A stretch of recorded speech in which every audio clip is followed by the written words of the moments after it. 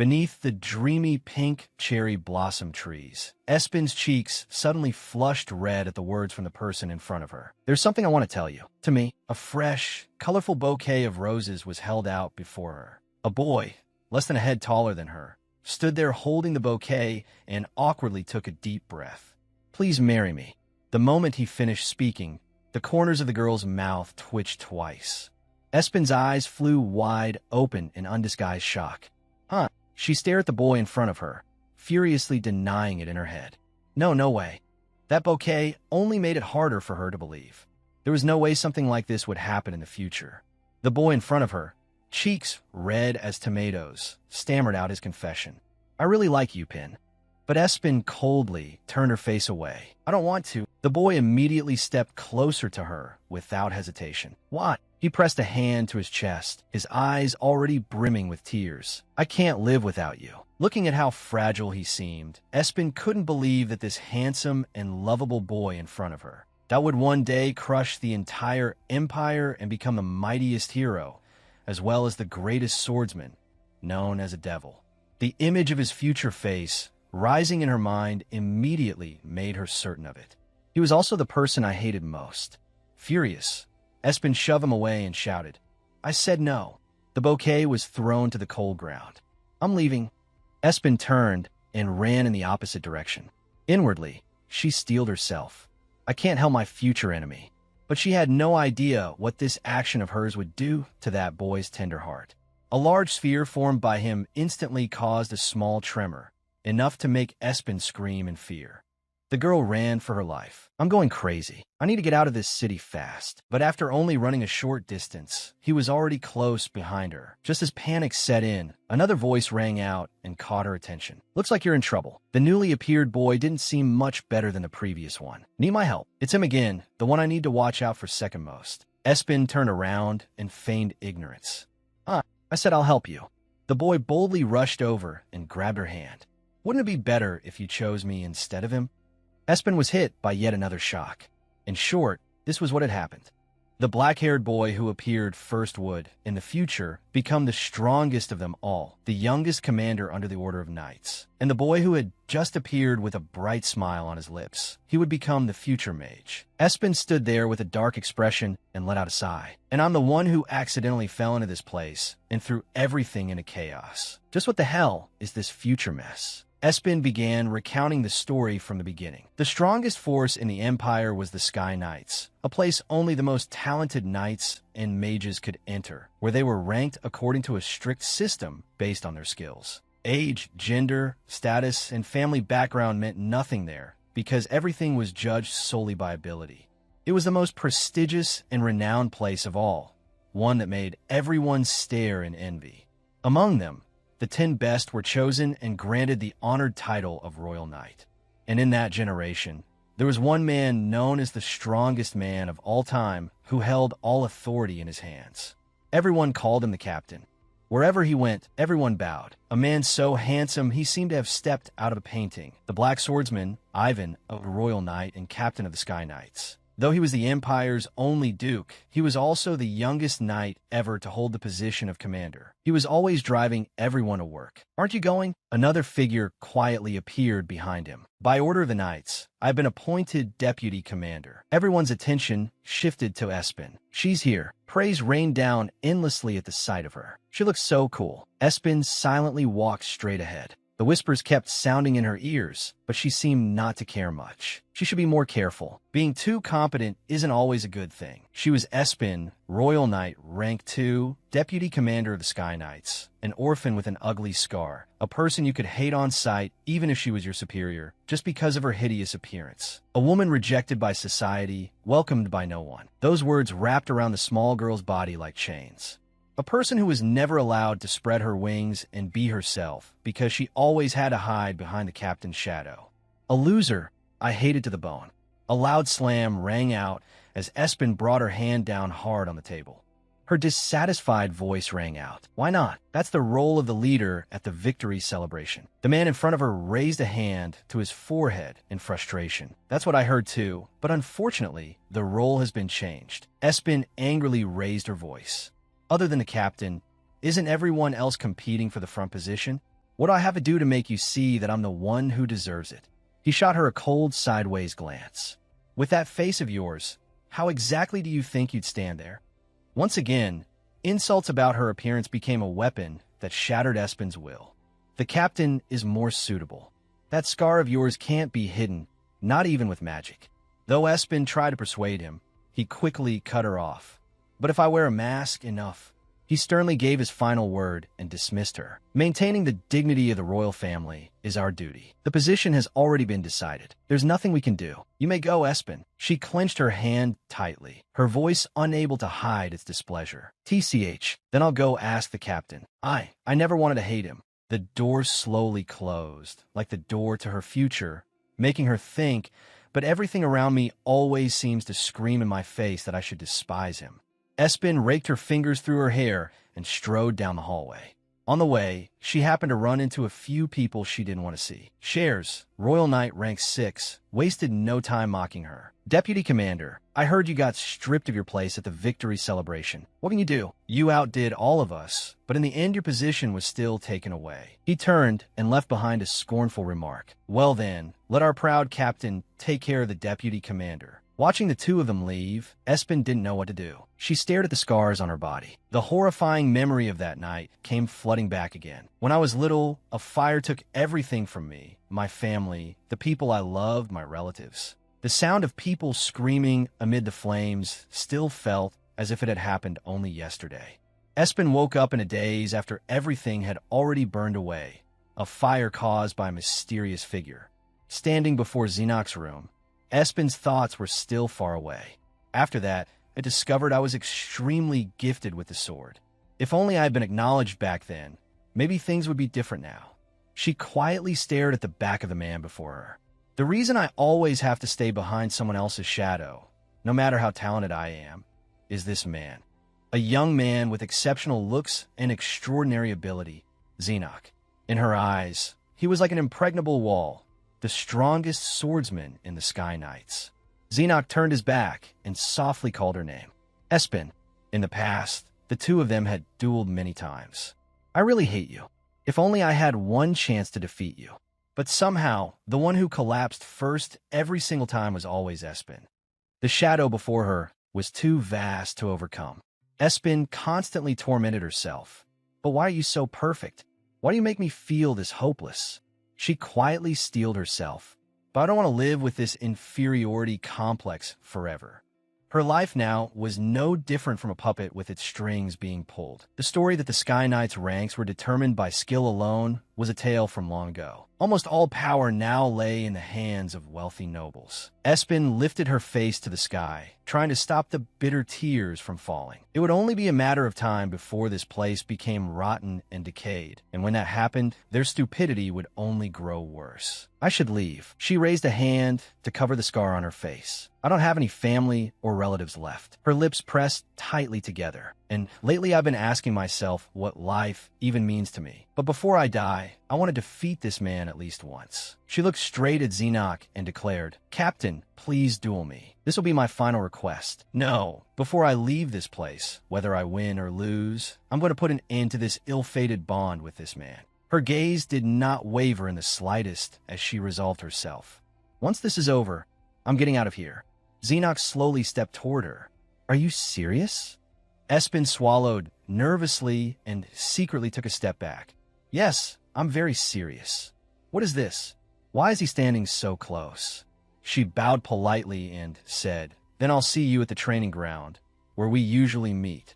As soon as the words left her mouth, Espen turned and walked away without hesitation. Xenok pressed his lips together as he watched her back. After a moment, he quietly murmured, Her hair's a little messy. Outside, heavy rain continued to pour down. Espen held out her hand to catch the falling raindrops, while his voice echoed in her ears. Should we postpone this? Xenok slowly put on his gloves. If you lose just because of the weather. From an angle Espen couldn't see, a sly glint flashed in his eyes. There would be nothing more regrettable than that. He turned as if to leave. Tomorrow at 5 in the evening. Be there on time. A foot quietly stepped closer to Xenok. Espen firmly refused his suggestion. It's fine. She looked straight into his eyes with unwavering determination. I don't hate the rain that much either. Xenoc's face lost its smile as he quietly replied. Then good. Espen had barely managed to raise her sword when the sight before her made her start. His feet shot forward as though out of control. Without the slightest restraint, Xenoc drew his sword and slashed fiercely at his opponent. Espen frowned, regained her composure, and quickly drew her weapon to defend herself. He's coming. She twisted her ankles slightly to brace herself firmly. Espen swiftly lowered her body and successfully avoided one of Xenoc's strikes. All of her focus was fixed on every single movement he made. Espen kicked off the ground and ran, reminding herself, focus on the movement of his wrist. Neither gave way, and both charged at each other with swords in hand. Her blade was already at Xenoc's throat. Hope flooded her mind. Almost there, but in the span of a few moments, his blade had already cut into her flesh. The pain snapped her awake, and her gaze began to waver. Espen staggered back and dropped to one knee, clutching her wound. Xenoc coldly said, "Accept defeat, Espen." She bent forward, feeling as if she were burning inside. "Calm down, Espen. Think carefully. You're almost there." Her lips pressed together tightly. "Today is your last chance." She braced her sword against the ground and slowly rose to her feet through the pain. It's still the same technique. It's possible. Looking up at the gray, rain-filled sky, Espen kept telling herself, "You could defeat the captain." She straightened up and clearly said to Xenoc, "You're always punctual, always right on time, aren't you?" This was the decisive moment. The two of them had fought side by side everywhere, at all times. Looking at Xenoc, Espen had once thought with immense pride, "You were my ideal." Being able to follow you had once been an honor to her. "I truly respected you."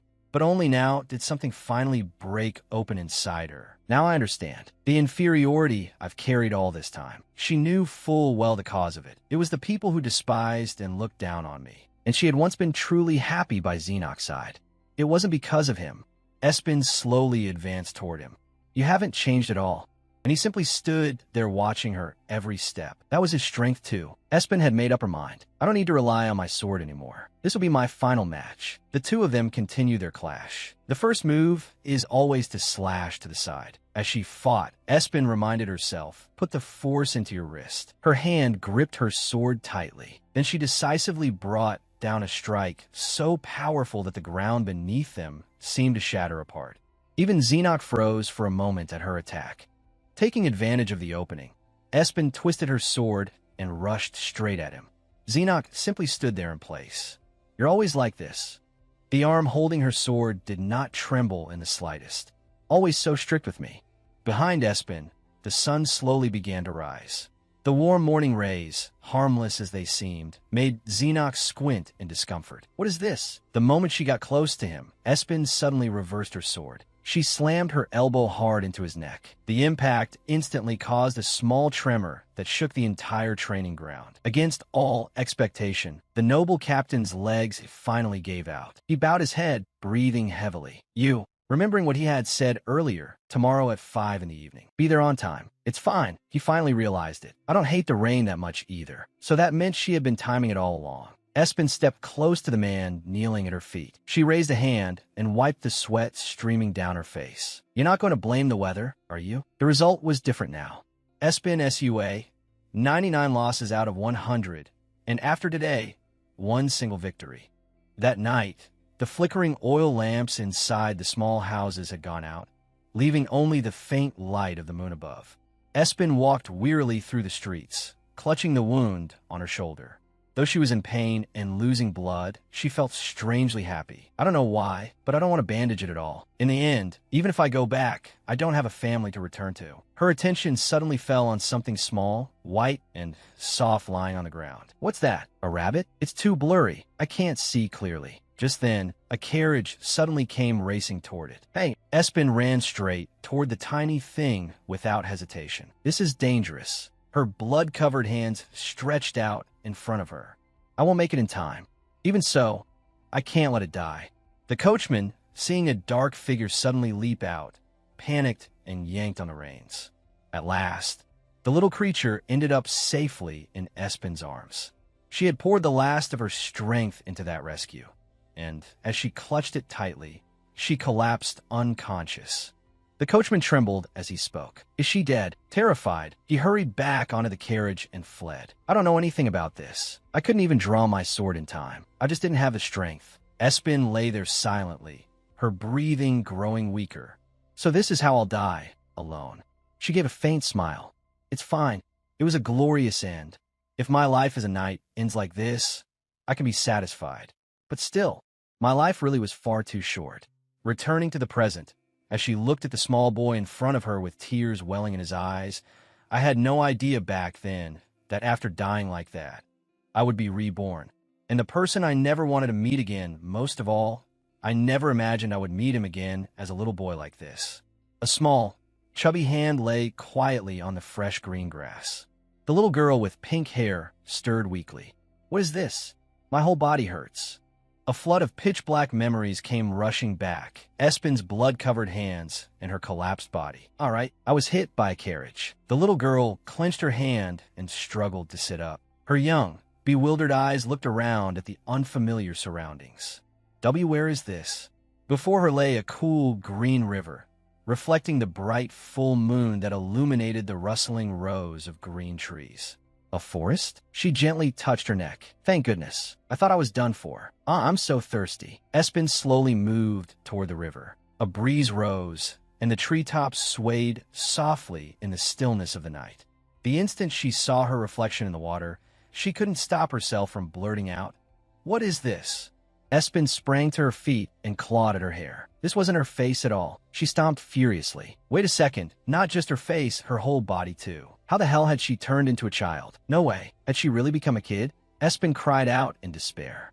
Her perfectly trained body, the pride she had taken in as a knight. The little girl threw her head back and shouted at the sky. Where did it all go? Her tiny, helpless body toppled onto the grass below. Espen thought bitterly, this body is ridiculously sluggish. Just then, a plump figure slowly floated toward her. It landed right in front of her, making her gasp in surprise. The fat rabbit slowly opened its mouth. Feeling more awake now, little one? Espen asked irritably, Who are you? It cheerfully replied, I am Lepus, king of the sacred spirit beasts. Though if you don't greet me properly, that's fine too. Looking at that familiar round body, Espen finally remembered. Wait a minute. Isn't this the rabbit I saved from the carriage? She immediately searched through her memories.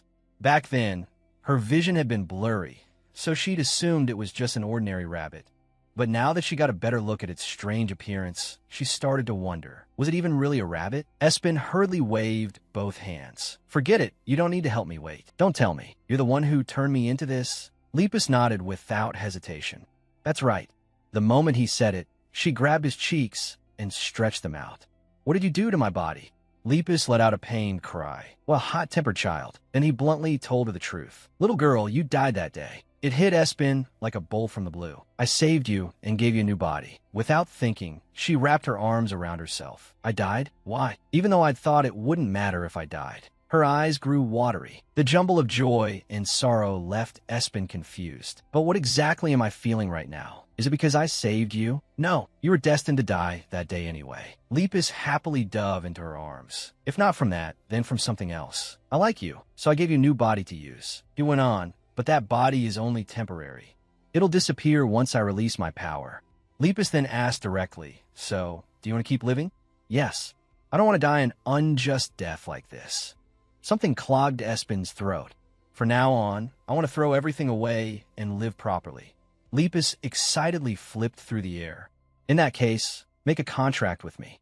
He slowly explained, originally, this rabbit was the overseer of spirit beasts from different dimensions. But one day, a black hole appeared and pierced through those dimensions, letting all the troublemakers escape. His voice echoed through the night. If you're willing to help me catch the low-level spirit beasts that escaped within the time limit, then I'll let you keep living. Espen blinked in confusion. Time limit? Lepus let out a little sound.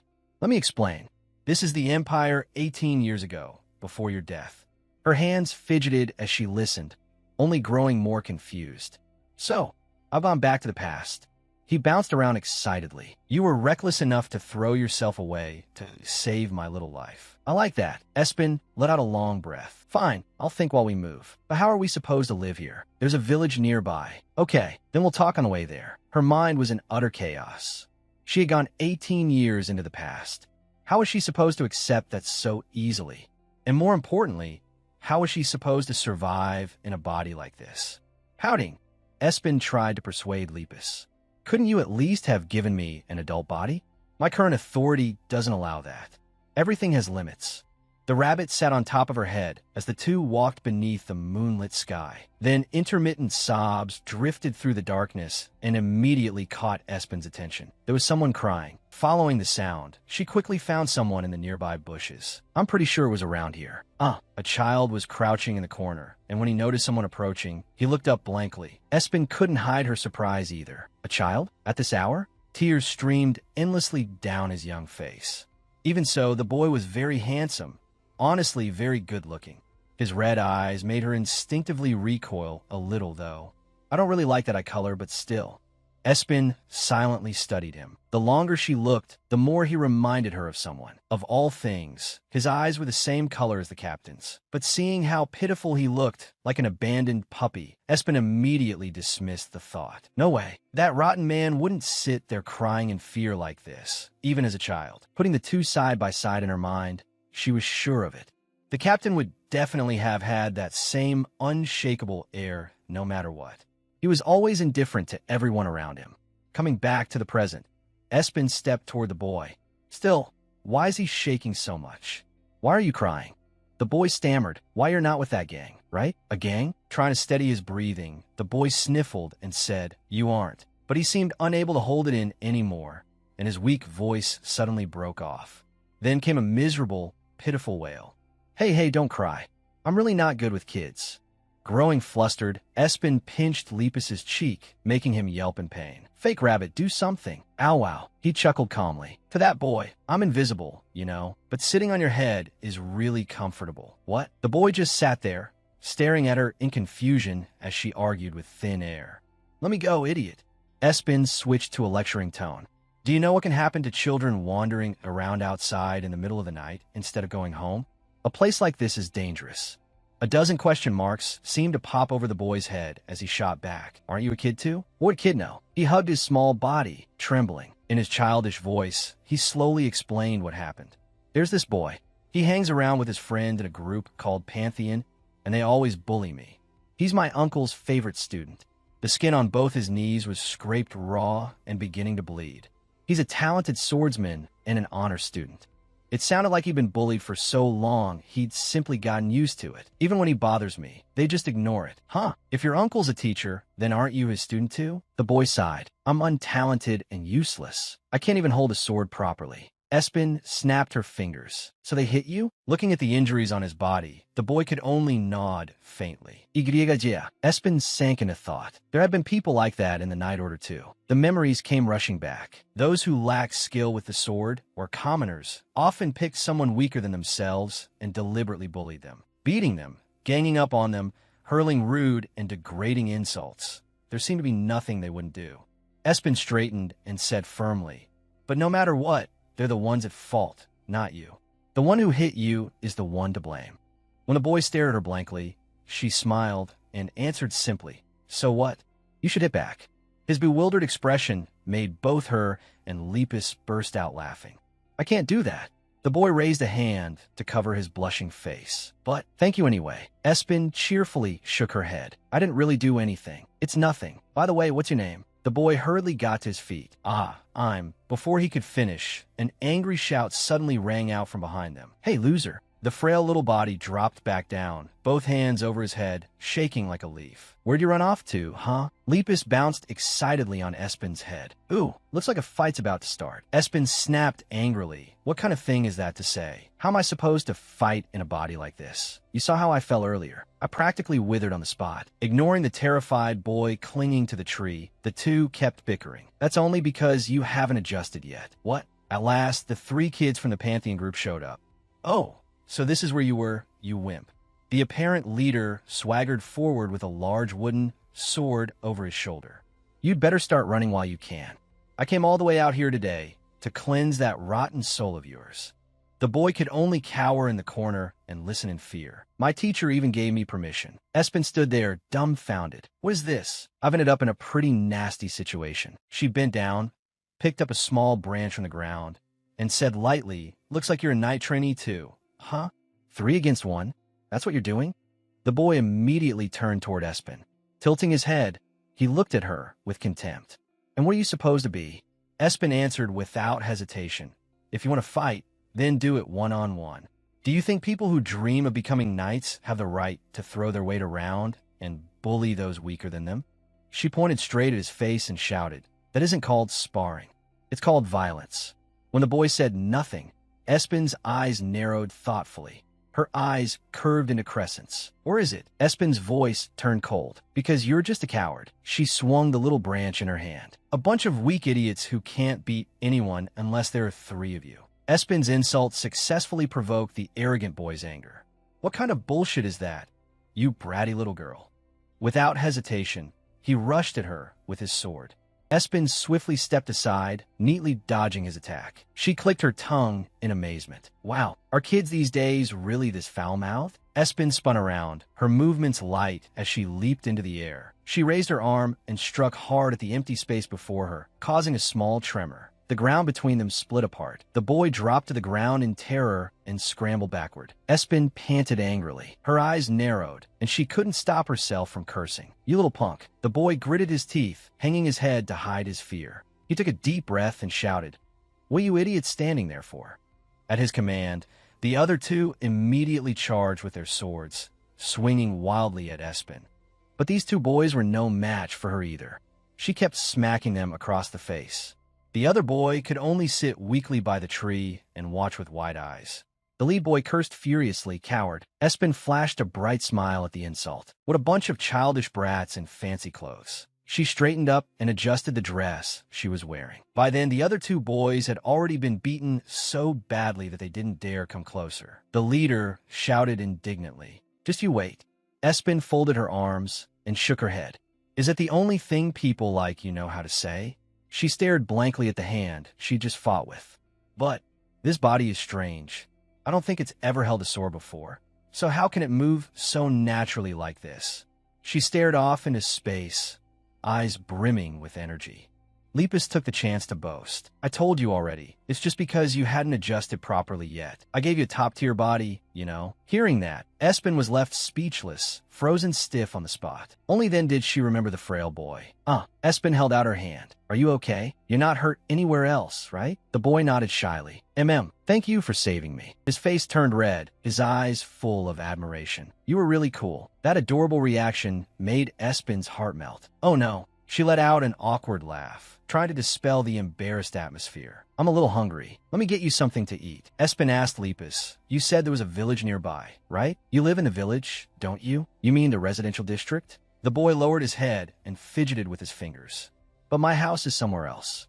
Espen tilted her head, confused. Somewhere else? She cleared her throat and put on a pitiful expression. This might sound a little strange, but I need a place to stay for tonight. The boy quickly asked, were you kicked out of your house? Or, did you run away from home? What? Without hesitation, he held his hand out eagerly. Come on, my house is this way. Scene change to Xenox's mansion. The estate looked magnificent and enormous. The moment they entered, the servants bowed respectfully to him. Welcome back, young master. Espen looked around at the furnishings and marveled inwardly. Compared to that boy's clothes, the house is ridiculously extravagant. And that maid just called him young master? She watched the 2 of them, speaking quietly. What a strange kid. He looks like someone of fairly high status, and yet he gets bullied? Soon, a table was filled with snacks and all kinds of sweets. Isn't this a little too luxurious? A big bowl of soup was placed in front of her. It was nothing compared to what she'd eaten in the night order, but still. As they sat facing each other and talked, he said, thank you for helping me today. It's nothing. Holding her fork, she voiced what had been on her mind. Still, maybe I shouldn't have interfered. People like them won't stop that easily. His eyes widened in shock. I'm afraid they might come after you later too.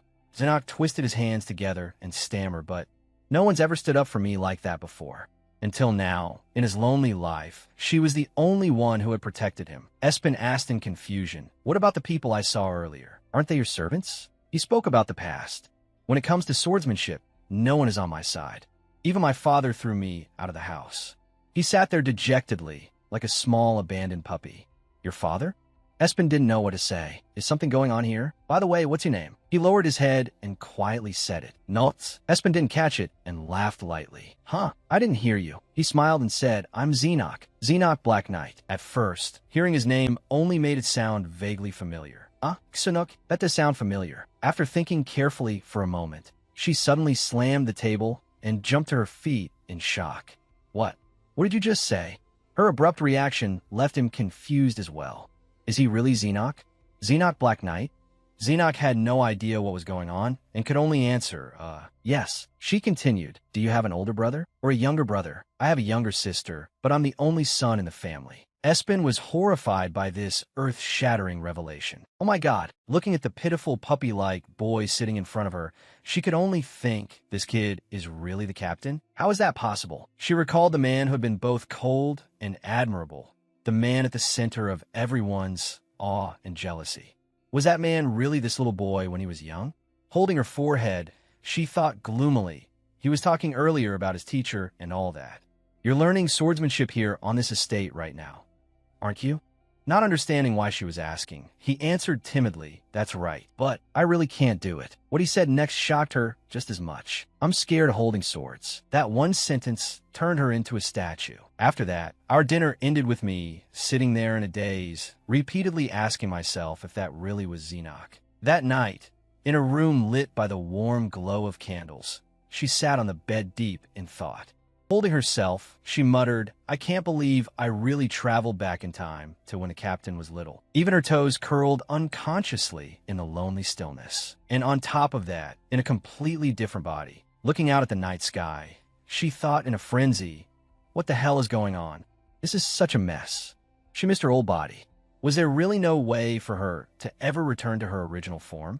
Then a realization struck her. Wait, if that's the captain as a child, then my younger self must be somewhere out there too. Suddenly, Lepus's voice came from atop her head. "Give up, girl." The suddenness of his voice made her jump and look up at him. Yawning, he calmly said, "Don't even think about it." Since he gave no explanation, Espen asked back, "What do you mean?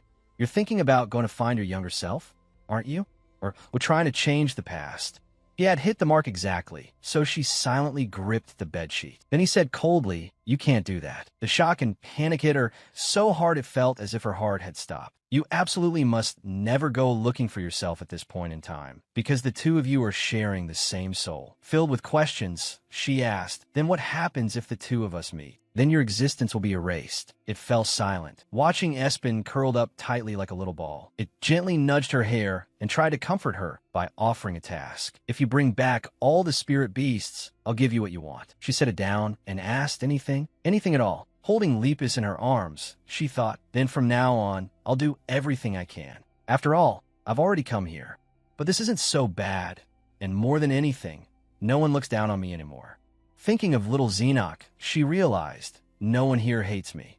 She was secretly delighted, and it showed on her face too. "I'm free now."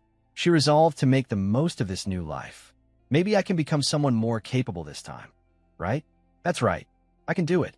First, I should gather all the information I can about the spirit beasts. Only then did she realize she still didn't even know what a spirit beast was. I didn't get to ask earlier, but what exactly is a spirit beast? Lepus, with its round little body, stared at her with a smile. Then it spoke. "Is that all you're curious about? You're really one of a kind." Hearing that, she explained, "I died and suddenly came back to life, so I still haven't fully sorted things out. And on top of that, I ran into the captain." Then it began to explain, "Spirit beasts are sacred, divine creatures. They possess immense power. These mysterious spirit beasts are powerful beings that can control both a vast nation and the tiniest village. This body was created to gather and manage the most dangerous among them." Are you a god? You could say that. It said it as if it were the most obvious thing in the world. "But this body is restricted to this space, so I can't use much of my power. That's why I need your help." Now she understood what had to be done.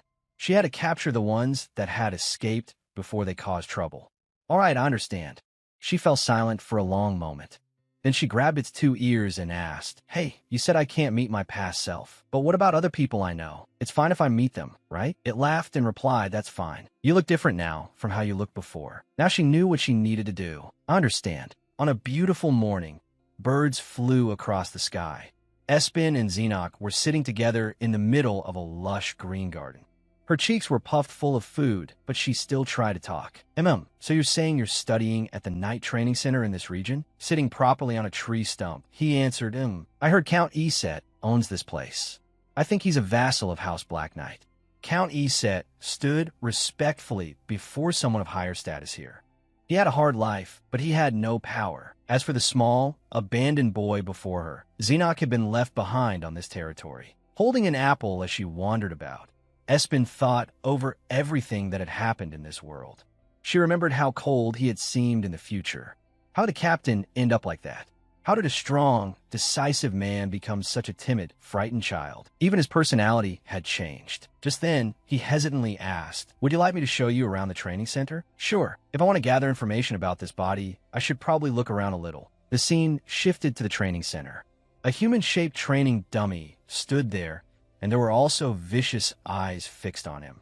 Seeing such open hostility, she thought, I already guessed as much when I saw him being chased yesterday. She couldn't help sympathizing a little. Is he really hated that much? It reminded her of what had happened to her in the past. Alone in a cold, dark room, isolated and lonely. This feels familiar. Back in the present, she glanced at those familiar children. They ran off in fear the moment they saw her. Those were the same kids who bullied the captain yesterday. Then she looked at Xenok, shrinking in beside her. Maybe he's afraid to go around by himself. Suddenly, she gently placed a hand on his shoulder and said, "I'm here. Let's go somewhere quieter." There was also a green garden inside the training center. The two sat on a long bench, with Lepus set down beside them. Without meaning to, they both spoke at the same time. She yielded to him. "You go first." "No, you go first," since they kept giving way to each other. Espen shyly made her request. "If it's all right, could I stay at your house for a while? I don't have anywhere else to stay." Even she found it hard to believe she was going to stay at the captain's house. Not just anyone's house, but the captain's. Unbelievable. To him, it was a very simple matter. "That's fine. You can stay as long as you want." She thanked him profusely. "Thank you." He didn't even ask who I am or where I came from. Then she cheerfully introduced herself. "My name is Espen. I should introduce myself too, right?" Thinking of the boys with bad intentions, she added rather abruptly, "About the ones who bullied you yesterday. If I think about it, they might pick on you again if you're alone." She wanted to help him wholeheartedly. "They might even take revenge on me too. I want to help you in return for letting me stay with you." He stared at her in shock. "Help me?" Her clear voice was full of conviction. I'll help you." Then she looked into his eyes and said, "Trust me." He stayed silent for a long time, and then to her surprise, tears began streaming down his face. Panicked, she thought she'd said something wrong. What? Why are you crying?" He answered, "Because no one has ever helped me before." It was such an offhand remark, but it was enough to make her clutch her skirt in shock. Those words made her think. Everything about the captain had been good, but wasn't he too cold? Sometimes he acted like he didn't care about me at all. That was part of the captain's charm. He looked so cool. She remembered the training dummy she used to practice on. No matter how exhausted she was, no matter how drained her strength became, she would keep training. And then the captain would pass by and praise her. "You've done well." He would kindly say, "If you need anything, just tell me." Back then, she had turned her face away because she hated the captain, but she still remembered those words. At that time, everyone except her friends had felt like an enemy. Returning to the present, she gently patted his head and said, "Don't cry." The moment she realized she was patting the future captain's head, she suddenly yelped. She made his face turn bright red, then reflexively pulled her hand back and turned away. "I just patted the captain's head. This is so complicated." Then she suddenly remembered something. "Right, this is a swordsmanship training center, isn't it? Maybe I should enroll too. Here?" She smiled brightly and lied through her teeth. I want to learn swordsmanship too." His face grew redder and redder because of her kindness. "If I stay by his side, it'll be easier to protect him. And I'm also curious why he can't use a sword." How strange. The captain can't even control a sword? She was sure something had to be affecting him. Something must have happened. When Xenoc didn't answer right away, she grew suspicious. Don't tell me you're being forced to study here? No, he said. Actually, my father told me I had to stay here. To keep him from feeling worse, she suggested, then why don't you take a walk around the village with me? I need to gather information about the spirit beasts. Huh? Well, he echoed her questioningly. She added, to help change your mood. It doesn't have to be here. And if you don't go, that's fine too. Espen had been through this before, so she understood how he felt. I understand how you feel. By noon, the sun was high overhead, but the two still spoke softly together. If no one here cherishes you, she smiled brightly and offered him a solution. Then all you have to do is meet someone who does cherish and treasure you. The two of them held hands, cherishing this moment together. I don't want to get close to the captain, but I was once helped like this before, so I should repay that kindness. The captain is such a straightforward person. Ah, this is a scene I don't even want to imagine.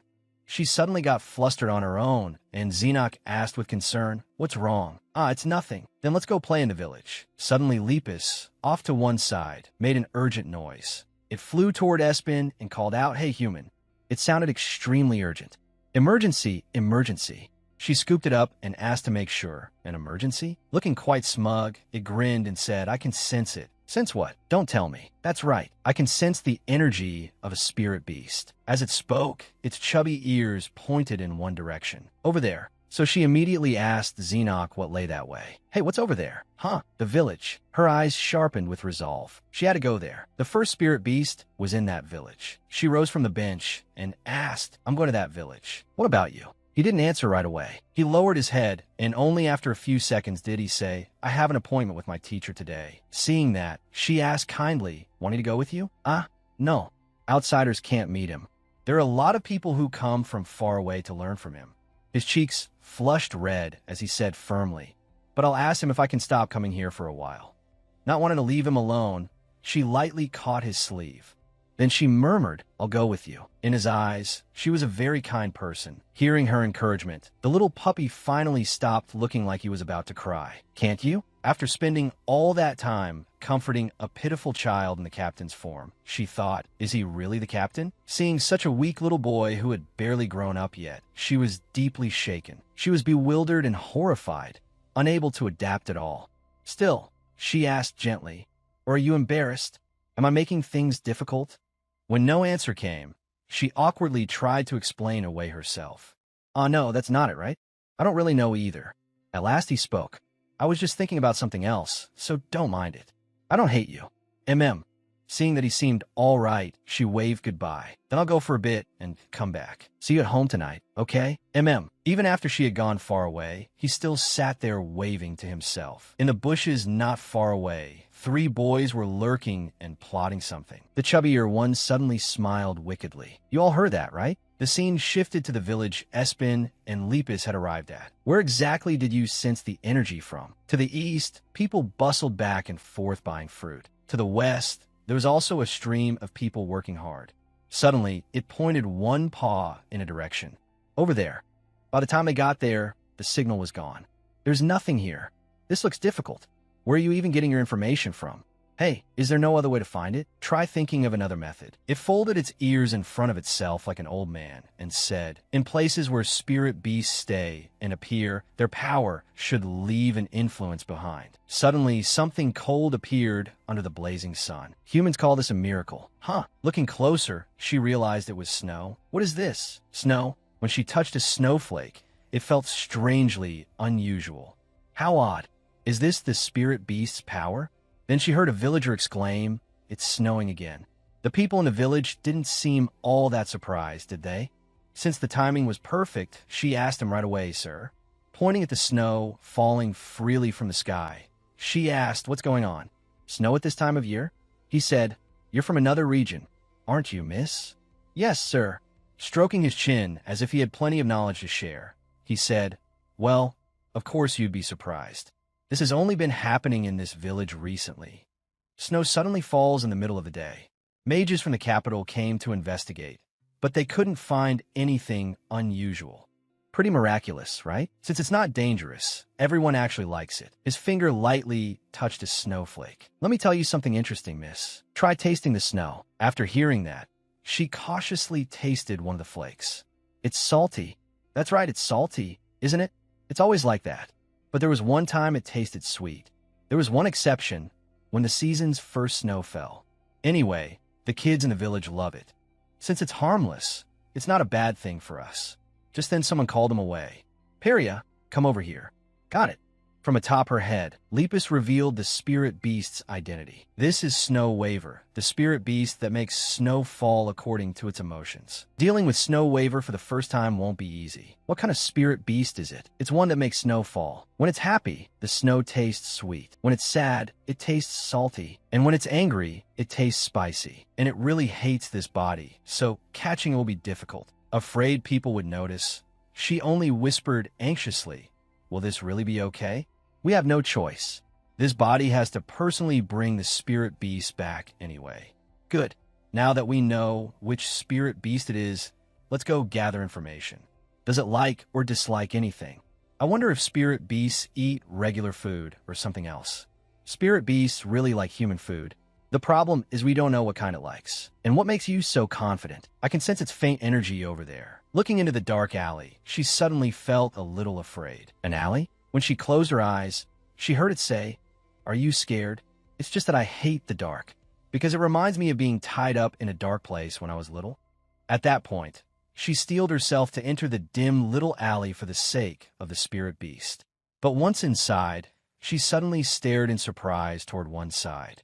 A child was being threatened by two thieves. A little kid. The two robbers deliberately intimidated him. "Hey, brat, hand over all your money and we'll let you live." Unlike most boys his age, who would have panicked, he only spoke in a cold voice. "You're going to regret this." Provoked by those words, one of the two pulled out a knife. "What the hell? You little brat." He lunged forward and growled menacingly, "I'm not letting this slide." But before he could keep his momentum going, he fell flat on his face. In a fight, you should watch your footing. Espen had stepped in just in time to help. Even after the man went down completely, the boy standing to one side only said casually, "Thanks." Then, as if that was enough of a greeting, he asked, "Who are you?" After a brief silence, he spoke. "I'm a mage. My name is Keth. Nice to meet you." She was startled. A mage? Mages are people who use magic. The Sky Knights, where I used to be, had both knights and mages. Among the few comrades she knew, there had been one mage. But aside from the mages who joined knight orders, most either wandered the land or gathered in the tower. Seeing that she had frozen for too long, he leaned his face closer. "Hey!" Keth's voice startled her. Are you okay? Or were you hurt by the magical outburst I had just now?" Since she couldn't tell him the truth, she could only lie with a guilty conscience. "It's my first time meeting a mage. I was so amazed that I just blanked out." That wasn't unusual, so he gave a sheepish smile. "I see. Do you live here? What's your name?" "My name is Espen." He cheerfully introduced himself again. "I already told you earlier. My name is Keth." Now that name felt strangely familiar to her. That's odd. Why does that name sound so familiar? I feel like I've heard it somewhere. But she didn't dwell on it for long before asking curiously, "Even though you're still young, you're already a mage?" He used his magic on a branch. When the branch floated over to him, he said, "So even though you're still young, you already know how to hit people with a branch." Espen grinned and replied, "Because I'm a knight." "Thanks, by the way. Come to think of it, do you live here too?" "No, I just travel around with my master, the Archmage." The moment she heard him mention his master, she froze in alarm. Looking at the boy in front of her, she could hardly believe it. I remember now. Keth. Keth Lyko was the name of the anonymous Archmage. Right after I became deputy commander, the Emperor of the Empire collapsed from an unknown magical illness. The only cure was the Archmage's magic. And at that exact moment, Archmage Keth appeared, cured the Emperor, and then suddenly vanished. The Emperor regained consciousness soon after. Then a delegation of knights went searching for the Archmage. But in the end, that mage had disappeared. Remembering that time, she recalled how frantically she had searched. "I searched so hard back then. How could I possibly forget that?" A thrill rose in her heart. "Oh my God, I get to meet the future great Archmage here." All around her, her thoughts turned a lovely shade of pink. Should I try getting closer to him first? Not hesitating for long, she asked, "So why did you come to this city?" "I'm traveling with my master, collecting special treasures. I heard something unusual happen here, so I came." "They said it snowed. Looking for treasures?" "Yeah, what kind of treasures?" Things like a harp that makes the sound of ocean waves, a kind of stone that makes food taste better when you put it in a dish, or a clock that turns back time. At that, Espen's eyes widened in shock and amazement as Keth added, or a treasure that lets you go to the future. A thought suddenly flashed through Espen's mind. What? Keth smiled brightly at the still bewildered Espen and said, I heard it suddenly started snowing mysteriously here, so I came to check it out. She hesitated, then answered, Suddenly, Lepus shouted in alarm, Espen, snow waver. At that moment, the small figure of a child peeked out from behind a wall. At Lepus's shout, Espen instantly reacted and stepped in front of Keth, her eyes fixed on a boy called Snow. Looking at Snow's blank expression and his big, sparkling eyes, she wondered, a child? Lepus quickly reassured her. Don't be afraid. That's Snow Waver. Hearing that, Espen looked doubtful and asked again, that child? Lepus stared hard at Snow, shooting him a deeply suspicious, razor-sharp look. No, he looks way too much like an animal. Why does he look like that? Is he a different species? Meanwhile, Snow was staring at them with shining eyes of his own. Suddenly, he turned and ran off in another direction, startling the two of them. Huh, he ran away. Let's go after him. Espen and Lepus ran after the boy, and from behind them Keth called out, Hey, Pin. Embarrassed, Espen made an excuse and hurried off. Sorry, I have to go first. You'll be staying in this village for a while, right? Keth blinked in surprise and stammered, Yeah, probably for a little while longer. Then she stepped forward, clasped his hands tightly, and said, See you later. A thought flickered through her mind. I want to ask Keth about the treasures. Keth was so startled by Espen grabbing his hands and saying that he was left speechless. His eyes followed her as she hurried away. Keth suddenly remembered the boy who had been peeking out earlier and wondered, is that someone she knows? Watching Espen run off with Lepus stuck to her head, he couldn't help but think, but why does she have such a strange animal on her head? By now, he was intensely curious. Then a thought crossed his mind. Keth said, maybe I should follow them? Meanwhile, Espen was putting all her strength into chasing the boy to a crowded area. She lightly wiped the sweat from her face, panting. Irritation was written all over Espen's face when she failed to catch up to Snow. I lost him. Lepus, still perched on her head, cheerfully said, Well, he's still somewhere in this village. We just have to catch him. Easy. But Espen never expected that what seemed far away was actually right in front of her. In a corner just behind her, Snow was standing there, staring at her. The boy's eyes burned as if sparks were about to fly from sheer anger. At the same time, at the training camp, under fresh air and abundant sunlight, in one dark corner, 3 young men were bullying another boy. It was Xenoc, bruised all over. He was crouched against the wall. The other 3 kept taunting him. What's wrong? Pick up your sword and stop us. You can't, can you? Their words struck directly at Xenoc's pride, and his hands slowly tightened around the sword he held. The boy with turquoise eyes, full of arrogance, sneered at Xenoc. That little girl isn't here today. I'm going to break your legs. Weak and frightened, Xenoc hugged himself and lowered his head. Tears welled in his eyes as he thought, I'm so scared. Why was I even born in a place like this? Xenoc's eyes looked lifeless as he stared ahead. He thought, so what if I have power? Suddenly, he fell silent, his face going completely still. Then determination replaced the weakness on Xenoc's face. He gripped his sword firmly and raised it, his eyes fixed on the 3 boys. The one with the sea blue eyes continued arrogantly. So what if you picked up your sword? While Xenoc still held his sword, another sharp blade was thrust straight at his face. The boy said, Go ahead and try. The sword pressed closer to Xenoc, as if it were about to take his life. That boy clearly thought he had the upper hand. Like a devil, he taunted him, Try hitting me. Xenoc slowly rose to his feet. Seeing that, the 3 boys laughed mockingly. Look at him. The boy with the blue eyes sneered at Xenoc and let out a contemptuous laugh. Idiot, he said.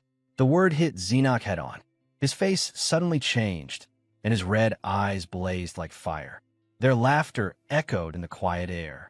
Their insults dragged Xenoc down into hell. His body fell backward as their jeering voices kept ringing out. Moron, brat. His sword slipped from his hand, and at that moment Xenoc truly looked helpless. He curled up, clutching his body, but the bullies didn't stop. They kept kicking and stomping on him.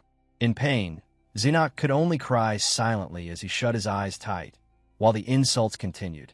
What a genius. Memories streamed through Xenoc's mind, a man lying on the ground, blood pouring endlessly from him. Then a voice rang out. I caught it all by myself. Xenoc's face was soaked with tears. He clapped his hands over his mouth to keep from making a sound. The voice echoed again, so what? You can't even hold a sword. Then the image of a powerful man with a dark, cold expression appeared, saying, Trash. Xenoc collapsed in agony, crawling on the ground, covered in dirt. While he drowned in those memories, the bullies laughed in satisfaction. Boring. This isn't fun at all. Suddenly, Xenoc slowly opened his eyes and looked ahead. His gaze fell on the sword lying right in front of him. Life, courage, and desire seemed to rise up inside him again, and he reached out toward it. While Xenoc struggled to grab the sword, the three boys kept mocking him, laughing gleefully as they did. Suddenly, something shot toward them at incredible speed. It was Xenoc. He was no longer the same boy from moments ago. Gripping his sword powerfully, he slashed straight at the three of them, sending the gem on that noble boy's clothes flying off. The boy couldn't believe what had just happened.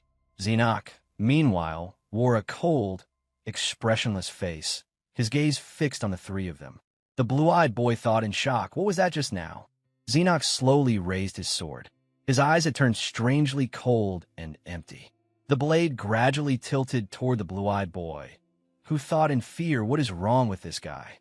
Gone was the arrogance from before. Sweat began to bead across his face as fear filled him. He thought, there's no way this guy can even hold a sword. Faced with Xenoc's terrifyingly cold expression, all he could do was clutch his head and think, at this rate, I'm going to die. But after waiting and waiting, no sword came down. Startled, he opened his eyes and saw Xenoc sprawled flat on the ground. Completely baffled by what had just happened, he wondered, was I seeing things? Then he shouted, why are you so slow? Finish him. Elsewhere, Espen was still busy searching for the boy from earlier. Panting as she walked, she said, it wasn't this way either. I think I know where he is. Lepus, clinging to Espen's head, began telling her, he probably hid somewhere because he doesn't like me. Espen turned to Lepus, both suspicious and irritated, and asked, why doesn't he like you? Seeing that, Lepus could only laugh awkwardly and say, well. It turned out that earlier, both Snow and Lepus had shouted at each other, I really hate you. But Lepus didn't tell her that. Instead, he let out a sigh and answered Espen, I don't know either. That made Espen furious, like electricity was running through her whole body. She grabbed Lepus and pinched and twisted him. In pain, Lepus screamed, let me go. Don't you care about your own body? Hearing that, Espen finally let him go and replied, fine. At least we know he's in the village. Meanwhile, Lepus thought resentfully through the pain, I saved your life. Espen turned and kept walking. Then all we have to do is catch him. First, let's head back. Espen's face looked a little absent as she silently stared at the branch in her hand, her thoughts in a tangle. Still, she said to Lepus, at least we know he's in the village. We just have to catch him. Her hands tightened around the branch as she thought, I can't keep going on like this. In her mind appeared an image of herself in an older body, dignified, holding a sharp sword. Espen thought again, I need a real sword. If only I had the sword I used in the future. Thinking that, Espen grew discouraged. She sighed bitterly, but that sword is too much for this body. Her expression turned strange. Only moments ago, she had been cheerful, but now her eyes were unexpectedly full of sadness. Let's go back, she thought. The scene shifted to another place beneath a blue sky with drifting clouds. Espen returned to the training grounds. Suddenly, something made her freeze in shock, her eyes widening. There in front of her was Xenoc, curled up on the ground. Espen cried out, Xenoc! Espen quickly ran to him, calling over and over, Captain! Ah, no! Xenoc, wake up! Hearing Espen's voice, Xenoc slowly opened his eyes. Espen hurriedly asked, what's wrong with you? Then, as if realizing something, she immediately turned to look behind her. She spotted the three boys still lurking not far away. The moment they realized Espen had seen them, they bolted. Seeing their reaction, she couldn't hold back her anger. Those brats, honestly. Suddenly, a small hand grabbed Espen's clothes. She gently turned around and saw Xenoc had woken up, trembling as he said, His face lit up with hope as he told her, I want to become stronger. I want to become stronger, Pin. At that, Espen was momentarily stunned, then lowered her head as if weighed down by many thoughts. She remembered the powerful, imposing Xenoc of the future. The captain was a gifted knight, the greatest knight in the history of the Empire, a truly talented knight. Espen fell into thought. He was the most terrifying person to any enemy. Then she looked at the present-day Xenoc before her and wondered, so where did that talent go? It didn't disappear. Then Espen softly asked Xenoc, why do you want to become stronger? Referring to the 3 boys who had bullied him, she asked, is it so you can fight back against them? Do you want revenge? At that, Xenoc merely wiped away the tears gathering in his eyes and said nothing. Seeing that, Espen continued, stop crying. I'll help you. Xenoc widened his eyes in surprise. Then she thought to herself, right? He'll become strong eventually anyway, so it shouldn't matter if I do something. The image of future Xenoc surfaced in her mind again, and she reminded herself, just think of him as different from the captain I know. Then she gently took Xenoc's hand and pulled him to his feet. After all, the captain and I have no real relationship. Time rolled forward to the future, where Xenoc slammed his hand down on a table and ordered, find her. Find her immediately. With a resolute face, he said, Espen belongs to the Sky Knights. Bring her back here. As the imposing captain of the Sky Squad, he continued, without my permission, no one leaves this place. Xenoc's hands looked ready to crush the paper bearing Espen's profile as his face turned cold and he said, no one is allowed to leave. Bring her back. At the same time, in the past, Espen led Xenoc off to one side and said, so I'm going to help you. You help me too. She continued, you gave me food and a place to stay. Xenoc listened quietly. Growing more enthusiastic, Espen eagerly said, so I'll make you stronger. Starting tomorrow, don't go to the training camp anymore. Train with me instead. Her offer clearly caught him off guard, but seeing how earnest Espen was, he quickly nodded. Then she made another suggestion. Since I'm helping you, first help me find something. Let's talk while we eat. Then, in a sunlit kitchen, a table was set with steaming, delicious food. Xenoc listened to Espen while eyeing the food eagerly. Espen explained, the child I'm looking for is still very small. Mention of a child surprised him a little, and he asked, a child? Looking at Xenoc's adorable face, Espen felt her heart stir for a moment and thought, ah, he's so cute. But then she caught herself. No, that's the captain. Get a grip. Taking a deep breath, she thought, I can handle this, and smiled as she replied, yeah, a child. She began describing the boy from earlier. It looks like a little boy with curly white hair, shorts, and a horn on his head. Something like that. Xenoc sank into thought, then asked the horn. Seeing his confusion, Espen said, if you don't get it, just memorize it. You'll know right away when you see him in person. Xenoc answered, okay. Then he took out a pen and started scribbling something, muttering the whole time, horn, horn, horn. Watching him, Espen wondered, what is he doing? Then Xenoc exclaimed, done. He handed Espen a childlike drawing and asked, does he look like this? Espen stared at it for a moment in thought. Then she handed the drawing back and said, I don't think you should draw. That made his mood visibly drop. But Espen quickly encouraged him. Even if you can't draw, you'll still become the greatest knight. Xenoc asked, me? She answered at once, Her eyes turned thoughtful again, and she asked, by the way, why are you living here alone? If your father entrusted this territory to you, couldn't you live in the estate? Xenoc clenched his hands, his gaze avoiding hers. At the question, he looked shaken, his eyes filling with fear as he hesitated and said, that place. He remembered the gloom of that room and a hoarse voice saying, it's cold and uncomfortable there. Espen listened in silence, both worried and curious. Xenoc lowered his head to avoid her gaze, shrinking so much he seemed to hide beneath the table. Espen couldn't stand to see him like that. She slapped the table and said loudly, just talk to me freely. You'll leave this place someday anyway.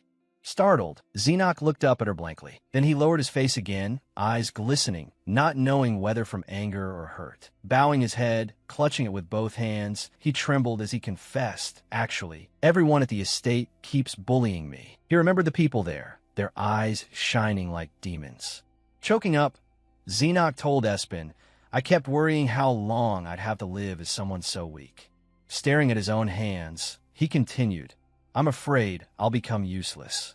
Espen folded her arms and thought deeply, oh dear. So it's not just one or two people who want revenge on the captain. She remembered that young man's figure and thought, I'm trying to help the captain. There's no way the captain would ever see me as his deputy commander. Looking at the innocent, youthful face before her, Espen thought, I'm sure I can repay all the debt I owe the captain.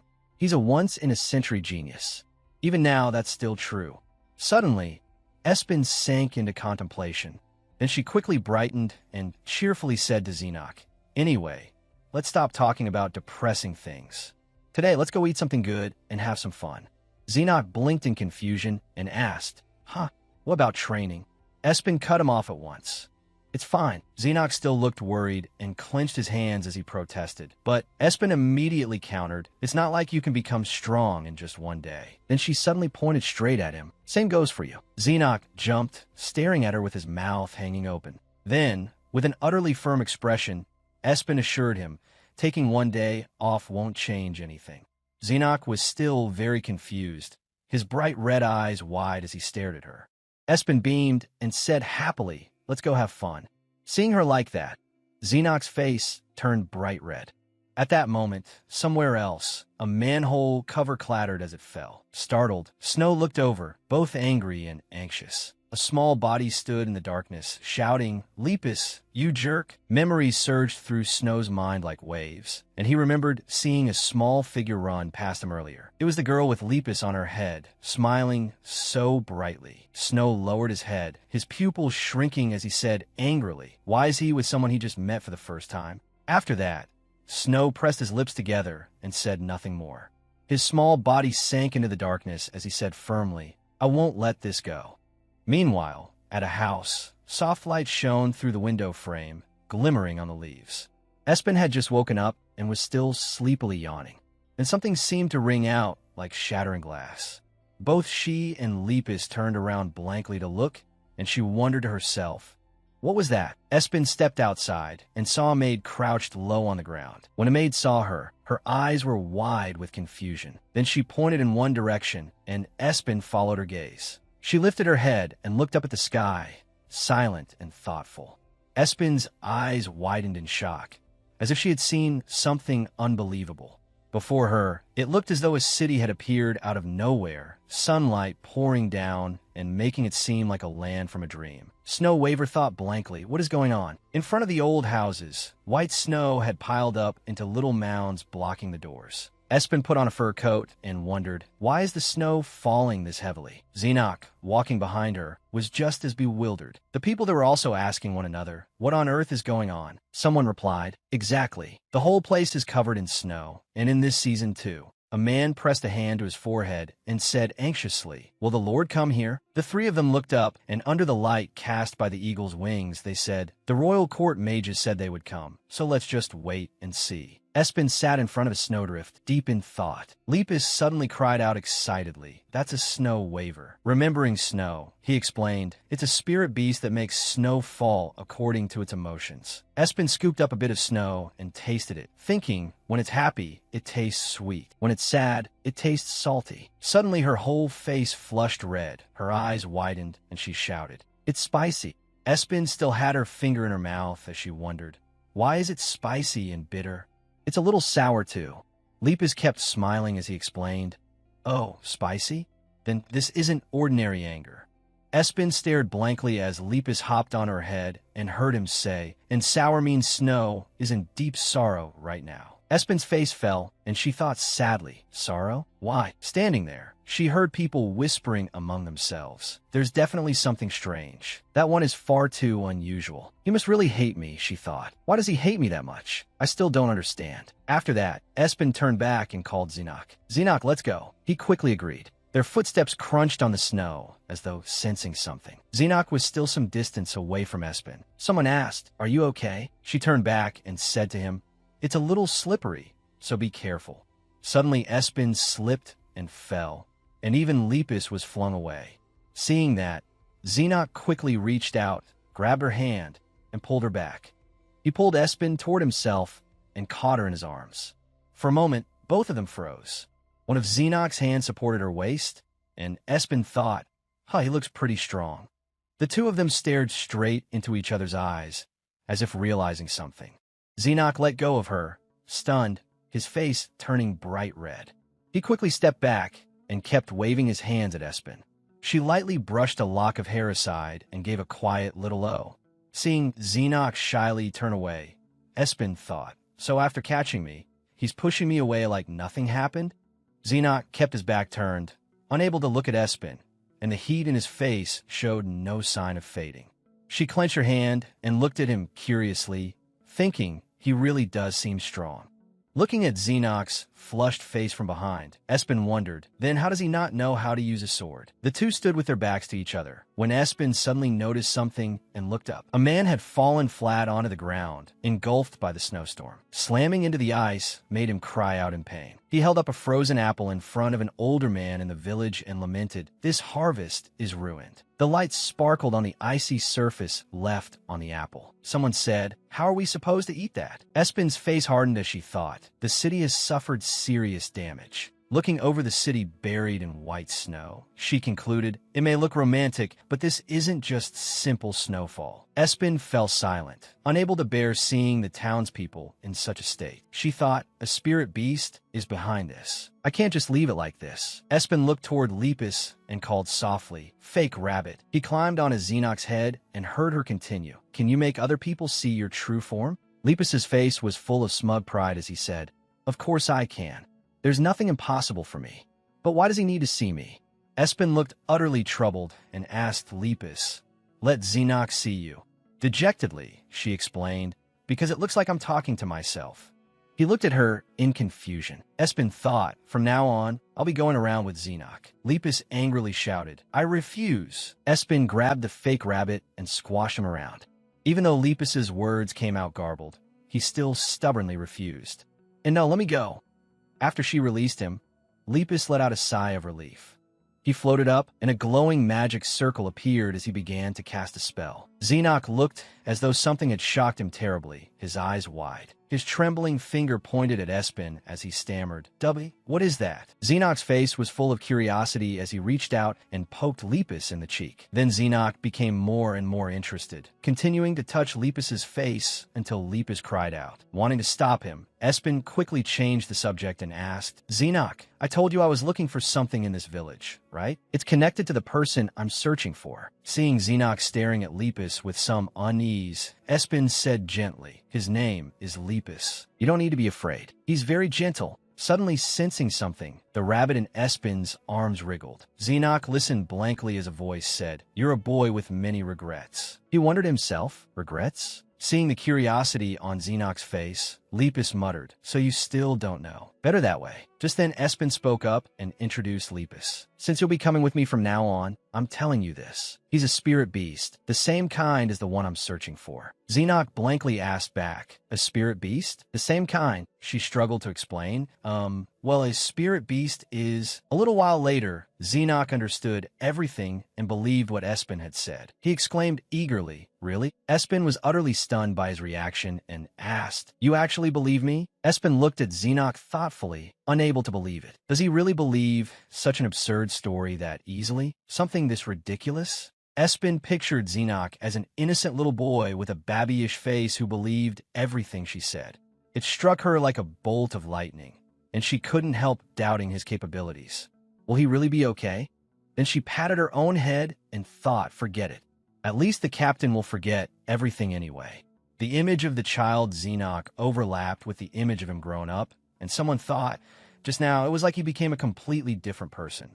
Lepus fell silent as he watched Xenoc's small back. Watching him and Espen chatting happily, he muttered, this boy really is full of too many regrets." Lepus remarked about Xenoc. He still doesn't know his true nature. Then he looked at Espen's smiling face and thought to himself, it's best not to interfere in this. Under the clear blue sky, Espen grabbed Xenoc's hand and smilingly pulled him along as they ran. Behind Xenoc's small figure, the image of him as an adult kept flickering in and out, and Lepus thought, better not to know. Elsewhere, a woman shrugged regretfully. "A white-haired boy? I've never met one." Another young man found it strange. Something on his ears? Is there really someone like that? Espen rubbed her chin and thought worriedly. Why is he getting harder and harder to find? Suddenly a shout rang out, making both her and Xenoc jump. Damn it! Over there, two young men were helping an old man up. He shouted, "Some brat knocked me over. White hair and strange hands too." Espen and Xenoc turned to look at each other, and they immediately understood. Snow waver. The old man was still grumbling. It's freezing out, and he's wearing shorts. Suddenly a voice rang out, "Sir." It was Espen. She hurried over to the old man and quickly asked, "Where did you see that boy?" The city was bathed in light, but every house still had thick layers of snow on it. Snow stood on a rooftop, silently looking down. In the city below, a little girl was building a snowman with her mother. The little girl happily cried out to her mother, "Mom, it's so big. It's as big as Dad." Her mother cheerfully replied, "That's right. Should we make a snow baby too?" Hearing that, the little girl immediately agreed. Yes. Snow clenched his hand, and a gloomy darkness enveloped him. Lepus's image appeared right before his eyes. Then a voice rang out, as if waking Snow from a trance. "Parents, I don't have things like that, so don't get the wrong idea." Down below, the little girl smiled brightly and kept building the snowman with her mother. Sharp shards of ice flew toward them, but neither the girl nor her mother noticed. Only when they were about to strike did the little girl finally see them, her face full of terror. Suddenly a loud shout rang out, "Stop!" The ice shards missed and shattered the little snowman instead. Snow looked as if he couldn't believe his eyes, staring wide-eyed at the scene before him. Espen, looking furious, scooped up the girl and her mother and saved them from death. Snow gasped in shock, his eyes wide as he stared at what was happening before him. Espen set the mother and daughter down, then quickly soothed the little girl, who was sobbing in fear. After that, she waved goodbye to them as they left. Lepus smiled happily as he watched them go. Snow suddenly froze, his eyes glowing blue as he thought, "Lepus," and then the ice shards shot toward Espen. She used her wand to create a wave and block them. Espen drew back her hand and thought, could this be used like a sword? She raised a branch, and streams of electricity ran through it with overwhelming force. At the same time, while Xenoc stood there dumbfounded, the ice shards suddenly changed direction and flew toward him. Espen rushed over at once and stood in front of him, blocking the attack. Snow was deeply startled, and it seemed like something flashed through his eyes. Espen was shocked as she looked down at her wand, now broken in half and gradually freezing over. She couldn't believe her eyes. Her eyes narrowed as she thought anxiously, "What do I do now?" Just then, Xenoc pointed behind her toward a pile of weapons and shouted, "Espen, over there!" Soft sunlight fell and gleamed brilliantly on a silver sword. Espen stepped forward, grabbed the sword, and thought, "This will do for now." While she was holding the sword, someone suddenly launched a sneak attack, and the ice shards came flying at her from behind. Then something unexpected happened. Lepus shot up into the air, looked at Espen holding the sword, and said, "Ho ho!" As expected, this body is the chosen one. Both Snow and Xenoc froze, their pupils widening as they wondered, who exactly is he? Snow crouched down, his small hand raised in front of him as he prepared to unleash another move. Suddenly Xenoc charged forward, his face stern as he spread his arms and stood in front of him. Snow looked at him in annoyance as small pieces of ice floated around him. Suddenly a voice shouted, startling him, "Xenoc, throw the barrel." Xenoc flinched and shrank back, not understanding a thing. Even so, he still did as told and lifted the barrel with both hands. Right after that, he heaved the barrel up and let go, sending it flying away. A cloud of black smoke appeared, blocking everyone's view. As the smoke rushed at his face, Snow had no choice but to raise a hand to shield his eyes. In that instant, Espen took the opportunity to leap up and prepare to strike him. Afterward, she landed on the ground and wondered suspiciously, did I defeat him? Before her was only a dense cloud of smoke, too thick to see through. On the ground lay a tiny spirit beast, dizzy and dazed. Looking at its spinning eyes, Espen thought, what is this? Where did he go? She grabbed the spirit beast upside down and lifted it up, staring at it curiously. Then something else caught her attention, and Espen turned wide-eyed in that direction. In a shadowed corner hidden from the light, Snow was lying there in spirit beast form, tightly bound. Two hazy figures came over and peered at him. He opened his eyes to find Espen and Xenoc, both staring at him curiously. Snow struggled against the ropes and shouted, "What are these things?" Espen was full of questions about snow, so she immediately asked, "Why exactly did you turn into this? You were obviously human." Lepus flew over at once and explained, "If spirit beasts suffer a heavy blow, they revert to their original form." Espen then asked again, "Then why do you look so much like a steamed bun?" Lepus angrily yelled, "Hey, I'm not a steamed bun." Snow and Xenoc beside them could only look helpless. Snow's face turned angry, mixed with something sorrowful. Snowflakes drifted down gently beside him, and Espen stared at them in surprise. Her eyes widened as she watched the snowflakes fall one by one, and she blurted out in disbelief, "Snow?" The whole city was buried under thick white snow, and someone exclaimed, "It's snowing so much." Then a voice rang out, "Stop it. If you keep using your power like that, you might disappear." He smiled viciously, baring his fangs, and cut the speaker off. "Whether I disappear or not has nothing to do with you. It's not like you care anyway." Snow had transformed back into human form. He broke apart the bindings, his eyes brimming with tears. Then suddenly those eyes turned cold and savage. Espen stared in shock, as though a flash of light had passed through her eyes. Xenoc noticed it too and turned his head in alarm. Half of his face was swallowed by shadow, and his red eyes grew serious. Snow narrowed his eyes, his face turning sorrowful. Espen flinched, unable to react in time, when she saw Snow rushing toward her. He shoved her, and her knees buckled as she fell hard to the ground. Xenoc hurried over in alarm to catch her. Taking that chance, Snow quickly turned and ran away. Espen fell painfully and anxiously asked, "Xenoc, are you okay?" Because he had grabbed her hand, Xenoc was pulled down too and ended up sprawled on top of Espen. The two of them froze in shock, and his face instantly turned bright red. Xenoc had no idea what he was supposed to do. Then Espen suddenly said, "So he got away?" All Xenoc could do was answer, "Yeah," smiling. She raised a hand and patted his head, lavishly praising him. "Thanks for helping me just now. You were amazing." He could only stare blankly and accept it. Her praise made him blush all over. Then he suddenly pressed his lips together.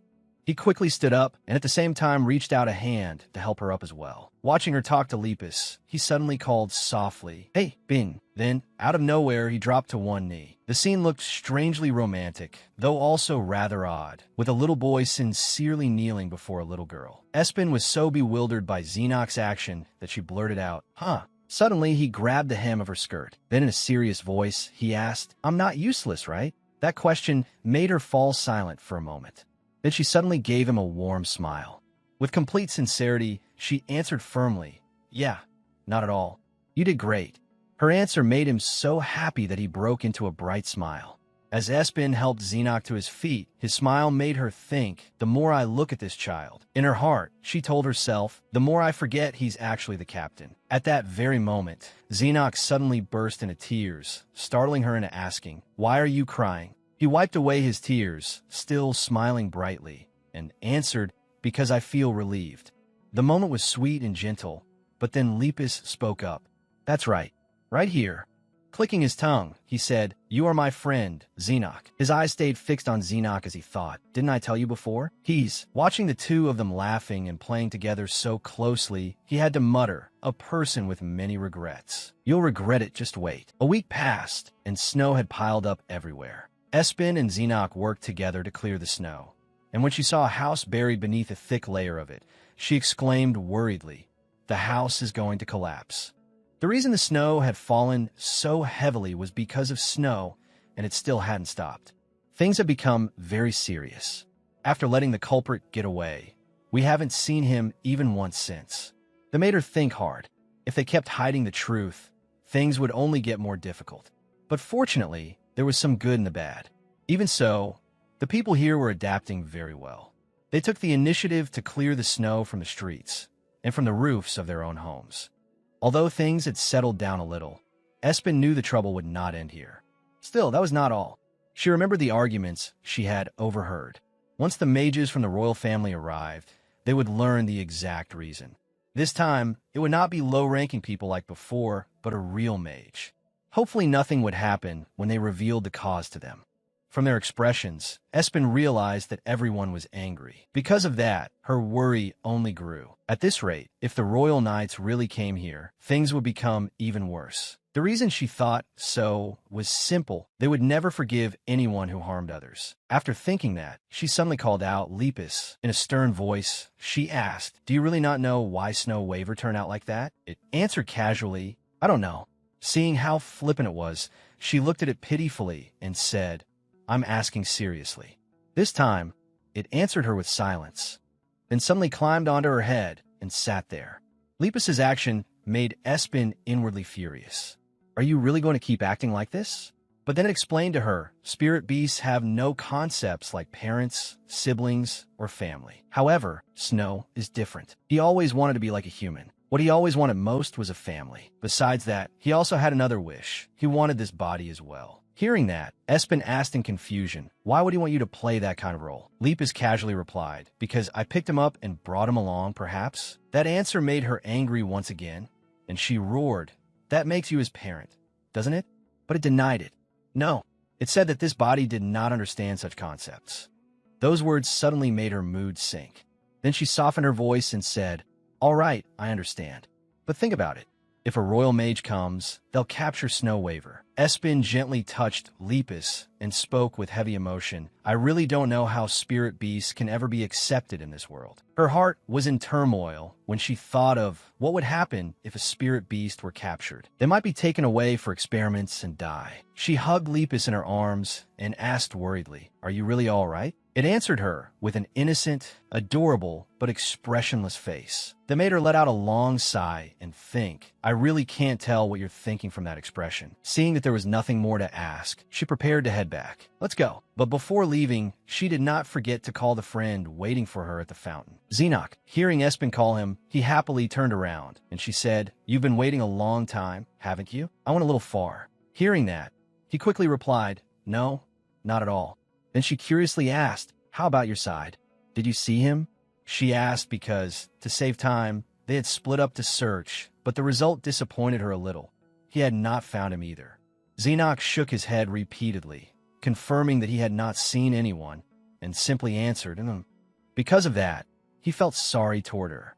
"I'm sorry." Seeing him look so downcast and disappointed, she comforted him at once. "No, it's okay. I couldn't find him either, and it's already been a week." Espen also acknowledged Xenoc's efforts in this matter. "You've worked really hard looking for him." As she was speaking, she suddenly noticed the sword hanging at his waist. She remembered that Xenoc had confessed he was afraid of holding his sword and found it difficult, but now he was carrying one, which made her slightly flustered as she softly called Xenoc. Hearing her call him, he answered, She gave him a smile and some encouragement. "You'll get used to it soon too, that sword." After saying that, the smile on Espen's lips became even brighter, like a gift meant just for him. Then she cheerfully suggested, "Pick it up and let's start practicing." Naturally, he could not resist her charm and immediately agreed. Looking at that cute, youthful face, she found herself amused. "Ah, he's so adorable." "No, I shouldn't, he's the captain." "No, that's not right. Things are different now." She gently patted Xenoc on the head and firmly told herself, "Right now, he's just Xenoc." After patting his head, Espen turned her head away as if searching for something. Meanwhile, he suddenly raised a hand to touch the top of his head, the place where she had just put her hand. Then he smiled more gently than ever before. A commoner woman pointed in one direction and said, "Oh, that boy? I think I saw him in that alley over there earlier."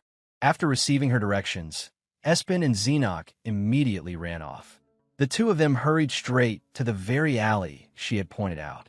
Espen was even panting from the exertion. In front of them stood a tightly covered figure, and the moment they saw this person, both of them exclaimed in joy, "We found him." They quickly moved in. The boy they had been looking for turned around the instant he heard the sound. Suddenly, Espen used magic, catching the boy off guard. But while using it, she saw something, and her eyes widened in shock. The person she had thought was Snow was actually someone else who also had white hair. She called the boy Keth. At that moment, her sword collided with Keth's magic circle. Realizing she had attacked the wrong person, she quickly withdrew her sword. She looked at Keth with a strange expression and thought, "We meet again." Outside, Xenoc saw that she was about to fall and panicked, about to run over to catch her. But Keth was a step faster and said gently sorry. Then, using his magic, he steadied Espen so she would not fall. After that, he added a bright smile and a greeting. Are you pinned?" Hello. At the same time, as Xenoc helped lower Espen down, she gave Keth a short reply. Yeah. A moment later, Espen apologized to Keth with complete sincerity. I'm sorry. I mistook you for someone else, so I attacked you. She even bowed her head earnestly. I am truly sorry. Keth kept his bright smile and answered, I'm fine. But she still felt guilty and cried out, Even so, I'm still sorry. Naturally, he did not blame her and only said gently, It's really okay. After they went back and forth with apologies for a while, he finally asked, But what happened? You don't seem like the type to suddenly attack someone. She could not possibly tell him the truth, so she just smiled awkwardly and stammered, Well, actually, we were looking for someone. Snow came to mind, but she did not say it out loud and instead covered it up. You looked about the same age, so I got confused. Keth understood why Espen had mistaken him for someone else, but he became curious about Xenoc's identity. Since the alley's dark, it makes sense to missee things. But the person beside you is? Espen did not hide it and introduced him. Oh, he's my friend. His name is Xenoc. He's helping me look for that boy. Hearing that, Keth replied, I see. He also politely greeted Xenoc. Hello. What answered him was Xenoc's avoidance, in a way that somehow looked very handsome, forcing Espen to explain on his behalf. Please understand, he's a little shy. Of course, only she saw it as handsome. Keth saw it rather differently, so he felt inwardly confused by her excuse. Shy? At that point, he could only laugh awkwardly and pretend he had seen nothing just now. Once the awkwardness passed, he enthusiastically offered, I don't know why you're looking for him, but let me help you search. This unexpected offer initially surprised Espen. Huh? You? But then she reconsidered. If the future Archmage was willing to help, that would be great. So she gratefully replied, If you help me, I'd be very thankful. As she spoke, she suddenly fell silent, busy thinking before finally making up her mind, while Xenoc looked at Keth with an unhappy expression. Even so, Keth was now looking in another direction and slowly said besides. Apparently, he had noticed Lepus, which was why he spoke in such a meaningful tone. There's something that makes me curious. Lepus itself sensed the malice in his gaze and let out a startled cry. Oh, returning to Espen, after thinking for a while, she finally said, All right then. I want to ask you a favor. Can you keep what I'm about to tell you secret? If that's difficult, then you don't have to help. Keth did not answer immediately, and simply remained silent in thought. Then he smiled brightly and agreed. All right, I'll keep it secret. On the outside, he looked friendly, but inwardly he was slyly thinking, this sounds interesting. Naturally, Espen had no idea what he was really thinking, so she seriously asked, Good. Then, do you know anything about spirit beasts? Of course he knew about spirit beasts, so he answered, I do. You're talking about creatures from another dimension, right? He added, My master says the world is divided into many dimensions and complicated dimensional layers. Sometimes I hear stories about people from elsewhere coming here. The moment he mentioned people coming from other dimensions, Espen panicked inwardly. Everyone has a different time. Though she was alarmed, she forced herself to stay composed. I can't waver.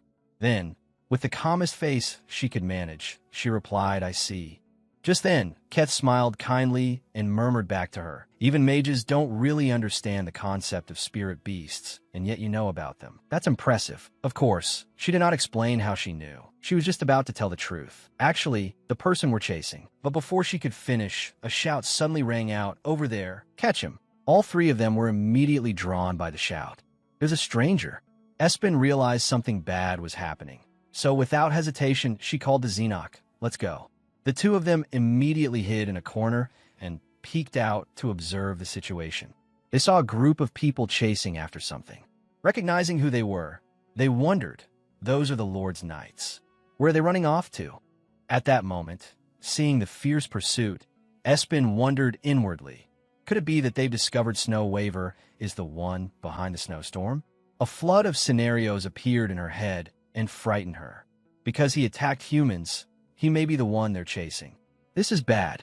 So she hurriedly decided, for now, let's follow them. Maybe we'll find him that way. Just as she was about to follow the knights, Xenoc noticed that they had suddenly split up and exclaimed, Pin, the knights split into two directions. What do we do? In that difficult situation, Espen had no choice but to decide. There's no help for it. We'll split up too. Hearing that, Keth volunteered, then I'll go by myself. If he's not on my side, I'll come to where you are right away. He also thoughtfully added, I'll use magic to track you. If I find him on my side, I'll send you a signal. But what exactly am I looking for? Espen did not answer him at once. Instead, she suddenly took his hand. Then she used telepathy to tell him, a boy with 2 horns. After getting the information from her, he replied seriously, understood. If I see him, I'll shoot fireworks into the sky. Hearing that, she agreed. Okay. At that moment, in another direction, 2 knights were frustrated as they ran about searching.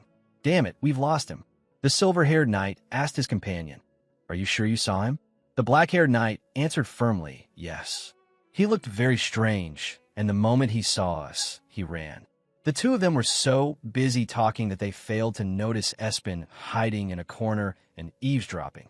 After listening, she turned to Xenoc, who was panting. Xenoc, are you okay? He replied between breaths. Then she told him the information she had just overheard. It seems like they lost track of him. Hearing that, he asked worriedly, what do we do now? She did not answer right away and remained deep in thought. It looks like they've discovered Snow Waver. If that's the case, he can't have gone far. Deep down, she thought how great it would be if Lepus could sense him. Lepus had said that he was using his power to avoid being detected. Just as she thought that, she suddenly saw something. She had accidentally found Snow hiding in a corner. Found him. As for Snow, while hiding, he thought in alarm, these troublesome people. If I weren't using so much power to avoid being tracked, I would have wiped them all out already. Just when he thought he had escaped, a murderous aura suddenly came from behind him. He quickly turned around in shock and saw someone that made him jump out of his skin. That person smiled gently and said, Found you. The one who had found him was none other than Espen. She wore a deadly smile as she declared, You're dead. Her terrifying appearance made Snow panic and flee. As for her, she naturally took on the role of the witch chasing after him. Don't run. After saying that, magic spread beneath her feet, and then she leaped right in front of him. A smile bloomed on her lips as she said threateningly, I told you not to run. In that situation, Snow shut his eyes and decided this time, I absolutely cannot get caught.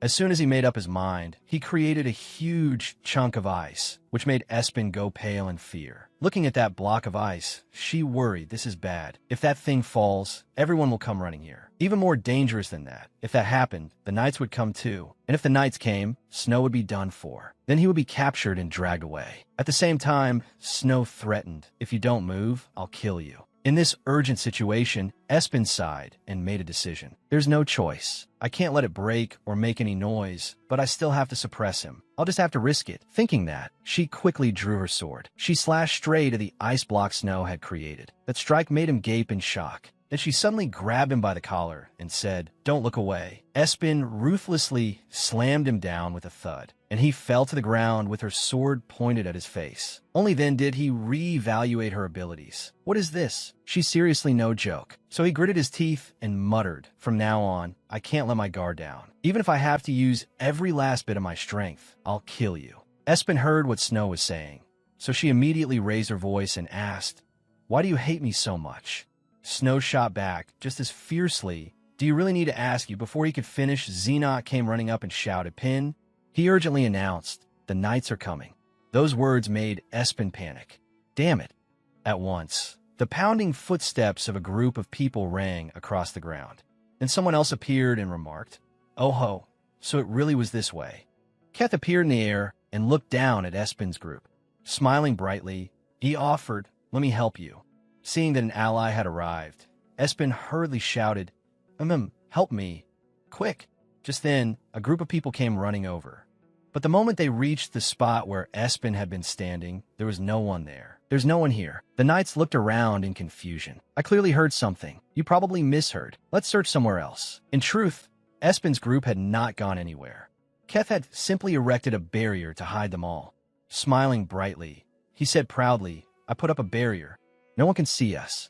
Hearing that, Espen immediately asked, Keth, even if we make a loud noise here, no one will hear it, right? He nodded in confirmation. Yes, that's right. After getting that answer, she instantly drew her sword. If that's the case, then She pointed her sword at Snow and lightly smiled as she declared, "Now I can use my strength freely." Her power made Snow inwardly panic. Someone that age shouldn't be able to use such swordsmanship and strength. Could she be? He speculated inwardly about her. A genius. In that quiet, snow-covered city, Snow had been tied up tightly and looked utterly pitiful. In his mind was the image of Espen before their fight. She had looked so frail and small. But after the fight, she had smiled brightly in excitement and said, "It's been such a long time since I had such a refreshing warm-up." She even still had enough energy to turn and ask Zinok, "You're not hurt anywhere, are you?"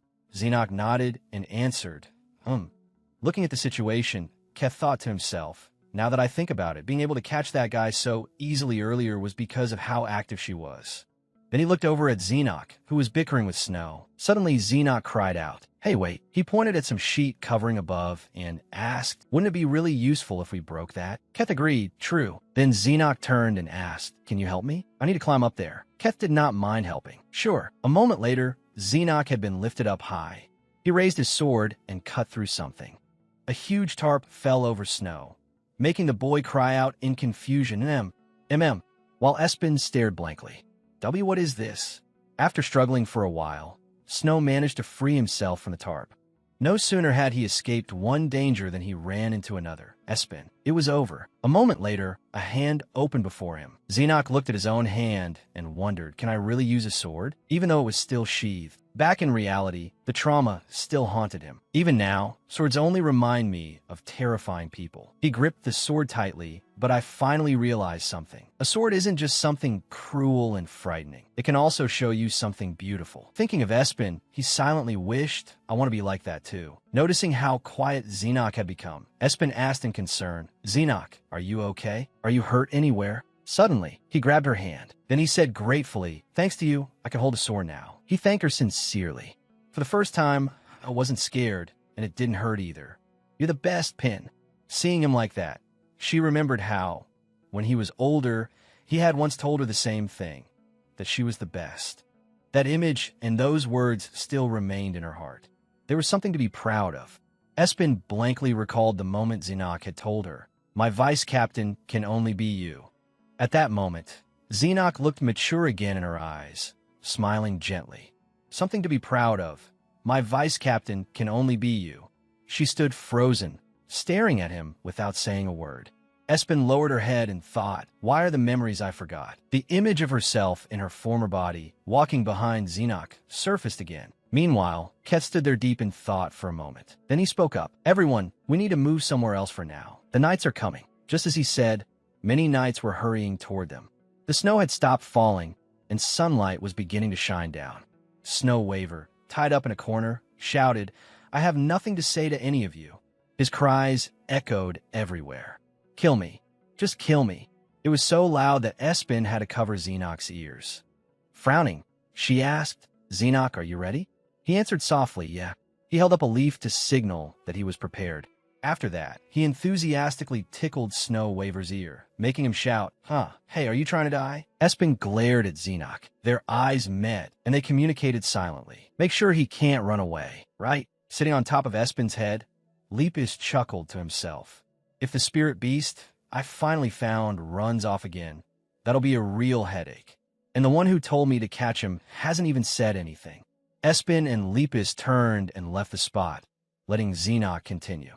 After walking a short distance, she raised a hand and called, "Lepus." Under the trees, Espen looked straight at him and said firmly, "Tell me this. If he runs away again, we won't be able to catch him, right?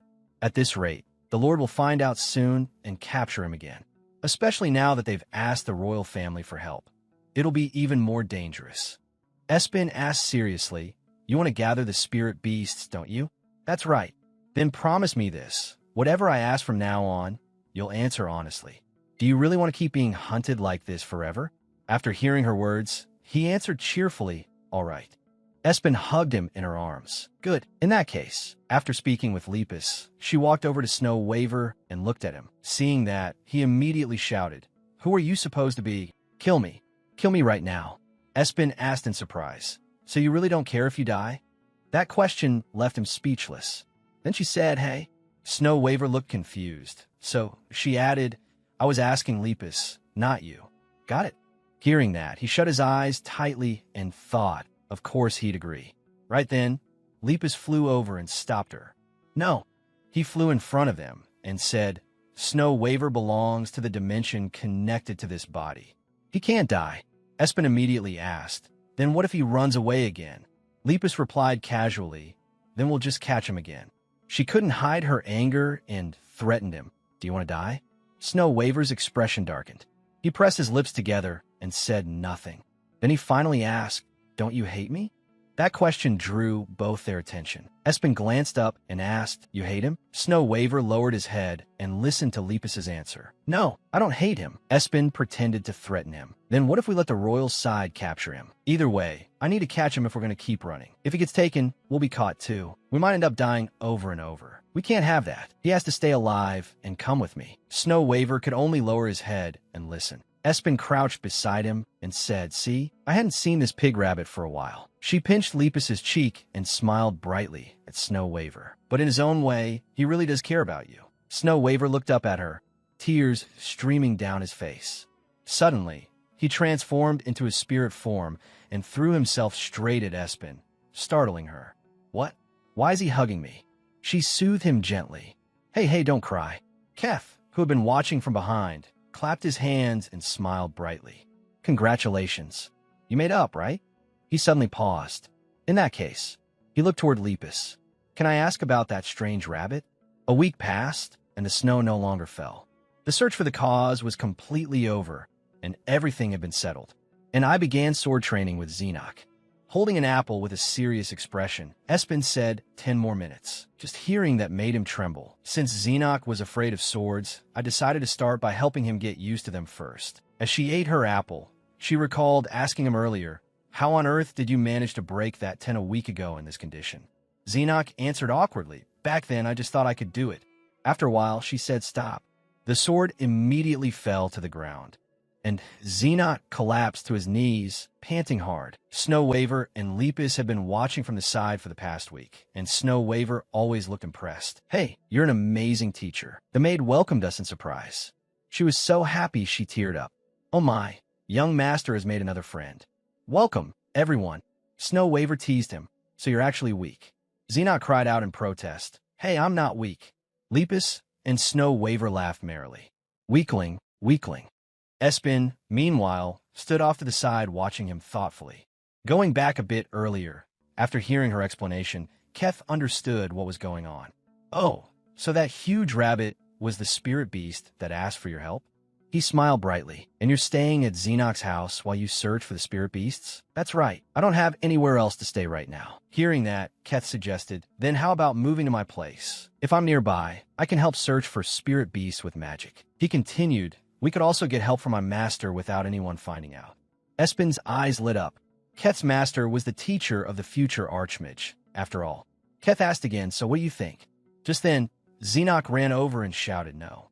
His face turned completely red with embarrassment. Stay with me. The two of them froze, not knowing what to say. Espen's face also turned red. She screamed inwardly, that's the captain. That's the captain. She gave an awkward smile and told Keth, I guess that won't work. Yeah, can't be helped.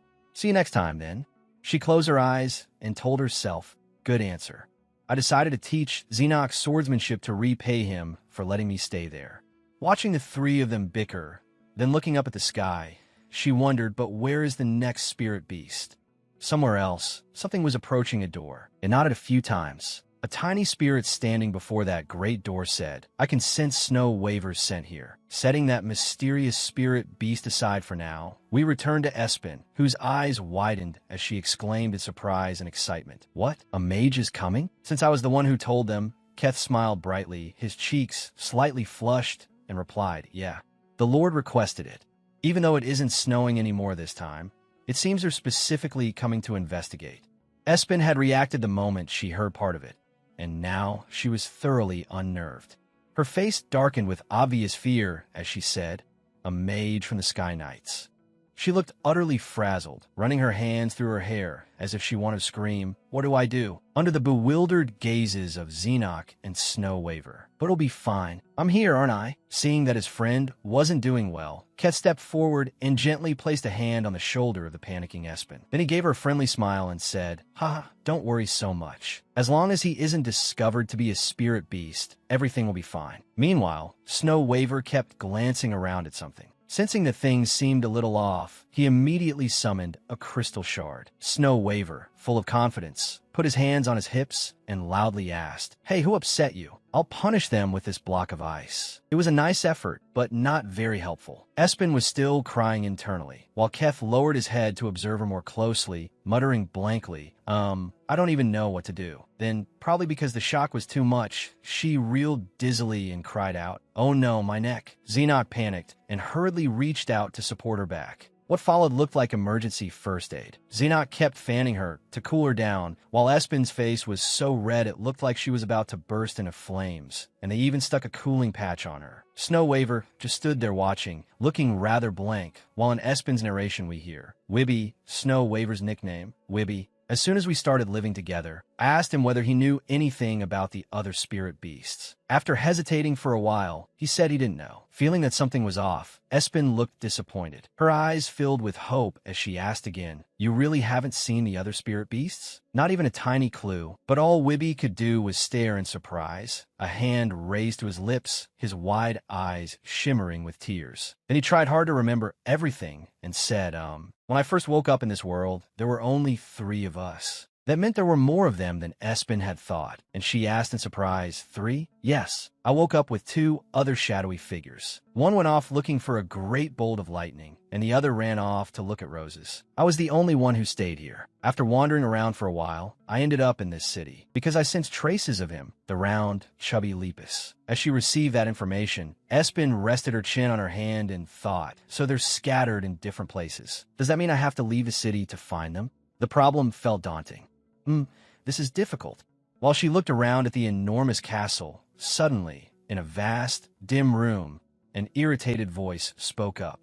"Has the young master still not appeared?" Hearing that, the butler bowed and answered with closed eyes, "Yes. I heard he hasn't been seen in swordsmanship class for quite some time." Then he added with a small gesture, "Even the instructor who teaches the young master says he hasn't seen him either." The one who had shouted earlier was Count Eset. Clenching his hand, he closed his eyes and sighed. What a headache. But then Eset's expression darkened dangerously, grinding his teeth in irritation. "That's the person Lord Black Knight entrusted to me, and yet he's just a pathetic fool. I'm protecting someone completely worthless." But remembering Lord Black Knight's words, "If you make my son into someone useful, I will give you a great reward." A deal like that right in front of him was impossible to pass up. Eset's eyes widened, greed filling his face as he slammed the table. "Then I'll make him useful." Grinding his teeth, he emphasized, "I even brought in the best swordsmanship instructor possible." Because of that, he ordered the butler irritably to summon the one responsible for teaching swordsmanship. "Bring that instructor here." She looked startled, but replied, "Pardon?" "Yes, sir." As for Eset, he had already made up his mind. "No matter what, I'll have to step in personally." Elsewhere, in an area with a wooden-roofed house and many barrels of wine nearby, Xenoc was in the middle of physical training, doing push-ups and dripping with sweat, when a voice called from the distance, "Keth is back." After finishing a few warm-up exercises, he wiped the sweat from his forehead and asked, "Pin, who taught you swordsmanship?" She had just been standing there blankly, so the question took her by surprise. Folding her arms, Espen blinked and replied, "Me? As if it were nothing special, she laughed and casually said, "Maybe I was just born with it." She thought she was the most foolish person around, but apparently not. Xenoc actually believed her. His eyes lit up as he gripped his sword and exclaimed, "Oh, I see." Espen hurriedly denied it. "No, that's not it. I was joking." Now she gave a real answer. Putting the sword behind her back, Espen revealed, "I learned swordsmanship from my teacher when I was young. He came from the Sky Knights and is retired now." But the moment she mentioned them, she suddenly realized, come to think of it, that person should be with the Sky Knights right now.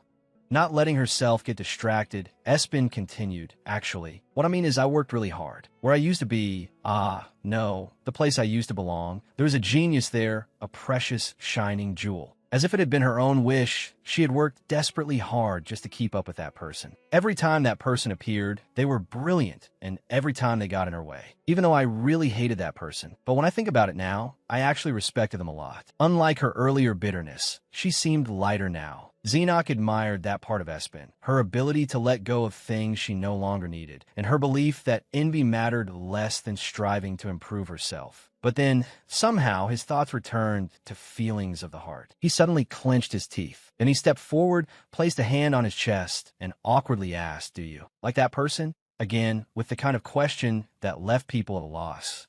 Espen blinked in confusion. Huh. But then she actually thought about what he had said, turning her face away and covering her mouth as she considered it. After that, unable to hold back her own curiosity, she thought, "Do I like the captain?" And that only made her burst out laughing as she replied, "No way." Xenoc was clearly not pleased. It wasn't just a simple laugh, either. She was laughing so hard tears formed in her eyes. Wiping them away, Espen explained, as if I'd ever like someone like that. Hearing her say, "I don't even have enough time to hate him," made Xenoc visibly brighten with joy. His face was full of happiness.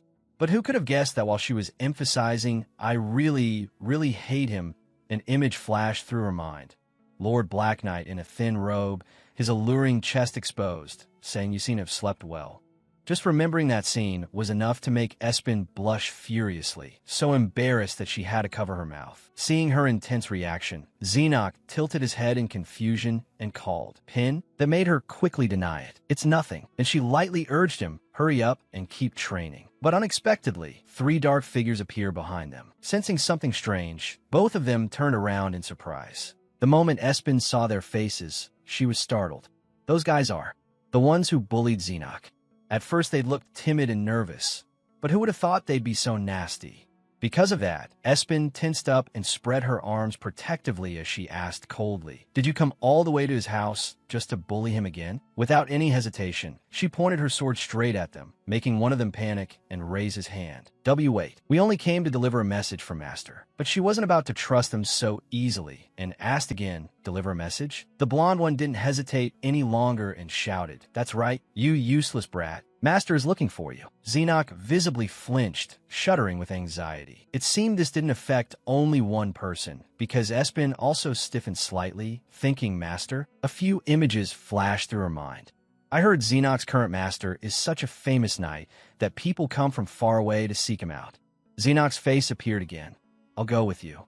But Xenoc had said he'd already explained everything clearly to his master, so this didn't seem like a planned meeting at all. Pushing aside the tangle of thoughts in her head, she glanced at her friend, who still looked dazed, and pointed the gleaming tip of her sword at them. Espen's eyes were sharp and guarded as she said, "How am I supposed to believe you're not lying? You bullied him before." That undeniable truth made the expression of the one facing her turn visibly worse, as if caught off guard. But very quickly, one of them lost his temper and shouted, "We're not lying." Even though his companion tried to stop him, in the end the blonde youth stepped forward on his own and spoke in a calmer, conciliatory tone. "I may only be a knight apprentice, but I'm still a knight. I swear on my honor that this is not a lie." Those emerald green eyes glanced over him, as if probing his reaction. If he didn't go, he would be the one to suffer for it too. Then a challenging voice rang out. "Isn't that right, you worthless loser?" Those taunting words made him crumble once again, his hands clenching tightly as if suppressing that all too familiar emotion. Faced with such unpleasant behavior, Espen was visibly irritated, but she did not respond. Suddenly, she felt a light squeeze from behind.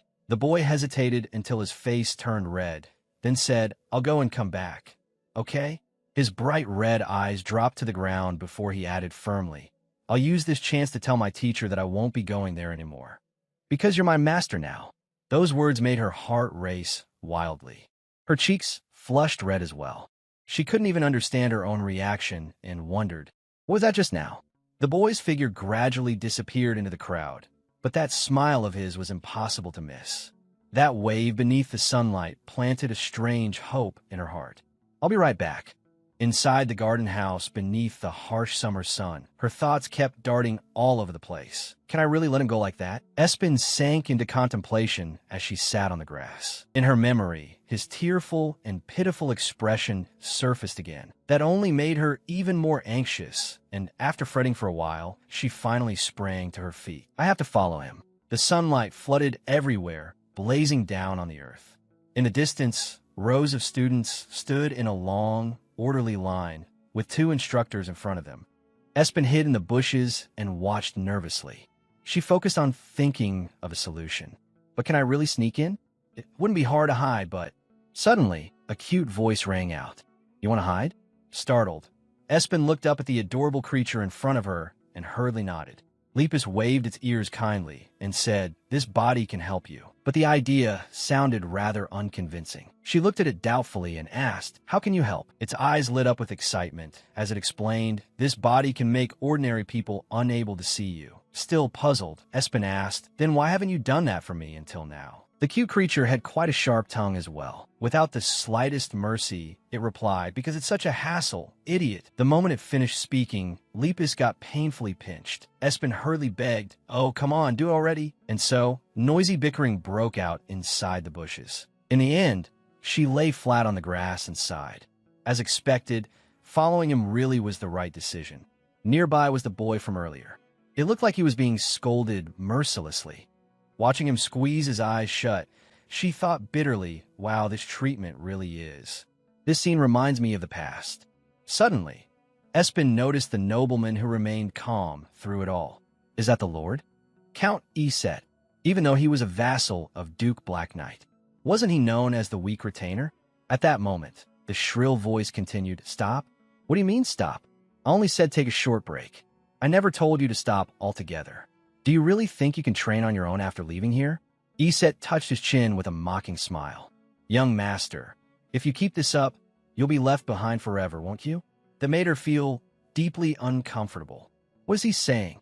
As she watched the children around him laughing and sneering, Espen realized that at this moment, the future captain didn't have a single person by his side. It felt as though something clawed painfully at her heart. Lepus suddenly spoke up. "So what are you going to do?" Espen hesitated before replying, "Well, I can't just leave it like this, so I have to take Xenoc away." It asked curiously, and then? That question made her realize something too, right? In this body, there isn't much I can do. I don't have money, and I have even less status. At the very least, if this body were an adult, then all I need to solve is the issue of the body itself, right? Lepus began to explain further. It'll only be temporary, but I can turn this body into an adult. Think of it as a reward for finding Snow Waver. Espen's eyes widened at the offer. The young boy was still drowning in the barrage of scolding, wondering, what do I do? How am I supposed to get out of this now? Eset said, "Now you understand, don't you? Starting tomorrow, you'll be here every day. Is that clear?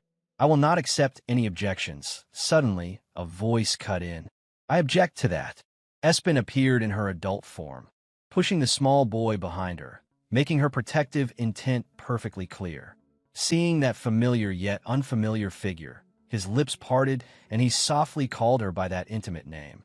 Peen. Count Eset's face showed clear unease as he crossed his arms and asked, "Who are you?" Espen replied, "I'm this young master's guardian." After sizing her up, he quickly realized from her speech and bearing that she was clearly a noblewoman. Could she be someone sent by the Duke? She glanced at the boy beside her and added, I forgot to introduce myself. At the moment, I'm also the master who is teaching him." That announcement rang like an alarm bell, making Eset frown warily. She continued to strike at him in a deliberately provocative tone. "It seems I'll be able to teach him better than you can." But the man in front of her had long since lost patience with being belittled and shouted, "Don't talk nonsense. Would you trust the words of someone whose background you don't even know?" But Espen didn't panic in the slightest. She said, "Oh, you don't believe me? Then come at me." Her eyes burned even more fiercely with fighting spirit. "I'll show you the difference in standards. This knight is incredibly strong. Damn it, this isn't a standard I can match. But if I don't try, I won't be able to get any money from the Count." Watching the tall figure and the small one whispering together, they could no longer stay silent. "Wait a moment. If you really are the one who taught him, then show me the results. If that's the case, I'll gladly withdraw." Espen's voice sounded softly. "Results?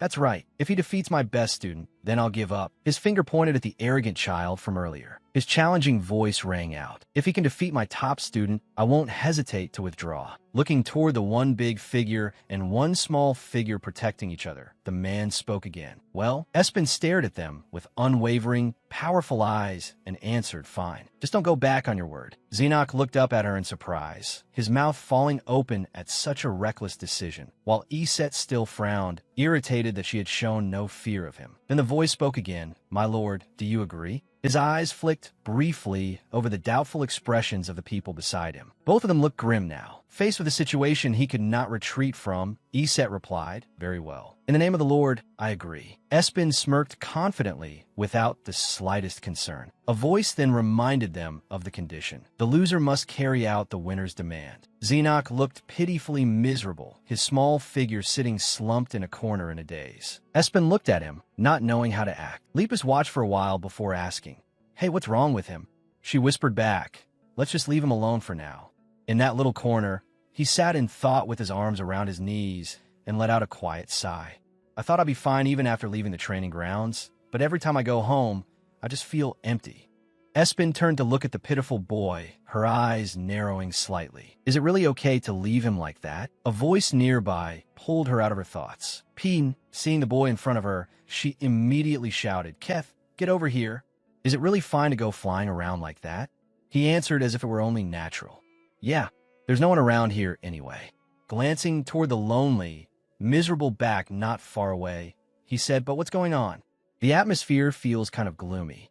Espen gave a hollow laugh as if he'd hit a sore spot. In the end, she held her forehead and sighed helplessly before walking over to the patch of grass. In a gentle voice, she softly called his name. Xenoc, can't you do it? Hearing his name, the boy slowly raised his head. If I can't, will you abandon me? But Espen seemed like an angel descended from heaven as she gently moved closer to Xenoc. Abandon you? Of course not. With a radiant smile like the morning dawn, she said, I never once thought of parting with you before you can use a sword. That warm, gentle voice echoed deep within Xenoc's mind. You're my very first disciple. Those simple words became a strange source of strength, making him clench his hand tightly. He declared passionately, I can't just keep crying like this. I want to win. Espen cheerfully replied, that's right. Exactly like that. Of course we're going to win. But despite those encouraging words, she still had one major worry. This really is troubling. He still hasn't overcome his fear of the sword. While those two remained immersed in hope, far away there was a small figure sinking into shadow, his eyes tinged with sadness and exhaustion. Leaning against the stone wall, Keth quietly looked down at the girl below, lost in the scent of flowers and grass. I found Pin. His golden pupils widened as he looked at her figure. The moment he had first found her came rushing back, but he remained deep in thought, burdened by confusion and a huge question mark. She had clearly used magic, but she isn't a mage, so how was she able to use magic? He remembered Lepus's appearance and couldn't help wondering. And then there's the existence of that spirit beast too. There are far too many suspicious points. The more Keth thought about it, the more questions he had that he couldn't resolve. What exactly is that person's identity? Should I talk to Master? If I do, I'm definitely going to get dragged to the tower. He was pulled from his thoughts when Espen suddenly spoke. Keth, what do you think? He startled at her clear voice. Taking the situation, he quickly understood the problem. You mean because he's afraid of swords, he can't do it? Espen hurriedly answered, exactly. Pretending to think, Keth said, then what about doing it like this? The clashing sounds rang out like a storm, mixed with heavy breathing. Clearly, the other side was training with all their strength as well. The blonde noble boy thought disdainfully, just because that loser managed to hold a sword once means anything? His small hand gripped the sword tightly, indignation filling his heart. Meanwhile, I have the Lord's support, and Master has given me special training. As if to reassure himself, the boy spoke up. Master, I'm definitely going to win, right? The other side quickly gave a confident answer. Of course. The boy's mind calmed down at once. As expected, but unfortunately, just as he had been somewhat reassured, That man spoke again to remind him. However, his natural talent is greater, so you need to be careful. Those words wounded the boy's pride, and his eyes suddenly turned strangely sharp. Xenoc's gleaming sword was pressed to his opponent's throat. The other boy's gaze met his, and a flash of shock crossed his face. Xenoc lowered his head, staring at him with wide, round eyes. His cold eyes glanced down at the defeated boy at his feet. "So this is all you amount to?" The mocking words were like a knife stabbing into the heart. The other boy glared at Xenoc in fury. From a distance, Iset heard the referee's voice ring out loudly. "Victory!" He slowly raised a hand to his chin, his eyes wide in surprise. "Oh!"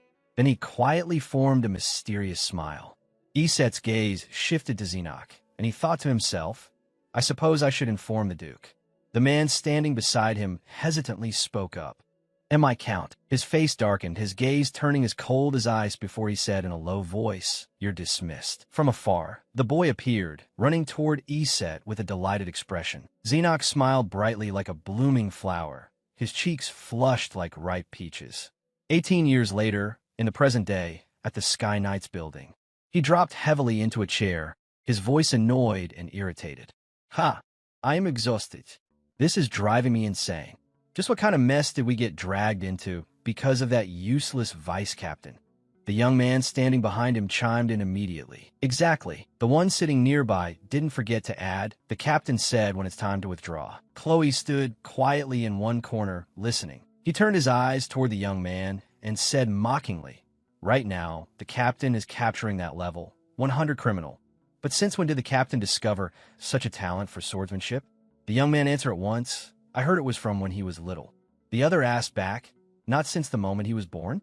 After that question, the whole room fell silent.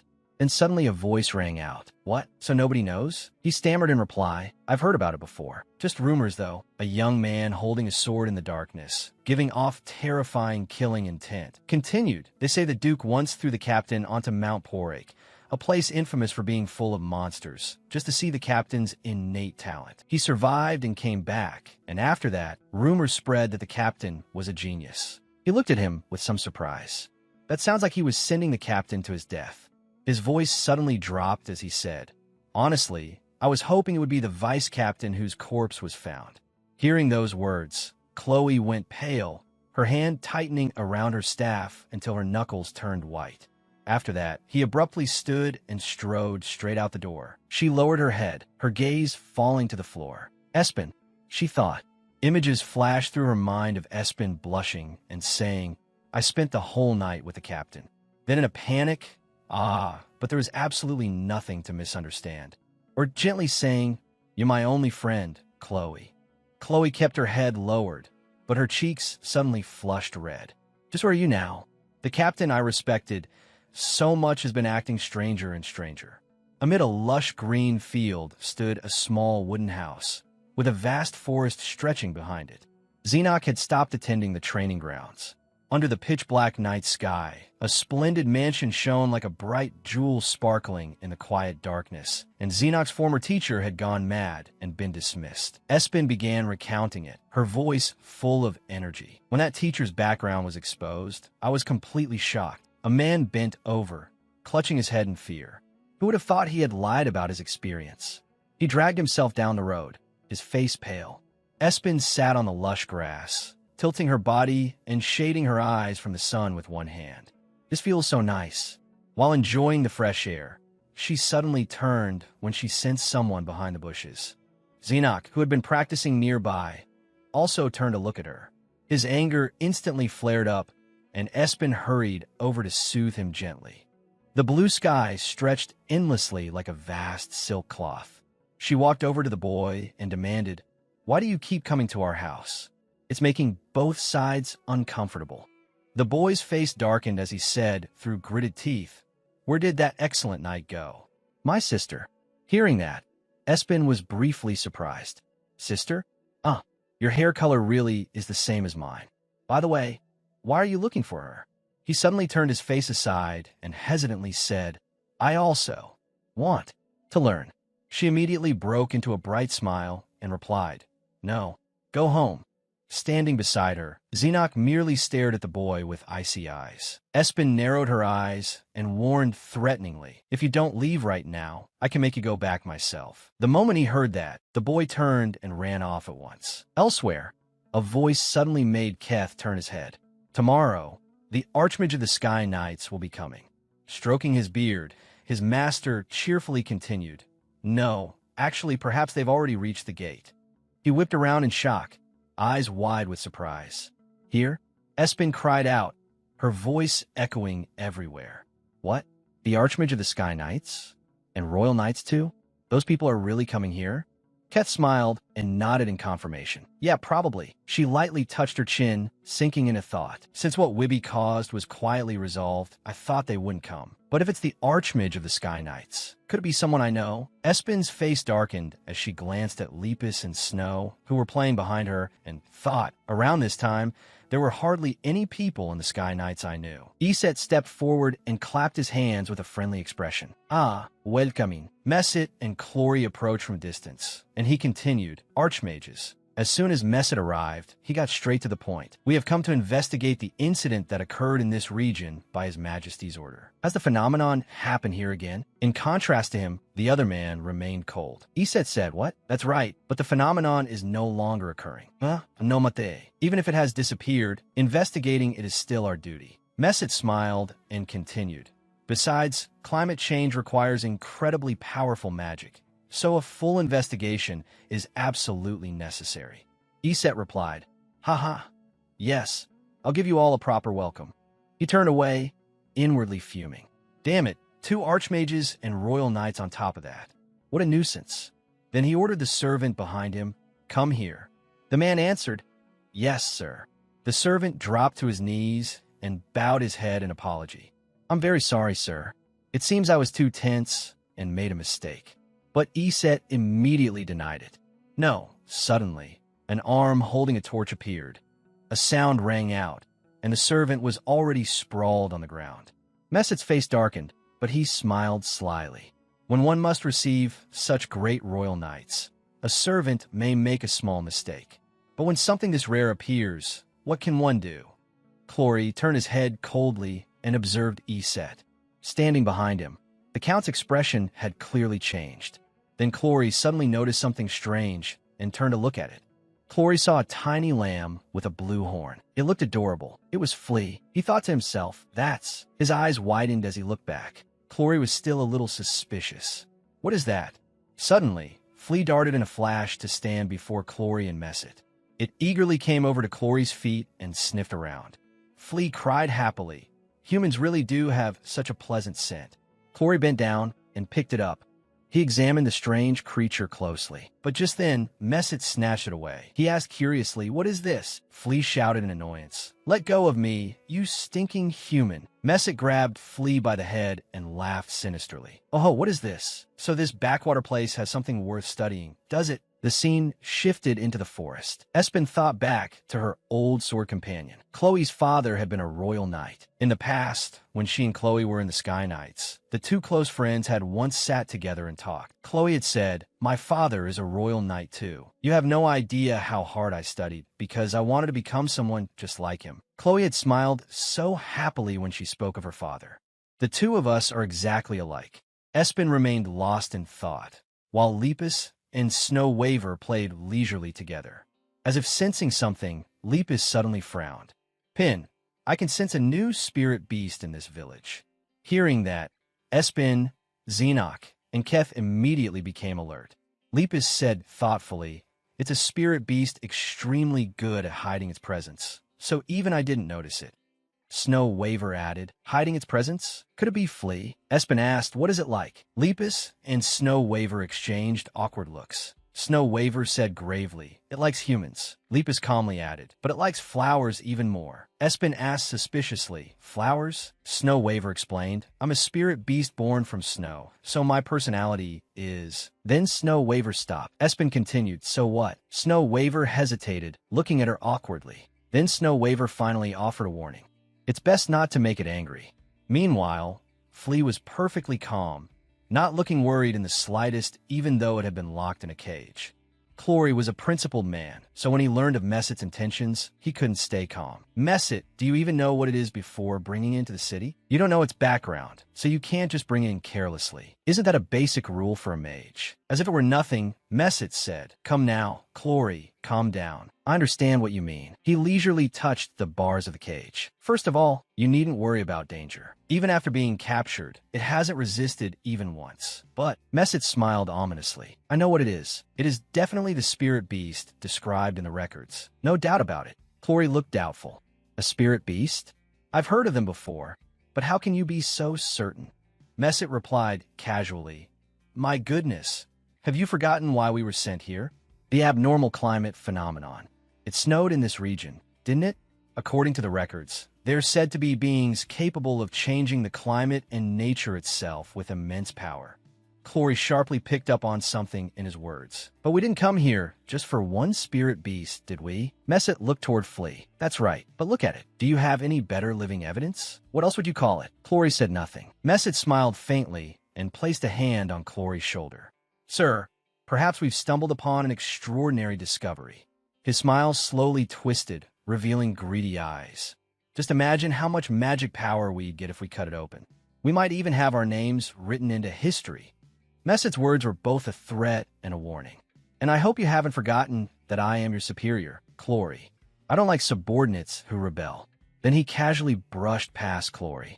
After he left, Clory helplessly ran a hand through his hair. "What a greedy bastard," he sighed and muttered. "A mage's most basic rule is not to harm a life you've only just encountered." Someone was approaching from behind. Clory turned, wary. "Who's there?" A little boy with green eyes and beautiful brown hair approached, carrying a blanket. Clory spoke first. "Ah, Ruben, it's you." "Yes, Sir Clory." Clory asked, "What is it?" Reuben replied, "Master told me to cover the birdcage." Clory asked again, "Then what's that blanket for?" The boy shyly explained, I thought it might be cold here for that animal, so..." Hearing that, Clory said flatly, "You're a good disciple. It's a waste for someone like you to be under that man." The boy blinked in surprise. "What?" Clory corrected himself. "It's nothing." "All right then." Clory gently patted his head. "You remind me of the daughter I left behind. The cage is over there. Cover it and then go." Reuben answered happily, "Yes." Clory said goodbye to the boy and walked out the door. Reuben's cheeks were flushed pink, and he was still floating from the head pat just now. He even thought to himself, Sir Clory really is a kind person. He doesn't hit me or hurt me like Master does. If only Sir Clory were my teacher. The thought was immediately snuffed out. The boy shook his head cutely. What am I even thinking? He stopped dwelling on it and returned to the task his master had given him. Flea smiled in satisfaction. How kind! The sudden voice made Reuben freeze in confusion. Then fear overtook him, and he stammered, "Why you? What did you just say?" Flea said, "Hey, I smell the scent of grass on you." Reuben was startled. He didn't understand what was happening, but his face turned a little red. Flea suddenly transformed into a human form, becoming a small, adorable little girl. She said gently, "I like kind people." Then Flea smiled brightly. "Is there anything I can help you with?" She smiled warmly, but Reuben was terrified, trembling as he pointed at her, unable to form a complete sentence. Amused, she lightly touched the timid boy in front of her. Reuben finally calmed down and asked, who are you?" Flea smiled radiantly as she introduced herself. "My name is Flea." Then she asked, "I'm looking for my friend. Have you ever seen anyone like me?" Reuben brushed off his clothes and stood up. "No, I just came to this city, so..." "Oh, so you're from somewhere else." Resting her chin on her hand, Flea excitedly made a request. "Hey, kind boy, could you help me find my friend?" Reuben blinked innocently.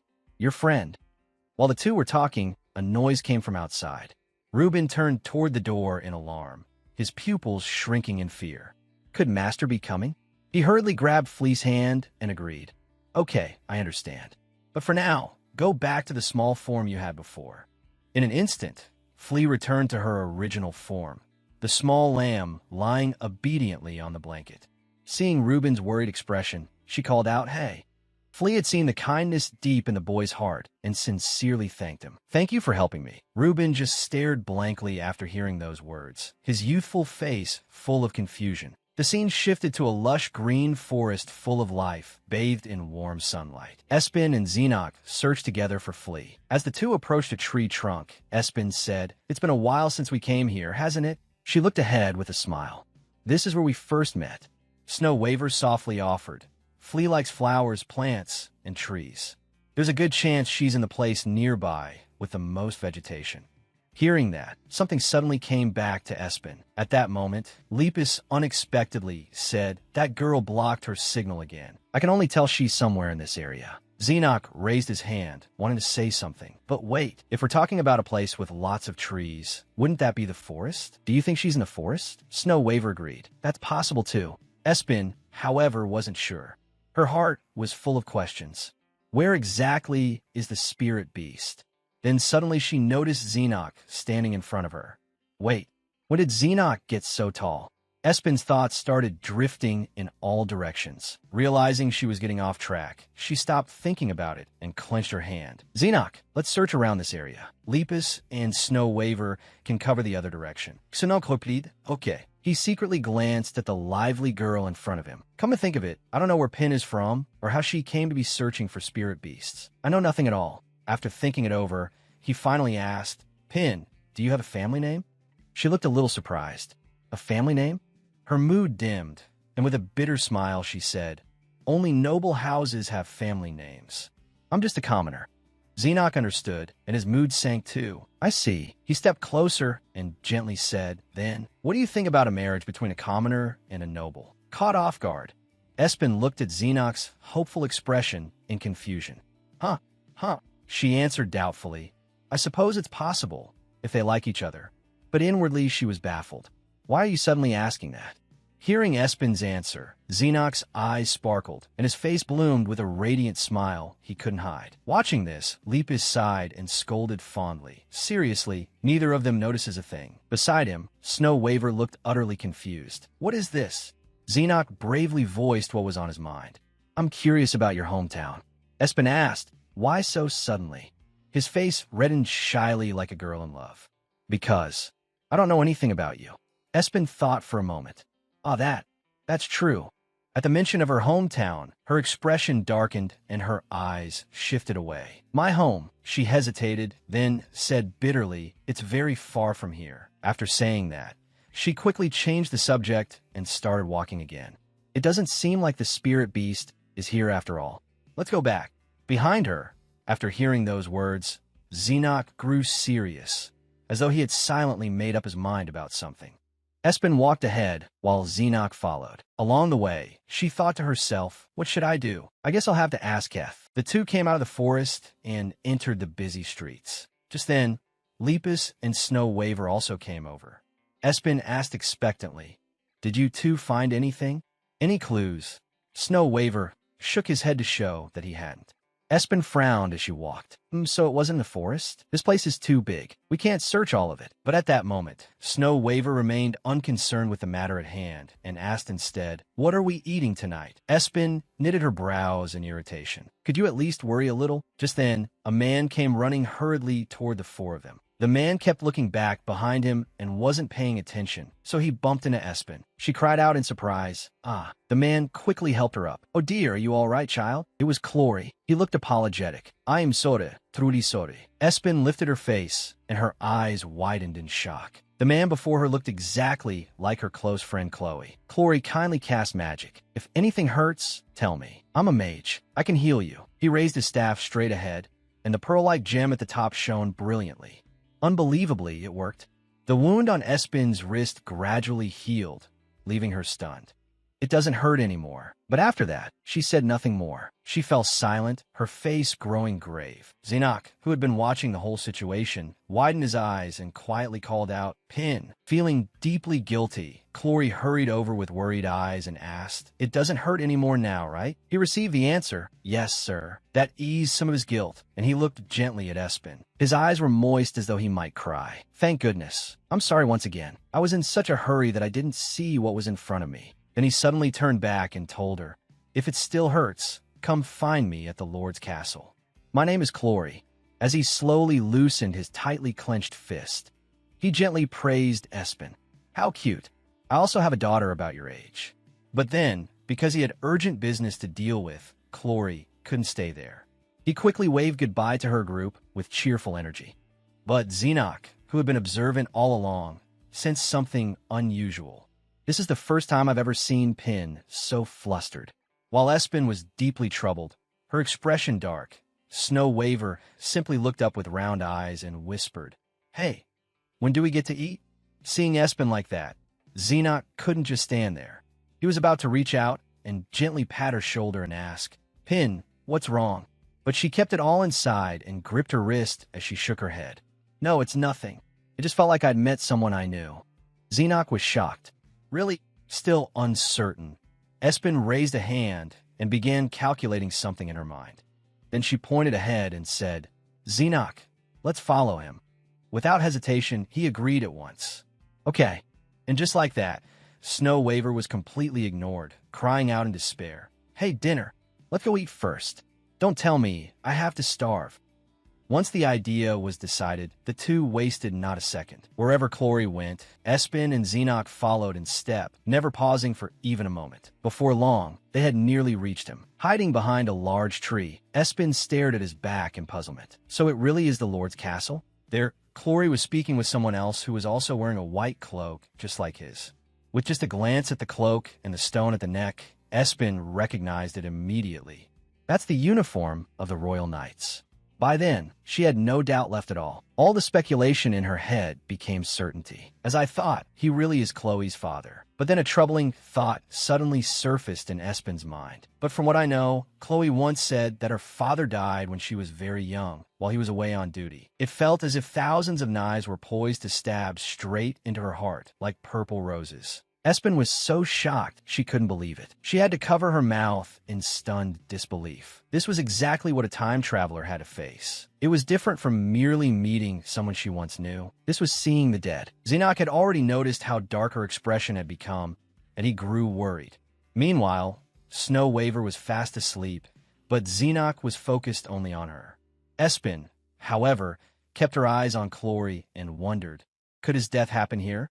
Yet instead of continuing to follow him, she suddenly said, "Xenoc, let's go back."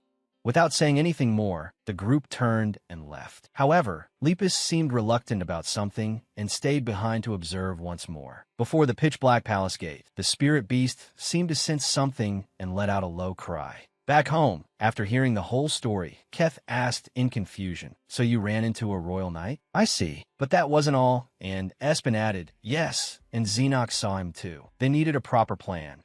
So Keth immediately took on the role of strategist and said, "It may sound easy to talk about going to the Lord's castle, but..."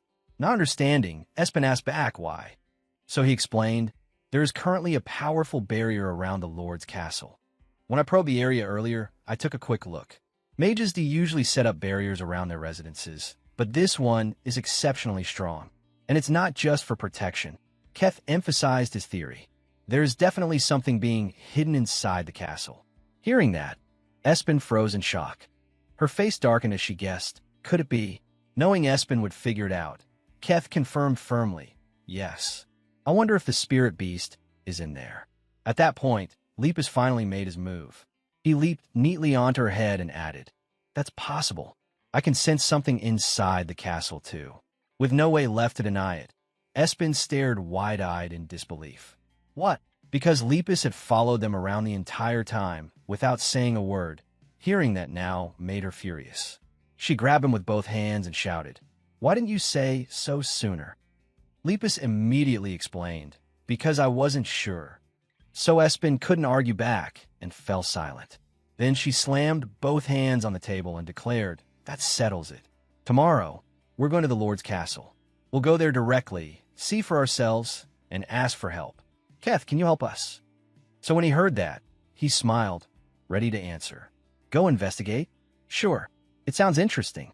But there was one problem." Keth looked rather uneasy, his golden eyes flashing in warning. "There are 2 royal knights, and right now, they're living in 2 different places. I already said goodbye to my teacher." Hearing that, Espen also began to hesitate and calculate. If they wanted to investigate, they would have to go to both places.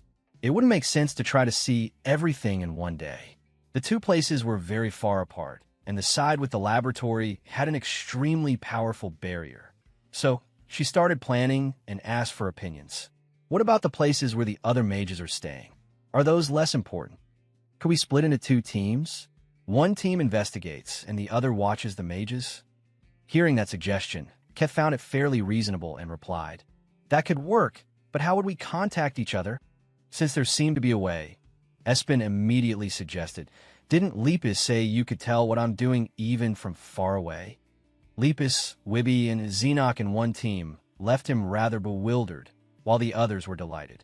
Keth and I will be one team. We'll look around the castle, and Xenoc's side will watch the mages. Just as expected, Xenoc was inwardly furious, unable to accept it at all. What weighed on his mind was simple. I want to go with Pinker. However, Espen had to focus on the plan, so she only asked seriously, "Xenoc, do you remember the mage we met today? Can you keep watch on him? It's an important mission." As soon as her question ended, his next move was to raise his hand. Then, unable to hold back any longer, Xenoc grabbed Espen's hand and said hopefully, "But you can't get too close to him, okay? I want you to be close only to me." That incomprehensible statement made her flush in shock. What is he even saying? Espen hurriedly denied it. "I'm closest to you." But no matter what she said, she still felt oddly flustered inside. There's nothing special about it, so why am I so shaken? Because in Espen's mind right now, Xenoc's adorable, sweet face had appeared with a smile. But Keth, who knew how to tease, rested his chin on his hand and said lightly, "That's too much. I thought I was close to you too." Xenoc immediately snapped, glaring at him with resentment and jealousy. The atmosphere at the table fell heavy, and no one said anything more. Only a few minutes later, the scene shifted outside beneath the sky, where Espen, wrapped in a cloak, returned to the castle. Once they reached the place they needed to investigate, she said with a determined expression, "I'm counting on you." Keth, a little embarrassed, hurriedly answered, "I know." She didn't forget to add, "Lepus and Wibby don't cause any trouble. Especially you, Wibby." Xenoc was completely ignored. She bent her knees into position, then launched herself high over the sharp iron wall. The wind whipped their clothes about, and Espen smiled eagerly. "Then let's go." The bright morning sunlight poured over the magnificent palace. Inside the palace, Espen and Keth were hiding and waiting for an opportunity. Elsewhere, Xenoc, Snow, and Lepus were also making their move. At that moment, Keth asked her, "Will they be okay over there without a mage?" "It'll be fine. Lepus is there, after all." She remembered talking with him and smiled. He had said he would help. It's about finding that spirit beast, right? Understood. Suddenly, a man appeared in the corridor where they were standing. He angrily cursed the mages. Mages are a bunch of scheming frauds. Seeing him so enraged, the person beside him quickly tried to calm him. "My lord, you cannot leave this place." "What does that matter? Didn't you say they were out today?" "Then this was a waste of effort. The laboratory isn't attached to the main building. And on top of that, it has to be the best room. Sooner or later, they'll target my room too." He bit his finger and growled, "Damn it, even if they aren't royal knights." At that moment, Espen was startled when she heard a certain name. "Any contact from the Royal Knight's side?" "Not yet, sir." She watched the two of them disappear into the distance. Then she pointed in the opposite direction with certainty. "Judging by where the Lord came from, the laboratory should be over there. Let's go." Following her lead, the two of them crept down the corridor toward the laboratory. Suddenly, Keth put a hand on her shoulder. "Pin, wait." At that moment, he cast a spell, revealing the barrier in front of them. It was a magical barrier. Only those with permission could enter. He said flatly, "If we go in, the alarm will sound. Then what do we do? I can handle it. But while I'm undoing this, I'll probably have to temporarily release the invisibility spell." To help her understand better, he had to explain in more detail. "What I mean is," just then, servants appeared in the corridor, walking toward them. They were gossiping about the mages too. "Mages are so hard to serve. At the slightest thing, they hit people." "Exactly. I hope they leave soon." "That's the laboratory. They say you can hear animals screaming there at night. Could they be experimenting on humans too?" From the narrow hiding place, the two of them heard every word of that slander. No way. Waiting inside that cramped space was uncomfortable, and she grumbled, "Are they gone yet? Keth, can you use magic freely here?" After her question, the two of them found themselves face to face, only inches apart. Unlike most people who would blush, she simply stared at Keth. "Your eyes are really beautiful." He smiled and praised her back. "You're beautiful too." Then, in the middle of the corridor, a bright blue light appeared.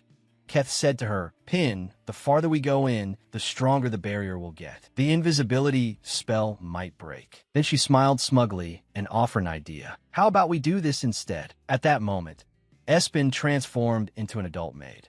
If something unrealistic is possible, then I think this should be too. If there's a risk of being caught, it's better to be in an adult form and avoid suspicion. Then long, wavy hair appeared, and Keth also transformed into an adult man. He asked proudly, seeking praise, what do you think? I can create very complex illusions from what I've seen. I look exactly like my father. Helplessly, she thought. Xenoc already saw this form when he fought Pantheon, didn't he? Hang in there, hang in there.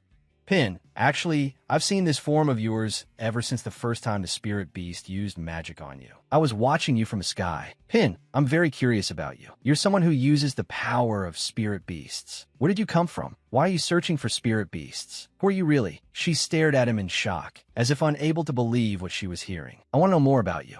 The scene shifted elsewhere to where the spirit beast flea was. Facing Reuben, she proposed, I want to see flowers. Can't we go outside?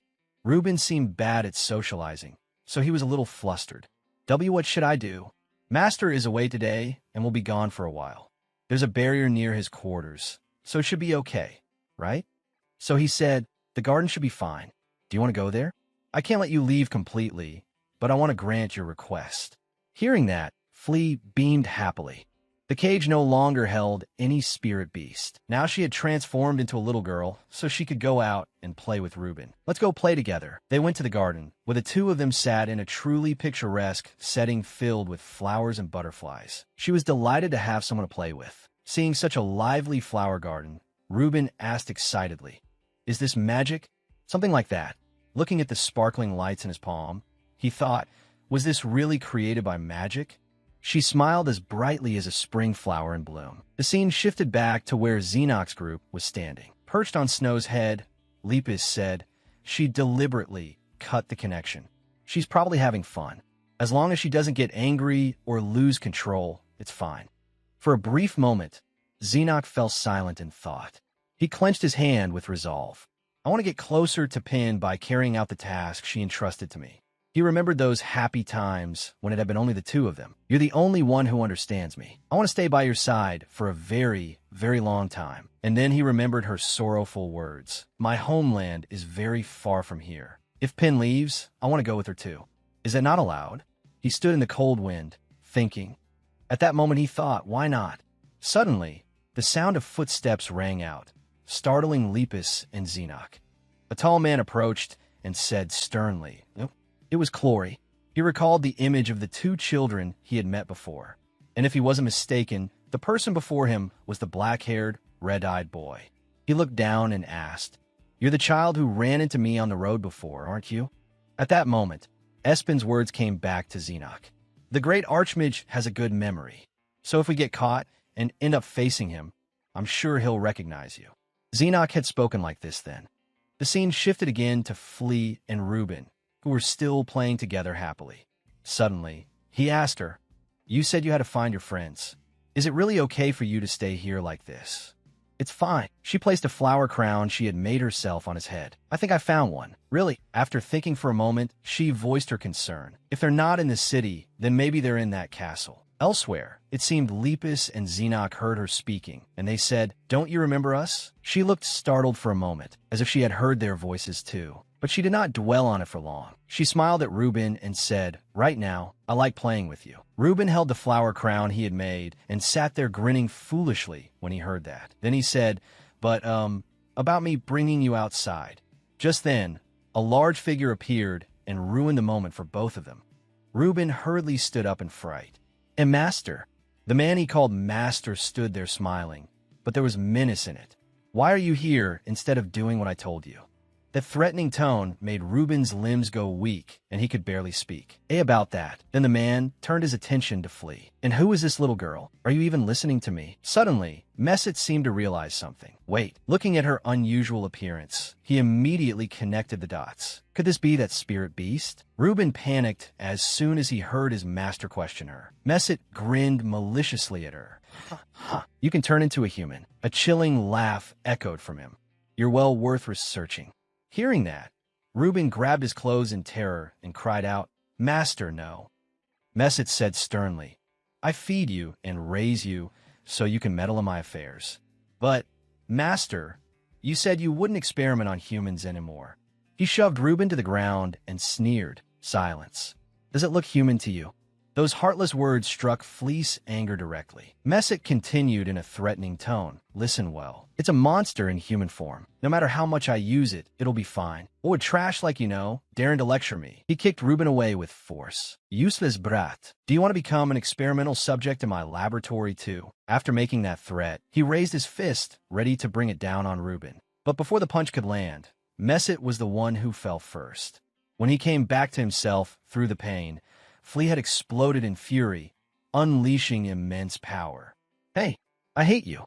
The atmosphere here turned tense, while elsewhere everything had still been quiet. A red flash shot toward Messit. Something sliced across his cheek, leaving a dark red line of blood. Thorny vines wrapped tightly around him, yet he still smiled eerily. This magic power.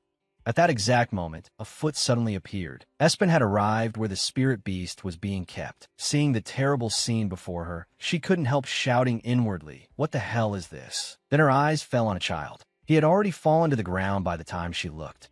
"Ugh, can't you stop it? Why will my magic move? Damn it, damn it." The thorny vines were lashing toward Reuben, but someone else stepped in to help. Looking down from above, she asked, "Are you okay?" "Damn it, these vines. Help, my friend, your friend." Hearing that cry for help, Fleece's expression turned cold. At that moment, she heard a voice call out, "Hey, spirit beast, come with me for a moment." Holding Reuben in her arms, Espen smiled. "Just for a little while. Because you used your power, your friend got hurt." And indeed, there were small wounds on his face. When she saw them, her heart ached for him. To reassure her, Espen smiled confidently and said, "Leave that bastard to me." At last, Flea obediently stepped forward. The scene shifted to a palace, and the bright sky overhead showed that a new day had come. Espen had already dealt with Messit, tying him up neatly. But suddenly she thought sadly about the little time remaining. There's no time left. While Flea and Reuben were sharing a tender moment, she interrupted them. "Hey, sorry for intruding on the world of you two, but we need to leave right now. Do you two still want to stay here? Lepus and Wibby are looking for you. You can bring a friend too. I'll treat his wounds." "You're really kind." Seeing the two of them getting along so warmly made her happy as well. Suddenly, Clory appeared from somewhere and cut in. I was wondering what exactly was going on.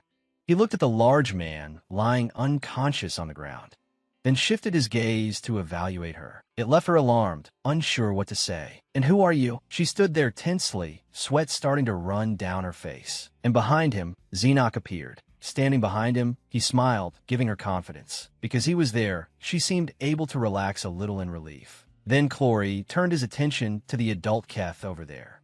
"And that boy is..." Keth laughed awkwardly, just as someone said, "That's the Archmage's disciple." At that moment, a staff appeared, returning the two of them to their original forms, though they still remained wary of Clory's attitude. Keth scratched his cheek and laughed sheepishly. "Ha, we got found out." Then he glanced toward the man, tied up over there. After that, Clory said sternly, "If you don't clearly explain who you are, I'll report you as intruders." Espen looked at him with guarded eyes. Xenoc had said this earlier. She spoke up. "Haven't you heard who we are?" She introduced them confidently. "We're Chloe's friends." He fell silent, thinking for a long while. Then he lowered himself to look at the children in front of him and said, "Come inside first, then talk." After they brought the tied-up man inside the place where he lived, they all sat at the table, facing Clory. Lepus's group was brought in too and were fooling around together. "So," he carefully asked again, "you my daughter's friend?" She answered firmly, "Yes. I lived in the rose field for a while." That was the place where the two of them used to play together as children. Chloe had been around 11 back then. To make him believe her more, Espen also told him things connected to both of them. "At the time, I heard Chloe talk about you a lot, that her father was a royal knight, someone she was very proud of. It was thanks to Chloe that I learned about the royal knight's uniform. And when I first met you, I recognized you right away, because you look so much like Chloe. You're a father, aren't you?" He blushed because his daughter still cared so much about him. There are no holes in this story. Chloe is very shy around strangers, and yet she told you about herself? If you don't believe me, then let me tell you this. Although Chloe is talented in magic, she lived quietly in Rose Field because she didn't want to be discovered. Hearing that, he was deeply surprised by their friendship. There were no secrets between us.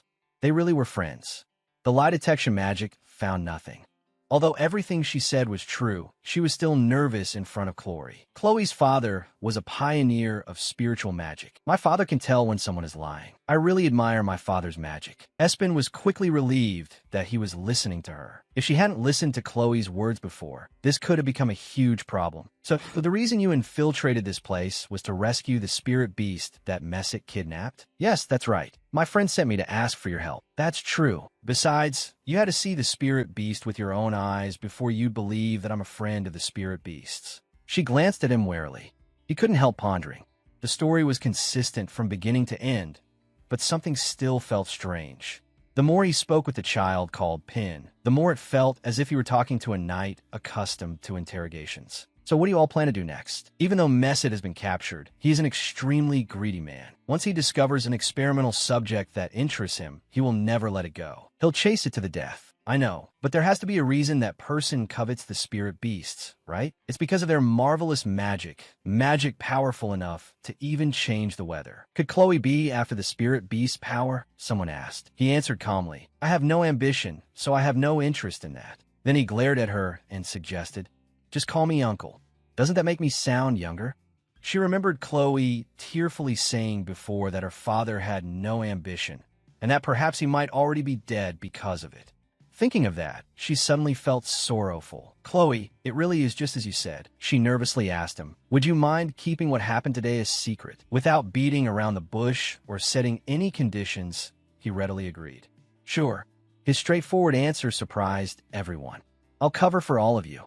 Even so, she still brought up the risks. You could get into trouble because of this. He replied, I'm not heartless enough to pretend I don't know my daughter's friend.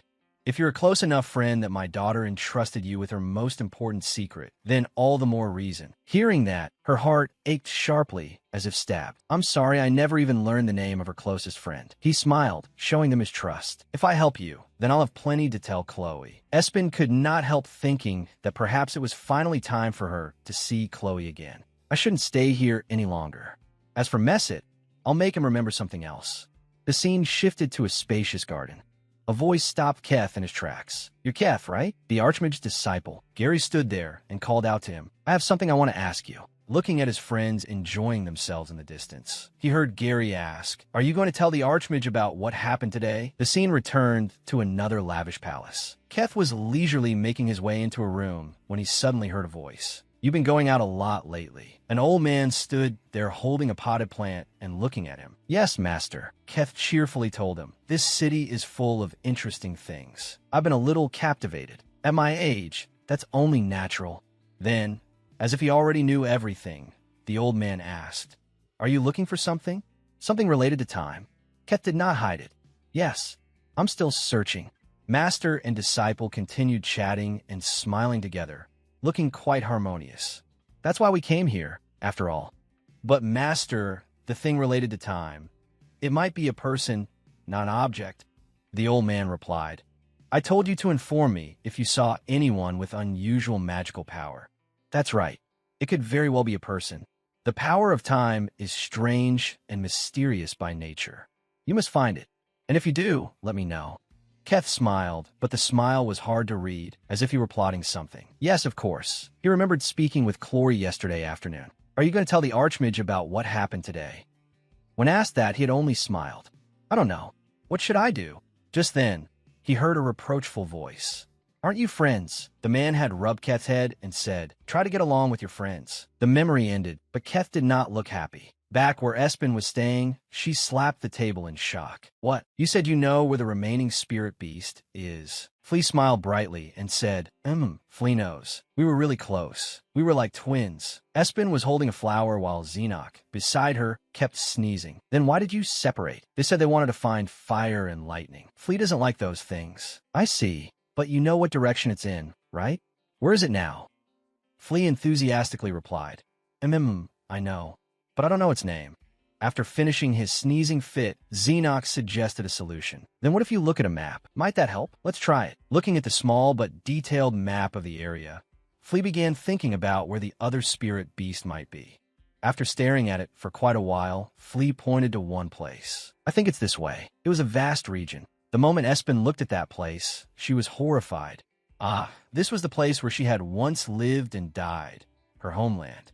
Xenox noticed how pale she had become. At that moment, he only thought her name in silence. Peen. After a while, the atmosphere turned lively again. Night fell, all the lights were out, and only a warm oil lamp remained lit. Flea and Snow were sleeping soundly on one side of the bedding, but Espen could not sleep and sat awake alone in the quiet night. A voice suddenly came from behind her. Can't sleep. She did not hide it and answered Lepus. She sighed gloomily. The place where the next spirit beast is, that's where my family lives. What if I run into my younger self?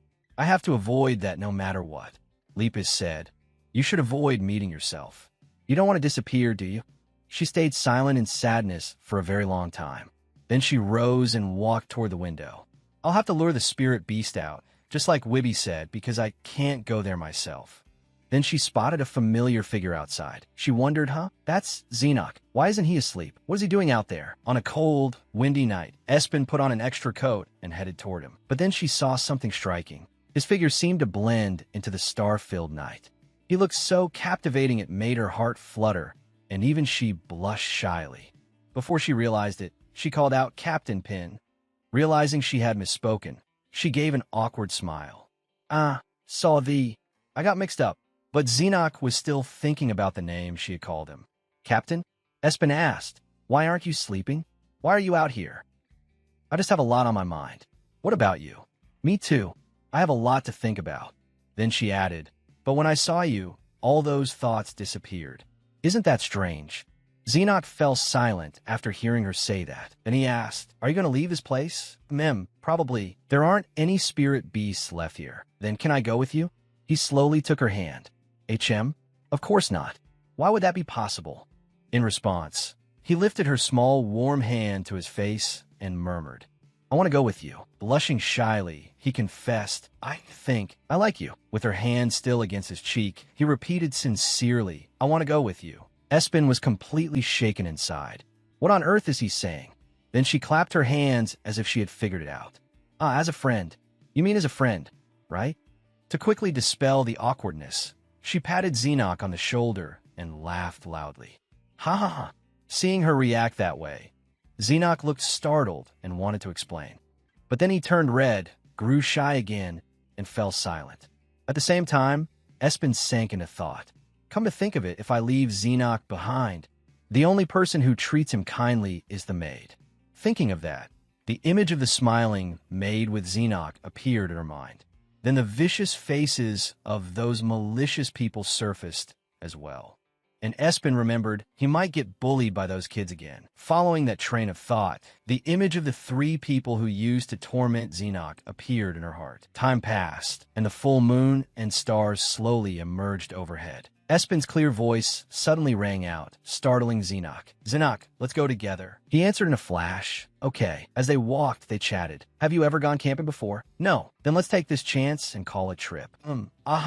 Your face is bright red. Early the next morning, sunlight streamed through the window cracks. Espen woke up with her hair all messy, then slowly walked somewhere. But the moment she passed the mirror, she suddenly turned back. She stared in shock at the haggard face reflected there, almost wanting to scream, what happened to my face? Then she immediately understood. I knew it. Xenox's words kept echoing in her head. I think. I like you. As she bit her nails, she thought, could it be that he really likes me? Then in her mind, she pictured the two of them as ducks, with Xenox's duck form repeatedly crying, Mom, Mom. But she still had a shred of reason left. No way. Right. Then she compared it to a duckling, thinking the first person it sees after hatching is its mother. He just thinks I'm cool and admires me because I saved him. That's all. So Espen convinced herself. Yes, exactly. It's like how I admire the captain. But then the image of Xenox smiling and asking, were you okay yesterday? Appeared in her head. The jumble of thoughts made Espen furious, and she screamed inwardly, "Go away, go away." Then she collapsed helplessly in front of the wash basin. Meanwhile, Xenoc was also deep in thought. He remembered the look in Espen's eyes then, and the word captain echoed in his head. He clearly remembered it, so he thought, she definitely called me captain. Then Xenoc suddenly remembered his father's imposing figure and thought, my father is the captain of the Night Order. At that moment, he noticed Wibby under the table. He immediately asked, "Hey Wibby, where's Pin's hometown? You know, don't you?" Wibby answered at once, "I don't know." But Lepus looked at him and said, "I do." Rummaging through his memory, Lepus said, she lived in the capital. Hearing that, Xenoc objected immediately. That's not her hometown. Still, she lived in the capital until she died. The moment those 3 words were spoken, Xenoc froze. He shot to his feet and asked, "What do you mean by that?" "I can't tell you." Hearing that, Xenoc naturally did not know what else to say. On a road running beneath rows of buildings, people were coming and going busily. Keth asked, "You're leaving the city?" Espen answered brightly, I'm leaving for a while." She took his hand and said, "Thank you so much, Keth. Who knows when we'll meet again?" As she said it, she thought, "But you're a good friend of mine." Then Espen laced her fingers with his and said, "Take care of yourself." After saying that, she turned to leave. But Keth's voice made her turn back. Peen. Suddenly, the image of the old man's kindly smiling face appeared in Keth's mind as he said, "That's right. It could also be a person. The power of time is strange and mysterious by nature." Then Keth smiled gently as well and made a proposal. "Can I come with you?" At that moment, in Xenoc's room, he was busily packing a suitcase. "For traveling, I need this and this. Why is there so much?" Just then, a voice called out, "Young master." The maid hurriedly opened the door and announced, "Young master, the messenger has arrived." Hearing that, Xenoc froze for a moment. A second later, a tall, elegant man appeared in the doorway and greeted him. "Young master, it has been a long time." At that very moment, in some luxurious private estate, the butler held a sheet of paper in his hand and exclaimed in disbelief, "Is this true?" The servant standing beside him nodded fearfully. "Yes, that's right. Duke Blacknight is coming here." 1 week later, at Duke Blacknight's estate, white and elegant mansions shone beautifully under the blazing sunlight. Standing before the window, a mysterious man's cold voice rang out. "So he's revealed his ability?" "Yes, that is correct." The one who answered was Carson, currently a second-rank knight and vice-captain. As soon as he finished speaking, the image of Xenoc's frightened face appeared, along with a scornful voice. "So he's not all that special after all. I thought he was just a slow, useless brat." After saying that, the man suddenly fell silent. Then he abruptly remembered Messit and Clory and asked, "Messit and Clory have already reached that territory by now, haven't they?"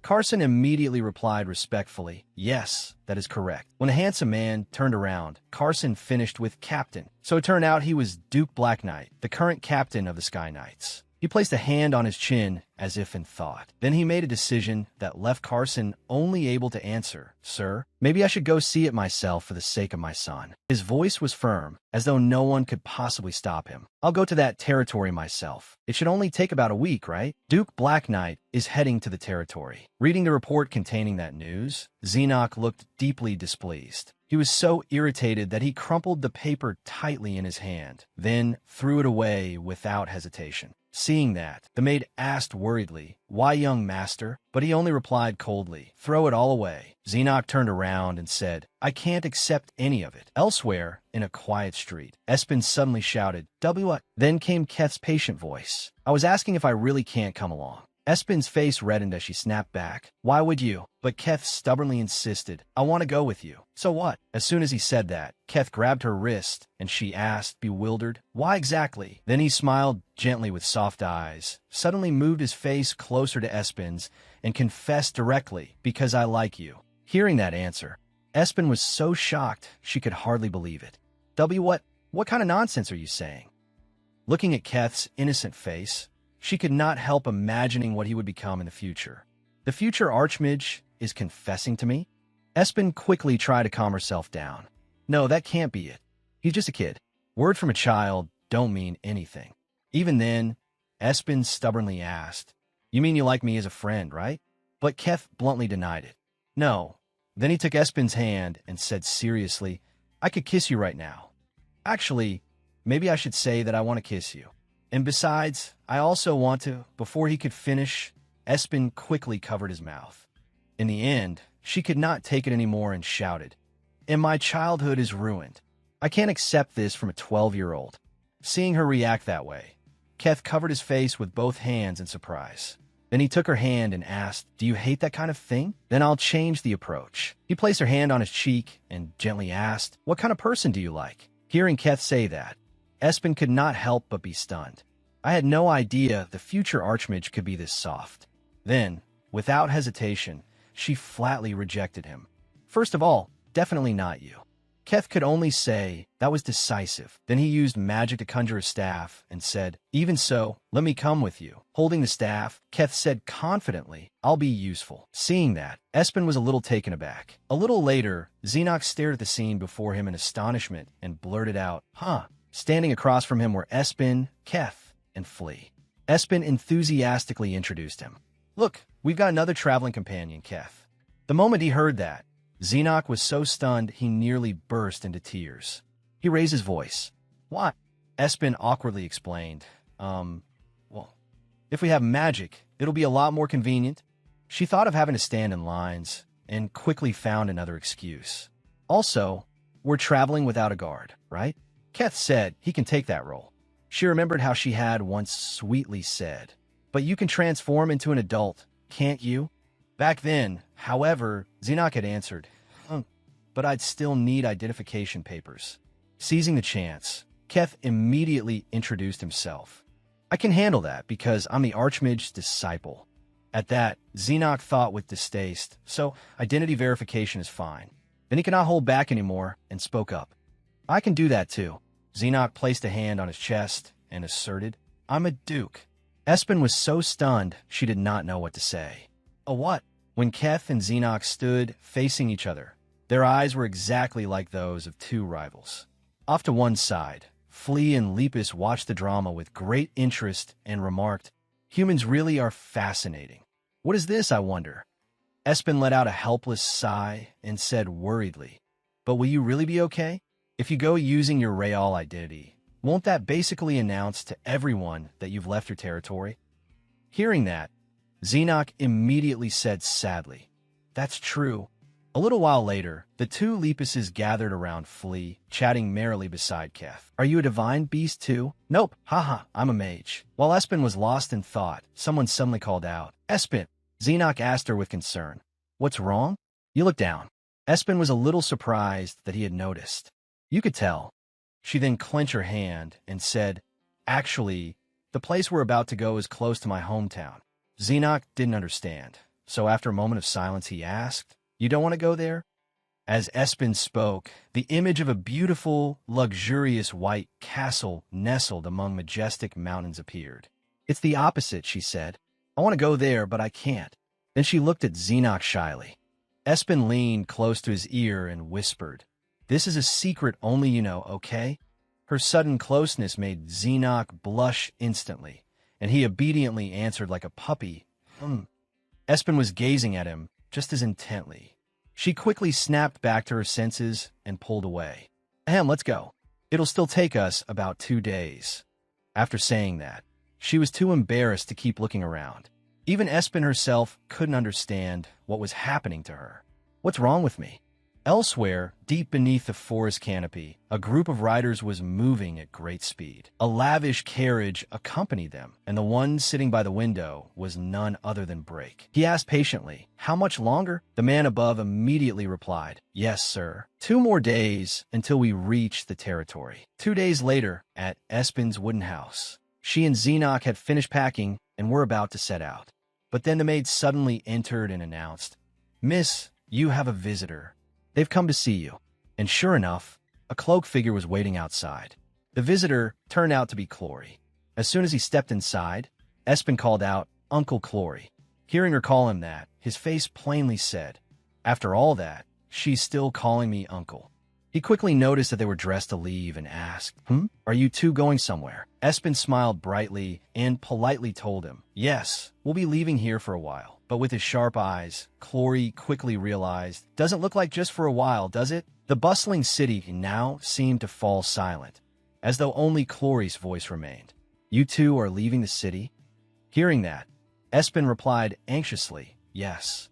Then, just as expected, came the next question, where to? Silence stretched between uncle and niece. Knowing she couldn't hide it anymore, Espen recalled the place on the map and answered, we're going to the SUA territory. Chloe mocked inwardly. Am I talking to little kids? But still said that's far. Espen cleverly explained, but we have to go, and we don't have a guardian with us. While she was still smiling and talking, Xenos quickly stepped forward. But we have to go no matter what. The moment she finished, Chloe spoke firmly. I'll help you too. His decision shocked her so much that she cried out. What? But she still remembered to ask, but what about things here? There's not much to do here anyway. But ordinary inspections have become difficult. It turned out Messet's side was suffering the aftereffects of the memory-erasing magic, and Chloe continued. It'll probably be difficult for a while. Lord Messet will handle it himself. After hearing that, Espen nearly burst into tears. Will he really be okay? But unlike her, Chloe remained calm.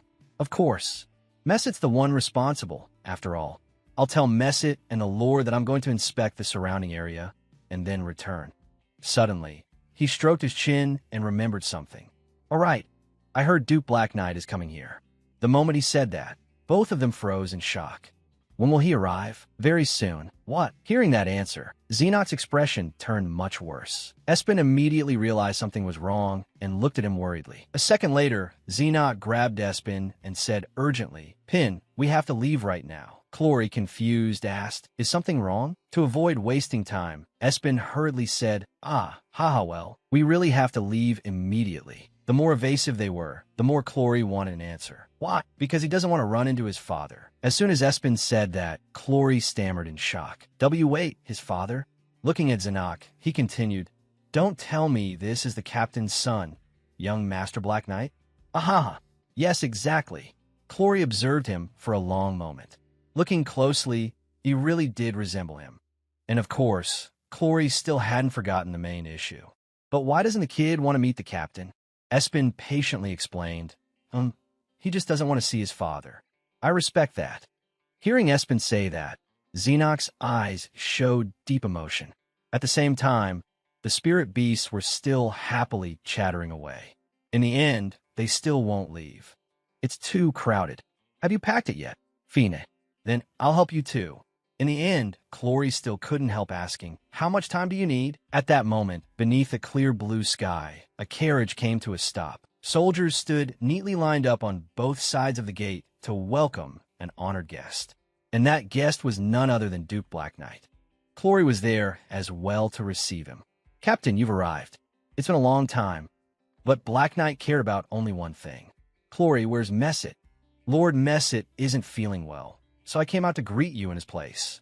But that obviously didn't escape Black Knight's sharp eyes. Irritated, he exposed the truth. Off fooling around somewhere again. Chloe didn't answer, only thought to himself, you're not wrong. Then he suddenly smiled broadly and said, but Captain, there's something I want to show you. Black Knight asked indifferently, right now? Yes, right now, sir. After saying that, the two looked at each other as if they both understood. And Black Knight was the first to speak. He agreed helplessly, fine. At the same time, he thought to himself, being a little late won't matter. The scene shifted to a house under the blazing sunlight. Standing in front of the building was Keth with a suitcase, seemingly waiting for someone. He suddenly turned his head and called out, Espen. After the two met and Espen explained everything, Keth finally understood. So we have to leave right now. Espen hurriedly replied, yes. Then she quickly informed him, the schedule has changed. We have to leave right away. Is that okay? He immediately smiled gently and agreed, of course.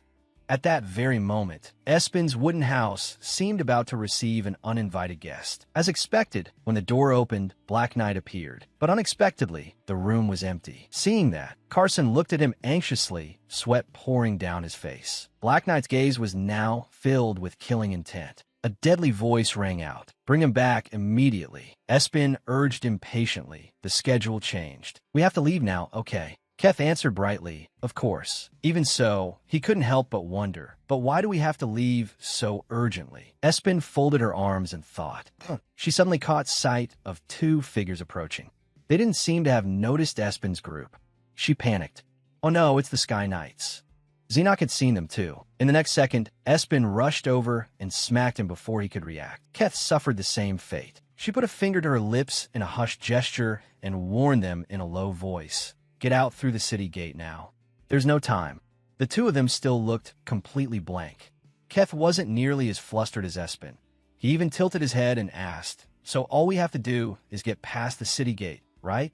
Right after that, Keth grabbed her hand without asking, which caught Espen off guard. At the same time, he raised his staff as if preparing to do something. Everyone hold on tight. Even Xenoc, who had been standing by himself, was lifted into the air. Espen stared blankly, confused about what he was trying to do, her brows practically knotting together. Then out of nowhere, a glider appeared and carried all three of them soaring into the sky like an arrow. Espen got so dizzy from fright that her head spun, while the other two looked perfectly calm. The two knights from earlier suddenly saw a strange object flying through the sky and were baffled. Beside them, Espen had gone pale with panic, while Xenoc remained completely calm. As he left that place behind, Xenoc still had one lingering thought. "Father will realize sooner or later that I'm not there." His father's silhouette appeared in his mind, cloaked in darkness that symbolized both the distance between them and Xenoc's hidden fear of him. Father is going to be furious. Then he looked at Espen, whose positivity, even at a time like this, reassured him, and he smiled faintly. But it's okay. In his eyes, Espen was always sweet and bright, always carrying an energy as radiant as her unusual hair color, "Because I get to be by your side." Xenoc looked down at the ground below. His view was filled with a vast landscape, simple and beautiful, fragrant with a sense of freedom he had never known before. "This is the first time I've ever seen freedom like this." In the past, his eyes had only ever rested on four walls and the same monotonous view beyond the window. But now a new world was waiting for him out there. Xenoc felt truly grateful. "Espen, you are my savior. That's why I want to keep staying by your side." Not long after, the news reached Xenoc's father as well. He sat at his desk, his expression lifeless and his cold voice making him hard to like. "My son has run away from home, and the servant has gone back to her hometown." The assistant was so frightened he went stiff, sweat rolling down his face at Xenoc's father's words. "How exactly are you managing this place?" Standing silently to one side was Clory, who glanced around and thought, "Good thing he hasn't realized I was stalling for time. I didn't expect him to actually order a pursuit." He bit his lip and frowned in worry. "I have to stop them somehow. But how? Or maybe," looking at the steward bowing at a perfect 90-degree angle before his master, Clory came up with an idea. "I need to stop the captain before he kills someone." He gazed into the distance beyond the rows of trees and mountain ridges, a bit of worry rising in his heart. Have the kids gotten far enough? Evening fell, and deep in the dangerous forest, the three children set up camp by themselves. They even knew how to make a fire and cook a pot of food. The little spirit beasts had already rolled over and fallen asleep, carefree expressions on their faces. Soon, the stew was done, with chunks floating on the surface of the rich, glossy broth. It actually looked quite appetizing. Espen clasped her hands together, eyes shining, and cried out, "I didn't know you were this good at cooking." Keth replied, "I have to take care of my master, so I cook a lot." Xenoc picked up something pale and flesh-colored that looked like some kind of root vegetable, though he seemed to be seeing something else entirely. As Keth ladled food into bowls, he asked, "You said our destination is the SUA territory, right? What are you planning to do there?" Espen answered without taking her eyes off the bowl in Keth's hands, "I'm still thinking about it." Keth brought up Xenoc's father. "We had to leave in such a hurry because of Duke Black Knight, right?" She looked uneasy for a moment. "Yeah." Keth folded his arms, recalling an old memory. "I've met him once before, only once when I was with my master. I heard he hits people whenever he feels like it." The moment he said that, Keth immediately felt as if he had made a mistake. The two of them quietly turned to look at Xenoc, who had his head lowered. They thought they had upset him, but in truth, Xenoc was just peeling an onion and his eyes were stinging from it. Espen wondered about it. There were too many bad people in the world. She felt sorry for Xenoc's situation, always living under his father's control. Only now do I understand that the captain's whole personality changed because of Duke Black Knight. She crouched down and continued thinking to herself. People who seem lacking on the outside probably have problems others don't know about. Keth grew thoughtful, his words heavy one by one. You didn't know? That's why you shouldn't trust people so easily, Pin. He still wore his usual practice smile, but the aura he gave off had changed a lot, becoming mysterious and sly. Because you never know what they're really thinking inside. Espen asked cautiously, You mean him? Keth brushed it off. How could that be? Then he suddenly changed his tone to something syrupy. I like you after all, Pin. Stop being weird. I'm not lying. Don't laugh. I mean it. You don't believe me? She quickly changed the subject. That's boiling over there. Is it okay if you don't take it off? Keth handled everything with magic, smoothly controlling the pot and ladle without even touching them, under Espen's curious gaze. Keth changed the subject as well. But Pin, how are you able to deal with the spirit beasts like that? Espen answered innocently. I didn't do anything. He raised another question. Then how are you able to turn into an adult? That's not the imagination magic I usually use, so is it? He trailed off, his voice lifting slightly. An ability related to time? Then he handed her a bowl of soup. Espen looked as though he had hit the nail on the head and flinched a little. She hurried to hide it, but her voice and expression almost seemed to agree with him completely. Huh, no it's not. What are you even talking about? A flash of light from deep in the forest cut across their conversation and drew both their attention. They immediately became wary. An intruder? Keth instantly went on guard. Yeah. At the same time, he took up his weapon. Like I said before, we'll change our appearance into adults. Espen was now in the form of a grown young woman. She turned instinctively when she sensed someone approaching. Her clear blue eyes widened in surprise at what she saw. Espen spoke, her voice slightly unnatural. Captain. Standing before her was Black Knight, Xenoc's father. He had arrived. Going back a little to twilight, when the three had first started discussing the plan, Keth spoke with the seasoned understanding of someone experienced. When we travel, we'll meet all kinds of people. In the city, people don't care whether we're children or adults. Espen nodded in agreement. But in the forest, it's different. Exactly, she reasoned. So if we meet strangers here, Espen paused for a moment before continuing. Then use your magic. That imagination magic of yours. Keth answered without hesitation. Sure. Espen asked curiously, how long does it last? He explained cheerfully, if I use a lot of mana, about half a day. At most, 1 full day. Espen showed complete trust in his friend. Then keep it up until we can trust the stranger, okay? Now, face to face with Black Knight, Espen couldn't help feeling tense. Right, I promise, but she was utterly flustered. She had never imagined Duke Black Knight's face being placed on Xenoc's body. Espen even turned away at once, unable to look straight at him. No matter how much she tugged at her hair, it didn't help. I knew he'd take on someone else's appearance. It's Cloris. Xenoc, gentle as ever, noticed her state and placed a hand on Espen's shoulder, asking, Pin, are you okay? But her imagination had already run a little too far.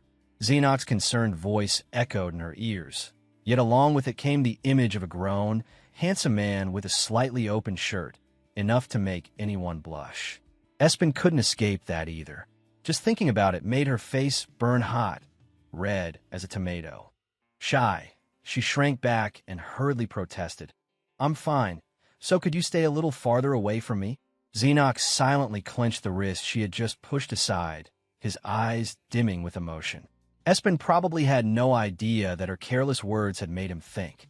A moment later, rustling came from the thick bushes nearby. A boy stepped out, scratching his head innocently as he greeted them. Oh, are you the one staying here? In contrast to his friendliness, the other three burst with killing intent, 6 eyes glaring like bullets, hands poised near their swords. The young man suddenly realized he had walked into a tiger's den. His face stiffened awkwardly. Oh crap, wrong place. Seeing Espen's murderous expression, he knew his place at once. These aren't ordinary weaklings. I'm going to get beaten to death. He hurriedly dropped the knife at his side to the ground to show he meant no harm, try to placate them. Looks like you used those ropes that were once fencing to keep anyone from coming in. Fortunately, the 3 of them relaxed a little. They only stared at the uninvited guest with suspicious, scrutinizing eyes. He immediately bowed his head and sincerely apologized for barging in without permission, saying he had no other choice because he was starving. As he said that, Espen and Keth quietly glanced warily at the steaming pot of food. She decided what to do with him. But before that, she gave Keth a meaningful look. Espen growled as she dragged a hand across her throat in warning. Hey, if you start talking nonsense, you know exactly how you'll end up tied up in the forest. He immediately nodded. Of course, after that, he was kindly allowed to share a bowl of hot soup, and his face lit up with happiness. The little spirit beasts had apparently been warned in advance, so they obediently lay still like stuffed toys whenever a stranger appeared. A little while later, the bowl was spotless. With his stomach full, he looked overwhelmingly grateful. "You, I'm alive. Thank you so much, everyone." Then came the introductions. "My name's Zek. I may not look like it, but I'm actually an A-rank mercenary. I'll definitely repay you." Espen cautiously asked, "Where are you from?" I'm from the nearby Poti territory." Zek awkwardly explained the absurd situation he was in. "The forest around here is really dangerous. At first I had a guide, but he left halfway through. And then somehow, while I was wandering around, I lost my wallet and my compass." Maybe the guide stole my wallet. Mercenaries were people who accepted requests and did all kinds of jobs. Usually, they handled subjugating beasts or monsters, going on expeditions and escorting guilds. Espen narrowed her eyes suspiciously at Zek's ridiculous story. A mercenary had lost his wallet and gotten lost, and an A-rank one at that. She sized up the suspicious man. Judging by his clothes and gear, he was at least a seasoned veteran. So how could he have let his money get stolen? Just from her gaze alone, Zek immediately noticed how wary Espen was of him, and he burst out laughing. "Ha ha ha, you're really on guard." Watching Espen's worlds-apart difference between her childlike state and her adult state, Xenos couldn't help feeling confused. One side of her was carefree and quick to laugh, while the other was firm and mature. Zek casually asked, "Where are you all headed?" Espen answered coldly, "Why do you want to know?" I get it. Then I'll go first." He replied casually, "I'm on my way to Shua territory." At that, all three of them gave a small start and instinctively exchanged glances. Espen asked, "Why are you going there?" He didn't seem inclined to hide it. What else would a mercenary go for? "Of course, someone hire me." Espen still looked openly unfriendly towards Zek, so he quickly defended himself. What's with that? I'm a rank, you know. Since you all helped me, I won't forget it." Carefully, Espen let slip a little information, like baiting a trap. "We're heading somewhere near there, too.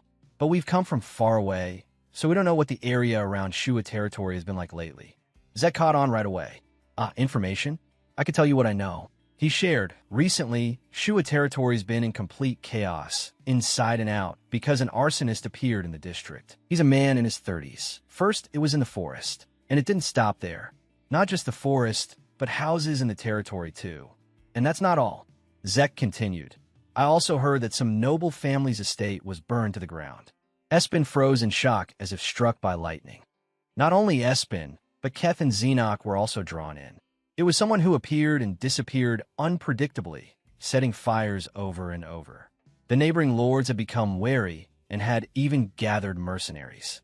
Zek was one of those who had been called in. Zek warned them, "This really isn't a good time to go near Shua territory, so don't stay there too long. But miss, if my instincts are right, you seem incredibly capable." Espen's defensive stance against an enemy earlier had left a strong impression on him. "Would you like to take on this request with me? I happen to be looking for a strong partner." Espen didn't need a second to think. She flatly refused.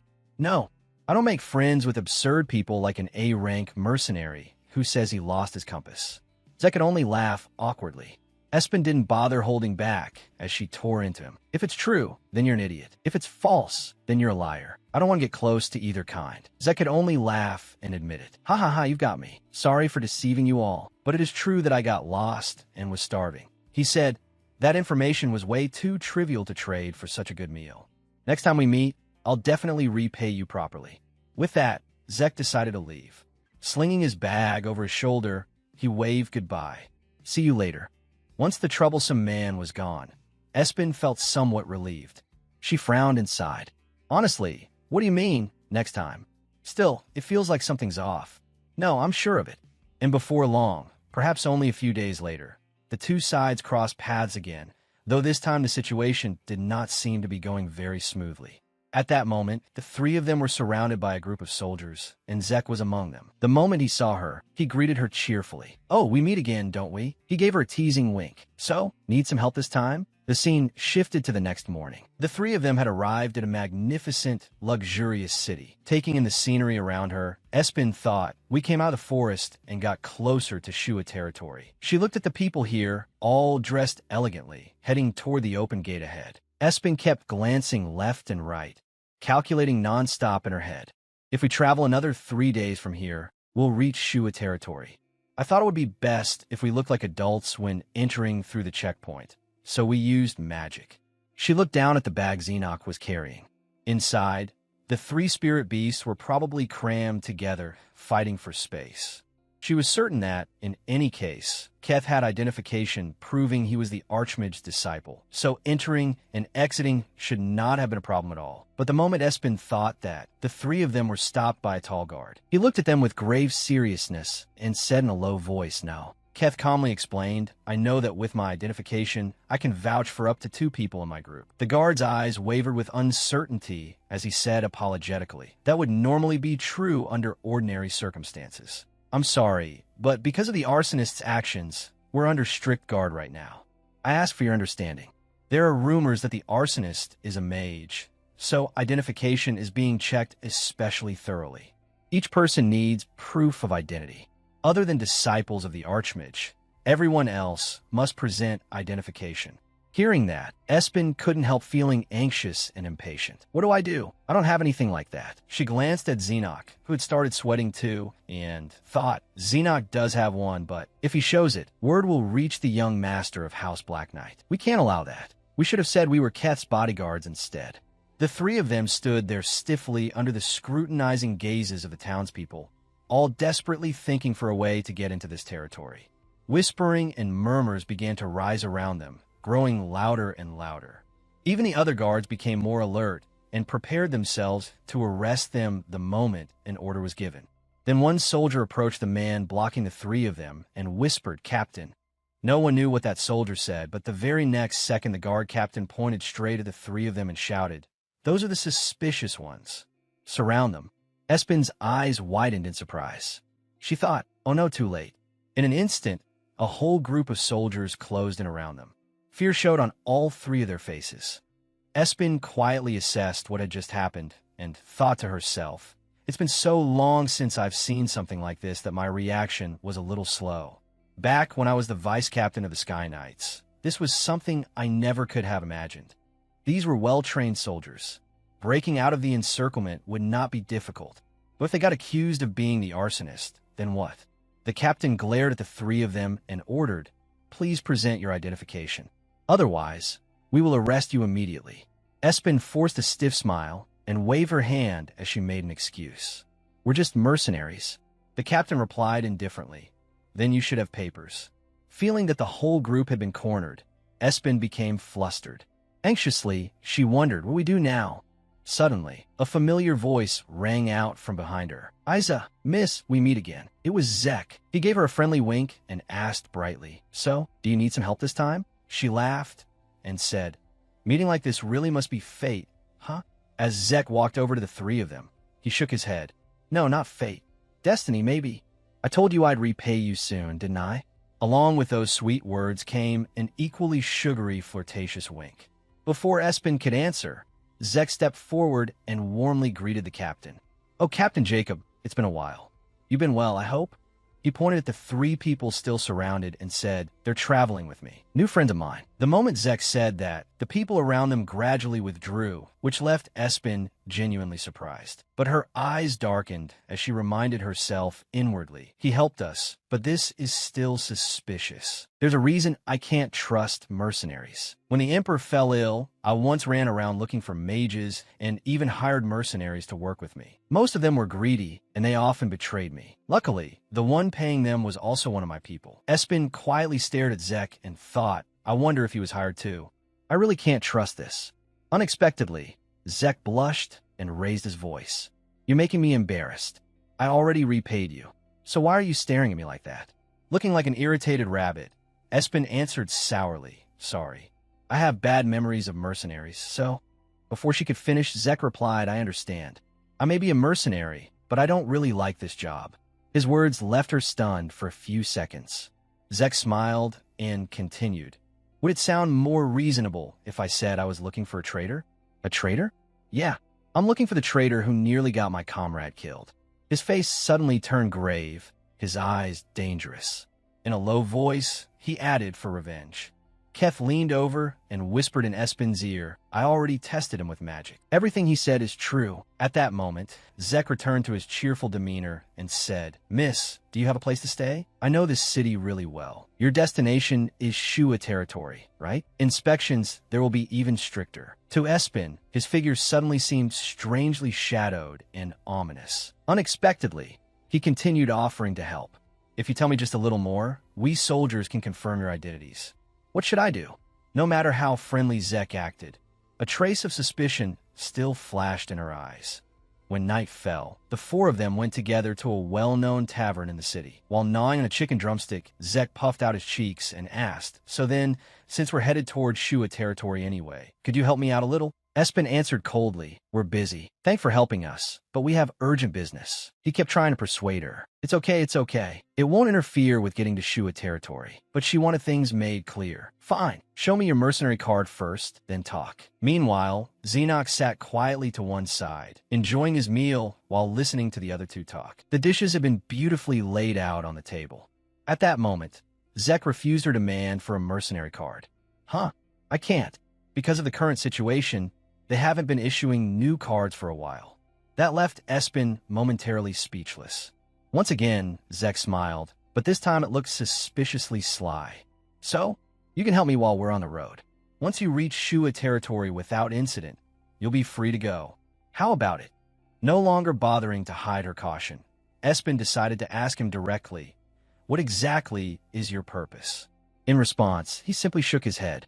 But the very next second, a frightening edge entered his voice. Raising a hand as if whispering to her, he said, The arsonist. His face became chilling. Actually, he's my colleague. After that, they all went to an inn to rest. It was already late, so Zek slept like the dead, oblivious to the world. In another room, however, Espen still sat at the edge of the bed, her mind filled with thoughts. The arsonist. How was he connected to what happened to my family? Was he the culprit? At last, exhausted, she collapsed onto the bed and shut her eyes tightly. In the next room, Xenox and Keth had returned to their child forms. Xenox, too, had many thoughts on his mind. Why does Pin keep calling me captain? Just then, Keth's voice sounded from behind him. You're not asleep yet? Keth smiled brightly and said, Want me to tell you something funny? It's about Pin. With a demon-like glare, Xenox shot an annoyed look over his shoulder. Don't. That reaction only made Keth more interested. Tilting his head and resting a hand on his chin, he repeated, You really don't want to hear it? It's about Pin. Xenox snapped irritably. What does that have to do with me? But no matter how cold his words were, his eyes still sparkled with anticipation. Then Keth hit the heart of the matter. You like Pin, don't you? His voice softened, his gaze lowering as he placed a hand over his heart and confessed, I like her too. The instant those words fell, the air between them turned tense, both of them suddenly serious. Xenox frowned, his face darkening as he shouted, Stop lying. You think I don't know you're using her? Even that outburst did not shake Keth's calm. He gave a mocking laugh. And here I thought you were like a teacher. So you're just timid? How devious. Xenox looked straight at Keth and called him out. You're the devious one, using Pin. Keth denied it. Using her? What are you talking about? Xenox shot back sharply. If not, then why did you follow her all the way out to a place this far away? With a sincere smile, Keth raised a hand and said openly, Because I want to become closer with her. Really? Under Xenox's icy scrutiny, Keth continued, If I fought with you, Pin would probably take your side. The logic in those words made Xenox pause and consider them. His reaction made Keth chuckle happily at how adorable he was. Xenox warned him, What are you trying to say? If you speak badly about Pin, I'll tell her right away. Keth calmly sat down on the bed and replied, Nothing like that. But listen, that power Pin uses, don't you find it strange? Crossing his arms gloomily, Xenox asked, You mean the part where she turns into an adult? Keth nodded. Exactly. Remembering the image of Espen glowing in black clothes in her grown-up form, Keth explained, She said she borrowed the spirit beast's power. But until now, the concept of using a spirit beast power like that has never existed. Xenoc did not answer immediately and sank into thought. Seeing that, Keth's gaze turned cold as he boldly stated, "My guess is, this is the power of time."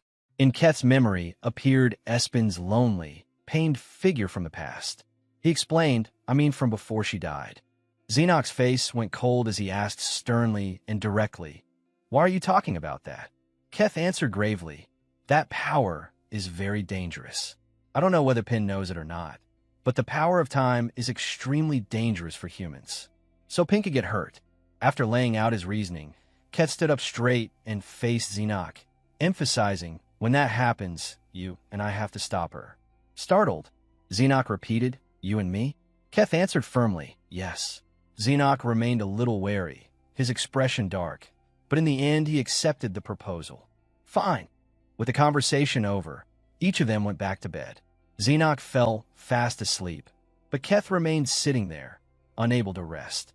The next morning, Espen sat properly facing Xenoc, who yawned sleepily. Suddenly, she opened one eye and thought to herself, "Oh, it's already been a day, so I'm starting to get used to Xenoc looking like this." But then she noticed something that made her freeze. Usually Xenoc and Keth bickered constantly, both of them competitive even over a simple meal. But today, the two of them were being unusually polite, quietly focusing on eating. It surprised her so much that she started questioning reality itself. What is this? It feels like those two have become a little closer. Espen raised a hand uncertainly. Or am I imagining it? Zek cheerfully lifted a hand and called sweetly, "Miss." Surrounded by the fresh outdoors, with thriving birds and trees all around, he briskly asked, "Where did you come from?" Espen clenched her hand, frowned in dislike, and answered indifferently, "A very distant place." Smiling brightly, Zek clasped his hands together affectedly. "You're so cold." She asked seriously, "Don't you know?" As he walked alongside her, he pointed and asked glibly, "We're co-workers now, aren't we? So why are you still so cold?" She replied coolly, "As long as you're useful, that's enough."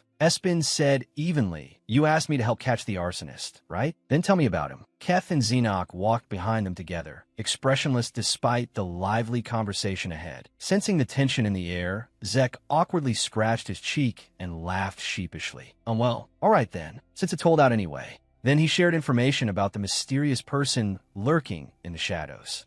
It was said that the man was in his 30s. The rumors were true. He was a mage, but he was also highly skilled with a sword. People called that kind of fighter a magic swordsman. Zek let out a cautious sigh of admiration. He really is a rare one. To explain, a magic swordsman is someone who can use both a swordsman's blade and a mage's magic. Espen listened with a serious expression as Zek added, "But most of them live pretty ordinary lives." She hesitated, wondering if this man was truly that capable. In the forest, lit by the warm rays of the early morning sun, Zek's voice echoed through the gentle air. "He's from the north, but he likes doing whatever he wants, and he's a bit sly."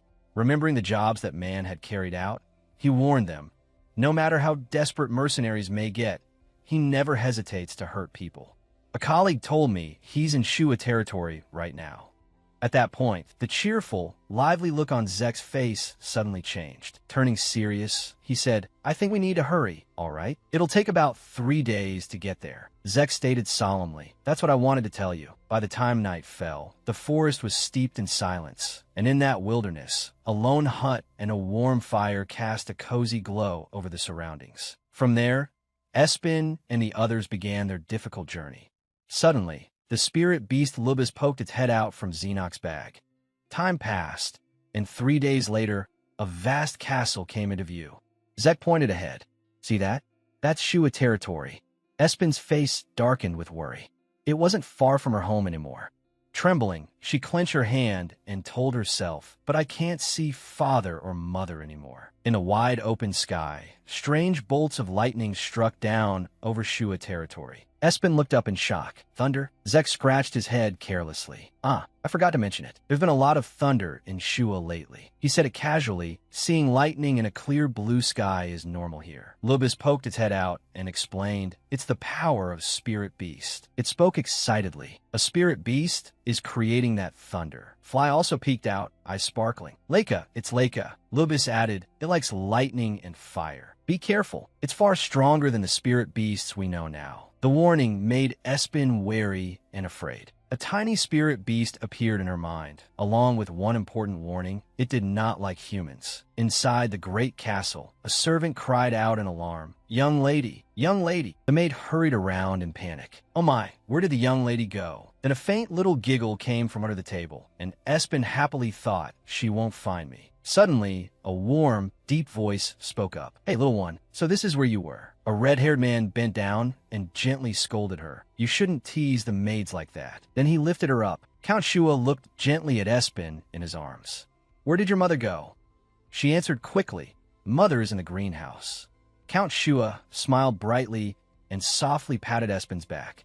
He looked at her with the tender gaze of a loving father. Thoughtful and understanding, the Count said, you must have been frustrated lately, not being able to go outside because the territory is in danger. Resting her head on his shoulder, she replied, yes. Holding Espen close, Count Shua looked outside with grave concern and thought, when the arsonist makes a move, we have to catch him quickly. Then he reassured her, Father has called for a capable soldier. I spent a great deal of money and even asked mages for help. Espen looked at him in confusion, but he only laughed cheerfully. Haha, it's all right if you don't understand. Gently cradling her head, Count Shua said, if that wicked criminal is caught, we'll go walking around the estate again, just like before. Espen agreed excitedly. Yes, the father-daughter moment was sweet, but suddenly a noise came from outside, and the Count turned around. Captain Sky of the Night Order entered, leading a fat man with him. Bowing formally, he announced, Count, Baron Sahaman has arrived. Count Shua's face darkened, stern and irritated. I told you not to let him in. His sudden change in attitude made Espen a little uneasy and afraid. Watching her dignified father, Espen thought to herself, Father looks scary. Then a gentle voice called out, Espen. Count Shua set her down and spoke softly. Go to your mother. Feeling downcast, Espen called Hick. Father. Understanding what she meant, he reassured her, I'll come soon. She answered firmly, okay. Sahaman laughed falsely. Hee, my lord. With a syrupy smile, he looked at Count Shua's dark expression and asked, You've been well, haven't you? Espen hurried outside, but not before sneaking one last look back. Suddenly, she froze, realizing something. Espen smiled mischievously to herself. I should surprise Father. But before she could open the door, a loud, harsh voice rang out. Didn't I say no already? The voice continued with a mocking laugh. Ha ha, so what if we're family? She froze when she heard the terrible words. You already borrowed 30,000 gold. Count Shua shot him a murderous glare and threatened coldly. If you add up everything you've borrowed over the last 10 years, it equals half this territory's annual budget. Sahaman flushed red and awkwardly defended himself. It was all for the people, you know that. Don't you trust your own brother? It'll help Shua territory a great deal. Count Shua spoke with icy sarcasm. I only recently learned the truth that my older brother is a gambler. Standing firm and imposing before Sahaman's guilty expression, he demanded, wasn't all that talk of investment nothing but lies? Then Count Shua stepped closer, his voice rough with warning.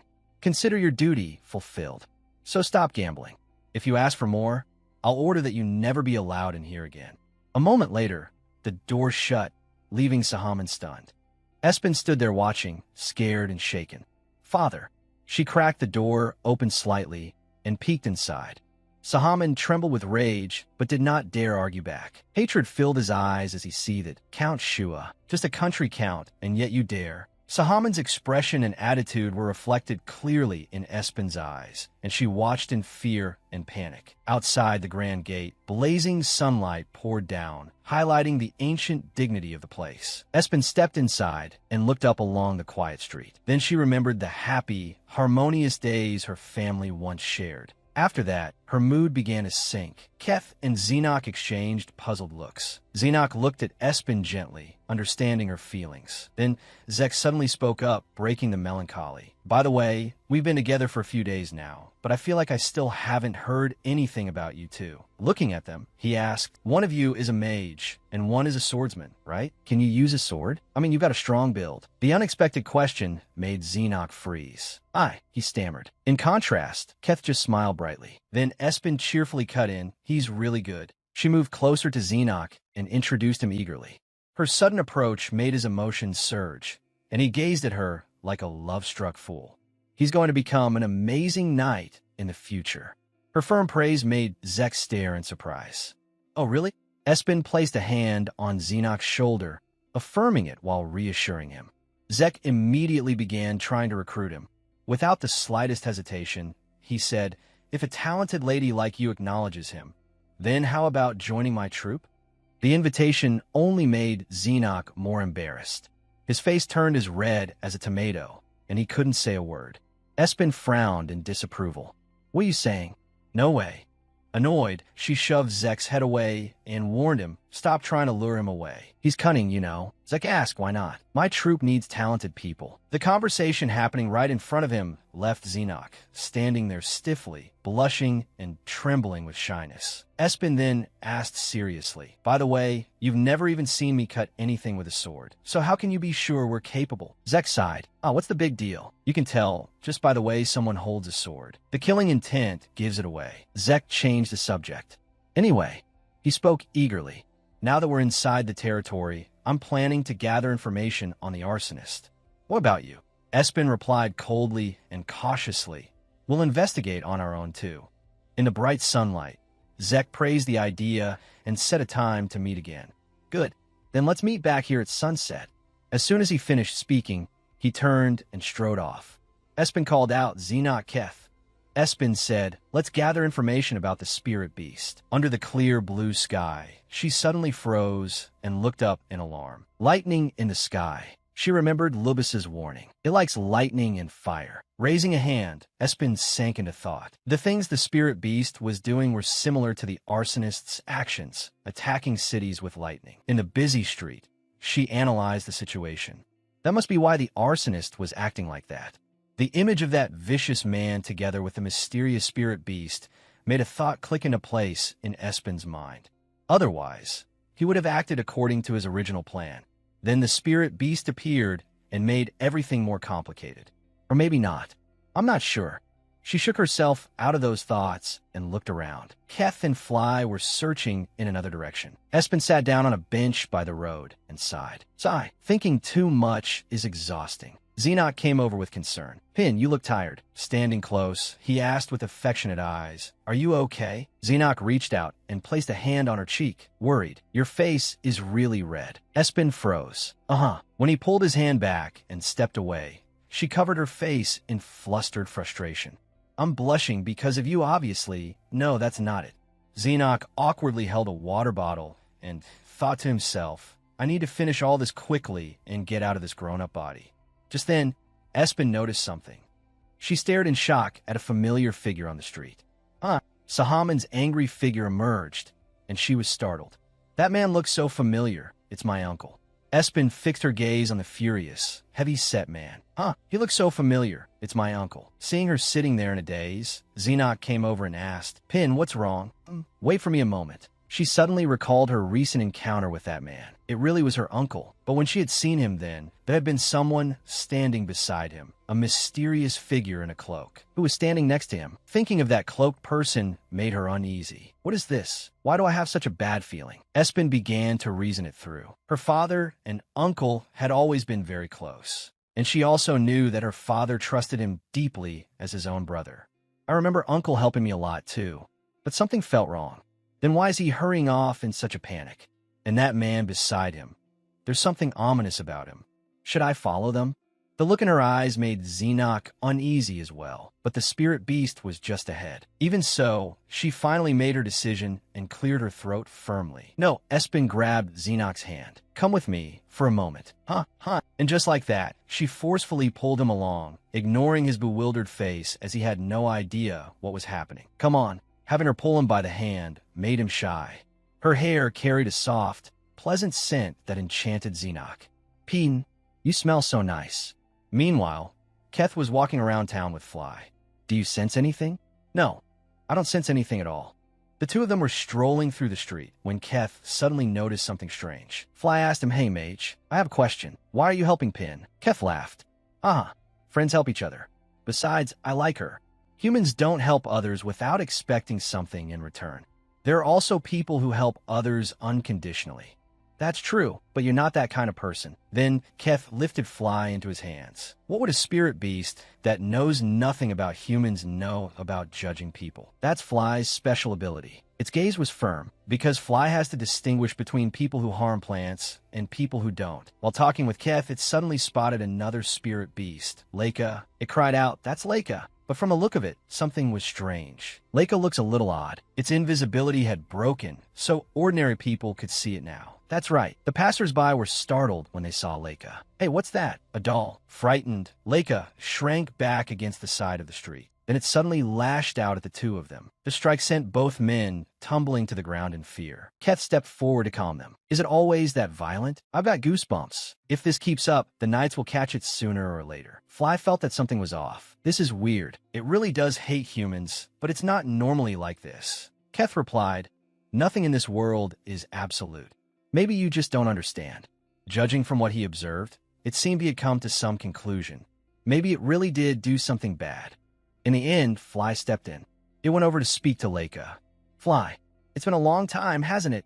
Fly asked gently, "Are you hurt?" But before it could do anything else, Leica unleashed a single move, and a burst of fury erupted. Keth had no time to react. Below them stood a splendid and imposing building. Espen and Xenoc, now wearing cloaks, hid in a corner of a wall, coats they had hurriedly bought while passing by. The way Espen kept peeking around made her look just like a little thief as she carefully watched her uncle and the cloaked man. She remembered her childhood. How strange. Father and uncle were obviously very close. She could still recall her uncle once saying, "Our territory is small and cramped. You can cross it back and forth in no time." Espen grabbed Xenoc's arm and pulled him closer. "Xenoc, this is a narrow alley, so there are a lot of suspicious people around. Stay close." The sensation made Xenoc so tense and embarrassed that his face turned red. The taste of death.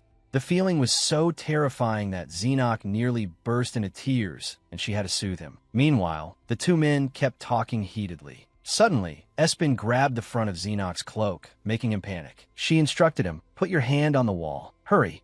Okay. After talking for a while, the two men finally moved away, still glancing around as they went. Without realizing it, she had used Xenoc's body to hide her face. Really now, kids these days. It was an incredibly awkward scene, both of them blushing furiously. So what is it you want in the end? If you're going to whisper, at least do it loud enough to be heard. It's not the sort of thing we should discuss openly, is it? Espen strained to hear their conversation. Someone might be listening. "Those brats are busy. Say it again." The cloaked man continued. "Fine, it changes nothing. It really is 3 days from now. I need to confirm it one more time." At that moment, she remembered something her uncle had once said. Right, burn the mansion to the ground. Leave nothing behind, neither witnesses nor evidence. Miss absolutely nothing. Her eyes filled with fury. The mastermind behind the arson had been inside her own family, and no one had known. That truth left her stunned. The culprit was her own uncle. The revelation threw her into panic, and she could hardly believe it. How could this be? Xenoc didn't know how to comfort her.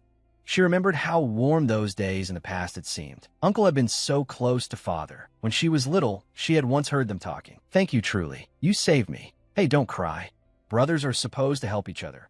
Sometimes her uncle even borrowed money from her father. Unable to believe the truth, she wanted to hear more. No, listen a little longer. Seeing the sorrow in Espen's eyes made Xenoc's heart ache too. Maybe if they listened a little more. But then the old man spat out even crueler words. "If they all die, all the property will belong to me." Those words instantly drove her into utter panic. The cloaked man warned him, "Sure, you're speaking too loudly." "All right, what if someone hears?" "Don't worry, they'd need excellent ears to catch this." Espen's hand had clenched into a fist with rage. If only Keth were here, he could record this. A sound recording spell. Faced with this truth, she hesitated, deep in thought. Should I break his legs right now? Or just kill him? She remembered something Xenoc had once said. some crimes cannot be punished simply by killing the criminal. That was exactly why her sense of justice had only grown stronger. She had always been a rational, ideal-driven deputy commander. At last, she managed to calm down a little, and her hand slowly relaxed. Calm down. It hasn't happened yet. Espen also realized something else. If that's the case, then that man in the cloak is the arsonist. She had to prepare so those two could not succeed. Only now did I understand why the arsonist's identity was never discovered. Uncle even had my fortune told and arranged my funeral, but the criminals were still walking around freely. This time, I'm not letting it in like that. After finishing their conversation, the two men finally parted ways. Let's meet again next time. But if I can change the past, what will happen to me? Father and mother won't die, and maybe I won't join the Knights after all. Then I'd be living happily without a single scar, right? But if that happened, would I never have met you? Xenox stared at her with wide eyes. Pin, are you all right? Espen then tried to steady her emotions again. Saw thee. She hid the sadness in her eyes and pulled him along to keep running. The two of them continued tailing the man in the cloak. Xenox, let's keep following him a little longer. Okay. At last, night fell, and the three of them returned home. But all three slumped over the table, utterly exhausted. Zek came over and asked, "What happened to you all? Why do you look so worn out?" Espen reminded him, "You? What time did you promise to meet us? And now you're only just getting here." He laughed. Saw thee. I got so caught up investigating that I only realized how late it was afterward." Looking dejected, she asked Zek, "Did you find anything?" "I found a few things, but what?" She hesitated a little. "Maybe I should wait until I'm certain before I say anything." "No, there's something I want to ask first." She then asked Zek, "If it's something related to the arsonist, you'll definitely cooperate, right?" "Huh, of course." Espen kept pressing him. "Even if it means obeying me absolutely in order to catch him?" "Yes, I'll listen to you." She immediately turned to Keth and asked, "Can you use a magic oath right now?" I can do it." A magic oath was a spell that bound a vow so it could not be broken.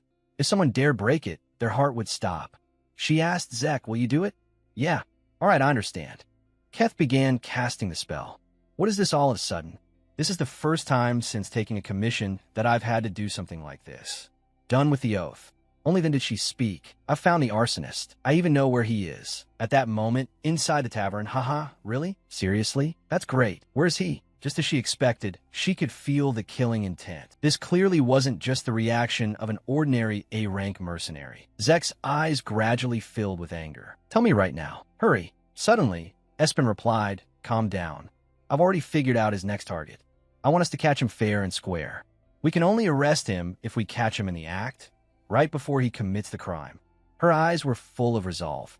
"I'll ask again, what is it that you want?" "He'll pay for his crimes at our hands."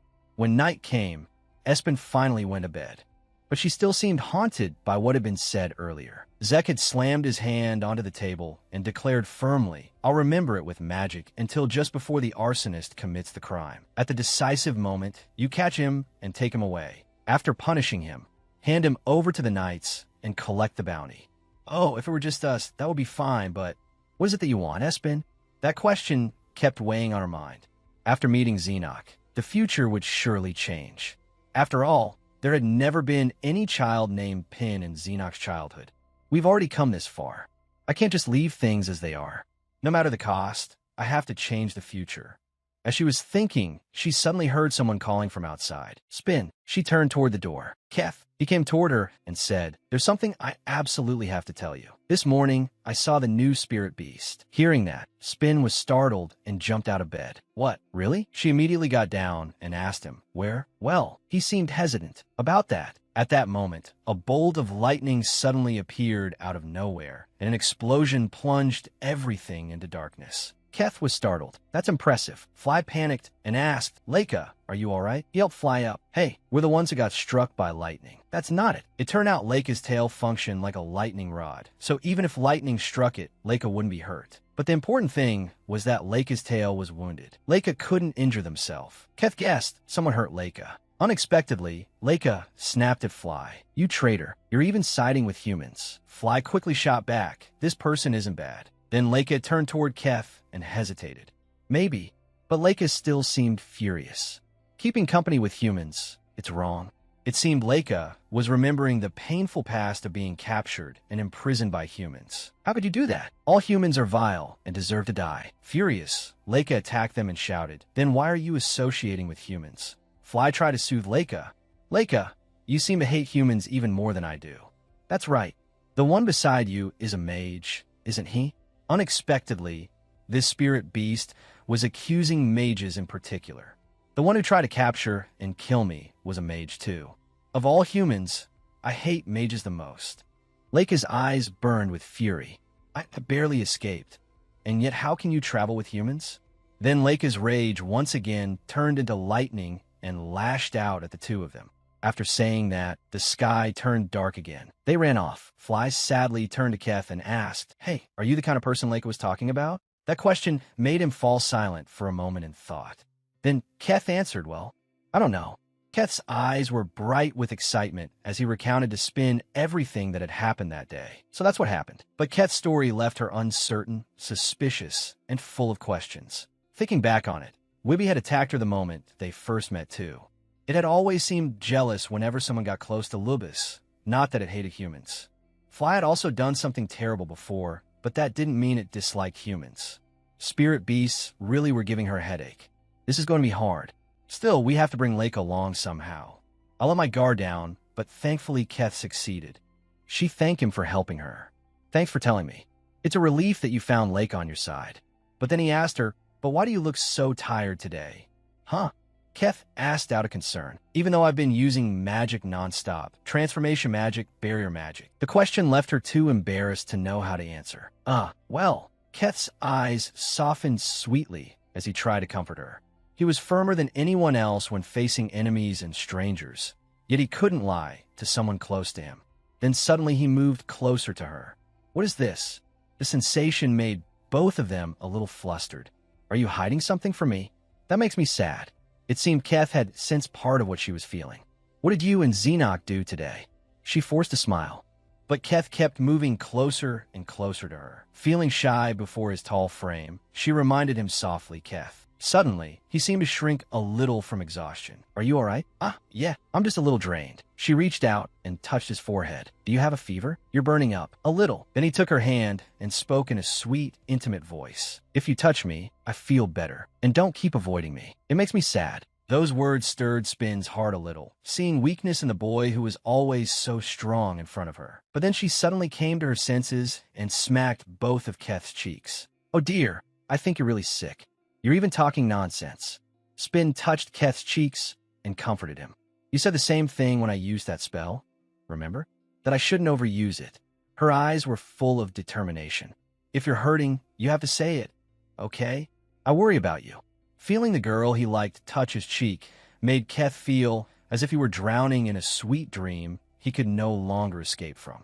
His face turned red, making Spin even more worried. "Oh no, your whole face is red. You've been enduring this for too long, haven't you?" Then she covered him with a blanket. "Lie down right now. A little while, and I'll be fine. I'm not sick. Mages recover quickly. It's only temporary." Sure enough, after just a short while, he returned to normal. Then he left. "See you tomorrow morning, Pin." Standing in front of her room, he paused to think for a while. His heart was brimming with love. What am I supposed to do? He remembered the feeling he had when he met her as a child. "I like you." It had become the truth. Scene change. On a bright sunny day, with radiant sunlight pouring down at a restaurant in the city, the table where Spin, Xenoc, and Keth were sitting was surrounded by a magical barrier. Keth said, "I blocked the sound and made sure no one could see the spirit beast appearances." Spin, dressed in dark casual clothes and sitting beside him, looked at him in surprise. She asked, "You can use magic like this too?" Keth made a tiny blue flame on his fingertip and smiled with pink cheeks. "Of course. My master taught me very well." His bright expression quickly shifted into a sly smile. Resting his cheek on one hand, his golden eyes looked straight at Spin as he said, "Mages are better at using magic when they have something to focus on. And right now, I'm focused on you." Xenoc spoke gruffly. "You're obviously still sick." He darkened and threw Keth a killing glare, but the other boy kept smiling anyway. At that moment, Spin began discussing the matter. "You probably heard this already, but Spirit Beast Leica seems to hate humans a lot. Is there any way to bring them along peacefully?" Snow said, "Leica has always hated humans. How could that possibly be peaceful? Fly let out a tired sigh and said, after meeting us again, Leica seems to hate humans even more. Snow answered in shock. Hick, even more than that? Is it even possible? Fly continued. Apparently Leica was once hunted by a human mage and nearly lost their life. Spin asked worriedly, if it was that close to death, then Leica would be even more wary, right? So it'll be even harder for you to persuade them? All three spirit beasts fell silent. Fly then said, hey human, I want to meet Leica one more time. Can you make a chance for us to talk? Crossing her arms and thinking it over, Spin replied, then we'll have to subdue Leica first. From what you've told me, they probably won't quietly listen. In that case, we'll have to be careful of the lightning. Xenoc nodded in agreement. Spin frowned and continued. Using lightning in the city is dangerous. One mistake could start a fire. Xenoc raised a hand and said, hey, then what if we do this instead? Fly, do you think you could act as bait? A little later, most of the food on the table had been cleared away. Spin stood up and said firmly, good. Then let's do it during the few days Zek is away. She thought of old Sahaman. 3 days remained until the day the arsonist would act. During that time, we could do whatever we need. Scene change. Spin's group split up to carry out the plan. She and the two spirit beasts went with Xenoc, while Keth went with Snow perched on top of his head. The plan to find and lure out Leica began, and Keth was immediately assigned the task of setting the trap.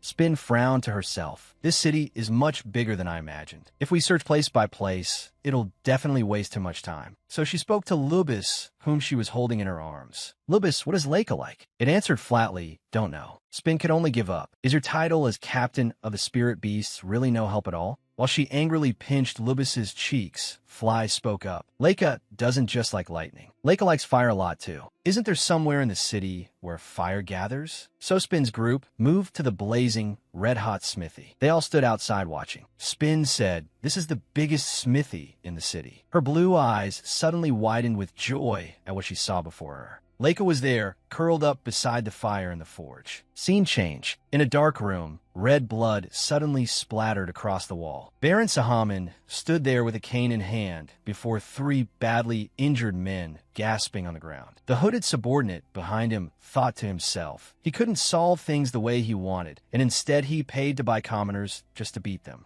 What a piece of trash. Sahaman was in an extremely foul mood. He remembered kneeling in Count Sura's study, terrified and uneasy before the man's cold words. It seems you don't understand me. I told you I can't give you any more money. I don't have enough left to hand to a man who deceived me. And you're still not gone from my city yet? Must I issue an expulsion order before you leave? Sahaman's whole body shook with humiliation and rage. Clenching his fists, he thought furiously, damn it, before setting the fire. I even tried to steal away the fortune he'd saved up. How dare he treat me like this?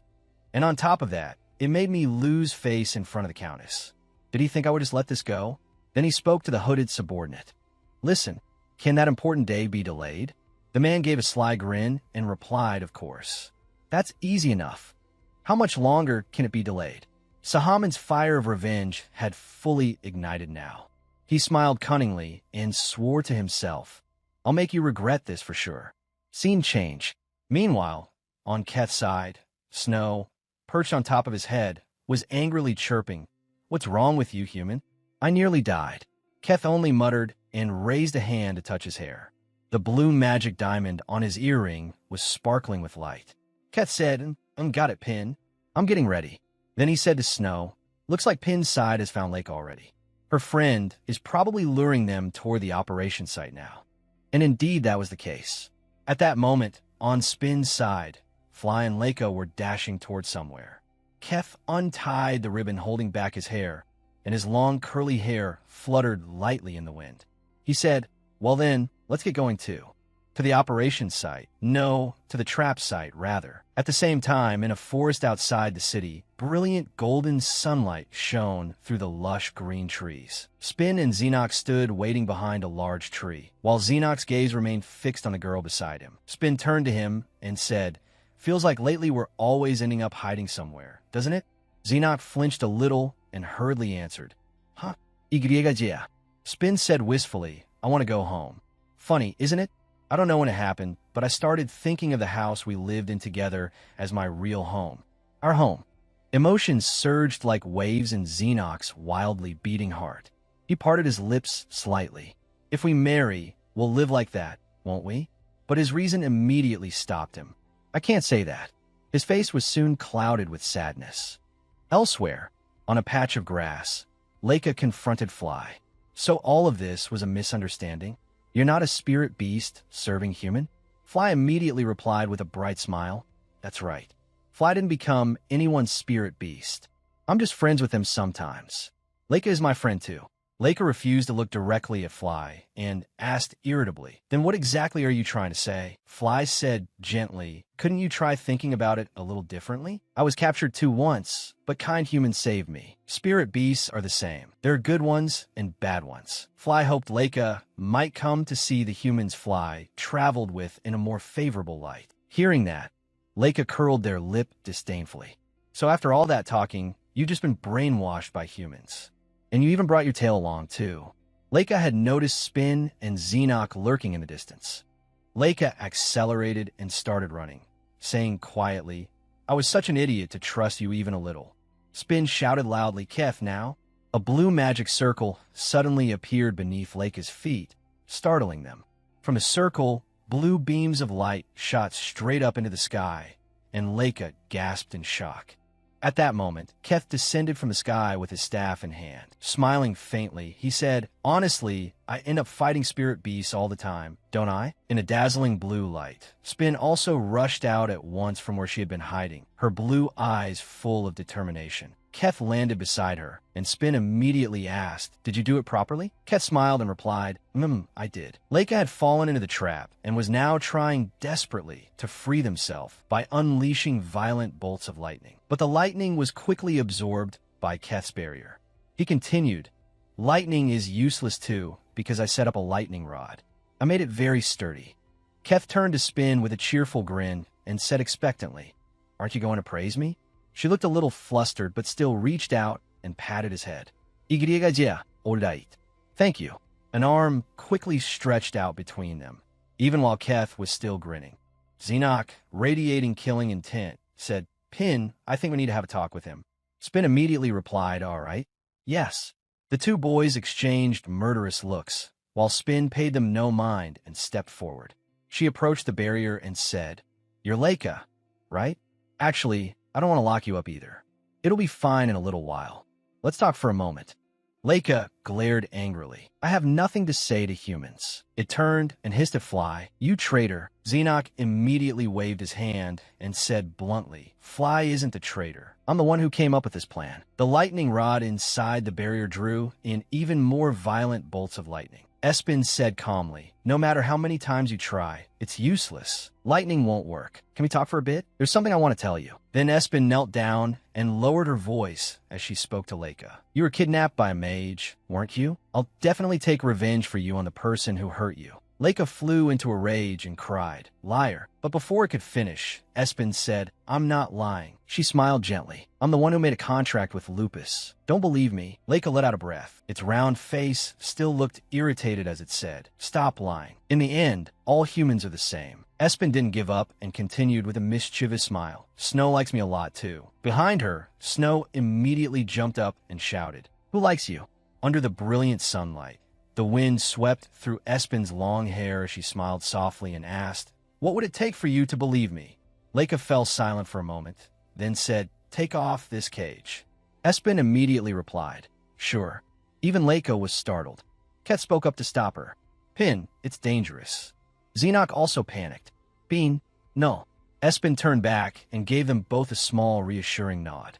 To Leica's surprise, the barrier around it was removed. It frowned in confusion, thinking, what is this? I thought she'd refuse. Leica shouted, what are you? You're fine even after being struck by lightning. Espin only replied calmly, it's fine. I'm very strong. Besides, she curled her lips into an eerie smile. Leica looked bewildered. What are you talking about? Why can't I hear anything? On Espin's face was a smile that was half casual, half mad as she spoke so only Leica could hear. I'm already dead. If someone's dead, can they still be called human? Leica's mouth fell open in shock. Espin continued, well, is that enough? Leica was silent for a moment, with endless golden sunlight pouring around the two of them. Leica asked, "Does that one really like humans?" Espen asked back, "Who? You mean Fly?" Leica replied, "Yeah. At first, that one was just like me and hated humans." Hearing that, Espen was a little surprised. Leica continued, "Even so, it chose to go with you." Espen smiled awkwardly and replied, "Yeah, that's right." Inwardly, she thought, maybe it's because of Reuben. Leica asked again, "Will you really take revenge for me?" Espen answered at once, "I will." Leica then said, "I'll think about it. If you turn out to be the same kind of human as them, I won't hold back before striking you with lightning." Espen burst into a bright laugh. "Okay, do that." Xenoc, Keth, and the two spirit beasts immediately ran over to Espen. Fly hesitated a little when facing Leica, seemingly awkward. Suddenly, a fierce blue bolt of lightning shot out. Espen and Xenoc turned in shock to look. The trees behind them had caught fire and were instantly blazing. Leica hurriedly shouted in protest, "I didn't do that on purpose. My tail hurt, so." The forest blazed fiercely, branches falling as they burned. Espen cried out in shock, "What is this? Why is it on fire?" Leica replied, "Because of the fire and lightning attributes. They can cause wildfires too." Espen shouted helplessly, "Why are you so calm about this? You damn spirit beast, put out the fire before it spreads." Keth. A while later, Espen collapsed exhausted beside a bucket of water. At last, the fire had finally been extinguished. After all their effort putting it out, everyone was drenched to the skin. Snow awkwardly wrapped itself in Xenoc's coat while he stood there stiffly. Keth sat on the ground with a smile, while Fly worried over him. The humans were soaked. Leica seemed somewhat concerned about Keth, and the mage's mood was terrible. Espen smiled in relief and thought happily, "Everything's going well. This means it's a happy ending, right?" At last, they had gathered all the spirit beasts. Then she stood up, smiled brightly, and said loudly, "Shall we go?" The thought of going with Jack tomorrow made Espen's mood sink a little, because tomorrow was supposed to be the day the arsonist set Count Shua's castle on fire. Later, when Espen's group returned to the city gates, she froze at the sight before her and wondered, "What is this?" A shrill scream rang out like thunder in her ears. Fire! The entire city was engulfed in a sea of flames, and the people ran in panic. More shouts rang out. "Everybody get back. Where's the water? Isn't there a mage?" "There's no mage." Espen stared in shock. "A fire? But Leica is right here." Then she heard two people talking nearby. There was a fire in the forest earlier. Wasn't that the arsonist the knights were chasing? Espen was stunned. The fire in the forest was the arsonist too? Clearly, they had no idea spirit beasts even existed. So it must have been the arsonist. At the same time, a young man in a black cloak stood in front of the massive blaze, wearing a crazed, delighted smile. While everyone around him fled from the fire, he alone remained standing there. Suddenly, Jack ran over to Espen and shouted, "Hey, where have you been? I've been looking everywhere for you." "That man started the fire. Hurry and find him." He abruptly stopped when he saw the cloaked figure in the distance. Jack shouted, "That's him." Espen still didn't understand what was happening and asked in surprise, "What?" Jack shouted again, "The arsonist." Espen saw the man in black running away, and in horror she realized, wait, the direction he's heading is. More terrified screams rang out around them. "This is bad. Count Shua's castle is on fire too." Count Shua's castle was burning. Espen went rigid in shock. A blond man nearby was also shouting in panic, "Quick, we have to hurry." Espen only grew more frightened. It was as if she could no longer hear anything. Suddenly, a hand grabbed her arm and called Pin. Xenoc called her name loudly. "Pin, get a hold of yourself." His figure came into view before Espen. Without thinking, she said, "Captain." The two of them looked at each other, and Xenoc's face was full of worry. Espen put a hand to her head and said, "Sorry, I blanked out. I have bad memories connected to fires." She turned to Zek and said, "Zek, I feel sorry for you too." Zek looked awkward. "Oh well." Espen wondered. The fire was supposed to happen tomorrow, but it's been moved up by a day. Is this the day my parents died? Espen tried to find a solution. Think. The city and the castle are both drowning in flames. How do I deal with this? Zek suggested. "Sis, we need to chase that man first. It looks like he has an accomplice too. I saw him with another man. A nobleman." The person Zek meant was Baron Sahaman. Espen clenched her hands. "Uncle." So in the end, beside her, Leica narrowed its eyes as it watched her. Right after that, Espen said to Zek, go to Count Shua's castle first and catch that man. We'll follow behind. Zek wanted to know what Espen planned to do after that.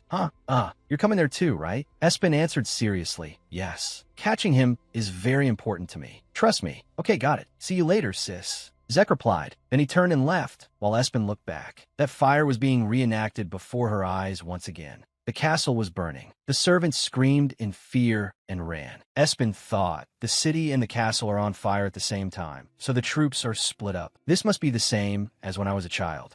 That was Espen's guess. In her heart, only one desire rose up. I want to go. I want to go to my parents. Espen asked Keth, can you control the flames after going outside? Keth replied, I can, but the area is too wide. I can't handle all of it by myself. Espen narrowed it down. If it's only at the castle, then? Can you put out? Keth answered, it'd be much better if the area were limited. Espen made saving people the top priority. They had to rescue everyone first. At that moment, Leica spoke up, wanting to help her. Hey, if you're worried about the flames around you, I can put them out. Espen was surprised. What? Leica asked her what? You didn't know? Espen hurriedly urged it. Tell me. Hurry. Leica repeated. You made a contract with the manager, so you can use our power or control us. Leica continued.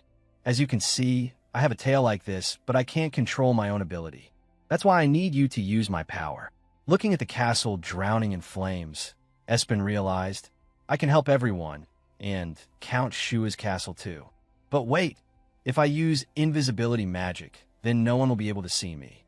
Looking back to the past, when Espen was still a child, she had asked, then it'll be fine even if I run into my past self, right? No, the denial had come at once. Lubis answered, because a soul would meet another soul. Lubis had said, as long as you don't meet that child from the past, it's fine, right? Espen asked. She asked Lubis change. The future. Those words left both Keth and Xena confused. What's she talking about? She said firmly, you told me I couldn't. But the future has already changed ever since I met Xenoc. Espen had realized that. Keth was a little surprised by those words. On the other hand, Lubis seemed completely calm. So you figured it out? Espen said nothing for a moment, then finally spoke. Xenoc, Keth, I'm counting on both of you. Go to Count Shua's estate, put out the fire, and save the Lord and everyone else. I'll take care of the fire in the city. Espen took the task upon herself. Keth spoke with some hesitation. Pin, that's a noble's estate. Even if we don't go, there'll be lots of people from the household to deal with it. But the city is different. Are you going to put out a fire over such a huge area by yourself? Normally, you'd choose to save as many people as possible, but this is strange. Keth voiced his thoughts. He asked Espen directly, why are you telling us to go to Count Shua's castle? Because. Fine, I'll say it. Espen stopped hiding it. Because my parents are definitely going to die today. Keth and Xenoc were both shocked to hear that. Espen lowered her head, no longer concealing anything. Wasn't my conversation with Lubis strange? I won't regret this choice. That was what Espen thought. Right after that, she asked, Keth, before you said there was something that could turn back time, right? And that it could reverse time. It's a treasure that can go to the future. As a child, Espen had been amazed by that clock. But it wasn't an object. It was a person. Me. I'm a time traveler from the future. Espen placed a hand on her chest as she spoke. A moment ago, she had looked confident, but the next second pain showed on Espen's face. And this is my hometown. I want to change the future, so please, I'm begging you, save my parents. Her face darkened. Because I can't go to the castle. Can you go there right away? Espen asked them. Xenoc agreed without hesitation. I'll go. Keth agreed as well. Okay, I understand. Let's talk about this later. As Xenoc passed by her, he said, I'll always be on your side. Espen was deeply startled by those words. The two of them headed into the castle together. Keth told her, don't get hurt, and Xenoc gave her words that made her trust him even more. Leave it to me. Fly grabbed Snow and flew up. Hey, take Snow with you. Make it snow. I'll follow those two. Fly dropped Snow onto Espen's head and left. Faced with everyone's support, Espen was moved to tears. After that, she immediately pulled herself together and said, then let's go. The flames were still raging non-stop around the castle. Espen, Snow, and Leica all looked up at the blazing red flames. Espen clenched her fist firmly. I can put out the fire. A voice echoed in her mind. I never thought the day would come when I'd use magic. No, to be exact, this is absurd. What can I even do? Leica answered that question. Use snow's ability to make it snow, so the fire can't spread any farther and will weaken. Espen asked Leica, how do I use it? Her questions only made Leica irritated. Didn't Lupus tell you? What was that idiot doing? Espen ignored Leica's annoyance and urged it on. There's no time. Hurry. Leica could only reluctantly instruct her. Lift snow up. Espen did as told and raised snow. Being lifted up and put down over and over made Snow unhappy. It had just been set down. Touch foreheads.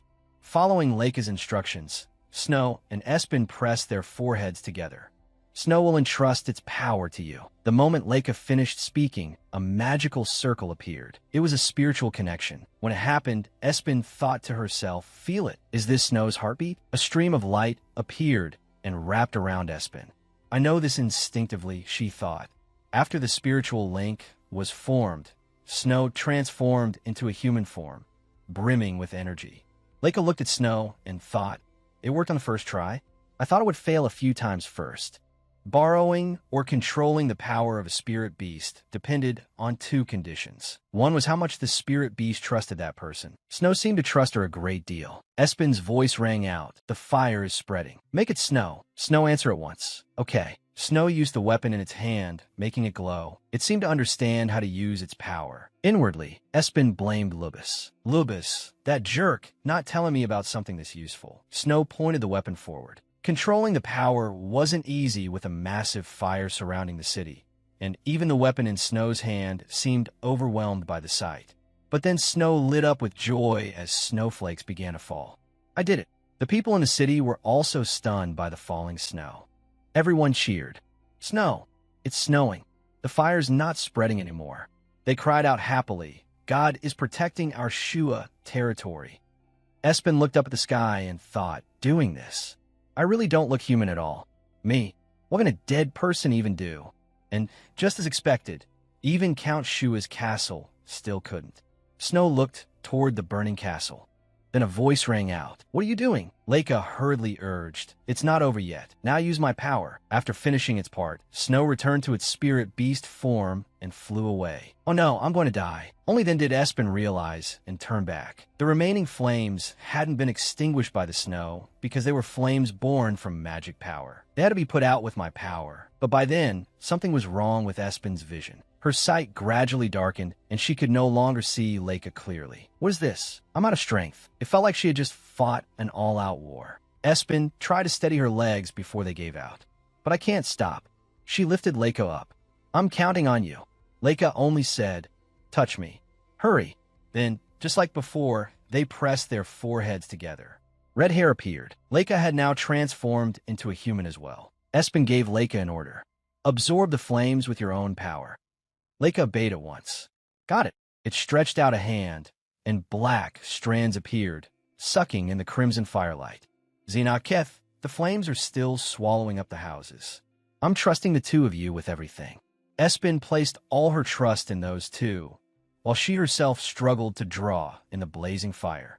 The flames were gathered into Leica's palm. Please, definitely. After some time, the fire was gone, leaving only black smoke filling the sky. In a corner of the city, two people held each other after the disaster. Meanwhile, Snow, Leica, and Espen lay sprawled across the road in exhaustion. Espen sighed. I am dying. Even though it was worn out too, Leica still told Espen and Snow, hey, get up. To be safe, you should make it snow one more time. But both Snow and Espen protested fervently. No, I don't want to. Just kill me. But in the end, Espen still had to force a smile and agree. Okay, I know. She suddenly sat upright.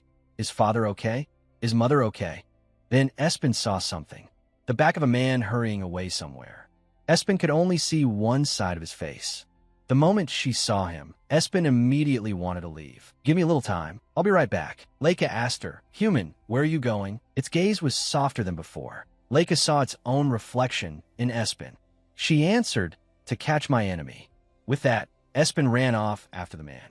30 minutes earlier, Keth and Xenoc had arrived before the flames of the castle together. Looking at the fire, Keth exclaimed, wow, it's enormous. He was a little worried about Espen's parents' safety. Are Pin's parents still alive? First, we need to find a safe way in. While Keth was still thinking of a way to put out the fire, Enoch said, I'm going inside. Xenoc's recklessness made Keth panic. When Xenoc was about to step in, Keth grabbed his shoulder and asked, "What are you doing? If you go in there without any protection, you'll die." "What are you talking about?" Xenoc replied coldly. "Pin asked us to go inside." Keth clenched his teeth, unable to say anything. Helplessly, he muttered, "Seriously, I'm a very rational person." Keth used his magic to create a protective barrier for Xenoc. "I hope my magic lasts." Water magic doesn't hold up for long. Inside the fire, a couple was trapped and unable to get out. "Let's go in." The flames were raging fiercely now, and the scene was utterly devastated. Everyone inside was terrified, covering their faces with their hands. Keth shielded himself from the flames with his mana and slowly moved forward. His face flushed red with discomfort as he looked around. "This is bad. The fire is bigger and stronger than I expected." From behind him, Xenoc quickly moved ahead and urged, "Hurry." Looking at his back, Keth could not help but marvel. How does he look so calm? But in truth, Xenoc felt deeply uncomfortable. Too hot, he thought to himself. Even so, his eyes remained unwavering as he continued straight ahead. No matter what happened to his body, he did not care. What made Xenoc think that way was Espen's smile. Silently, he resolved himself. "I'll make your wish come true." Then Keth said as he reached him, "Pin's parents seem to be somewhere around here." Beside him, he added, "I'll try a tracking spell." Xenoc asked, "Will it take long?" Keth replied, "A little."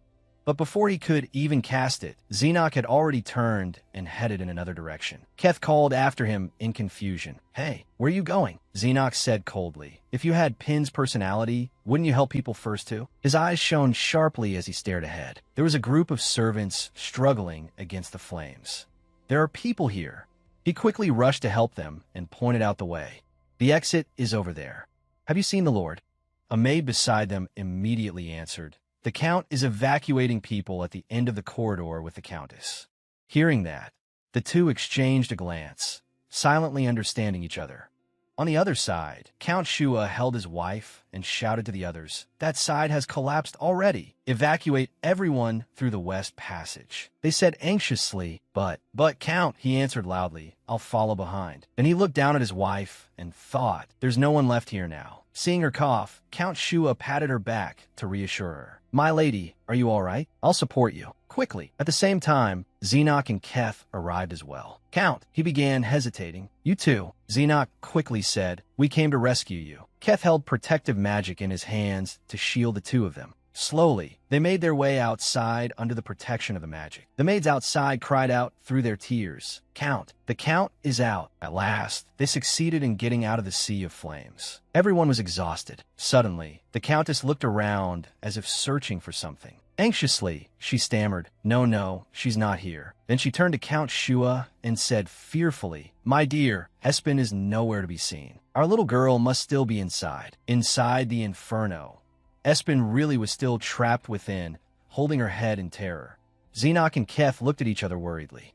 Then Lubis's voice rang out in the air. "That is the law of exchange." Xenoc blurted out in disbelief. "What?" It continued, "Because you saved someone who was meant to die, this is the trial in return." Inside, Espen cried out in fear. "If this keeps up, she'll die." Count Shua struggled in agitation as his subordinates held him back, his whole body lunging toward the flames as he shouted, "Let me go. I have to go inside. Espen is still in there." They tried to stop him awkwardly. "You can't, Count. It's too dangerous." Looking at the fire, they added, "The outer wall has cracked. The castle could collapse at any moment." The scene was utterly brutal, the flames continuing to roar violently. Looking at it, even Keth felt horrified. If this goes on, Pin of this time will die. But seeing that Xenoc intended to go in, Keth quickly grabbed him. "You're going in there?" Xenoc shook off his hand coldly. "Let go." But Keth still tried to hold him back. "Didn't you hear the knight? The castle is going to collapse soon." Xenoc replied coolly, "So what?" Keth honestly tried to persuade him. "If you go in, you'll die. Let's find another way first." Xenoc glanced at him with unwavering eyes. "Even if I die with Pin, that's fine. Or do you want Pin to die?" Keth fell into a dilemma and ground his teeth as he cursed, "You crazy bastard. I mean, we should find a safer way." Over on the side, Fly listened to them going back and forth and said helplessly, "Would Pin be happy if the two of you died together? There's not much time left. What other way is there?"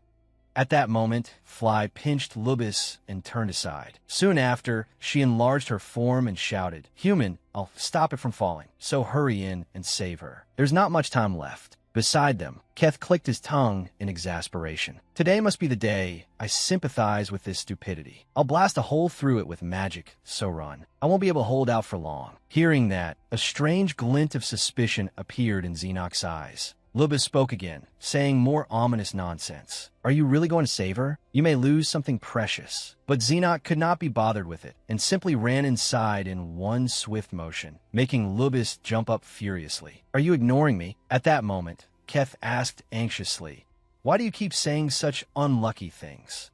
Everyone here is already worried. Lubis answered awkwardly, this body must do what it is supposed to do. And its voice dropped low. By the way, the same thing will apply to you as well. Lubis kept rambling on. If you've already made up your mind, this body can help a little. Inside, the fire grew larger and larger, and the air was thick with smoke and ash. Xenoc hurried deeper in, his eyes searching, when suddenly he caught sight of butterflies flying around him. Like guiding spirits, they led Xenoc toward a room not far away. In a small corner beneath a table, Espen's trembling figure was curled up, hugging herself tightly. Xenoc stood before her. That tiny figure cautiously looked up at him. Seeing this, Xenoc finally let out a sigh of relief. Looking at Espen with joy, he unconsciously said in a quiet voice, hello, Pin. Outside, Fly was panting wearily. Human, I can't hold out much longer. Beside her, Keth said uneasily, I think my magic has worn off too. Count Shua's side was no less worried. The Countess clasped her hands and silently prayed. Espen. Suddenly, there was movement from inside the fire, enough for everyone to hear. The Countess turned her eyes toward it as well, her whole body going rigid with indescribable emotion. It was Xenoc, carrying Espen in his arms as the two of them safely emerged. From the other side, people called out joyfully, Xenoc, Espen. Count Shua hurried over to take Espen and kept thanking him. Thank you so much. Truly, even the surroundings changed. People shouted in delight. It's snowing. Where Espen was, she looked toward Xenoc and rejoiced inwardly.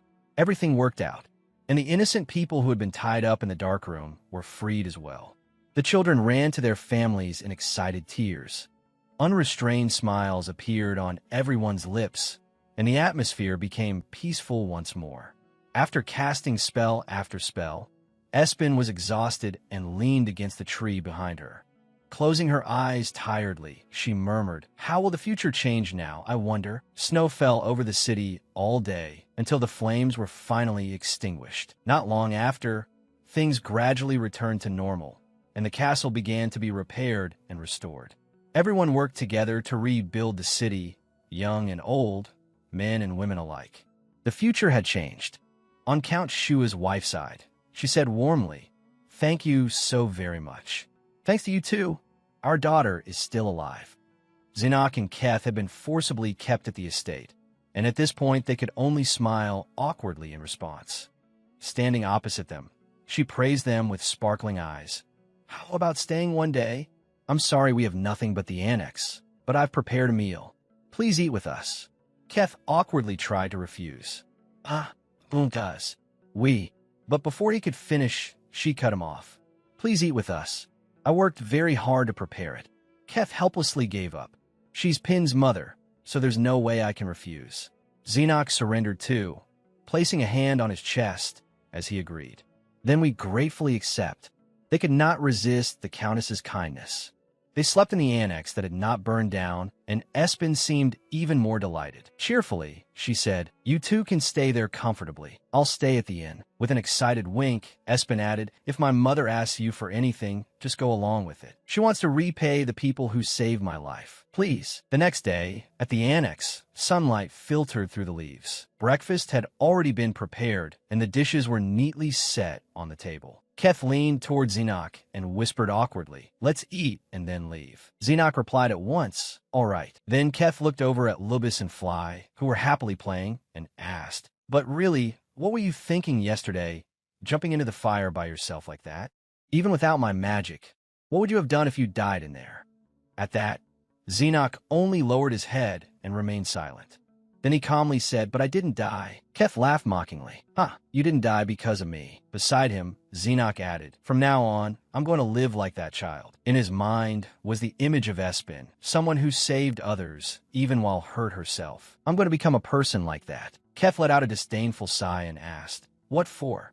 Xenoc answered confidently, to become someone who won't be ashamed.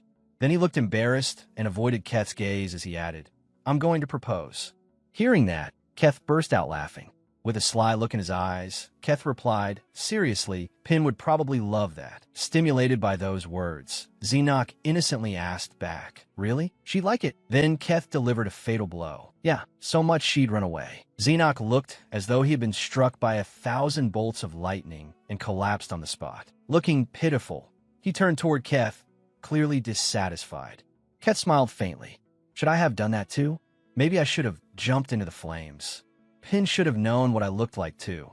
Up in the tree, the main subject of this conversation suddenly felt her ears itch. Back at the meal, the table was filled with fresh and delicious delicacies. The Countess smiled warmly. It's a shame the main food stores are far away. There isn't much, but please eat plenty. Xenoc felt a little overwhelmed by this enthusiasm and answered awkwardly, Thank you. What he truly wanted in his heart was only one thing. I wish Pin were here. Last night, Lubis had made it clear. Pin must not come face to face with herself at this time. Suddenly, a small hand beside Keth tugged at him. Young Espen looked up at Keth innocently with an expressionless face, while Lubis's voice rang out again. Because the soul would disappear. Keeping an indifferent expression, Keth looked down at her. That made the little body flinch in fear. She quickly ran over to the Countess, who indulgently said, my daughter is very shy. Pin, you have to thank your saviors. But Espen, still extremely timid, hid in the Countess's arms and could only say, I'm sorry. The two of them replied helplessly, it's all right. After that, everyone began the meal, and food was served onto the plates amid her enthusiastic hospitality. After the meal, Count Shua stood before them and asked with a smile, do you really need nothing? The two quickly stepped outside and bowed to the Count and Countess. Yes, we're fine. Keth added, we don't expect any reward. You've already given us food and lodging, and that is more than enough. Xenoc lowered his head gloomily and thought, this farewell shouldn't be we. I still can't let go of the thought that I need to have Pin. At that moment, Espen came hurrying out from inside toward the two of them. No longer afraid, she bowed properly and said, thank you for saving me. With a firm tone, Espen looked up at Xenoc and added, I won't forget it. Xenoc, with unreadable feelings, only stared at the little girl before him. Count Shua then added warmly, you may come to Shua territory anytime. We will never forget our benefactors. But Xenoc held his head, his mood impossible to describe, while behind him Keth smiled smugly. I understand. Then, without warning, Xenoc threw an arm around Keth's neck. Startled, Keth had no time to react before Xenoc dragged him away and whispered something to him. A moment later, Xenoc shyly asked, if it's all right, may I speak with your daughter for a bit? The Countess looked confused, but still agreed. What? Of course. After receiving their permission, he took Espen's hand and led her aside, whispering something to her. Up in a nearby tree, Espen looked at him in confusion as he led her elsewhere. Xenoc, what are you doing? Below, Keth approached, looking around carefully at everything. Espen became even more confused and called, Keth. He looked up and grinned with obvious delight. Seeing her blank expression, Keth called out, Pin. Using magic to lift himself into the air, he reached out a hand toward Espen, bowed slightly, and said, let's go. Still not understanding, she put her hand in his and quietly asked, go where? Keth quickly wrapped an arm around Espen's waist and gently flew down with her, then answered, where else? To meet the people you want to see. Before long, Espen and Keth appeared before Count Shua and his wife. In a low voice, Keth said, go meet the people you want to meet. The two of them looked somewhat surprised and confused, awkwardly calling Keth. Then, looking at the shocked Espen, they hesitantly asked, this person is... She immediately lowered her head, and Keth introduced her. A precious colleague of mine, and also my captain, the one who sent us to rescue the two of you. Espen's emotions were incredibly complicated as she clutched her chest and silently called out, Mother, Father. Hearing that, they warmly said in unison, Ah, so you are our benefactor. Thank you so very much. I heard there was a great hero who put out the fire in the city. So it was you. Elsewhere, Xenoc was happily playing with little Espen, while Count Shua kept speaking gratefully. Thank you all so much. No matter how many times I say it, it won't be enough. Thank you for coming to my territory. Every word and gesture of theirs was now etched deeply into Espen's heart, hers and their daughter's. The Count added sincerely, I hope our daughter grows up to become a wonderful person like you. At that, Espen choked back tears, overwhelmed. Only now do I really feel that my parents are still alive. Then the scene shifted, and afterward Espen packed her things. Behind her, Xenoc and Keth stood watching in silence, both deep in thought. At last Keth hesitantly spoke. Pin, if you leave just like this, will you really be okay? You finally got to see your father and mother. It would be fine to stay a little longer before leaving. Espen did not answer. She only lowered her head and continued packing. In her mind was the moment when the Count had said, Our daughter, how wonderful it would be if she grew up to become someone like you. Back then, Espen had only bowed her head and answered, H, thank you. With a strained smile and tears in her eyes, she had added, I should be the one thanking you too, for still being alive. Remembering that, Espen lifted her head and calmly replied, I'm Fine. Thinking of the three of them being happy together was enough to make Espen happy too. I think I should leave this place. If I stay any longer, I'll only become attached. Hearing that, Keth looked toward Xenoc beside him, seeking his opinion. Espen thought to herself, the man I could not even bear to call uncle. I reported all his crimes through my written report, and he was arrested. He will never escape punishment. Suddenly, someone called from behind, Sis. She turned around instinctively. Zek came running in from outside, breathing hard, and added, Are you leaving now? To everyone's disbelief, he smiled brightly, pointed at himself, and said, I'm going too. That guy will be punished at headquarters where the mercenaries are. And I've already had a good talk with the Lord here. In his eyes, Espen seemed like a radiant angel. Zek added without holding back, It's all thanks to you, sis. As he said that, he held an item out toward Espen. Please take this. Espen looked at it in confusion. Beside her, Zek explained, If you come to our mercenary group and show them this, you'll always be able to get help. With a white mercenary corps, just hold this up and shout, Red bean sprout tree, and that'll do. Espen looked at him with a faintly disgusted expression and said, What a strange name. Zek still confidently posed with a hand at his chin. Cheerfully, he continued, Our mercenary corps is going to grow much bigger in the future. You can come anytime. We'll never forget your kindness. Espen looked helplessly at Xenoc beside her and said, Let's go to the main gate. The scene shifted to Xenoc playing with little Espen again, with Lubis walking behind him. Do you know why this child obediently follows you around? This child can't see me, so don't turn around, okay? You know that, right? You must never come face to face with your future self. And I hope this body won't break apart either. Xenoc looked at it uncomfortably. I can't tell whether you like or hate Espen. Lubis replied from behind, floating in the air. How arrogant of you to judge this body. The space around them now held only the conversation between the two of them, but I hope Espen won't disappear because I need her. Back in reality, the carriage supported by Espen's parents rolled along the road. Inside, she remained deep in thought. Mother, father, even though I can't show you my true form. Her train of thought broke off as the image of the three of them reunited appeared in Espen's mind. She happily murmured, But I love them. I truly love them. Even if everything doesn't go smoothly, even if I can't return to the future. The carriage quickly reached another place. Inside it, Espen silently reassured herself, I still hope those two are alive. Time passed quietly like that. Several days went by while we stayed in the carriage. At that moment, Espen sat bored, staring out the carriage window without saying a word. Suddenly, she remembered something, turned around, and asked, Oh, that reminds me. Looking at Xenoc and Keth, who were playing with Lubis and Fly, she spoke up, What do we do now? We've gathered all the spirit beasts. Lubis happily enjoyed being held in her arms as it answered, I'll tell you when we get back. Espen repeated in confusion, What do you mean?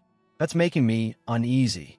Outside, everything was peaceful, with soft sunlight pouring down. The coachman hesitantly asked, Are you really getting off here? The Lord told me to take you all to the city. Espen answered awkwardly, Yes, we'll be fine. Before long, the three of them got out of the carriage, and the carriage turned back toward the city. They stood there, watching it slowly disappear into the distance, each lost in their own thoughts. Keth returned to his original form and exclaimed happily, "We're finally free." Beside him, Espen praised him. "You've worked hard." "Thanks." Then she cheerfully put her hands on her hips. "All right, let's go." Suddenly, the atmosphere changed. All three of them sensed that something was wrong. Their sharp gazes turned at once toward the bushes behind them, their expressions full of suspicion. From behind them, Clory flew in and said coldly, "So you've arrived." Espen looked at him in confusion. "Sir Clory." His expression was grave as he added, "Good thing I found out first. There's no time to explain. Get back, quickly." A vague figure began to emerge in the air. Black, brimming with murderous force, pointed his sword at Espen. He launched a surprise attack from behind her, expecting to wound the small Espen in front of him. But she had already summoned a magical weapon and was on full alert. With keen eyes, Espen noticed another strange presence behind her. "Who is it?" Black gave a satisfied cough of amusement and praised her. "Oh, not bad." Black and Carson stood before them in imposing fashion, Black smiling faintly as he observed them. The most shocked person at that moment was Xenoc. Panicked, he cried out, "Father!" Black smiled lightly again and replied, "It's been a long time, Xenoc. You brought a new teacher with you without saying a word to me. And does that brat have something to do with this too?" As he said that, Black turned to Keth. "Even a mage is involved. How interesting." Then his voice dropped, his eyes full of killing intent as he stared at Xenoc. "You ignored my summons and disappeared. Are you ready to pay the price?" After that, Black looked toward Clory and said, "Ah, I do value the fact that your power made Clory take your side. Clory, I'll deal with you later." On the opposite side, even someone fearless like Xenoc was trembling in front of Black. The calmest one now was probably Espen. She raised her sword toward Black, her eyes full of hostility. Seeing that, he didn't get angry. Instead, he looked at her with great interest. In the end, only Espen remained sitting quietly behind the trees. She recalled the moment when Black, in a low, threatening voice, said each word to Xenoc. "Choose. If you obediently come with me, I won't kill Clory, that girl, or this young mage." At that time, Espen wasn't frightened at all and moved to shield him. "Xenoc, don't listen, Will." But before she could finish, he said heavily from behind her, "No, Espen." Xenoc, looking as if all life had left him, added, "I'll go." Then he left the others behind and followed Black. Throughout the whole process, no one said another word. Back in the present, Espen looked dejected. After that, Keth went back to visit his teacher, and Clory said he had somewhere to go and disappeared as well. Espen looked up at the sky gloomily. "He begged me, so I didn't fight, but—" "Xenoc, will you really be okay?" The scene shifted. Xenoc had been locked in a dark room, his entire body bound in iron chains. The scene changed again, this time to a vast mansion where the atmosphere was extremely quiet. Keth stepped into a room, looked ahead, and said, "Yes, I'm back." A man with white hair and beard spoke up. "Leaving this place so suddenly isn't like you at all." Keth smiled with amusement and replied, "I'm sorry. Something fun came up." Hearing that, the man turned to look at him again and asked, "All right then. Did everything go well?" Looking at Keth's unusually cheerful face, he continued, "Did you find any clues about objects or people related to time?" At those words, the image of Espen saying, "I am a time traveler," rose in Keth's mind. But he concealed it and answered, "No, I still haven't found anything." "Master, why are you searching for things related to time?" Sitting down a chair and lifting a potted plant with one hand, the man replied, "What a troublesome question, asking all that." His eyes held deep intent. "You always do as you're told, but if you want to know, then fine. You could say it's a chosen being that contains supernatural energy, though the common people don't know of it yet. And that being may not even be human. But time travelers definitely do exist in this world. They are people who were accidentally swept up in distortions of time and space, and then moved through time. By borrowing the power of a special creature, they travel across time, and they are divided into two types. The special creature in question is called a spirit beast. A time traveler is someone who moves through time with the help of a spirit beast. At that, Keth asked again, "Have you ever met them, Master?" The man calmly answered, "No. But around 100 years ago, there was mention of it in my master's records. My master once encountered such a creature." Unable to stop himself, Keth asked, "What happened to that time traveler?" Without hiding anything, the man explained, "They were discovered by mages and taken away along with the spirit beast." The time traveler was locked inside an iron cage like a bird stripped of freedom. After that, They say both the time traveler and the spirit beast ended their lives as test subjects. By then, the man had already taken out many books. Why? Are you interested? Startled, Keth said, yes. I just didn't expect something like that. The man replied with composure. It's a secret, so very few people know of it. But you're my disciple, so it's fine. Suddenly, his voice sank lower as he looked at Keth meaningfully. As for this teacher of yours, I trust you won't disappoint me. Keth stood up, expressionless, bowed respectfully, and replied, Yes, master. He then asked once more, Have you ever seen a spirit beast? The man immediately continued, Yes. I believe the royal family had captured one back then. Or perhaps I should say the royal knights. Then he looked down at the books on the table and asked, Well, did you discover anything? Keth answered, No, beneath the table. Keth had already clenched his hand tightly. In the depths of his gloom, he added, I was just curious. The next day, at the mansion, Xenox sat silently in a corner, his body chained and motionless. Black entered from outside in his gleaming shoes. You still haven't changed your mind? Looking at Xenox curled up in the corner, Black coldly enunciated each word with an indifferent face. Return to your true nature. His arrogant, icy gaze fixed on him.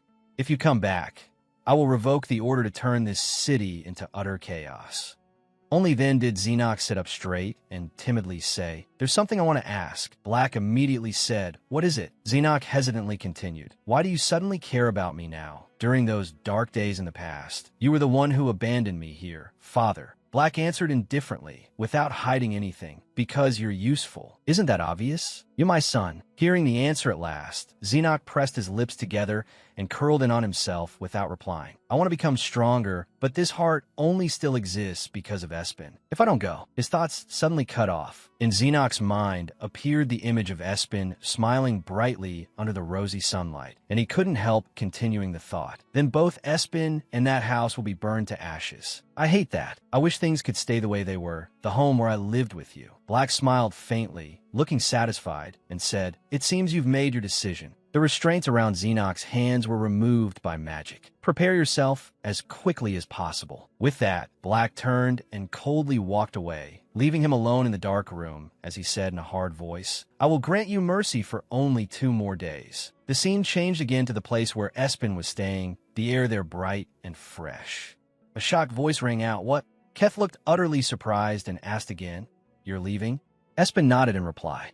He had come to see Espen the very next day, only to hear that she was leaving for somewhere else, so he felt a little deflated. Why so suddenly? Espen looked slightly troubled, but still forced a smile, and explained, It's not sudden. Xenox went away to save me. Keth lowered his head sadly. A few days ago, you never mentioned you were leaving. Why did you suddenly decide this? Espen was truly helpless. She lowered her head and didn't answer. What had happened was that the day before, Lubis had told her, We have to leave. She hadn't understood and asked, What are you talking about? We have to leave. It added, If you don't leave now, you'll regret it. That's my advice to you. Lubis's expression had been extremely cautious, its voice heavy with meaning. Leave this city as fast as possible. After hearing that, Espen had looked up at the ceiling in deep distress. No matter how much she asked, Lubis wouldn't answer, only saying that she needed to leave quickly and then things would improve. Back in the present, she lifted her head and drew in the air around her. In a yard where the spirit beasts gathered, staying here any longer really does feel strange. There's one thing that can never change.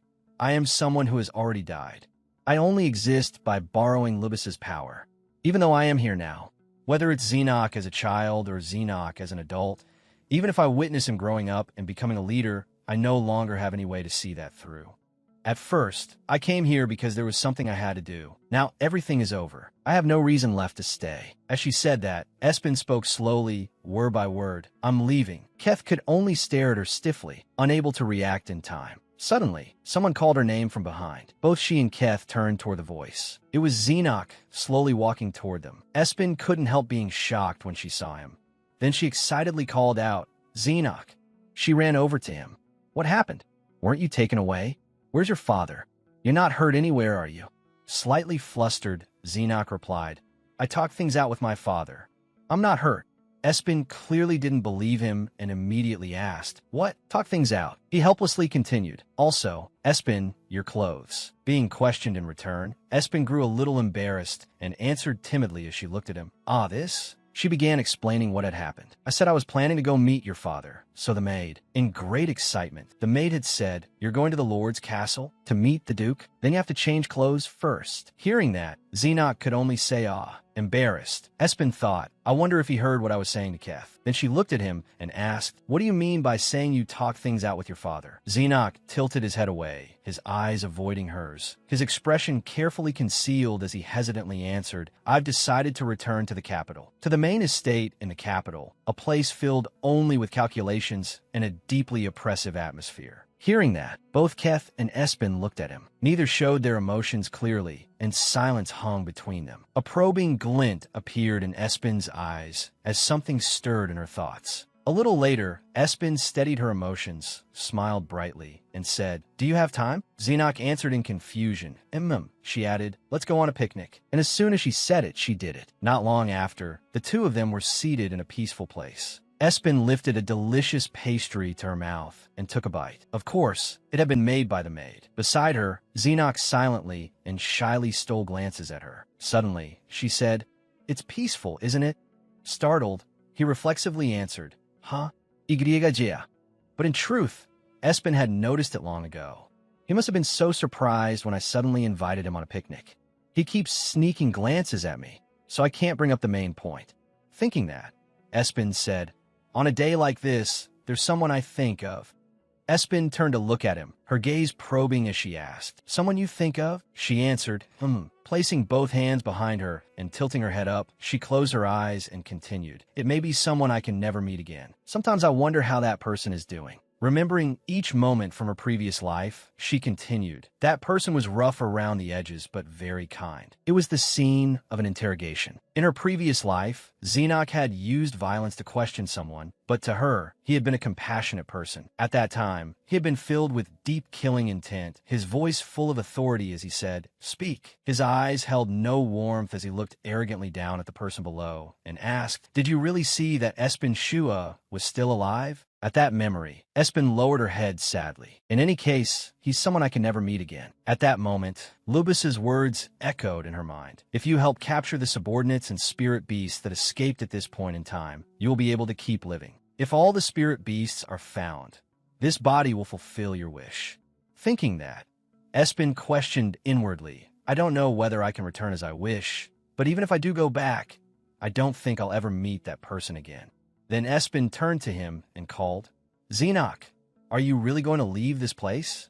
That question plunged Xenoc back into sorrow. He lowered his head and agreed. Then he looked at her calmly and added, "In exchange for the house where I used to live, I will." Espen suddenly cut him off. "Then that's great." Smiling brightly at him, she finally said what she had meant to say by inviting him on this picnic. "I'm leaving too." Hearing that, Xenoc looked a little crestfallen, his mood sinking to the bottom, and asked, "Will you come back?" Espen lowered her head, looking troubled, and answered, "I don't know either. And besides..." But before she could finish, Xenoc cut her off. "Wait, I have something I want to say." Espen looked at him in confusion. "What is it?" Flustered, Xenoc hurriedly stood up, leaving her even more puzzled. His little heart, flushed red with embarrassment, kept urging him to say it. "I like you." He had secretly practiced it many times and even prepared flowers. "I told you I had something I wanted to say, right?" The innocent little lamb was so excited that he immediately wanted to see that confession through.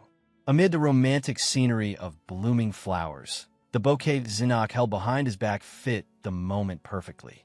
A boy barely in his teens held the bouquet out in front of Espen and sincerely said, "Please marry me." In contrast to the young boy's shy, nervous feelings, Espen fell darkly silent. On his side, flustered but earnest, he continued, "Espen, I like you. I really, really, really like you." In Espen's mind arose the image of Xenoc from her previous life, and he had been just as sincere then. "It feels like I've fallen for you." At that, Espen was stunned. "It's clearly not the first confession I've received." "It isn't, but..." Then she looked at him and behind him, the image of his former life self seemed to appear again. There's no reason for me to accept the captain, and besides, there's also the age gap. I'm an adult. After thinking it over for a long while, Espen decisively blurted out. No, noticing how crushed he looked, she awkwardly added, no, I'm sorry. When the rejection hit him, Xenok's current level of endurance wasn't enough, and he couldn't help bursting into tears. Over on her side, Espen kept trying to explain so he would understand. I don't see you that way, Xenok. I'm really sorry if I made you misunderstand. Xenok hurriedly grabbed Espen's hand, his feelings unbearably tangled. He placed her hand against his chest and sincerely said, "Why not? To me, it can't be anyone but you." The situation had become very much a situation. Espen was crying inwardly without tears, her mind screaming, no means no. She struggled free from his arms, thinking, first, get away from here, and think later. No, maybe I should just leave like this. And with that thought, Espen decisively abandoned her young admirer and took off running. Xenok, successfully rejected in love, stood frozen in place from the first heartbreak of his life. He lowered his head, his gloomy face practically spelling out heartbreak in giant letters. Meanwhile, Espen ran desperately, gasping for breath. Suddenly, a purple aura appeared ahead of her. Before she could react, Espen looked that way and quickly changed direction. This is bad. No good. Change of plans. I'll just leave like this. Then suddenly, a familiar voice appeared in the air, startling her. You look rather flustered. Espen looked toward him and called out in surprise, Keth. Sitting on a tree branch, he casually raised a hand in greeting. You asked me to go away for a while, but looked like you were having trouble. Even though Keth had heard the whole conversation from beginning to end, he still teasingly asked, What is it? Are you going to marry Xenok? Running alongside him, Espen shot back angrily. Why do you know about that? He answered casually, Because he told me the same thing too. Confused, she muttered. So I'm the only one who didn't know? At that moment, Keth gave her a signal, a sly glint appearing on his face. Let me help you. Before Espen could even process what he meant, her body slowly began to lift into the air. Keth grabbed her hand and used magic to send the two of them soaring upward. At that moment, he spoke even more earnestly than Xenok had. Then choose me instead. Espen stiffened as she stared at the person in front of her, inwardly wondering if something was very wrong here. In her mind appeared the image of Xenok from the moment they had begun gathering the spirit beasts, to the time she had met the two of them. I never imagined things would turn out like this. The altered future was drawing closer in a frightening way, because I would no longer exist in their future. Thinking of that, and seeing Xenok also running over, she pushed Keth away and shouted, You too. Then she abruptly drew her sword and stepped forward without another word. That sword was indeed one of Wibby's creations. She proudly raised it, her face full of excitement and confidence as she declared, Beat me first, then talk. I like strong people. The two of them clearly looked a little intimidated, casting wary glances at Espen. Once again, Espen pointed her sword at them and shouted, Come at me. Keth could only laugh awkwardly. Espen could not hide the thrill in her eyes. Her whole body burned with battle spirit as she aggressively said, Who's coming first? Who wants to get beaten up first? Just admit it. Don't make me think about it anymore. Yet Keth simply raised his hand and said with an amused smile, I surrender. His words came out so smoothly that heartbroken Xenok could only stare at him as if betrayed, mouth hanging open in shock. In an instant, the atmosphere became peacefully indescribable once again. The three of them grew harmonious again and continued the picnic they had left unfinished. But perhaps Xenok still had not recovered from the pain of being rejected. He curled up off to one side in silence, looking dejected. Espen did not leave him to mope alone. She walked over, patted his head, and comforted him. Why are you crying? But even that did not cheer Xenok up. In a dark voice, he replied, I'm going to leave, and if you leave too, then I'll never be able to see you again, right? That's why I confessed. Hearing that, Espen smiled lightly. No, we'll meet again. So don't cry anymore, okay?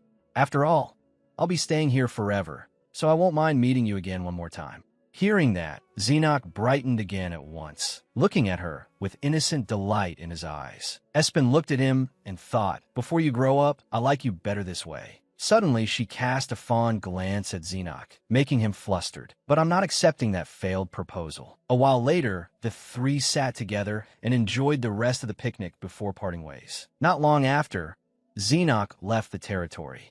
With a promise that they would meet again, he said goodbye and that he would see her again.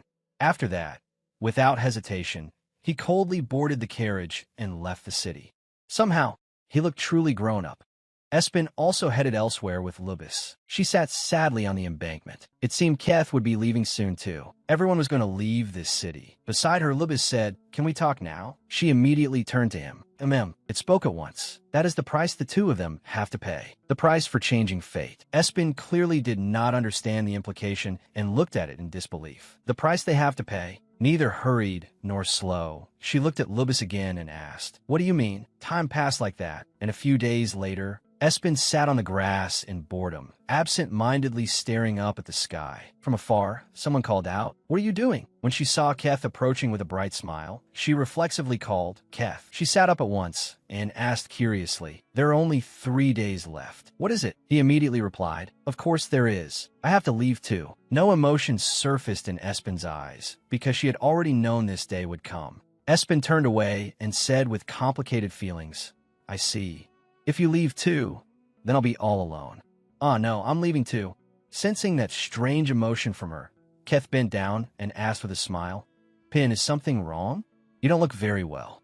At that moment, Espen merely lowered her head, her mood sinking, and fell silent for a while. Lubis's words kept echoing in her ears. "The price they have to pay. What did you mean by that?" "Because the two of them saved you. They will lose all their memories of you." That made Espen freeze. Lubis had added then, "Not just the two of them. Everyone will forget you. That is already a very light punishment for changing fate. There will be no disabilities or lingering damage later." Hearing that, Espen had started trembling. "That's right. Even if I'm sad, I have to accept it. I'm already someone who died. The Espen of this place is neither alive nor dead, just like a ghost."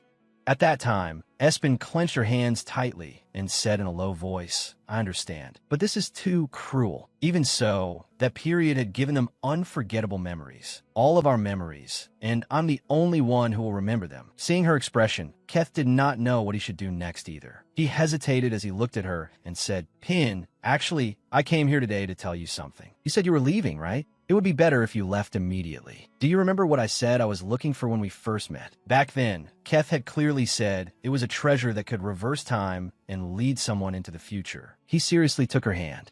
"My master has started to suspect that there may be a time traveler here." A flicker of surprise crossed Espen's face. "What? How is that possible?"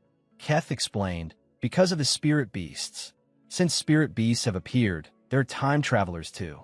My master knows all about time travelers, and while waiting, anyone who travels through time together with spirit beasts will become a target for experiments. The royal knights will arrive soon.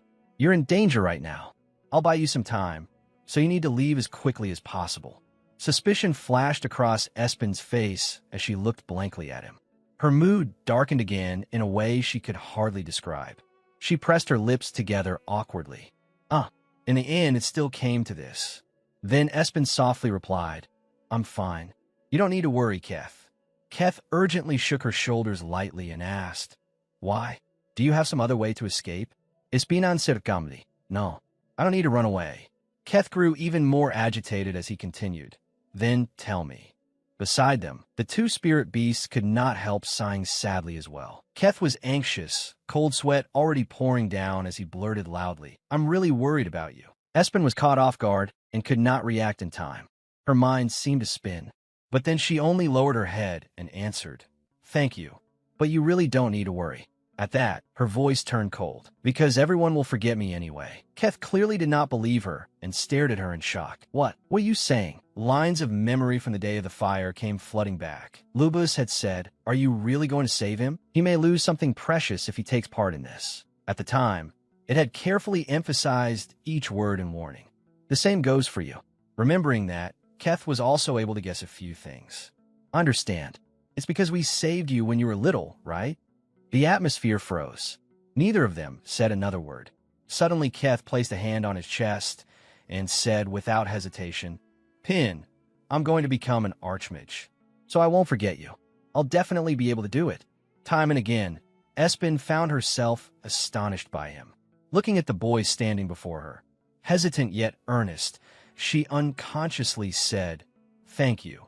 Espen smiled brightly, her spirits lifting again as she continued in a lively voice. "Since you said that, if I had known things would turn out this way, I would have said goodbye to Xenoc one more time." Keth quickly called out, "Pin, but before he could finish, both of them sensed something strange. There was someone there. Keth quickly detected a group of people approaching, and Clory was among them. He immediately turned to Espen and said, "Pin, hurry and hide. It seems the royal knights have come after hearing that spirit beasts appeared. At this rate, both you and the spirit beasts will be taken away." Worried, she spoke up, "Then what about Lord Clory?" Keth came over and grabbed her shoulders. "I promise you, I'll find a way to save Lord Clory, so you need to leave first." After saying that, he let go of Espen so she could leave. Only after watching her slowly run farther away did Keth finally feel relieved. At that moment, Espen shouted back, "Keth, thank you." Keth happily waved to her as well. "See you again, Pin." In the forest, sunlight filtered through the leaves, and the space around them became quiet. Espen ran with the spirit beasts all the way to a stream. Panting, she thought, "We should be fine once we've come this far. Let's rest a bit." She crouched down and looked at her reflection on the water's surface, unable to stop herself from sighing. I ended up back here again. It really felt as though time had returned to that moment, to the place where I first woke up. Behind her, Luba spoke calmly. "It's time to leave." Confused, she asked, "What are you talking about?" It replied, "One day, when I left the town, I found the location of the next spirit beast." Espen jolted in shock. "What are you saying? Haven't we already found all the spirit beasts?" Luba sighed and answered, "No, there's still one left." Seeing her blank expression, it added, "The last spirit beast does not exist in this time. We have to move. The signal is faint, but now I finally know. The timelines will soon overlap. We have to move quickly." Espen's body began to change. Luba's calmly continued, "And when that happens, I'll give you the adult body you wanted." Espen suddenly realized something and asked, eyes wide, "Wait, then which time period are we moving to this time?" The timeline quickly activated, gears turning. Lubis answered meaningfully, "You'll know soon enough." Hearing that, Espen cursed inwardly, "You damned spirit beast. Even at the very end, you're still this arrogant. Could you explain at least a little? Where am I going now?" Time and space shifted, and a large city appeared at night. Espen, now in her adult body, lay on the ground and slowly began to wake. Her hazy eyes slowly opened, her whole body still unable to adjust. Espen sat up, and the first thing out of her mouth was a curse. "Damn it, Lubis. Where did I get sent this time?" First of all, the important thing was to figure out where she was and what time period this was. She rubbed the back of her aching neck and stood up. "Even if I've walked into a tiger's den, as long as I'm still conscious, I'm still alive." Suddenly, before her lay a scene of death. Someone was lying motionless in a pool of blood. Her eyes widened in horror as she looked over. "What is that? That person is dead?" The man's sword was stained with blood, and a familiar figure was stepping on the body on the ground. Espen was shocked again and again. Confusion and disbelief filled her as she saw who it was. The person before her was Xenoc. His eyes held undisguised killing intent. On her side, she called out in surprise, "Captain." Then Espen looked around at the scene before her. I recognized this time. A look of disbelief appeared in her eyes. "I really never thought I could return to the time of my previous life. This must be it. Perhaps right after I died." At that moment, the late-night air was deathly still. Not a single leaf stirred. For Espen, it was as if only she and Xenoc remained, silently staring at one another without speaking. A trace of anxiety appeared on Espen's face. She unconsciously bit down on her hand, calling in her mind, "Captain." Then she looked at the man opposite her and corrected herself at once. "No, Xenoc." In this moment, Espen did not know what to say or how she should address him. What was she supposed to call him? But before she could gather herself, a sharp blade was already pressed against her neck. Filled with killing intent, Xenoc pointed his sword at Espen and asked coldly, "Who are you?" The sudden question left her at a loss for what answer would fit the situation. Espen clearly remembered Lubis's words. "He will forget every memory related to you." Thinking of that, she looked sadly into those eyes that held no warmth at all. He forgot everything. At that, Espen stammered awkwardly, "I'm sorry. I was just passing by." Zinok did not care and said coldly, "Travel pass." Hearing that, the transmigrated woman froze on the spot. "Where am I supposed to get that? I just arrived from the past." Espen quickly tried another approach and looked at Zinok as she asked, "Who are you to be saying such nonsense?" He answered, "I am a royal knight." Espen glanced at the unlucky young man who had long since sprouted angel wings and flown off to the afterlife, then asked, "Did you kill him?" Zinok patiently answered each question. "No." Those repeated questions were enough for him to understand the situation. In an icy voice, he said word by word, "You do not have a travel pass." After that sentence, Espen was promptly thrown into an iron cell. She was so speechless, she could only bow her head in resentment. "What is this?" She glared at that hateful retreating figure and complained, "Why, Zinok?" "Ah, no, Captain." Espen rushed forward and grabbed the bars, her face full of dissatisfaction as she stretched out her hand to stop him, screaming inwardly, Don't go." But the only ones paying attention to her were the guards. In their eyes, she looked like she was one step from death. The spirit beasts, together with Lubis, remained invisible to everyone. At that moment, Lubis looked at the sulking Espen and suddenly asked in an interview-like tone, "How do you feel about time travel?" Espen's face darkened as she restrained her fury and answered the interview, "It sucks." Outside, the guards had already fallen asleep. She asked again, "So what do we do now?" Lubis answered confidently, "Don't worry." The spirit beasts gathered around and declared firmly, "The preparations are complete. All you need to do is trust me." Espen asked blankly, "Preparations for what?" Lubis continued helplessly, "Ahem. I've charged enough energy. This time, the destination is exactly the present, precisely the moment of your death." That was how it was supposed to be. Espen seemed to understand and fell into thought.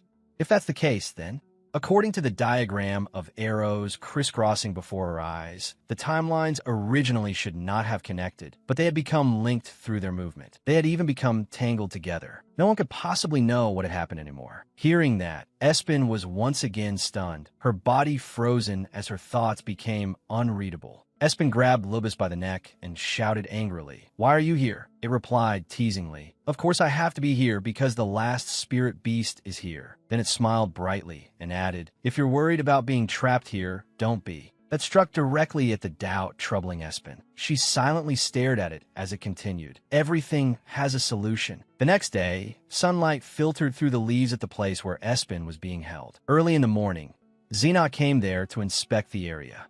Behind him, several guards looked at him fearfully, not even daring to breathe too loudly. Expressionless, Zinok looked into the completely empty cell and stood there, hands on his hips in helpless disbelief. A mocking look crossed his face, and he unconsciously muttered in an indifferent voice, "Huh." The scene shifted to a different place, a vast mansion. Espen had returned to her child form and was standing proudly in an empty room, both hands on her hips. Tilting her head, she thought, "First, I came back to my own house." Lubis followed after her and complained, "Where are you going? Don't just wander around." Then Espen looked around the room and murmured unconsciously, "What a mess." But then she touched her chin like an adult and sighed wearily. Well, of course. After that, she looked at Lubis and said, "How surprising. You can move through space too." It immediately came closer to her. "It's all thanks to you. Because we gathered the spirit beasts, I gained more power." Espen picked it up and exclaimed, "So gathering the spirit beasts gives you abilities?" Lubis nodded in agreement. The power increases." Espen asked again, "By the way, what are we supposed to do now? Where is the current spirit beast?" It answered impatiently, "Wait. I'm looking." Espen looked outside and continued, "Then let's walk around the capital." After a moment of doubt, it replied, "That's not a bad idea." Outside the mansion, the sound of footsteps gradually approached, coming closer and closer. It was Zinok. He was slowly walking down the corridor in the direction he had intended to go. The instant Espen saw him, she was struck with shock, as if the whole sky had collapsed. Her mouth fell open unconsciously. Hearing the movement from the room beside him, Zinok also turned to look that way. Espen quickly slammed the door shut, though the curtain was still swaying. Terrified, she dropped to the floor. "What is this? Why did Captain come out from the house next door?" Outside, Zinok raised his hand toward the door and politely knocked on the wooden panel. Espen froze as she heard the knock and that familiar voice from outside. Lord Shua? Lord Shua, are you home? At that moment, Espen could only cover her mouth, not even daring to breathe too loudly. Outside, Xenox seemed disappointed as he said, Still not back? I've been waiting so long. After struggling with herself for a moment, Espen remembered the Xenox from before the time shift, when he had sincerely said, Pin, I think I've fallen for you. Remembering that, Espen looked down at her tiny body and sank into thought. She seriously touched her hair. Pink hair. That color is very rare. Outside, Xenox still stood patiently before the door, waiting for an answer. Then suddenly, surprise and suspicion flashed in his eyes.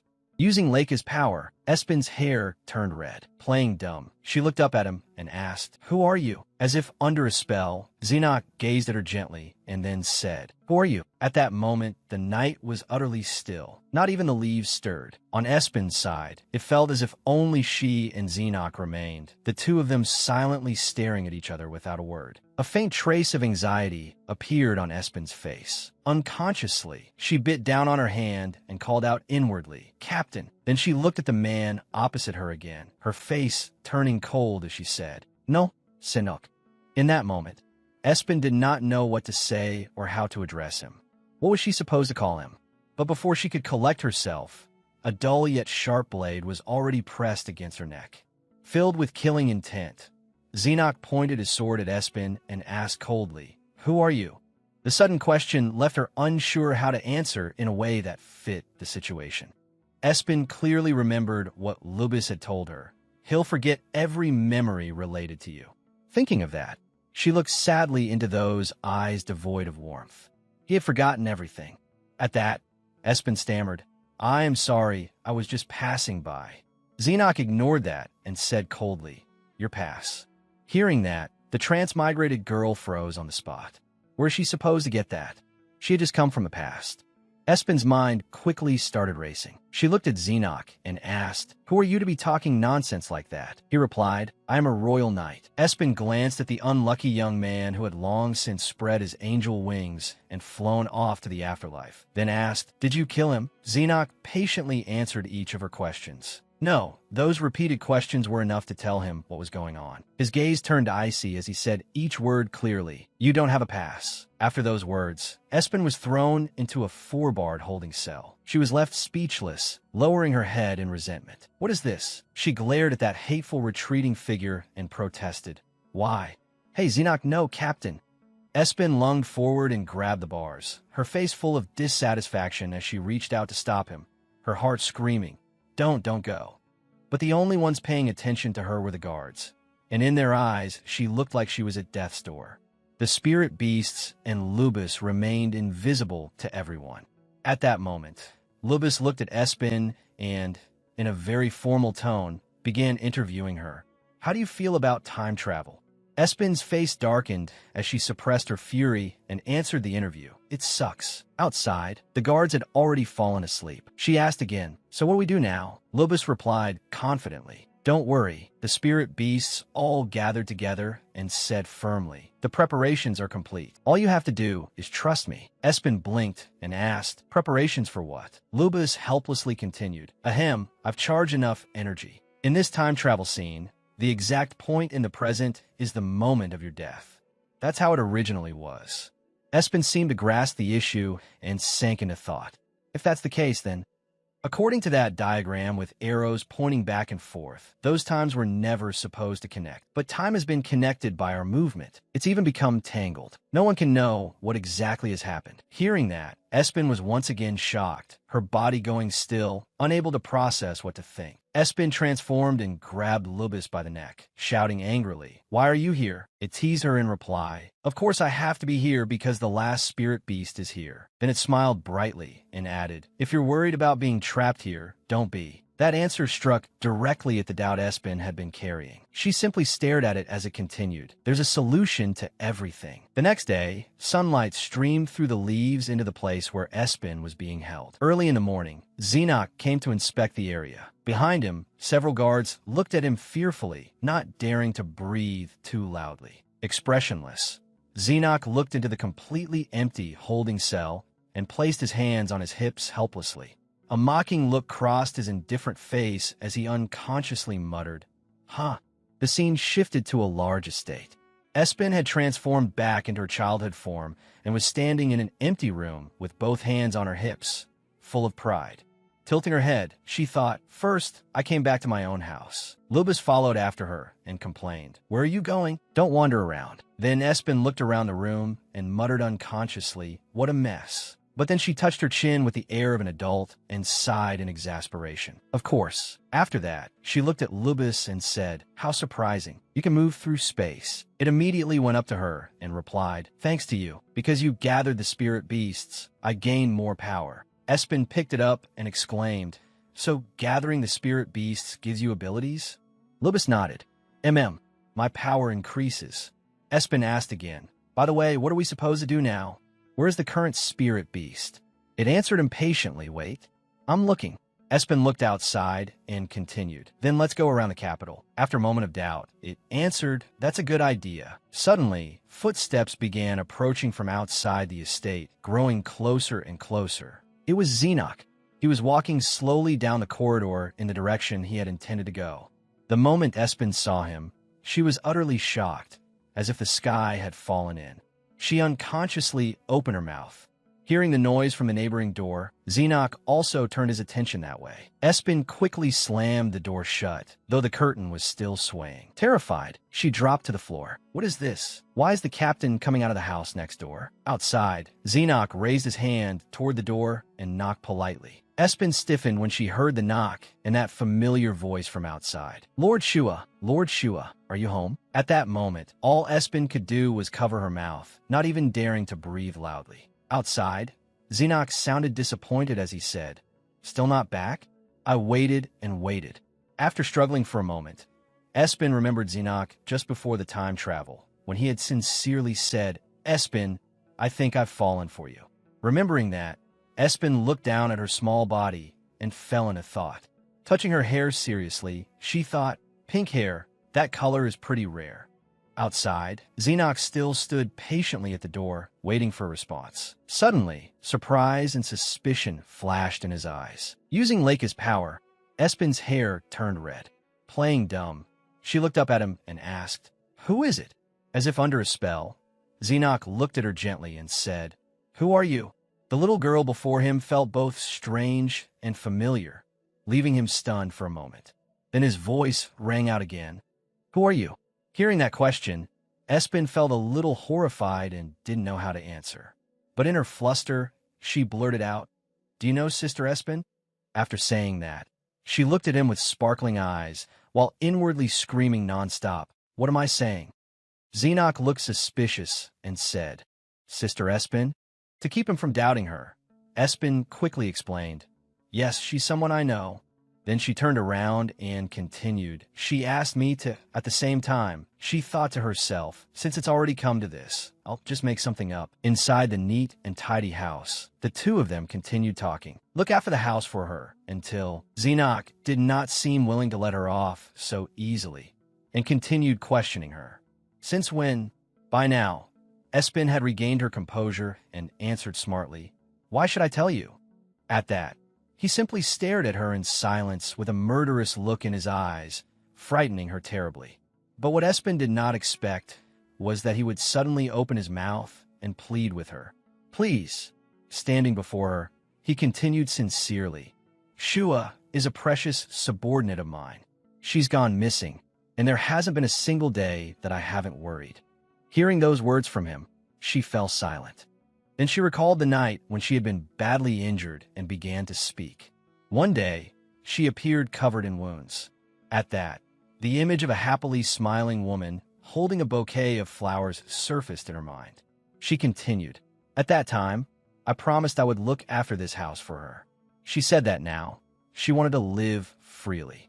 As she said that, Xenoc suddenly cut her off. "I see." He looked at her, then added, "Thank you." After saying that, he turned and left at once. Once he was truly gone, she broke out in a cold sweat from fright. Escaping that awkward encounter, she let out a sigh of relief. I almost got exposed. I thought my heart was about to explode. Xenoc lives in the house next door, so it'll be hard for me to stay here long. She twirled a lock of her brown hair and thought, I can't keep borrowing Leica's power all the time. She'll get exhausted. Under the clear blue sky, dotted with a few white clouds, she made up her mind. Time to move. Then she asked aloud, Is there any way to make money? Hearing that, Lubis was a little startled and asked to be sure. You mean human money? I can make some. The moment it finished speaking, countless gold coins rained down from the sky, leaving Espen staring in shock with her mouth open. Unable to believe her eyes, she immediately asked, How is that possible? Lubis answered confidently, Of course. Then Espen picked it up and asked, Then why didn't you do that back at Xenoc's house? Was there any need to? She then suddenly realized, right? Xenoc is rich enough to have anything he wants. Helplessly, she set Lubis down. After all, he was a young nobleman living a life of abundance. She let out a long breath as she suddenly remembered something. I haven't even thanked him yet. Then she crouched down to gather the pile of gold coins Lubis had created, secretly rejoicing. Luckily, no one's here. Better pick them up before someone sees. The scene shifted to a street, where carriages moved back and forth under the mild sunlight. Espen had changed clothes and arrived there. Looking at the familiar scene before her, she thought, everything is still the same. There's so many people. First, I need to find somewhere to stay. After that, Espen began her search for a place to stay. She asked women, then men, trying to find somewhere to live. But in the end, she failed. Sitting on a public bench with her head lowered, she thought, there's nowhere suitable. Why is every place so expensive? No one will even lower the price. She remembered how differently she had been treated when she was the deputy commander of the Imperial Knights.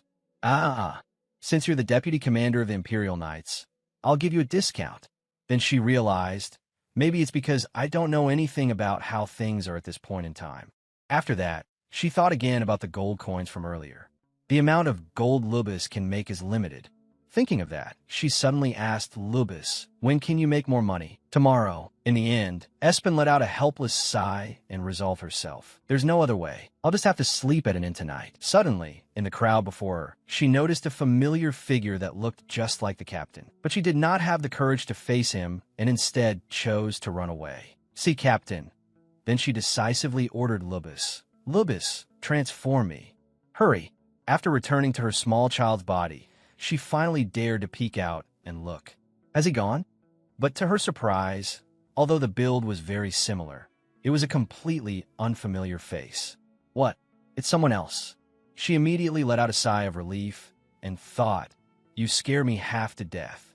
All of a sudden, someone bumped into her, making her cry out, Ah! The man asked worriedly, Oh, little one, are you all right? She covered her face with her hand and looked up at the person who had just run into her. It turned out to be Clory. Seeing the worried look on Clory's face, she thought in shock, that familiar voice. Lord Clory. He raised a hand and asked with concern, I'm sorry. Are you hurt? Espen stepped back and replied, Why, yes, I'm fine. But Clory was still worried and continued, If you're hurt anywhere, let me see. The moment he finished speaking, she covered her face and ran off, shouting as she ran so he would not worry. And no, I'm not hurt. I'm really not hurt, Lord Clory. At that sight, Clory stood there blankly, and he also wondered, how does that little girl know my name? After running to a safe place, Espen bent over, exhausted and panting heavily. At the same time, her mind kept filling with questions. How can this be? Why is he still alive? In her memory, Clory, the uncle she had been close to, had died. Then she thought on. At this point in time, he should already have been dead. Too many things had changed. Espen's face was filled with disbelief and shock at what had just happened. Suddenly, she thought of herself and asked, Then where is the me of this time? The image of another Espen flashed through her mind, and a sudden thought struck her. Maybe I'm still alive too.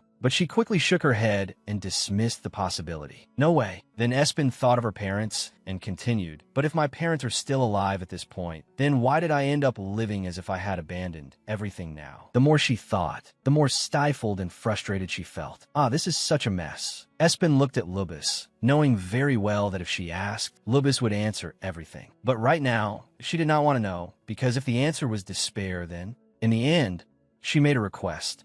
Lubis, sorry, but turn me back into an adult. This small body only gives me pointless thoughts. As soon as she said it, Lubis easily transformed her back into an adult. While she was still dazed, a small figure suddenly brushed past and then crashed right into her. Espen glanced over and inwardly complained, "Ah, that hurts. What kind of day is this? I keep getting bumped into." At the same time, the other person also said, "I'm sorry." A second later, Espen's eyes suddenly widened in shock. The person facing her was a young woman, and most striking of all, she had pink hair. That alone was enough to shock Espen. Pink hair. The scene shifted to Xenok's grand and magnificent mansion. In the study, where sunlight streamed through the window onto the bookshelves, Xenok sat at his desk with his chin propped on one hand, lost in thought, when a voice suddenly called out, "Duke." He looked toward the person opposite him and said, "Go on." The secretary thought awkwardly, "It's strange to see the Duke so deep in thought." As the secretary reported on the matters at hand, Xenok remained sunken in thought. "You must decide immediately on the date of the engagement ceremony." Then the image of Xenok's back appeared, with blood-soaked roses and strange patterns before him. The secretary's voice continued, "The vassals are strongly opposed. They believe the long-standing agreement between the families cannot be broken." Next came the image of a shield with intricate patterns, and in the center was the symbol of a goat's head with a great horn. The voice continued, "Marquis Goud has already paid the price." At that, Xenok suddenly cut in and said coldly, "A price I haven't even received." Hearing that, the secretary replied, "But wasn't that the final order of the previous duke?" Xenok picked up his fountain pen and said, "Yes, that's right." Then the memory of that room from that day surfaced, along with a voice saying, "Captain." Espen, holding a glass of wine, said sharply, "I understand that feeling. Even with high status, you still feel lonely, no matter how many people are around you." He held her by the shoulders with a tender gaze as she said, "We're both the same, Captain. You've worked hard." When the secretary pleaded, "Please make a decision, my lord," his hand began bleeding because he had crushed the pen in his grip. Expressionless, he made his decision. "Choose a date. It doesn't matter to me anyway." The scene shifted back to the girl who had just bumped into Espen, the pink-haired girl. Espen quickly helped the pink-haired girl to her feet. For a moment, the bustling street seemed to stand still. When she saw Gloria's beautiful face, beautiful enough to make time stop, Espen thought in amazement, "Wow, a beauty. This is the first time I've ever seen someone with pink hair. So there are people with pink hair in the Empire too." Then she noticed the girl staring at her and thought, "But why is she staring at me like that?" Then the two began talking. "Thank you for helping me." "It was nothing. Could you possibly be a relative of mine?" "What?" Seeing Espen's surprise, Gloria said in disappointment, "So you're not?" Then she added apologetically, "Sorry. I thought only my family had pink hair." Hearing that, Espen grew curious. What family? But because she was in a hurry, she answered vaguely and tried to leave, only for Gloria to stop her. "I see. Then I'll be going first." "Wait, customer." She stepped forward, caught the hem of Espen's clothes, and said, "I know this must be sudden, but..." Then she spoke decisively, almost pleading, "Could you help me with something?" "Huh, what?" Gloria opened her mouth to explain. "The truth is..." But after only getting out 2 words, she suddenly collapsed. Seeing her fall like that, Espen was so startled she could not speak. Terrified, she caught Gloria in her arms, her face full of alarm, while thinking, "What is this?" After that, Espen took Gloria to some kind of inn. It seemed Gloria had a fever, so Espen placed a cold cloth on her forehead and sat by her side keeping watch. By then, Gloria had already awakened from her delirium. She jolted awake, and Espen gently spoke up, "You're awake?" The first thing Gloria did after waking was immediately apologize to Espen. "I'm sorry for troubling you, Uni." "It's all right," Espen replied. She smiled warmly and continued speaking to Gloria. In life, there are days when you end up receiving help too. Hearing Espen's comforting words, Gloria suddenly burst into tears. While the two talked, Lubis couldn't help yawning in boredom. "Huh, why are you crying?" "Sniff. I'm sorta. Sniff. I know. Calm down first." After a while, once the room gradually fell quiet again, Espen finally spoke. "Are you all right now?" "Yes." "So, you're a noble, but you ran away?" Gloria wiped her tears as she answered, "Yes." Then she suddenly introduced herself to Espen. "My name is Gloria Gagud." She continued explaining who she was, though tears still streamed down her cheeks.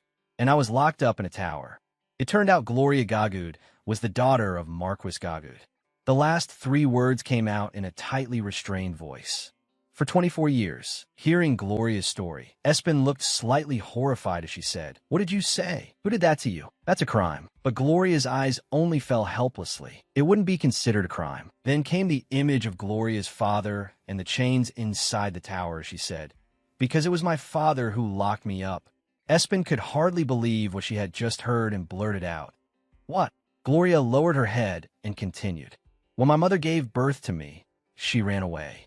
Since then, my father became paranoid." As Gloria spoke, an image of her as a baby appeared. "I was locked in a tower from childhood all the way until I grew up, and I was never once allowed outside. Inside that castle, the little girl named Gloria had been lucky enough to be found by her older brother. If my only brother hadn't found me, I think I would have gone mad." At that moment, Espen perceptively noticed something. "Are you all right? Your complexion looks bad." But Gloria only said, "Yes, I'm fine." Then she continued, "On my 24th birthday, that was the first time my father came to see me." She recalled that her father had only come for his own gain. "He told me to get married for the family's honor. In other words, I was going to be sold off." Thinking about the wedding dress she had never even dared imagine, Gloria's sorrowful voice rang out. It was a marriage where everything had already been arranged, and all that remained was to send off the bride. At that point, she smiled happily, and Espen couldn't help feeling as though she saw a reflection of herself in her. Gloria smiled brightly and said, "So I ran away. Now I want to live my own life." After hearing that, Espen sank into silence. Suddenly, Gloria shyly touched her cheek and said, "Running away was nice and all, but I hadn't eaten anything, so I ended up fainting." Espen immediately got to her feet in concern and asked, "Are you all right?" A little later, a hearty meal had been prepared. Espen had made it all herself under Gloria's admiring gaze.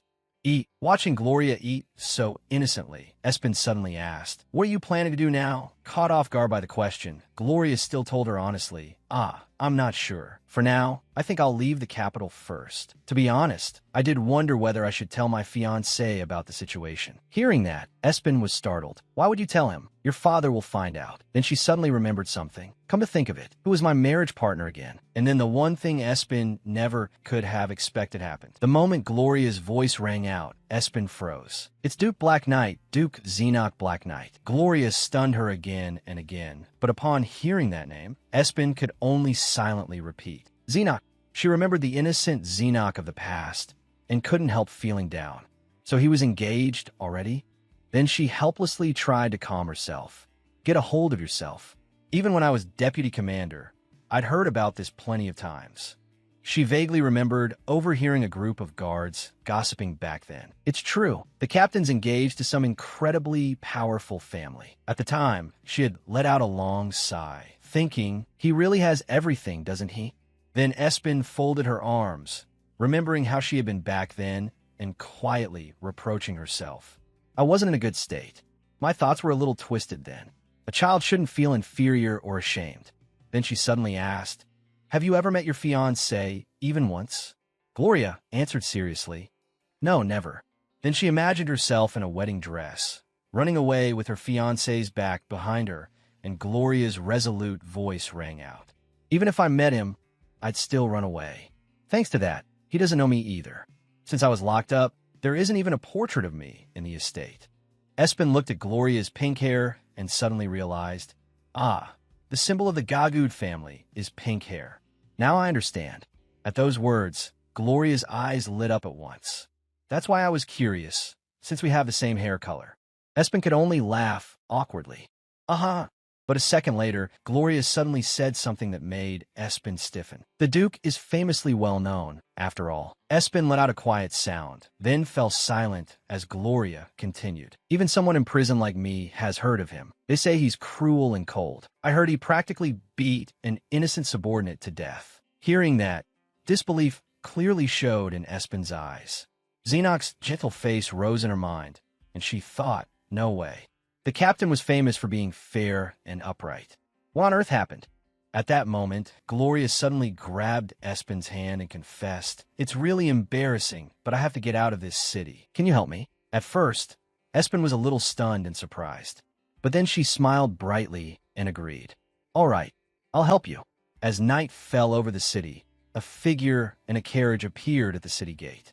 A few strands of striking pink hair were visible. That person was none other than Espen. She looked toward Gloria, sitting in the carriage, and softly wished her well. Have a safe journey. I hope you find happiness. Suddenly, a voice rang out. Why are you helping her? Lubis continued curiously. There's nothing in it for you. Espen replied. I don't know either. Then Gloria's smiling words resurfaced in her mind, so much like her own. So I ran away. Now I want to live my own life. Then she turned her head and calmly said, because she looks like who I used to be. Gloria, wrapped in a cloak, looked at her worriedly and asked, will you really be all right? You'll get in trouble. But Espen turned her back, placed both hands on her head, and firmly said only 2 words. Go. Then from somewhere nearby, a wooden door suddenly burst open. Before Espen could even turn around and understand what was happening, a flurry of voices rang out. Found her. She's here. Be careful. Seize her. After she was subdued, someone shouted to report, We've found the young lady. Bring her back to the estate immediately. Faced with this situation, Espen merely watched indifferently. Early the next morning, in a luxurious and splendid manner, Espen was dragged into a room and forced to kneel behind a man. We have brought the young lady back. Marquis, leave us. It turned out the one who had captured her was Marquis Gagud. Holding a sword, he said in a vicious tone, I have something to say to my daughter. But unlike what he expected, Espen showed no fear at all and merely closed her eyes in silence. He tightened his grip on the sword, as if he only needed her answer to strike at once. You helped my daughter run away, didn't you? At that moment, Gloria's voice suddenly rang through Espen's mind. You should leave the capital too. But back then, Espen had told Gloria, well, if that means going to the capital, then I can't leave. She had smiled brightly and continued, There's something I need to find in this capital. Don't worry about me. You just go. Under Gloria's stunned gaze, Espen had suddenly asked her for a favor. Someday, come back and help me. Or help someone in trouble, like you were. That's my condition. At the same time, Espen had also been calculating inwardly. Running away itself wasn't all that difficult anyway. It would be a bit troublesome to change her hair color and leave, but it wasn't impossible. For now, at that moment, Marquis Gagud lost patience and swung his sword at her, roaring in anger, How dare you ruin my great plan?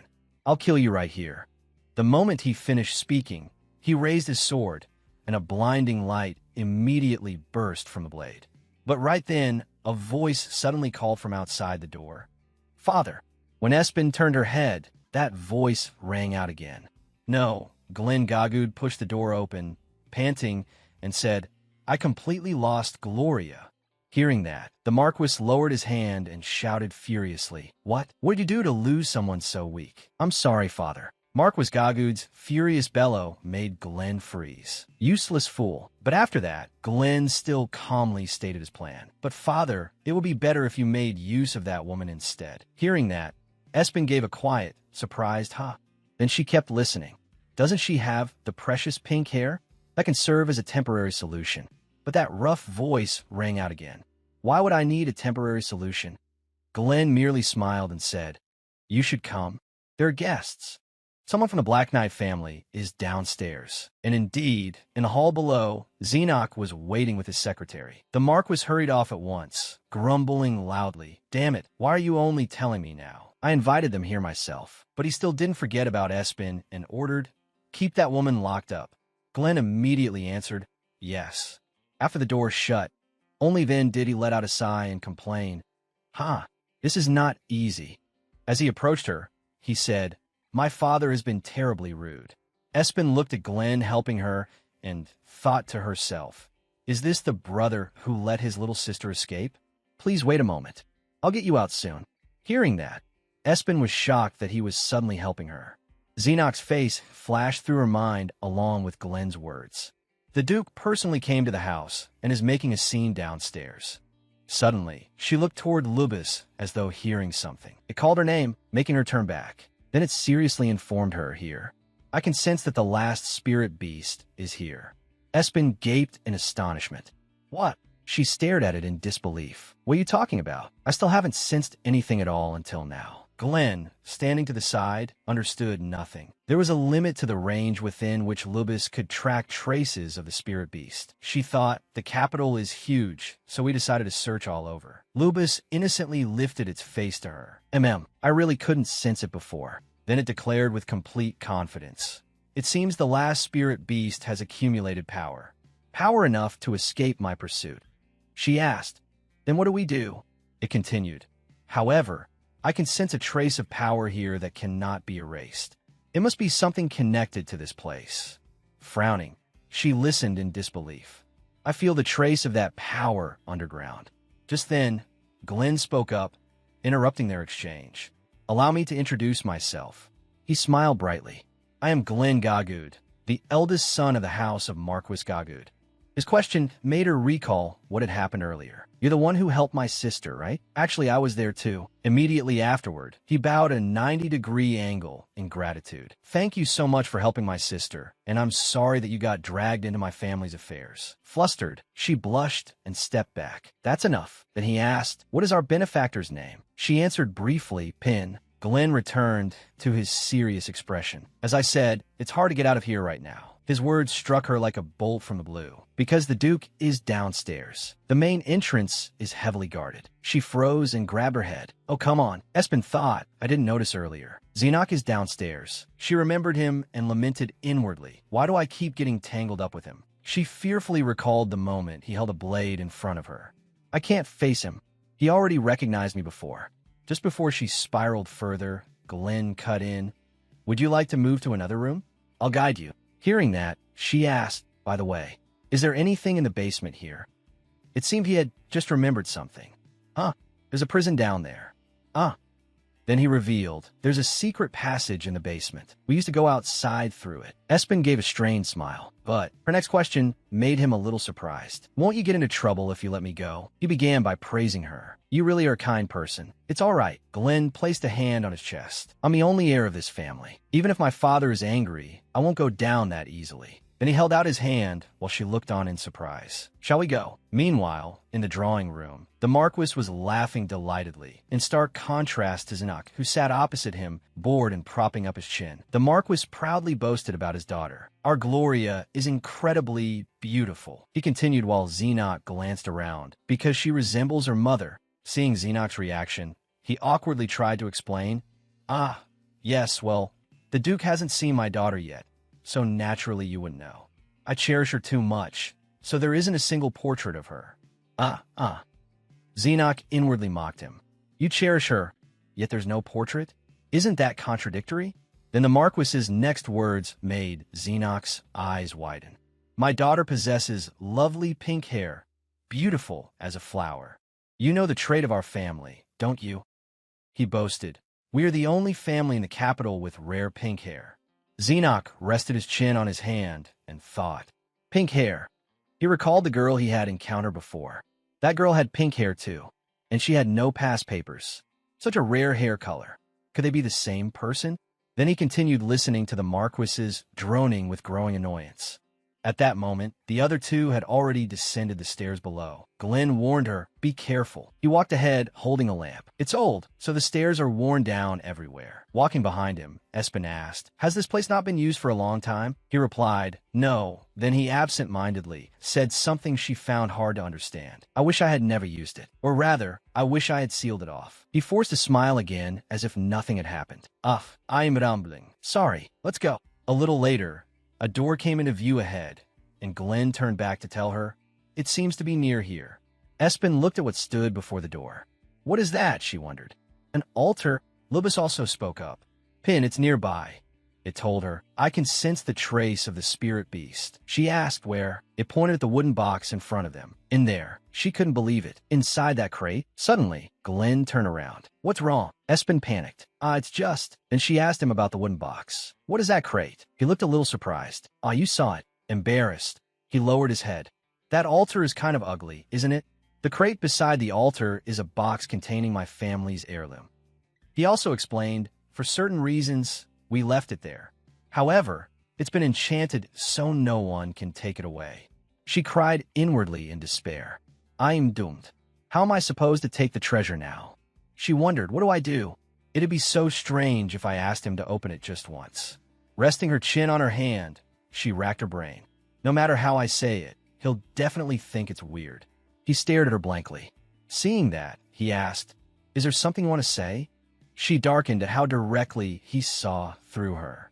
"If I'm not mistaken, your footsteps have been getting slower." She turned back to see him questioning her. Is something wrong? In the end, she steeled herself and abruptly turned around. There's no other choice. He was startled to hear her request. "I wonder, could you listen to me even if I asked for something strange?" Glenn hesitated. "Yes, I'll do my best to help if I can. You couldn't have helped my sister for no reason. I'm the same." She timidly looked up at him. She fell silent for a moment in thought. Then she turned and pointed at the box. "Could you show me the treasure inside that crate?" He looked shocked by the request. "What?" But in the end, he agreed. All right. A little later, Glenn was holding a glowing golden object in his hands. He introduced what he was holding. "This is the flower necklace, my family's heirloom." Lubis appeared behind her with a bright smile. "Pin, that's it. I can sense the spirit beast's trace on it." It innocently cried out, "Take it with you." She was alarmed. "What are you saying?" "That's called stealing." Glenn looked at her in confusion. "Miss, what's wrong with you?" For a moment, she couldn't think of anything at all. Just then, the necklace let out a harsh, piercing sound. Espen asked, "What is that?" He replied, "A signal from my assistant." Looking at the necklace, he added, "I suppose we'll have to go back up again. Even then, I had no idea things would turn out like this." Up in the drawing room, the man prepared to introduce something. While the Duke had been kept waiting, Xenox still sat there with his chin propped on one hand, watching. Pointing at Espen, who had been changed into a different dress, he said, "Look over here. This is my daughter, Gloria Gagud." Xenox calmly lifted his gaze. She thought, "I never imagined I would become Xenox's fiancé." Espen bowed in shock, pretending not to recognize him. In front of her, Xenox radiated a chilling aura. "Don't recognize me." The Marquis cheerfully praised them. "Haha, unbelievable. I'd almost say the two of you make a very lovely pair." He was about to ask, "Your Grace, when shall we proceed?" But Xenox cut him off. "Marquis, I would like to speak alone with the Marquis Gagud's daughter." The Marquis froze at the request. "Would you mind leaving us for a moment?" It hit Espen like a bolt of lightning. What is he going to say to me? The Marquis thought that if the two of them were left alone, the girl would ruin everything. So he hurried to say, "Ha, it is an honor that your Grace favors my daughter. However, she is rather timid." But Xenox interrupted again. "Marquis."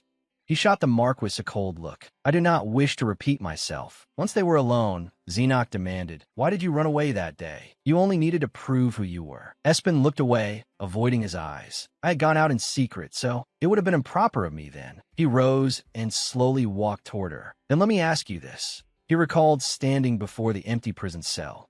Still staring at her without emotion, he asked, "How did you get out of the cell?" She cried inwardly in distress. "I'm a former deputy commander of the Sky Knights. Of course I know that basement prison well." She thought, Lubis helped a lot too. Then she said aloud, "I had someone sent to get me out." Meanwhile, Lubis, Fly, and Snow lay sprawled on the floor. "See you later." They didn't see us anyway.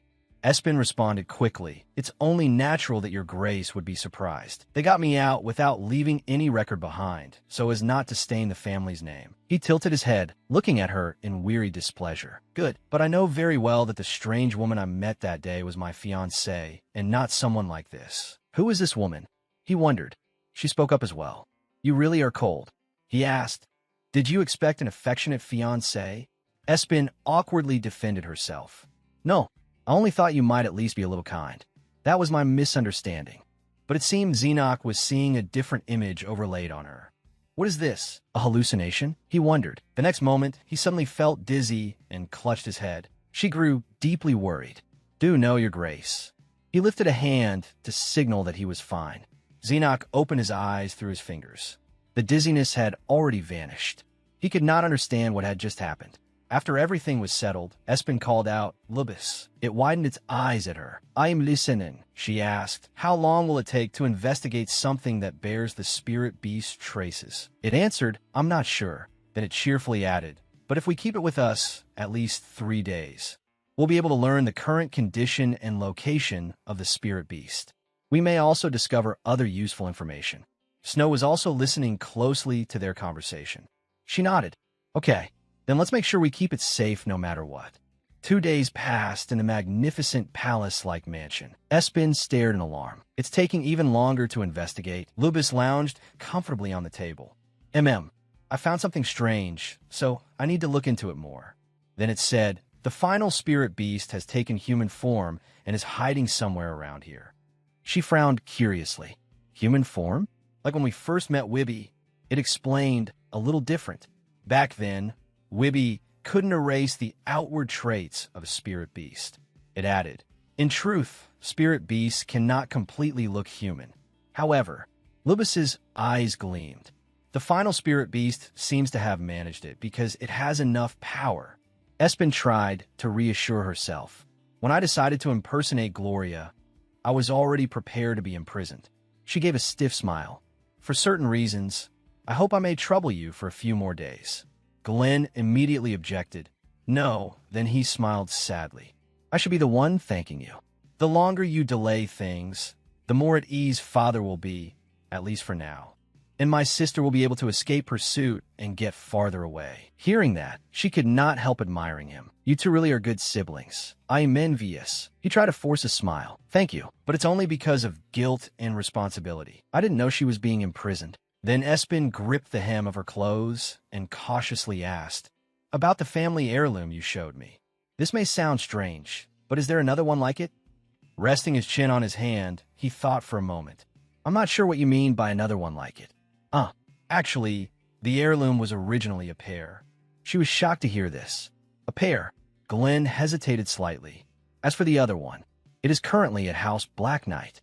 He looked pained. My father gave it to the Duke as a gift. Espen thought in confusion. Why there of all places? Glenn asked sincerely. Do you need that item? She answered firmly, yes. I told you once in the basement. There is something I absolutely need to find in this capital. And for some reason, I have a feeling the clue to what I'm looking for is connected to House Gagud's family heirloom. Of course, I'm not shameless enough to ask for it. I only need to borrow it for a while to examine it. And while I'm impersonating Gloria, it would benefit both you and your sister as well. Glenn thought for a while, then said generously, I could just give you the heirloom. Espen shot to her feet in shock. What? Embarrassed, he quickly reassured her, I'm joking. It's just that there's a certain force after that heirloom. Rather than letting them take it, wouldn't it be better to give it to the benefactor who helped my sister? I said something foolish. In any case, if you want to see it, you'll have to go directly to the Black Knight Mansion. Since you're currently the Duke's fiancé, it shouldn't be too difficult. Shall I come and tell you how? The word fiancé made her whole body stiffen. Espen inwardly groaned. Why do I keep ending up face-to-face with him? Glenn asked. What would be a good reason to go there? She suggested. Well, how about this? In a late afternoon, when the loveliest sunlight of the day filtered through the leaves, it created the perfect setting for a stroll befitting noble ladies. Out on the street, finely dressed ladies and young gentlemen walked along the Empire's busiest avenues. At that moment, Espen too was dressed in a simple but elegant blue outfit, holding a parasol in the same shade as she stood by the road. It seemed she was on her way to meet the Duke of Black Knight. She recalled Glenn's suggestion and his excited expression. A date. Take a walk together, and then you'll receive an invitation to the Duke's mansion. I heard the Duke is resting for a while. Perfect timing. If you meet him near his residence, he won't be able to avoid inviting you in for a meal. Espen thought with a strained smile. In any case, I'm grateful for Glenn's quick thinking, but if I have to stay beside him from morning on, I'm done for. Suddenly Black Knight spoke, cutting through her thoughts. I didn't expect to receive a letter from House Gagud. I said so yesterday. I cannot give you anything. Inwardly, Espen finished the sentence for him. Not concern, not tenderness, not emotion, and not love. Black Knight asked sincerely, even so, will you still marry me? She was startled. He really said that? Espen answered innocently. It's fine, because my family is very fond of your grace.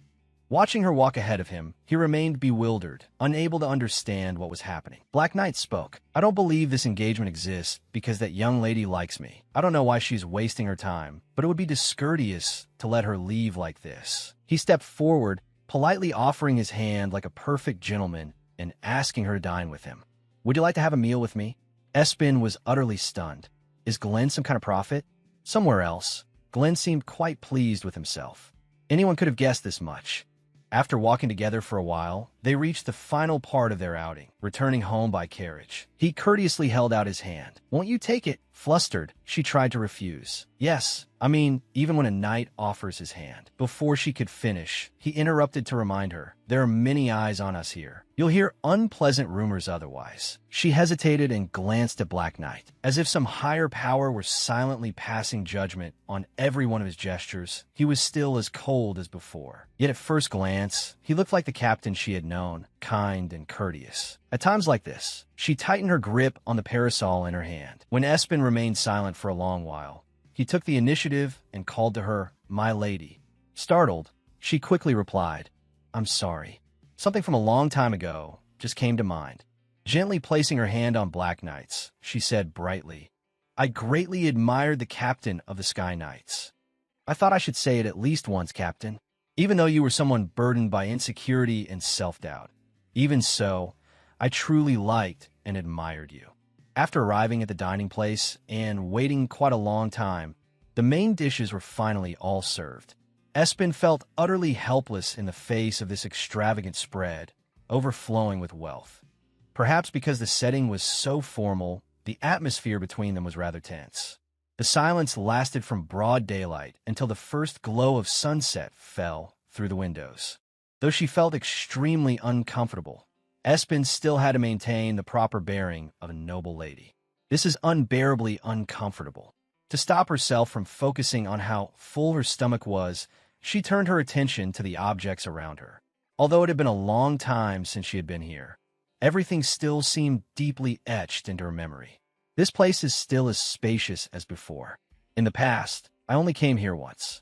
Not the drawing room, but a guest bedroom. Actually, I was drunk at the time, so I hardly remember anything." Black Knight asked, "You mentioned the Sky Knights. Are you interested in them? In my knight order?"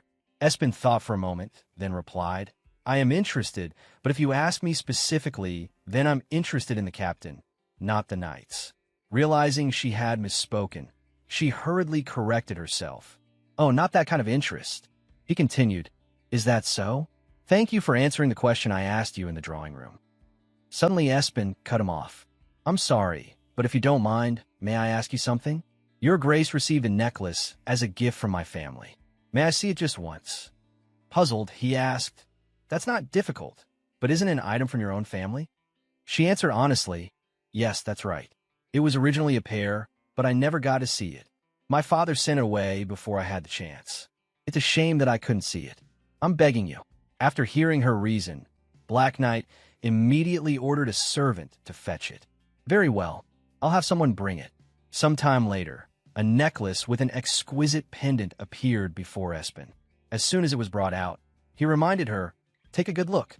Espen quietly asked Lubis, "Well?" It answered matter-of-factly, "As expected, it's the same. I can also feel the power of the final spirit beast here." She was startled, but quickly composed herself. Turning to Black Knight with a bright smile, Espen said, "Thank you for letting me see it. If you don't mind, I'd like to take a good, long look first and then return it to you." He seemed rather flustered by her shamelessly direct request. "A good long look?" As he watched her for a moment, Black Knight suddenly grew curious.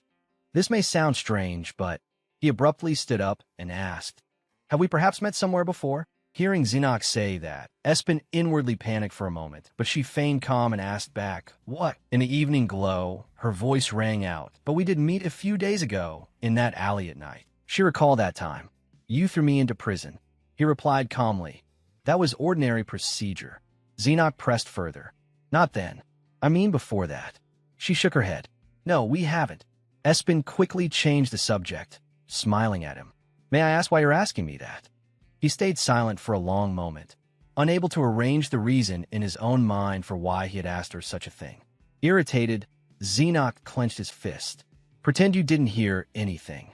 In that tense atmosphere, a gentle voice rang out and dispelled the gloom. She and Zinok both turned toward the source. Lubis said, "I have bad news." Standing near the necklace on the table, it voiced what it sensed. "I feel more power here than in the first necklace we saw. It's the power of the final spirit beast." At those words, her eyes widened at the necklace. Lubis continued, and not only that, in a grave voice, it sensed the area around the mansion. I thought it was an illusion, but somewhere inside this mansion, I can feel the power of the final spirit beast. Lubis's words struck Espen like lightning. Her face tensed as she carefully scanned her surroundings, inwardly lamenting, "Captain, what are you doing in this mansion? Are you connected to the spirit beast?" Xenoc had no idea what was going on when he saw her seeming panic. Espen tried to calm herself and spoke. "Your Grace." Awkwardly placing a hand to her neck, she said, "I'm sorry, but may I request a tour of your mansion? It's my first time visiting such a large place, so I'm very curious." Outwardly, he remained calm, but inwardly, he was already somewhat annoyed. First she asked to see the gift, and now she wants a tour of the mansion too. She really is hard to read. Xenoc said, "I'll show you around." Just then, hurried footsteps sounded. A blonde butler seemed to be searching for someone. When he found Xenoc, he leaned close and whispered into his ear. After he finished speaking, the butler turned to Espen and bowed respectfully. Xenoc said, "My man will guide you." Espen and the four little spirit beasts trotted after the butler to explore the mansion. The butler extended a hand and introduced each place. "This is the hall, where parties are held." They moved on to another luxurious room. "This is the second grand drawing room in the mansion." Espen gave a strained smile in response. Inside, she was frantic. "I want to go alone, but how can I do that?" Sweat formed on her face as she desperately thought of ways to slip off by herself. Should I say I need the restroom? But what if he waits outside the door? Espen sadly covered her face and lamented inwardly, "I miss Ket, the great archmage." She remembered Ket's innocent, adorable face calling Espen and grew downcast. If Ket were here, he wouldn't forget me. Suddenly Fly spoke up. "If you need it, Fly can help." Espen looked at it in surprise. Seeing her bewildered expression, Fly explained, "Because I'm good at communicating, my ability to borrow human energy has also improved. You want to go alone, right? I can help you for a little while." At once, a pale yellow light spread through the air, but the butler had not noticed yet. His eyes grew dim, as though he were losing consciousness. Fly urged Espen, "Go. Hurry." Snow was floating upside down beside her in midair. "If it's the invisibility spell the Archmage used before, then I can do it." A cold blue aura appeared and wrapped around her body, concealing her presence. It warned, but it won't last long. Espen seized the chance and ran off, putting distance between herself and the butler before he regained consciousness. She and the spirit beast searched through the mansion's corners and hidden spots. Suddenly, Espen noticed a room. She quietly examined it. "There's no one here right now." After a moment's thought, she opened the door and stepped inside. Only after entering did she let out a breath and look around the room. "Here." Lubis answered at once. "That's right." She carefully looked around the room, feeling that something was strange. This place is just an ordinary room. Suddenly, an image surfaced in her memory. Herself in the past, sitting on the bed and looking back gently. On the other side, Xenoc leaned against the door and said gruffly, "You're drunk. If that's the case, will you even remember anything tomorrow?" Espen opened her eyes, a shadow passing through them. Those fragmented memories appearing so suddenly left her confused. She placed a hand on her chin, thinking, "What was that?" It felt like I just remembered something. Then, as if realization struck, Espen stared in shock. "Wait a minute. This place. Isn't this the guest room where I stayed one night back when I was deputy commander?" Lubis said, "I can sense demonic energy here." She repeated his words in surprise. "Demonic energy?" He explained, "You're not a spirit beast, so you can't see it. Hold on tight, and I'll let you see." After he said that, her eyes widened at the sight before her. The room had now turned completely purple, and bizarre things drifted through the air, making Espen blurt out, "What is this?" He answered, "The demonic energy of a spirit beast." Lupus explained to her, "Spirit beasts are originally sacred creatures, but if they harbor evil intentions toward others, instead of being degraded in rank, they gain the power of demonic energy. And through negative emotions like anger, hatred, and sorrow, they grow even stronger." Laika, below them, also frowned in discomfort. It was something a spirit beast should never do. Lupus changed the subject. The final spirit beast is no longer simply what we need to find. We now have to find it as a criminal that has committed a taboo no spirit beast should ever commit. She fell silent at this new information. This was serious. She asked, "Then what do we do now?" Lupus suggested, "It looks like we'll need to investigate this place. Like examining a gemstone, we'll need time." Hearing that, Espen suddenly recalled Xenoc's unpleasant expression in panic. "So, I have to come back to this room again? What excuse am I supposed to use?" While she held her head in utter helplessness, Leica reminded her, "Pin, we have to go back now." She looked confused. "What?" She immediately dashed out of the room and rejoined the drowsy butler, putting on an innocent expression. The butler, dizzy and disoriented, came to his senses and after seeing Espen, finally relaxed. The two of them continued touring the mansion until nightfall, and she returned to the room where Xenoc was. Espen put on a perfectly polite expression. "Thank you very much. It was a very interesting experience." After thanking him, she made up an excuse. "If you don't mind, could I come by one more time next time to see the gemstone again?" Xenoc was silent for a moment before replying, "Of course." Hearing that, Espen brightened with delight. But she had no idea that Xenoc had noticed all her strange behavior. In any case, there was nothing odd about his fiancée coming to the mansion. "I'm not sure why you want to visit, but sooner or later, I'll find out." He stood there, watching Espen leave happily, lost in thought. When she had walked some distance away, Xenoc placed a finger on his chin and watched her. He murmured thoughtfully, "How strange." Curiosity showed on his face. "How strange." Xenoc recalled the way Espen had thanked him. What kind of Marquis's daughter bows as perfectly as a knight? Thinking of the way she had smiled and spoken to him so cheerfully only deepened his confusion. She didn't even seem aware of it. A cold shadow seemed to fall over Xenoc's handsome face. He now looked far colder and darker than before. Something was happening. Seeing that she had already left, Xenoc turned away as well. Xenoc's tone carried a trace of irritation. "Espen, where the hell are you?" By then, Espen had already left his room and night had fallen. At the same time, someone in a hooded cloak that concealed her face was heading toward his room. Once inside, the girl greeted him. "Hello." Her voice drew Xenoc's attention, and he looked back. Wearing a dress with a veil draped over her head, she politely said, "My dear and esteemed Duke." Xenoc saw her and remained silent. But from the atmosphere alone, the streaks of purple light had clearly appeared again. The scene shifted outside the mansion. Espen was walking step by step toward the carriage waiting for her at the gate. Suddenly, Lupus, perched on her head, began fidgeting as if something was drawing its attention. Espen asked, "What's wrong?" It was silent for a moment before replying vaguely, "I don't know. I feel like I sense something, but I'm not sure." She let out a puzzled sound. Holding Lupus, Espen heard it suddenly say, "If the final spirit beast has already become a perfect human, then we won't be able to find it easily." Still not understanding, she looked at it. "What is it? Why do you sound so down?" Lupus's face tightened, but in its current form, there was nothing it could do. If only I could use my original power. The scene shifted to the next day, to a room filled with cabinets holding bolts of fabric, lights sparkling over them. Espen wore a gloomy expression, and the air around her felt dark as well. Glenn, standing beside her, could only laugh awkwardly. A professional-looking woman clapped her hands in admiration. "Oh my miss, that suits you so well." Espen, however, was so exhausted her soul practically seemed ready to leave her body, with no energy left to appreciate the praise. Seeing her lifeless state, he asked with concern, "Are you okay?" Her face stiff, she answered in despair, "How many more times do I have to change clothes?" He gave an awkward laugh. "Haha, sorry. Let's rewind 30 minutes to before this disaster, when she had still been in high spirits." "What? You're a clothing designer?" Glenn said confidently. Rather than calling a designer over, it would be better if we just went straight to the fitting room. Back in the present, she was so tired she was leaning against a dress frame nearby. He showed not a bit of remorse. "I can't help it. After all, we have a guest coming to the mansion today." The moment Espen heard the words guest, she suddenly perked up as if injected with new energy.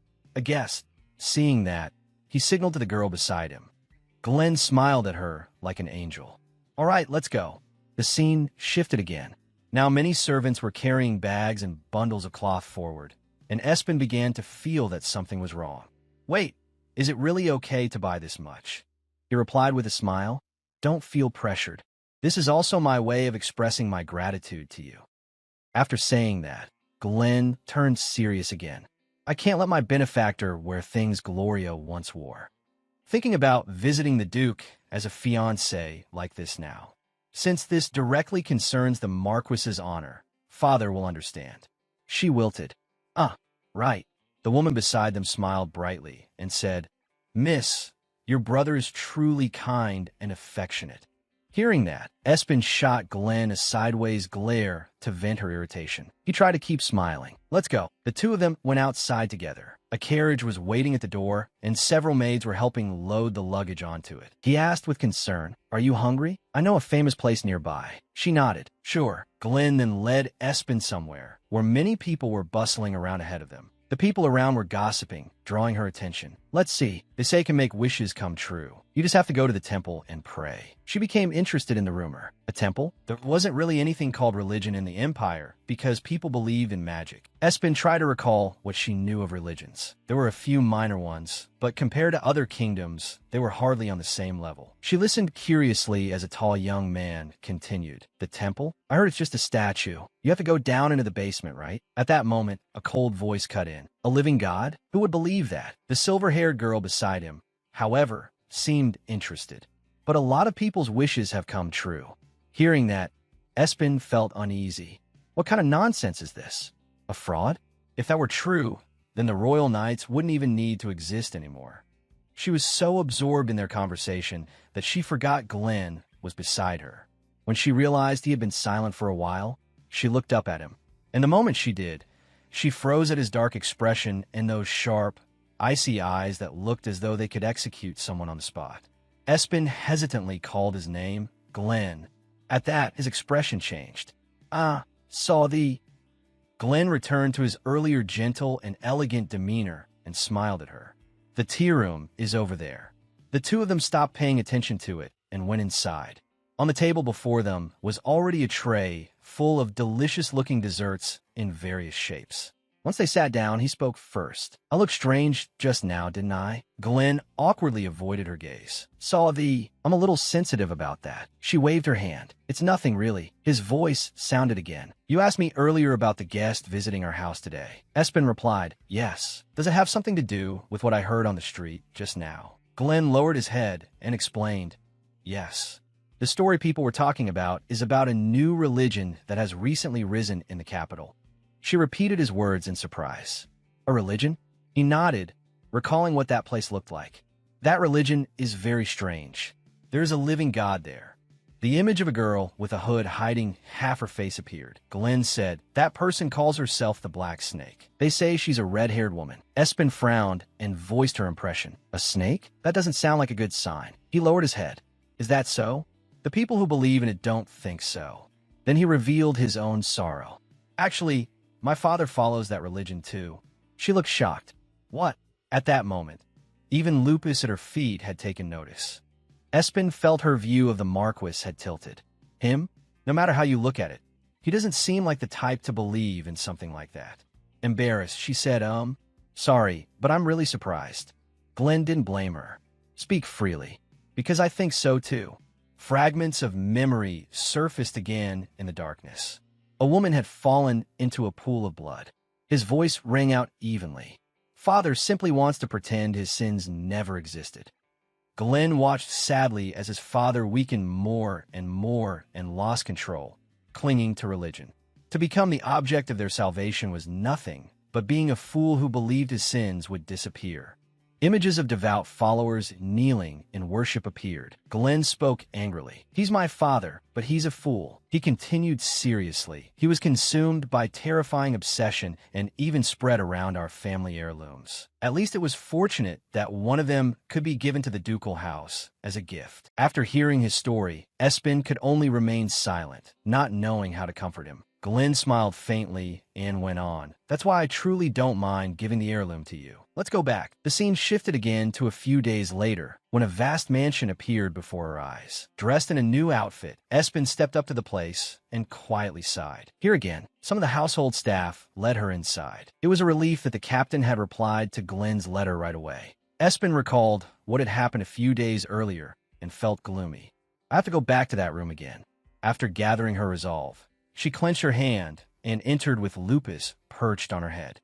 When she reached Xenoc's room, he was busy writing something. He said, "You may go anywhere you like and look around at your leisure."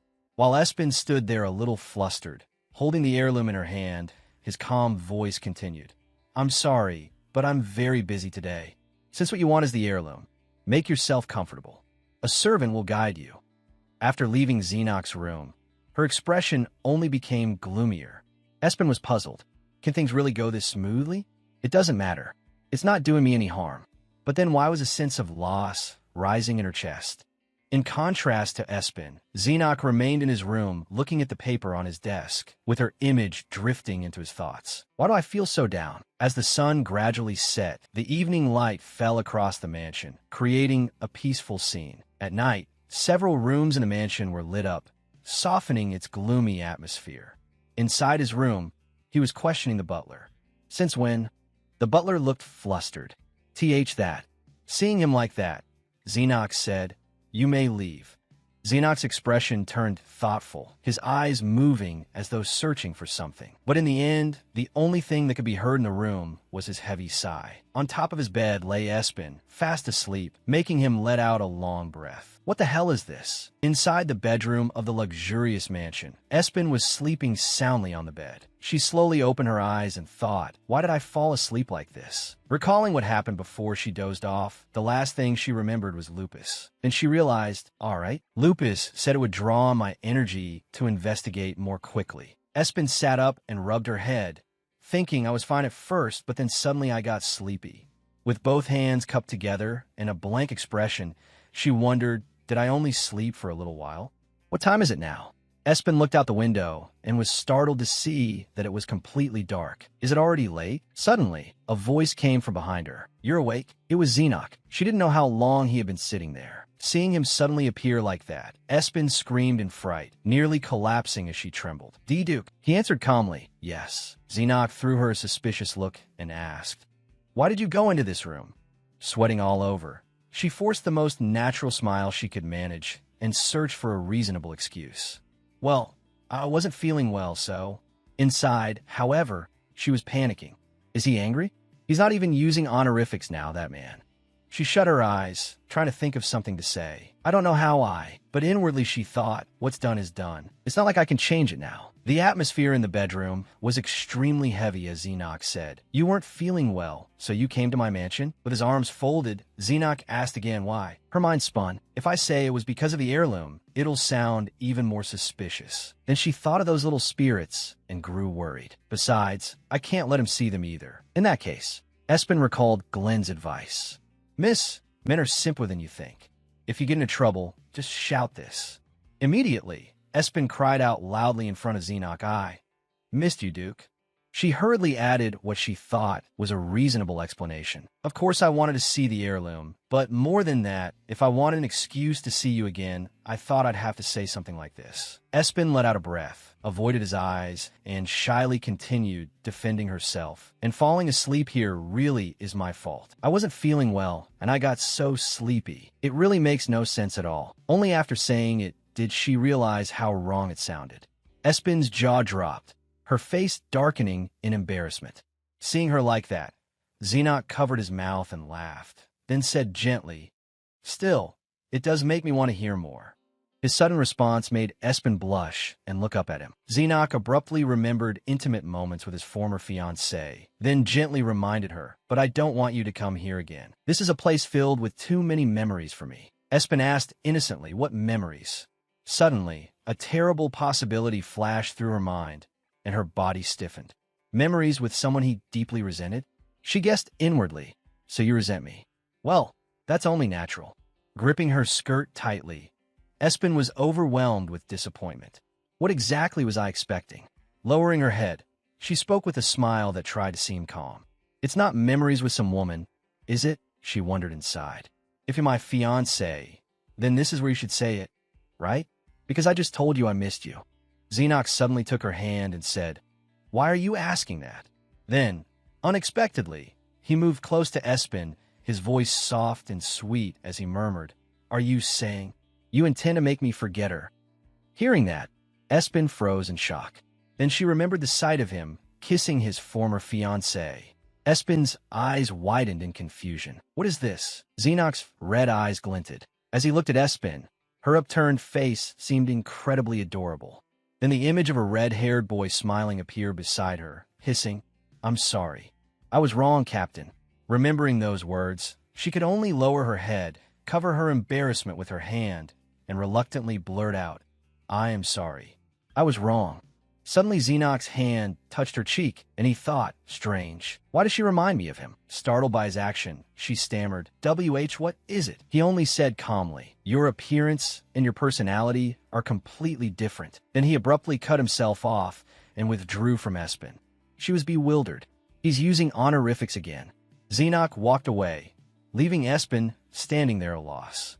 Without turning back, he coldly instructed her, "Don't come back here again." Espen walked listlessly along the mansion hallway. Covering her face in shame, she thought back on it. Oh no, what was all that? Then she remembered the warning. An improper fiancé is forbidden from entering. Espen went pale in horror. How am I supposed to come back here now? Remembering how Xenox had just moved in close to her, she fumed and flailed, trying to shake off the memory. Then Espen calmed down and rested her chin on her hand and thought, "First, let's go home."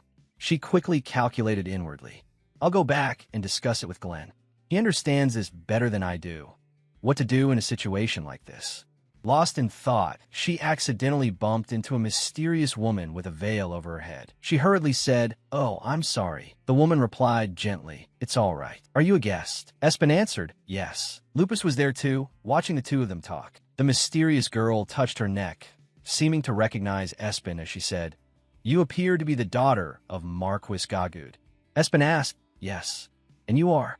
The woman replied humbly, with hidden meaning, "Just an ordinary and lowly young woman."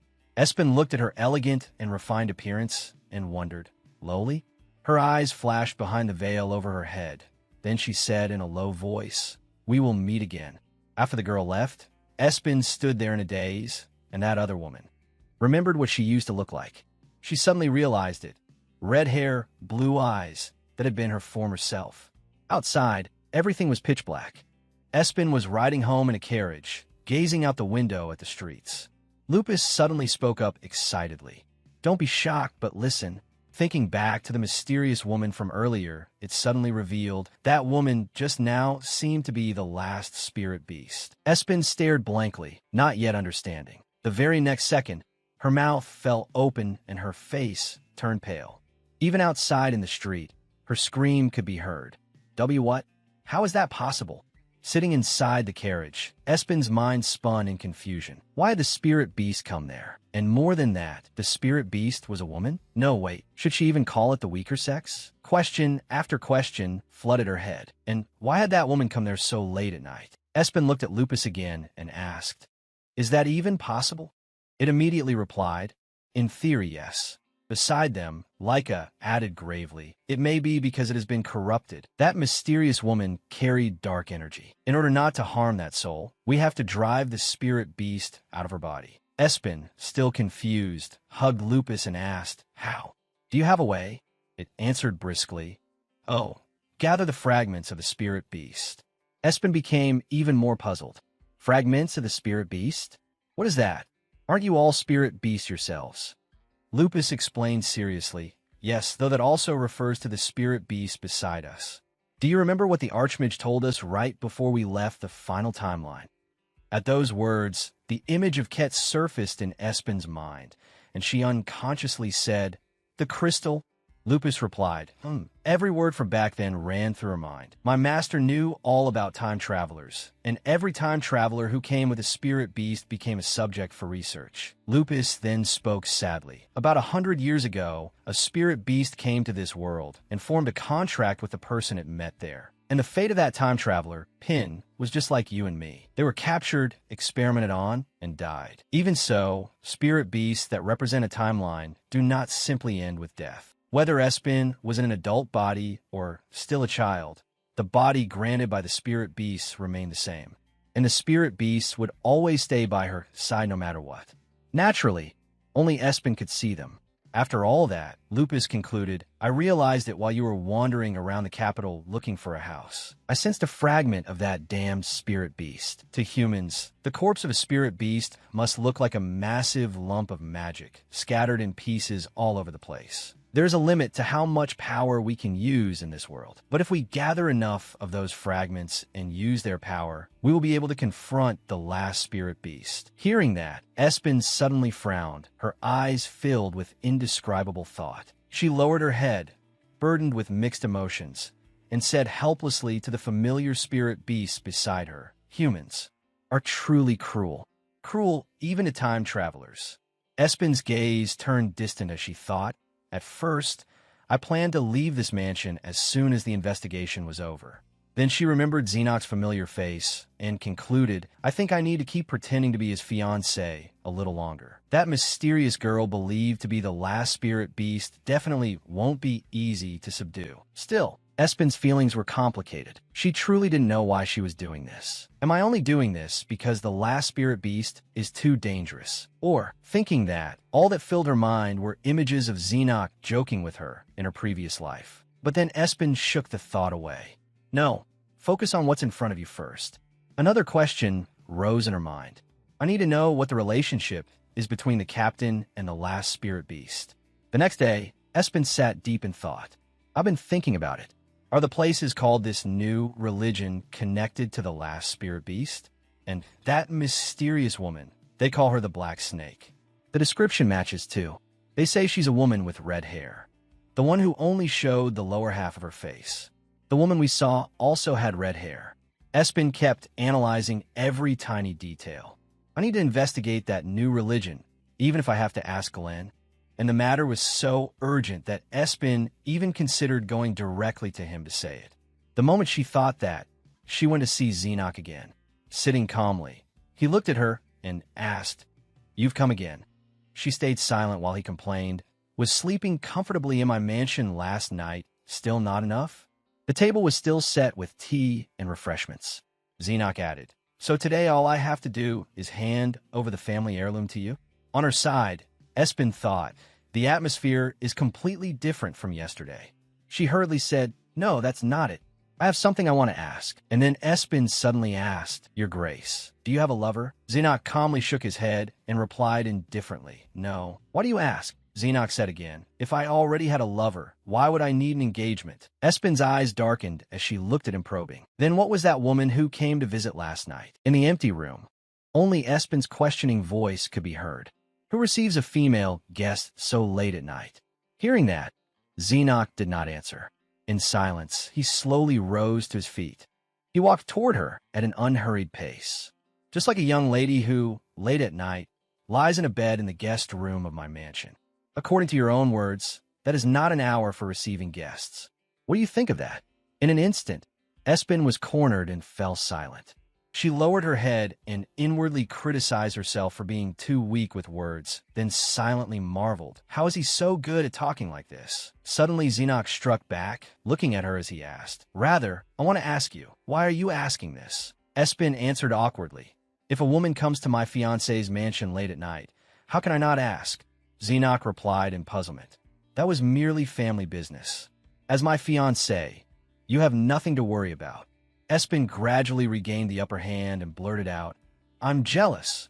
That succeeded in silencing his sharp tongue on the spot.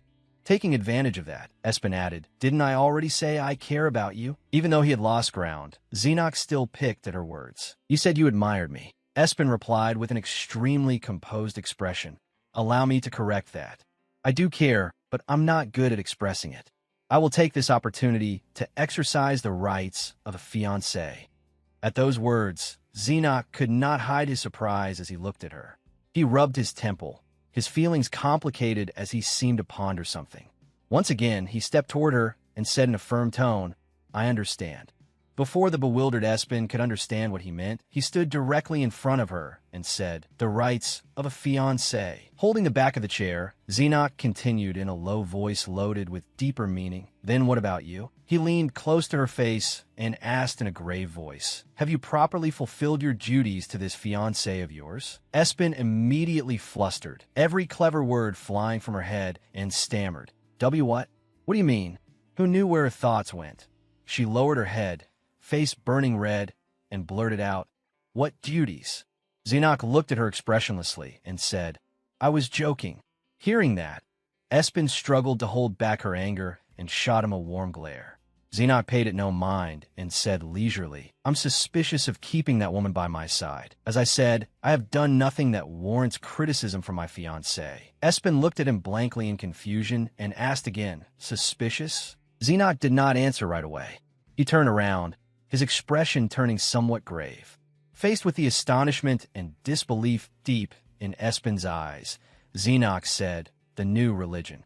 He added vaguely, "She's a figure closely tied to a newly rising religion." After those words, a flash of shock crossed Espen's face and silence settled over the room. The scene shifted. Outside the mansion, sunlight streamed gently through the leaves. Not long after, Espen came out and boarded a carriage to return to her own estate. From the top of the mansion, Xenoc stood in thought, watching Espen's departing figure, his feelings unreadable. His face was full of contemplation as he raised a hand to his chin, his eyes full of doubt. His mind was in turmoil as he suddenly noticed something strange about himself. Uncontrollably, he thought, "It's true." Xenoc recalled how he had told her a secret he should never have revealed, and felt baffled. Why did I tell her that? Xenoc shut his eyes in frustration. It was a case under investigation. By regulation, it could not be disclosed to a civilian. Yet whenever he looked at the Marquis's daughter, it was as if she held some strange, mystical pull over him. At times, things seemed to enter his mind against his will. Espen's image kept circling through Xenoc's mind. He asked himself, why does she feel so familiar? The image of young Espen vaguely appeared in his thoughts again, in a way he could not explain. With a doubtful, bewildered expression, Xenoc could not understand why he kept seeing those strange images. What is this? But then he steadied himself again and let out a helpless sigh. He did not know what was wrong with him. Ever since that girl appeared, I've been feeling something impossible to describe. Suddenly, someone hurried in from outside and called urgently, "Your Grace." The man reported, "As for the person you mentioned before, I have finally found where he is staying." It was a man who harbored mysterious energy, the Archmage, a suspect in the case. As for Espen, when she returned to her room, the first thing she did was discuss it with Lupus. Just as expected, the last spirit beast is connected to the new religion. Lupus hesitated before continuing. It seems it created a religious group in order to gather power. Then it could not help but remark, that child was originally a child of extraordinary intelligence. Irritated, Espen cut it off. This is not the time to be admiring that. As she spoke, Espen lowered her head, a trace of sadness appearing on her face as she added, "No matter what, we have to go see that religious group in person." The scene shifted to another place, a splendid and pristine city.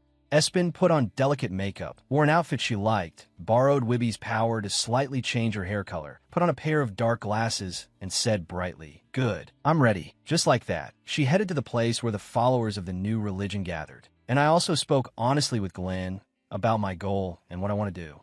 Espen had not hidden anything and said it plainly. I hope that new religion will be destroyed. At the time, Glenn had agreed completely and replied, "I will fully support your goal."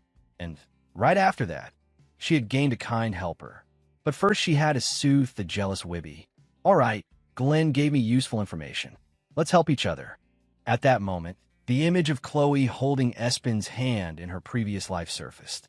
In a gentle voice, she said, "I'll be your best friend and your greatest support, Espen. Let's solve everything together." Her face soft and smiling happily, she added, "And I'll always be your friend." At that, Espen unconsciously murmured, "Chloe, my friend." At that moment, she closed her eyes and silently guessed, "Come to think of it, Uncle Clory should still be alive. You suffered so much after your father died. You won't have to suffer like that anymore. That's a relief." filled with the proud confidence of a time traveler. Espen smugly thought, could that be thanks to me? Then she looked up at the sky, her heart complicated. I wonder how my father and mother are now. I want to go see them.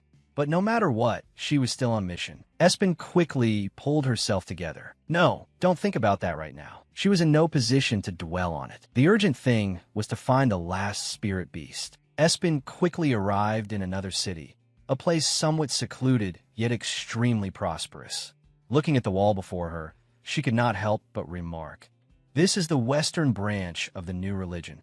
Before she left, Glenn had made it clear. The new religion had many branches. She would have to reach the center to meet the Black Snake, the living god, but only a select few were permitted into the center. At the time, Espen had suggested, then what about going to a branch first? And after that, she came to the western branch. She lined up like everyone else and received an item from a member of the religious group. Welcome. The Black Snake welcomes all believers. Amid the flow of people, a member of the sect instructed, you may take the holy object you have received and go inside. Espen followed the people ahead of her. Looking around at the surroundings, she thought in surprise, a basement? Come to think of it, Glenn did say this religion only conducts worship underground. Once inside, the hall turned out to be very large and well lit, with a representative standing on a raised platform. It was an elderly priest, perhaps. Smiling gently, he stretched out a hand in welcome. Greetings, dear brothers and sisters. Thank you for coming to visit us once again. The Black Snake welcomes you all. Down below, while the people beside her cheered, Espen stood stiffly and inwardly mocked them. So fake. What an act. Then she secretly glanced at the excited followers, baffled. Why are they acting like this? How strange. Above them, the priest said, everyone, please open your holy objects. Espen did the same and opened hers. Seeing the item before her, her head buzzed, and she grew even more confused. A candle? It led her from one surprise to another when a flame suddenly lit on its own without anyone touching it. What is this? The fire lit itself? Magic? Looking at the burning candle in her hand, she felt she understood part of it. Did the archmage interfere too? Suddenly, she noticed the cross attached to it contained a crystal, and the heat of the flame had triggered its mechanism. Only then did Espen realize how serious it was. Looking at the people around her, whose bodies seemed out of control as they raised their heads and swayed, she was horrified. What's wrong with them? Then something happened behind her. Someone fully cloaked approached Espen. In a low voice, the person said, keep your head down. Surprised, she replied, what? The person gestured for silence. Chill. I'm going to use invisibility magic. Thanks to that spell, Espen boldly followed behind that person and made her way outside. Unable to contain her curiosity, she asked, who are you? Why did you bring me here? A trace of surprise crossed Espen's face when she heard a familiar voice. Because you were the only one who wasn't affected by the charm. It would be very dangerous if you stayed there. As she said that, the person removed her hood, turned around, and introduced herself. I'm Chloe. I'm a Knight of the Sky Knights, currently investigating this case. Seeing her dear old friend again, Espen remembered every moment and every word she had once said. Pin, you my best friend forever. Back in the present, Chloe looked puzzled when she saw Espen frozen in place. At that moment, Lupus appeared and announced, the first fragment of the spirit beast has been found. Not long ago, I was in the chapel. Hearing that, Espen could not find the words. Overcome by indescribable feelings, she stood there blankly. Meanwhile, outside the hall, Kit walked down the corridor, and Lupus continued, the cross trapped in the chapel. When Kit sensed it, it could not help but exclaim, wow, what power! Elsewhere, Lupus said, it's such a massive source of power that it won't be hard to notice. In a grave tone, Lupus continued, it's such a massive source of power that it won't be hard to notice. Then it added, Pin, we have to move quickly. There's no time. Espen understood that clearly as well. I know. It's best to move before the ceremony ends. Then she turned her eyes toward Chloe and thought, but how am I supposed to stay calm when my old friend is standing right in front of me? Thinking that, Espen dejectedly bowed her head, and the surroundings fell quiet. Then streams of memories began racing through her mind. I suddenly remembered. Back when I was alive in my previous life, I never stopped training. Memories of all the effort I put in without rest. Moments of Chloe teasing me with a smile. Pin, you seem like you hate the captain, but your actions say otherwise. Don't tell me you like the captain. Espen had immediately denied it. No, Remembering how things were back then, I no longer wanted to think about it. Perhaps because I died. Espen was crumbling now, as if her body could no longer hold itself up, but Chloe remained the same, kind as ever, as she stepped closer and asked, "Are you all right?"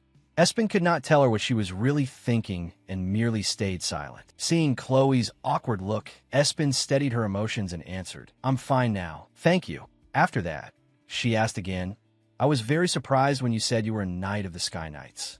I truly admire all of you."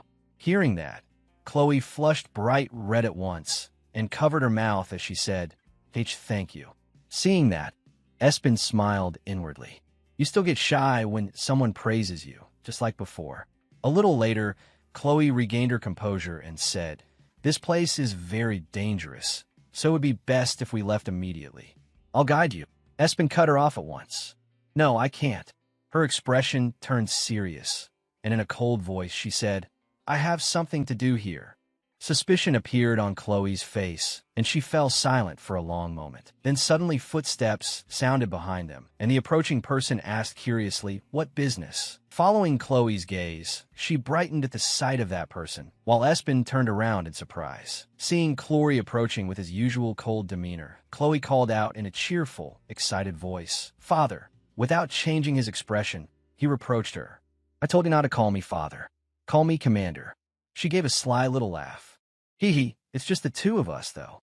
Over on Espen's side, she murmured to herself, "Lord Clory is here too?" Right then, he turned toward her and, with a hint of suspicion, let out an, "Oh." Then he added, "So it was someone I knew. We met on the road before, remember?" Chloe looked surprised and asked, "HM? Father, you know her?" He hesitated before answering, "Not exactly." Clory looked Espen over appraisingly. "But that hair color is hard to forget. And now it's changed to something else, and you've gotten a bit rounder too." As he said that, doubt filled his gaze, and he trailed off with an uncertain "ah." The image of Espen covering her face and hurriedly running away flashed through his mind again. With his sharp instincts, Clory guessed, "It seems she knows you, Father, but you don't remember anything." Meanwhile, Espen had already gone pale with anxiety, screaming inwardly, "I never imagined we'd meet again like this." At that moment, Chloe received a signal in her ear from afar. She turned to Clory and said, "There's a signal from the captain." He glanced at her and replied, "Confirmed." Clory's expression hardened as he looked at Espen suspiciously. "I don't know what this means, but keep going in that direction. That is the exit. We'll treat you as a civilian we happen to come across. But if we run into you here again, from that point on, you'll be considered suspicious. Also, how you know my name? I'll look into that myself." With that, he left with Chloe. Looking at Espen's figure, Chloe thought in confusion, "That's strange. Why does she feel so familiar?" But Espen, staying true to herself, turned back toward the place where the ritual was being carried out. She knew very well that this was not the time to lose herself in those feelings. With that thought, she looked at Lupus and asked, "Lupus, you said the spirit beast fragment is inside the chapel, right?" It said nothing, silently affirming her words. Filled with determination, Espen headed for the hall. "We have to hurry before the knights arrive." It wouldn't be easy, but she still went inside, carefully observing the situation as she moved. Espen grew thoughtful. With the spirit beast's help, she could turn invisible, but it wouldn't last long. Better finish this quickly. She analyzed the situation inwardly. Usually, the Sky Knights either track down national criminals or search for something with similar potential danger. This time, it was probably the latter. If her guess was right, then that religious group had grown to an alarming level. Even the royal family felt threatened by it. The fact that they had let her go meant they hadn't started a full-scale investigation yet. If that was true, then she had effectively received an order to investigate as well. Espen kept speculating about their strategy. If this was only a simple survey operation, they would be working in teams of 4. In the end, she concluded Chloe is inside. So maybe it's like this, 2 inside and 2 outside. Inside the hall, members of the Black Snake Society were indulging in spirit power. Espen quietly slipped in and accidentally overheard a conversation. "Is everything ready?" "Yes, almost everything is prepared." Espen frowned in confusion. "Prepared for what?" Lupus immediately explained. "They're draining negative energy from people. To humans, it's basically like taking away their life force." Hearing that, Espen was shocked, and her resolve to wipe them all out only grew stronger. This is even worse than I thought. That mysterious woman in the sect was abusing the power of the spirit beast to harm people. We need to completely eradicate this religion. Espen fixed her attention on the spirit stone above. Is that it? Lupus answered. That red stone over there. She understood at once. All right. Espen focused her inner power and raised her hand toward it. Before the invisibility spell disappears, let's take it and get rid of it. Under her influence, the spirit stone above began to tremble.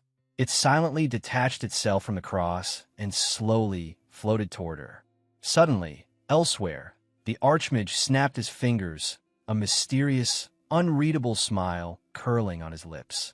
The mansion suddenly exploded, flames and smoke filling the air. The cult members immediately realized something was wrong. An intruder outside, a separate battle had broken out, accompanied by chaotic screams. The knights are coming. Damn it, cast a spell. Holding the spirit stone, Espen looked toward the door in confusion. What's going on? Since the spirit stone is already in my hands, I should get out of here first. But a variable appeared. From behind her, the archmage spoke in a low, unreadable voice. Stop! Espen flinched, inwardly alarmed. When did the invisibility spell disappear? The archmage, with only his present memories, pointed his staff at Espen threateningly. You ignore my warning, so you really are nothing but a thief. Espen said nothing, only quietly thinking of how to escape. What I do now? Opposite her, the archmage lost patience, murderous intent rising in him. Without warning, he immediately launched a lethal attack at Espen. She was briefly horrified, unable to react in time to what was happening, and all she could see after that was chaos, with no clear sense of who had the upper hand. The archmage only smiled calmly. This archmage seems pretty capable. This is troublesome. It took Espen a moment to realize that the man before her was none other than the archmage. She stared at his face in shock, calling his name in her heart. Archmage. But he coldly shifted his gaze elsewhere. That attitude left her completely stunned. A second later, though, she understood. Disappointed? She told herself. Of course it's how it would be. And yet her heart still remembered the gentle voice from the past, confessing to her, because I like you. With sadness, Espen realized that neither the archmage nor Xenoc remembered her. Then suddenly Espen looked toward Clory and wondered, I still don't understand why Lord Clory protected me. But I have to get out of here now. It was too late, though. The archmage had already begun channeling magic through his staff, and countless blue chains instantly appeared. In the next instant, they wrapped around her hands, while the archmage's voice rang out. Oh my, Miss Beauty. It was the same smile, but it no longer held the sincerity it once had. Smiling brightly, he said to her, I've got something to take care of with this young lady, so wait for me a moment. Hearing that, Espen glanced at the gem in her hand, anxiety rising within her. Don't tell me, the archmage wants this gem too? How does he know? A second later, the countless chains suddenly coiled around her entire body, making her cry out inwardly in fright. But just then, the staff in Clory's hand suddenly began to glow. A moment later, the chains wrapped around her were cut apart in an instant. He stated bluntly, I can see everything happening here, Archmage. Hearing that, the Archmage smiled again and launched into self-admiration. So you know me? This is why being famous is so exhausting. At that moment, 3 more people suddenly appeared at the doorway from who knew where. The smile vanished from the Archmage's face at once, replaced by a curse. Damn it. Then he suddenly turned back toward Espen. Seeing that, she looked at Clory in fright, silently asking for help with her eyes. Inside, she thought, so, in the end, you can see me now? Then she looked at Clory and kept reasoning. Clory has helped me twice now. I don't understand why, but still. The image of her holding out her hand before the 2 soldiers flashed through her mind, and she continued thinking, I don't know if it's because of the gem, but I'm grateful. But, at that thought, Espen suddenly spoke to Clory. You helped me, and I repaid your kindness with hostility. I'm sorry. The moment she finished apologizing, she immediately gave an order. Wibby. At once, a wall of ice was created. She ran off, ignoring Clory, trying to stop her from behind. Just like that, Espen's figure gradually disappeared behind the ice. Seeing that, Chloe immediately cried out in alarm. Father, Commander, are you all right? Claudian suerdel plesli. I'm Fina. It seems I've remembered who that girl is. Ugh. Hearing that, Chloe went over to him and let out a sigh of relief. Then she suddenly asked in confusion, Father, why did you save that suspicious person just now? The image of the shattered chains rose in her mind, and she continued, "You could have taken that person down, but instead you helped her avoid getting hurt." But Clory only replied, "I don't know either." Clory recalled how worried he had been at the time. "Fortunately, I found her first. There's no time to explain. Move aside now." In the end, he sincerely told Chloe, "For some reason, I felt like I had to help her." Under a clear blue sky, in the grounds of a magnificent and peaceful castle, Espen, having successfully escaped, sat down wearily beneath a tree to rest and thought, "Phew, I really thought I was done for." She imagined herself being caught and continued musing, "If I get caught, then no matter what I do, I'll become a criminal." Then Xenoc's fierce expression and cold voice surfaced in her mind. She is a criminal. On top of that, she pretended to be the Marquis's daughter. We'll meet again at the execution grounds. Just thinking of that made her seethe inwardly. No, but then she suddenly remembered something, let out a sigh of relief, and took out the gem. "Oh, right. Is this the spirit beast fragment?" Then the image of the blazing red fragment appeared, making her remember what Glengagood had said. They have a lot of branches. Maybe each branch has one fragment. At that thought, her eyes lit up. First things first, it turned out the place where she was hiding was a vast castle garden. Espen steeled herself. "Let's get out of here safely first." Right now, Clory's group was gathered in front of the building, forcing her to think more carefully. "I managed to escape the building, but it still feels like there are far too many people around." Espen asked Lupus. "Wibby's invisibility spell can't be used anymore, right?" Exhausted, Lupus replied, "It can, but not for long. I'm worn out." Hearing that, she complained inwardly in resignation. "It can't be helped. We'll have to use it as efficiently as possible to get out of here." As she focused on calculating her next move, a voice suddenly rang out. "I can help with that." The Archmage came up behind her without a sound and casually greeted her as if nothing had happened. "Hello, miss." It turned out he had stepped out from a magical space. As he approached, he said, "We know each other, don't we?" She looked flustered. He keenly noticed the gem in her hand and said, "I suppose it's because of that gem." The moment the Archmage finished speaking, she dropped into a guarded stance, making him quickly explain, "I didn't come here to fight." "Then what did you come for?" Espen immediately pressed him. "You want to take the gem, don't you?" The question hit the mark so perfectly that he couldn't deny it. "I guess I can't exactly say no." The moment he finished speaking, the Archmage darted toward her, appearing right in front of her in a flash. At that moment, Espen was still busy planning. Is he going to attack me? I'll have to use Wibby's power. But the Archmage's laughter cut off her thoughts.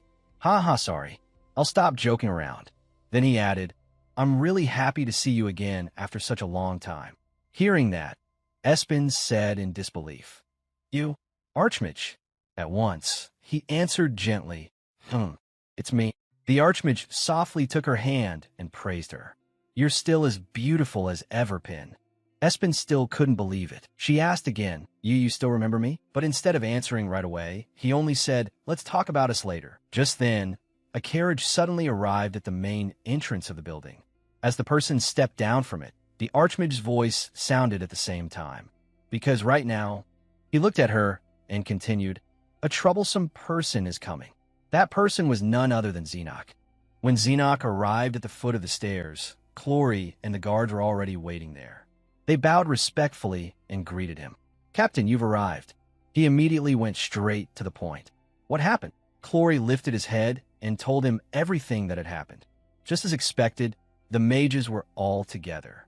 "We captured all of them alive, and the leaders have been detained as well." Then Clory reported the matter of the red stone and the sleeping drug. In addition, after searching the entire temple, we confiscated illegal sleeping drugs and prohibited magical catalysts.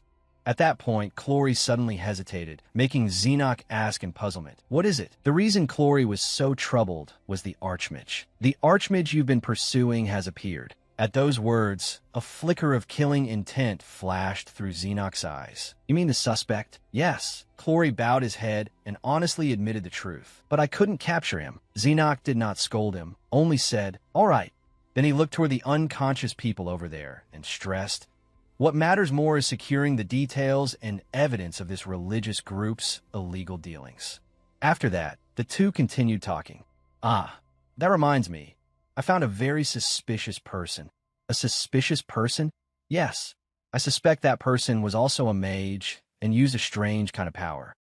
As he reported, Corey thought to himself, the outfit looked like some kind of inspector's uniform. Recalling Espen's appearance at the time, he continued, light blue hair, sunglasses, unusual clothes, and a hair color too. Yes. Hearing that, Xenoc fell into thoughtful silence. The difference from the impression I had before is too vague. I'll need to examine it separately. At the same time, somewhere in the garden, quite a few frightened nobles were huddled together around the people lying on the ground. And among them was Espen. At that moment, she seemed to be deep in thought about something. She recalled what the Archmage had said to her earlier. Pin, there's not much time, so I'll explain quickly. First, let's change clothes and blend in with the believers sitting over there. Hearing that, she asked anxiously, will it be hard to escape? The Archmage raised his staff and explained more clearly. Not hard, but right now, there's a large-scale barrier here. I'll be fine, but if you move, it'll leave traces of magic. Hearing his words, Espen's eyes dimmed a little. In simple terms, the Sky Knight's mages have already detected me. You don't want to be chased, do you? At that time, the Archmage had smiled brightly and sincerely and said to her, don't worry, I'll protect you. Let's go together. At that moment, Espen suddenly calmed down. What am I even thinking? Just then, the person standing beside her suddenly shouted, I want to live happily. Seeing that, she couldn't help thinking, has this religion really corrupted people this badly? Espen stared in shock at the scene before her and thought it didn't deserve to be called a religion at all. Right then, a familiar figure suddenly appeared in the distance, making her jolt. Only now did she realize in astonishment. The troublesome person the Archmage had mentioned was Xenoc. While she shrank into herself nervously, Xenoc's gaze had already settled on her. Why do I run into him everywhere I go? He looked at her standing there, expression unreadable. As she stood there trembling, she accidentally bumped into the person behind her. The man immediately flew into a rage and shouted, don't touch me. Do you want to die? At that, Espen shot him a sharp glare, making the man behind her freeze in fear for a moment. Then she decisively threw a punch and knocked him out. Before he could even finish saying, Young La, he had already collapsed unconscious. Seeing that, Espen panicked a little. Oops, she had reacted before thinking. Looking at the unconscious man at her feet, she inwardly felt relieved. Luckily, Clory made it so he didn't recognize me. Espen recalled the Archmage saying earlier, I don't understand why so many spells don't work on you. Then images of Espen's past and present appearances surfaced along with the Archmage's words. I can't turn you into someone else. It's like you're already under a spell. At that moment, Xenoc's cold voice rang out in front of Espen. So it really is you. Alarmed, Espen immediately tried to play it off. Ahaha, do killo. But he directly brushed aside her little act. Forget the greeting. Crossing his arms, he looked at her and asked, why are you here? Then the two began talking. Haha, it's a long story. Then you'd better start talking quickly, before you're treated like a criminal. Espen sighed inwardly. How brutal. Then after a pause, she said, my father seems to be interested in religion. The Archmage ran up and suddenly wrapped Espen in an embrace. The unexpected action left her completely stunned. I missed you so much, Pin. His eyes were gentle, his smile soft, as if all his longing was poured into that hug. Espen's hand came up to his chest, and she was surprised when she felt his heartbeat pounding wildly. I can hear his heartbeat. It's loud and clear. Snapping back to her senses, Espen hurriedly tried to push him away. Hey, Archmage, but she couldn't move him. Realizing she was resisting, he loosened his embrace, looking at her with overwhelming tenderness. Unable to endure even a second longer, the Archmage leaned against Espen's shoulder and whined. Just a little longer. He poured out all the longing he had held inside. I really missed you. Then suddenly his tone changed. But the air around them suddenly grew heavy. I never expected you to know Xenoc already. Espen was taken aback by his words, and then the Archmage smiled, changing the atmosphere once more. He flashed a sunshine-bright smile that seemed to make everything around him sparkle. We really do have a lot to talk about, don't we? The morning sunlight poured over the castle, making its grand, gleaming white beauty stand out even more. Espen told Glenn everything. So that's what happened. Glenn stared blankly at everything unfolding before him. She gave an awkward smile. Why don't you two say hello? At her words, Ket raised a hand in greeting. Haha, hello. Espen introduced him. Glenn, this is an old friend of mine. Snapping back to his senses, Glenn answered, Ah, HLO. Ket's expression darkened with jealousy. A man? Standing beside him, Espen thought she had misheard and asked again, but he only gave her a bright smile and said, It's nothing. Ket smiled radiantly once more as he introduced himself. It's a pleasure to meet you. I'm the Archmage Ket. Startled, Glenn stammered. Why you mean that Archmage? Well, I suppose that's not wrong. The moment he realized who Ket was, Glenn's jaw dropped and sweat poured down his face. He immediately ran off, as if someone were trying to eat him alive. I hope you have a wonderful day. If you need anything, just call for me. Espen frowned in confusion.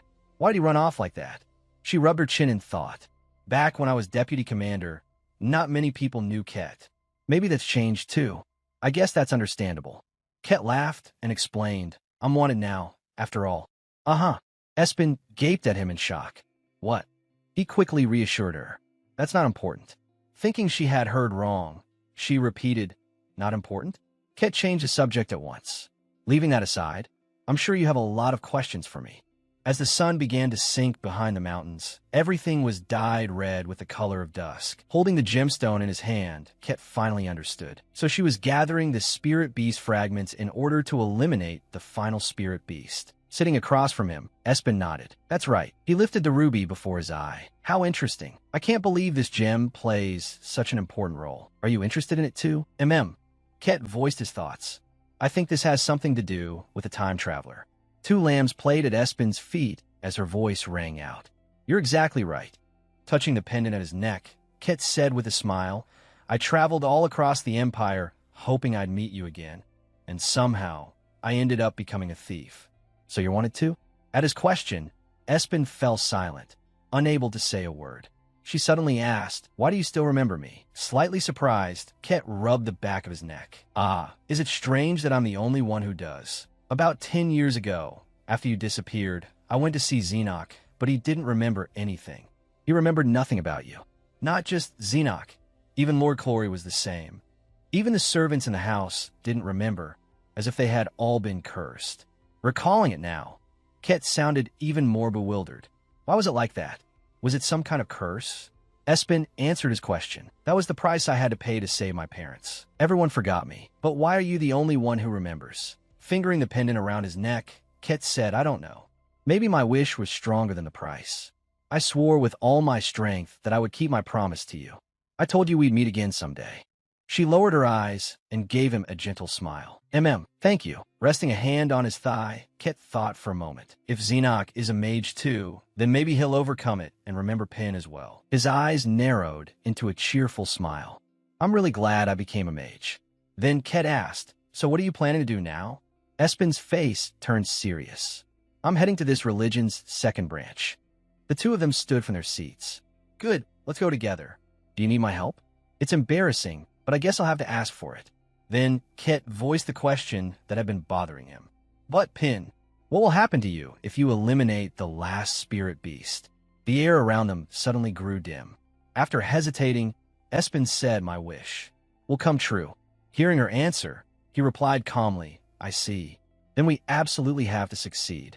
The sun disappeared behind the mountain, and darkness fell, casting a dull violet shade over everything. Xenoc slept soundly in bed, but in his dream he seemed to encounter something that left him troubled. In the dream, Xenoc saw himself as a child. What is this? This is the house I lived in when I was little. The boy in the dream kept turning this way, and that as if searching for something. What was I looking for? Suddenly, a pink-haired girl appeared and called out, Captain, no, Xenoc. Startled, Xenoc blurted out, Espen. He jolted awake, drenched in sweat. In the dream, Espen had held Xenoc's hand and smiled brightly. If no one here cares about you, then all you need to do is meet someone new who will love and cherish you. His eyes widened, and all he could see in them was Espen's figure. Then the scene suddenly changed to when they were older. She stood behind Xenoc as he was being pulled away. Are you going to forget me? Back in reality, he sat on the bed, clutching his head. What was that dream? This terrible sense of loss and emptiness. I don't remember anything but the name I called in that dream. Pin, in the Grand Palace. The morning sun streamed through the stained glass windows, scattering countless shimmering rays of light.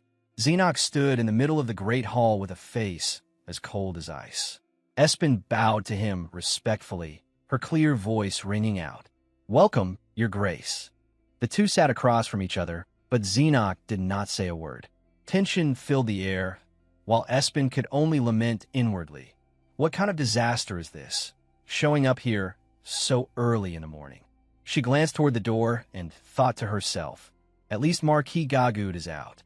Suddenly, Xenoc spoke, each word as cold as winter frost. "There's something I want to ask." Espen answered quickly, "Yes."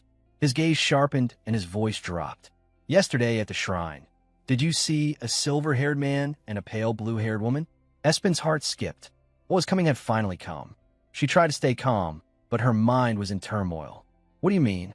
Xenoc continued describing them, never taking his eyes off her. The man had silver hair, and the woman had light blue hair. They're hard to miss because their hair colors are unusual. One of them, the man, is an archmage and a wanted criminal. He paused for a moment, then pressed further. People said the woman was highly suspicious. "Have you seen her?" Espen hesitated briefly, then stammered, "I don't know. I felt a little dizzy yesterday." Xenoc fell silent for a moment, suspicion flickering in his eyes. "Is that so?" His low voice and blade-sharp stare made her tense.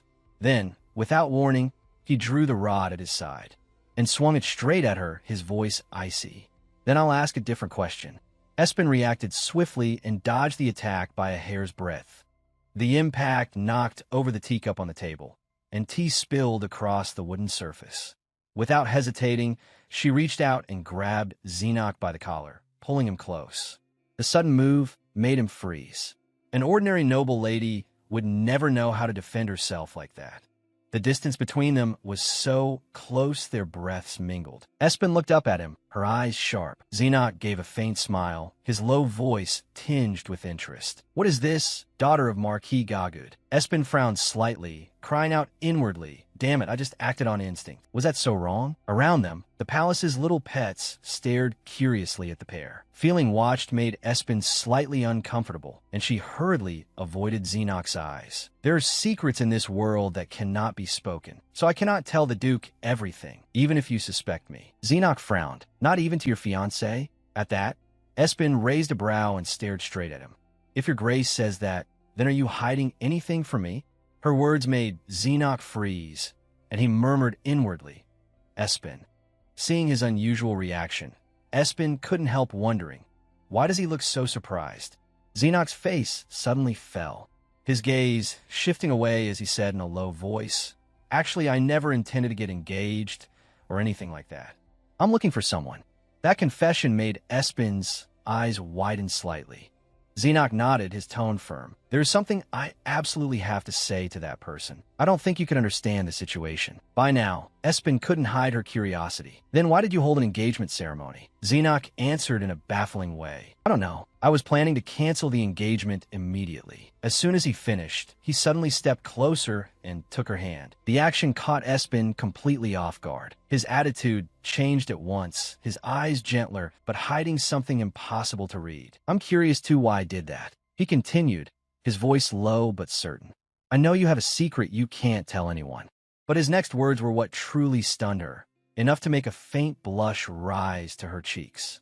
"But as the captain of the Sky Knights, and as your fiancé," Xenoc gently lifted Espen's hand and pressed a soft kiss to it. His eyes were tender, yet carried a deeper meaning. "I can't simply overlook someone who was there that day. Sooner or later, it will be mine." His voice dropped, laden with implication. "Let's go outside and clear everything up." Espen frowned, full of suspicion. "Yes, all right." Xenoc turned, preparing to leave. But after taking a few steps, Espen suddenly spoke up. "By the way, Your Grace." He looked back, as though waiting for what she was about to say. Espen asked slowly, "Who is the current deputy commander?" Xenoc paused for a brief moment. Espen continued, her voice tinged with distance. "I never wanted to know what happened after I died, but now." She clenched her hands slightly, her gaze darkening. "I've been locked away all this time, so I know nothing about the world outside. I want to know everything." Hearing that, Xenos could not hide his surprise, and an indescribable feeling rose within him. His deep eyes studied her, as if trying to read every mystery behind those words. Locked away, Espen continued in a low voice, just like how I couldn't recognize the Duke the first time we met. Xenos let out a soft response, his eyes clouded with confusion. There isn't one.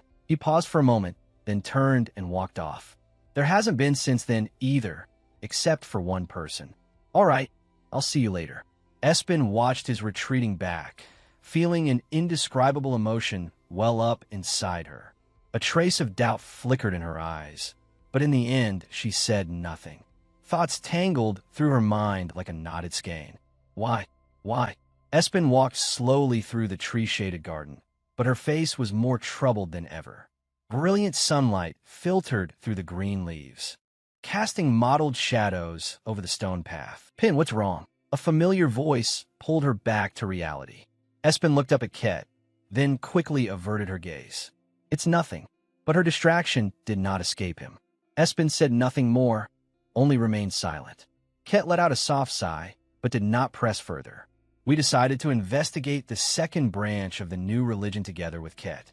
Fortunately, Ket said he had already managed to gather some information. As they walked along the narrow road, Ket suddenly remembered something. Oh, right. He stopped, and a sparkling stream of magic suddenly glowed in his hand. In an instant, Ket's appearance changed completely. He smiled mischievously. I need a disguise. I'm a wanted criminal, after all. Turning to her, he flashed a dazzling grin. More people recognize me than I thought. Is it because I'm too handsome? Standing beside him with her arms folded, Espen slowly replied, Isn't it because your hair color stands out too much? At that, Ket's face immediately fell, his voice sounding wounded. You're terrible. A lot of people say I'm handsome. Espen sighed helplessly and snapped lightly. I know. Now, get up. She grabbed his hand and pulled him along, but he only chuckled. Peen. His voice suddenly softened. Tilting his head, Ket asked gently, Do you feel a little better now? Espen paused.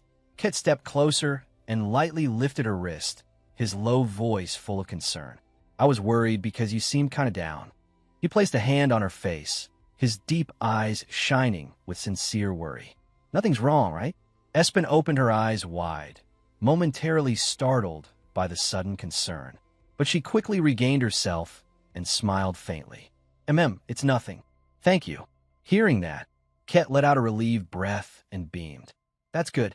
Then, shall we head to the branch?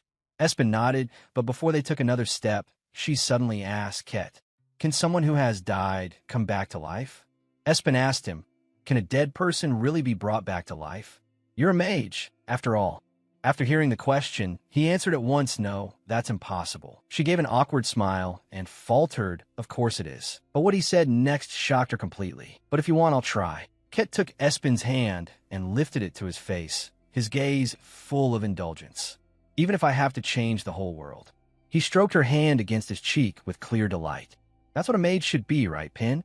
Standing beneath the shade of a tall tree, the two of them looked almost unbearably romantic. After talking for a while, Ket made as if to leave. Let's go. Espen, flustered, said nothing. Deep down, she thought, what he just said must have been a joke. As soon as she thought that, she quickly called out Ket. But before she could say anything more, he took her hand and smiled gently. Tell me whenever you're ready, because I'm always here.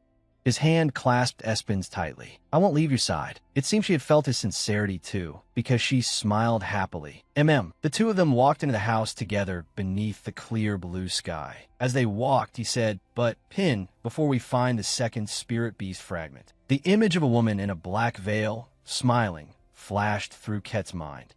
Have you ever seen the final spirit beast? You said it's masquerading as some woman, right? Huh. She answered, That's right. Given the current situation, it's hard to see the leader of that religion. But if it's the same person, then I may have seen her already. He offered a suggestion. We don't know much about the enemy. Maybe it would be better to investigate here first. Hearing that, Espen pointed at him. That's true. After they finished talking, Ket held out his hand and said, It's been a long time since we worked together. Come on, let's enjoy this. Espen let out a sigh, then smiled brightly and reached out her hand. All right. Meanwhile, Xenoc was walking with Cullen. His handsome, icy face was enough to make anyone swoon. Sweating nervously, Cullen stammered, "Captain, I don't think your grace needs to personally go on patrol like this." Xenoc turned his head. "What do you mean I don't need to?" Cullen panicked. "Of course not. This is work for the younger knights." He froze. Why is the captain acting like this in secret? This is what discipline in the Sky Knights has come to now. Xenoc shot him a blood-red, murderous glance. Cullen turned pale at once. "I'm sorry." Xenoc looked away. "Fine, let's go." Cullen let out a long breath and thought to himself, this is so awkward. An image of Xenoc came to mind. There are more and more complaints and questions. Since the captain isn't acting like a knight at all, what's the reason? His gaze turned sharp. Ever since the deputy commander disappeared, Cullen stopped behind him, sighed, and thought, what am I supposed to do with the nobles reacting this strongly? Someone like me is going to lose his mind.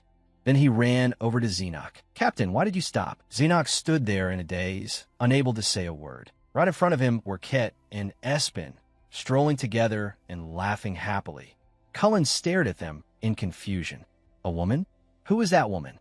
At that moment, he remembered what Chloe had said. The captain's fiancée has pink hair. It's wonderful, isn't it? Realizing this, Cullen became certain. He bit his hand, sweat dripping down in beads as he trembled. Then does that mean? Before long, a shocking headline formed his mind. Captain Black Knight has been cheated on. Special news. Cullen imagined Ket and Espen getting married and smiling happily together. His face turned deathly pale. Cheated on. At that moment, Xenoc spoke. "Follow them." His words frightened Cullen enough to make him ask, "Follow who, sir?" Xenoc looked toward Espen and ordered, "The girl." At that, Ket and Espen turned their heads to look. Ket's eyes picked up on something.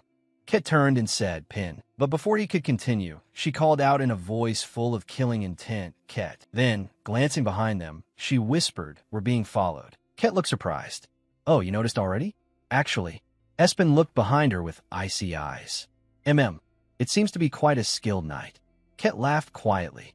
"It looks like she doesn't realize the one following her is Xenoc." "All right then."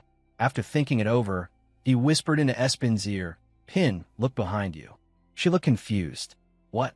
Only then did she startle when she realized it was someone she knew. She looked at Xenoc and thought, "Captain." Ket looked at her and said, "Everyone's here so early in the morning." "Huh?" Espen was still bewildered. "Duke, what's with that outfit?" But she didn't need to know. A moment later, Xenoc was already standing in front of her, asking, "Why are you here?" She replied, "Didn't you say you'd come visit me from time to time?" She still looked dazed. "Oh, was that today? Since you're here, even if I came, wouldn't I end up not being able to meet you anyway?" He fell silent. Cullen, who had been standing behind him watching everything, covered his face and cried out, "Captain." He clenched his fist tightly. "Oh my God, I can actually see the captain being jealous." Only then did Xenoc ask, "Who's the person next to you?" Espen hesitated. This is..." But before she could finish, Ket cut in. "I'm her friend." The two of them stood there smiling at each other cheerfully. "Your only close friend, right?" That's right. This is my friend." Watching them get along so happily, his face darkened with killing intent.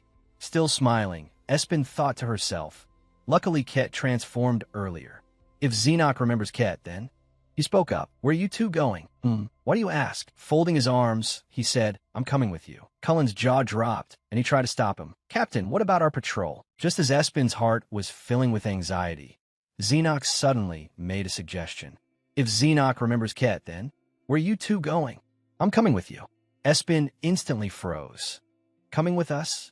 Cullen, standing beside them, couldn't help trembling too. "Yes." I find her behavior rather suspicious. Even though Cullen knew full well the man was brazenly making things up, he didn't dare expose him. "It's my duty to investigate and monitor people like that." "A lie. You don't normally handle ordinary suspects, sir." Xenoc pressed on, cornering her further. "I have no choice but to stand by until I hear your explanation." "I'll explain right now." She hurriedly tried to steer the topic away. "Where are you off to, Sir Knight? You even have a colleague with you." But Xenoc's face suddenly darkened. "A colleague? Not someone following me?" His words immediately left Espen speechless. "What? Yes, that person as well. This is bad. How would I know what Cullen looks like right now? I messed up." She hurriedly tried to smooth it over. "Since you two were together, I suddenly assumed you were colleagues." Ket, standing beside her, let out a sigh. "It's just that the Duke's clothes are different from usual, so I wondered if you were secretly investigating something." Espen forced an awkward laugh. Well, the captain secretly investigating is normal enough. With the Duke's personality, he'd probably choose to investigate things himself. But the other man continued to leave her speechless. You say that as if you know me very well. The smile on her face, strained as it was, could no longer stay lifted. Ket hurriedly spoke up to dispel the awkward atmosphere. Pin, when are we leaving? Seeing his cheerful face along with Lupus, Espen suddenly remembered, right? She turned to Xenoc and said, I already have plans with my friend, so I'll be leaving first, Your Grace. If you're not planning anything suspicious, then let's go together. Her face immediately fell, her discomfort plain to see. Espen muttered bitterly, landing a devastating blow. You really do have a suspicion problem. Leaving him standing there in shock, she hooked her arm through Ket's and immediately walked away. Let's go, Ket. No. What? Xenoc stood rooted to the spot, while beside him Cullen had already collapsed at some point. After they had gone a little farther, Kit secretly glanced back at the man behind them with a meaningful look. Under the golden light of the late afternoon sun, the two of them simply walked side by side. Is it really okay for us to just leave like this? He was a little worried inside. Xenoc's going to get suspicious.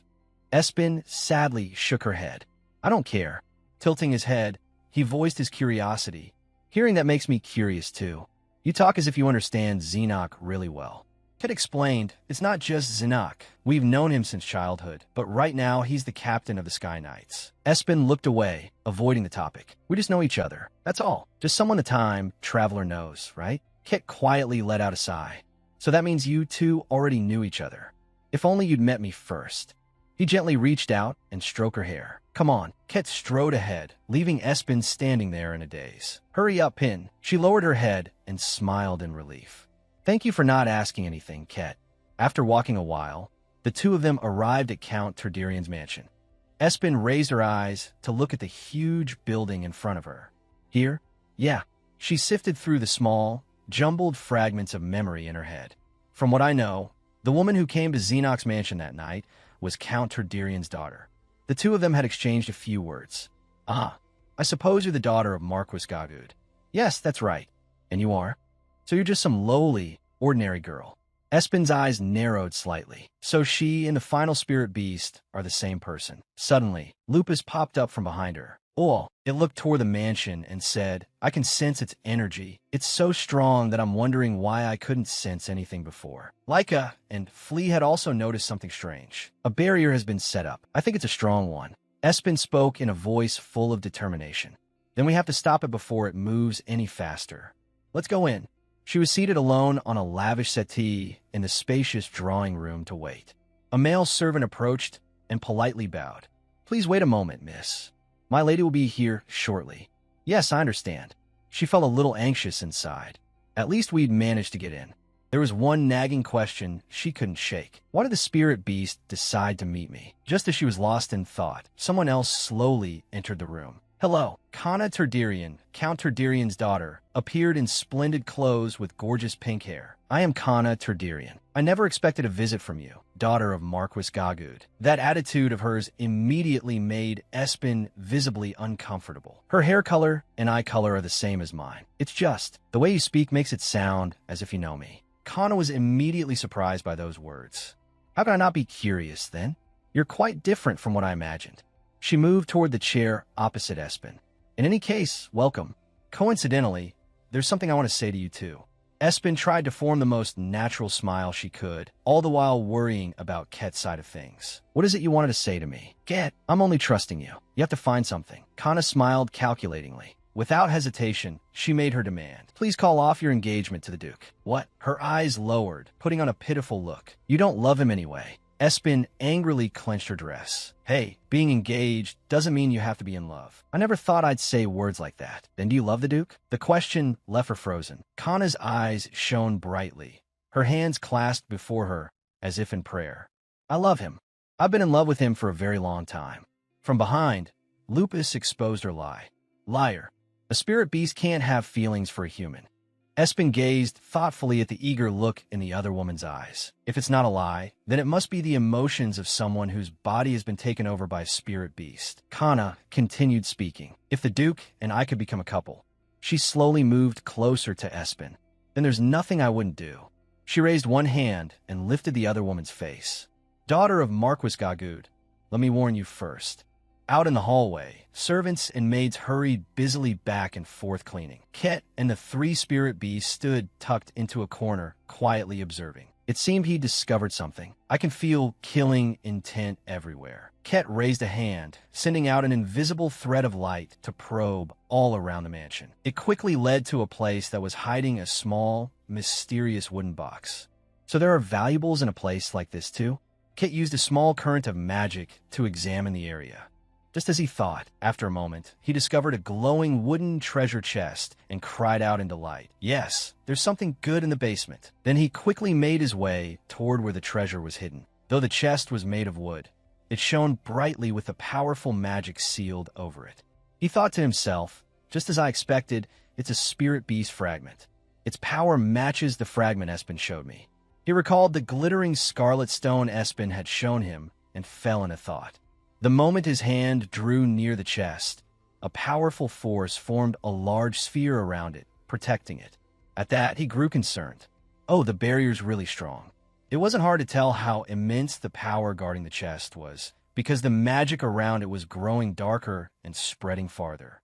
Not just anyone could create a magical barrier like this. Just like at the magic tower, frowning at the important fragment before him, he raised his hand and summoned the power within himself. A powerful magic circle appeared, and his whole body seemed to glow. The force stirred his hair in the air as he steeled himself. Back then, too, I had to break through it to find Pin. A magic staff appeared in his hand, radiating tremendous power. The whole room flooded with light as it shattered the chest's magical barrier. The chest opened, revealing a multicolored sparkling stone inside, which he picked up. He smiled happily at the sheep spirit beast, Flea. Mission accomplished. Elsewhere, Kana smiled, but a frightening aura of killing intent radiated from her body. Espen stared at her in alarm. What is this? Why is she suddenly smiling like that? Kana leaned close to her face, golden eyes glowing like a monster's, baring her fangs as she murmured, Daughter of the Marquis, I will definitely have the Duke. Hearing that, Espen angrily shoved her away and shouted, The Duke isn't an object. Kana answered at once, smiling faintly while her words dripped with mockery. That's right, but he isn't yours either. Espen's face flushed red with frustration, her brows knitting together. She remembered the red-haired woman in black and realized the spirit beast had been coming and going from Xenok's mansion. Kana was utterly smug now, laughing proudly. Captain, has anyone ever pestered you like this before? In the middle of that tense atmosphere, Lupus delivered important news with an excited look. Pin, Wibby sent a signal. They found the spirit beast fragment. Hearing the little spirit beast say that, Kana's face froze, bewildered and unable to understand what was happening. Espen rose to her feet and bowed apologetically. I've come to the wrong place. Please forgive me. I'll take my leave now. With that, she departed, trying to stay calm and not feel embarrassed. She reassured herself, I have to stay perfectly calm. But then she suddenly turned back and caught sight of Kana. The woman was smiling brightly. Espen was confused. What is that expression? After leaving, she asked softly, Lupus, couldn't you see anything in her eyes? It answered, even if I look into human eyes, I can't see anything. That's because that spirit beast has taken over a human body. After the two of them left, only Kana remained in the mansion, reclining against a sofa in the silent room. She lightly rested a hand on her knee and wondered, was that you, Lupus?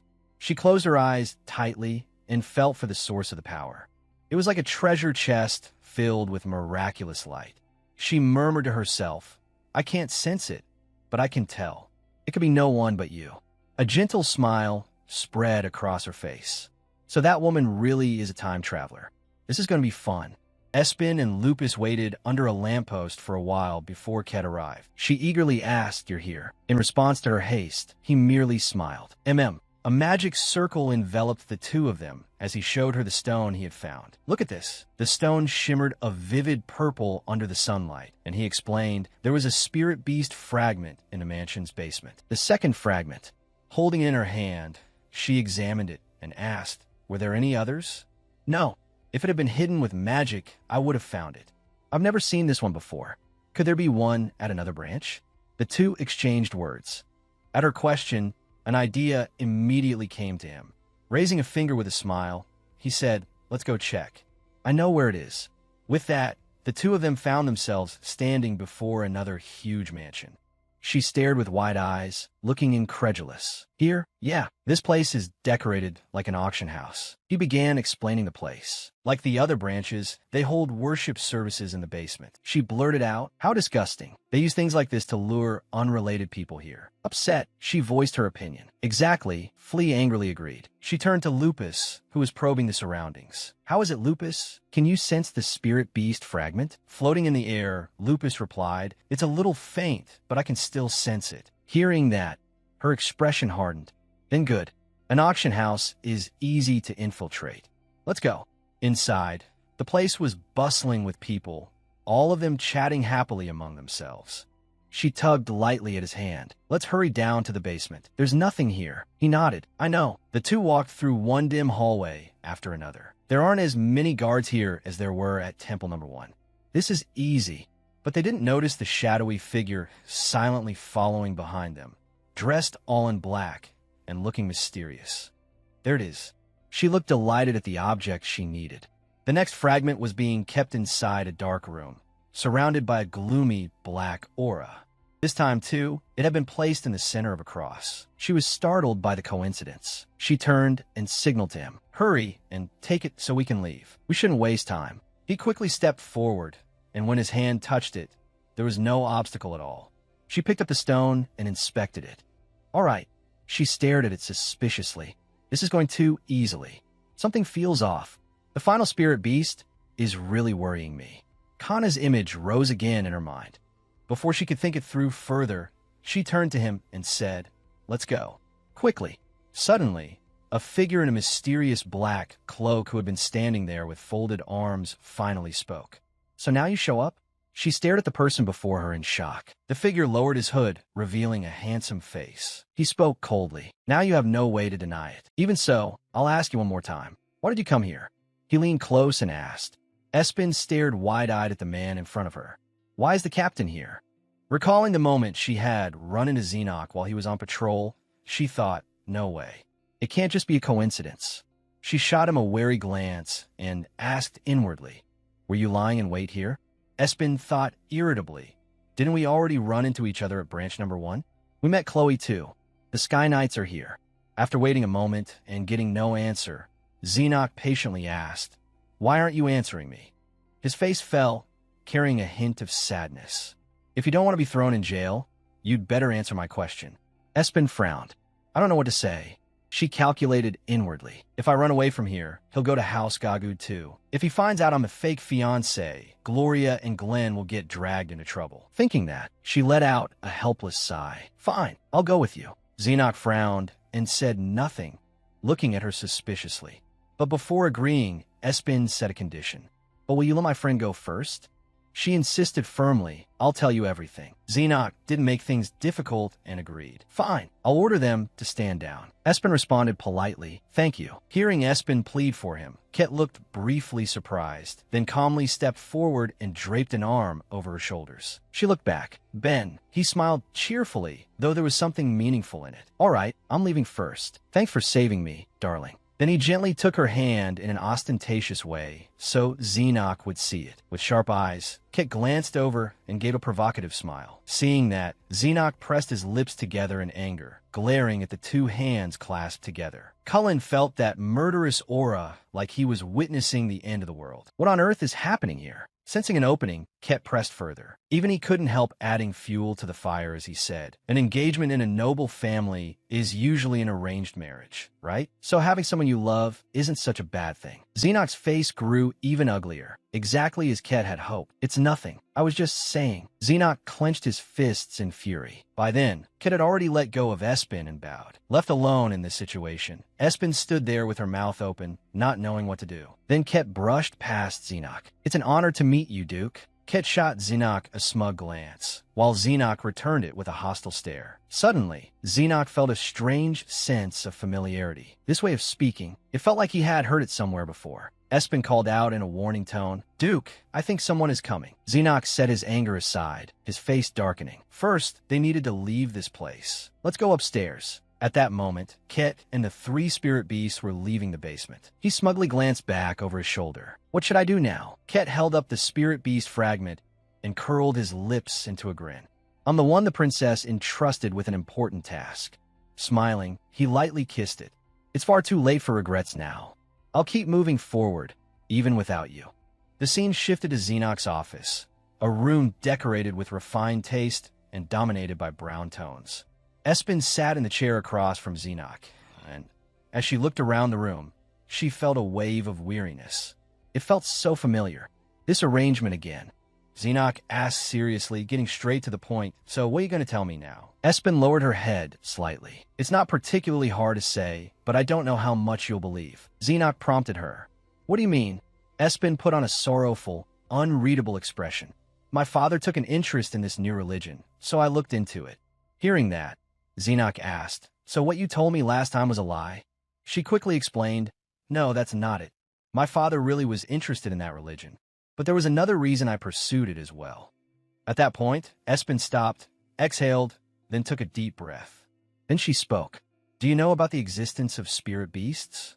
Espen looked straight at him, completely focused. I know the captain's personality better than anyone. The sharpness in her eyes showed that she knew exactly when to choose her moment. The time for flimsy excuses had already passed. In fact, Espen had already made this decision before she left with Ket. Should I just go like this? Xenok will grow suspicious. From this moment on, I'm prepared to reveal the truth. If the captain suspects me and interferes, that will be very disadvantageous. Xenok frowned skeptically. Spirit beasts? I've heard of them. Espen immediately explained.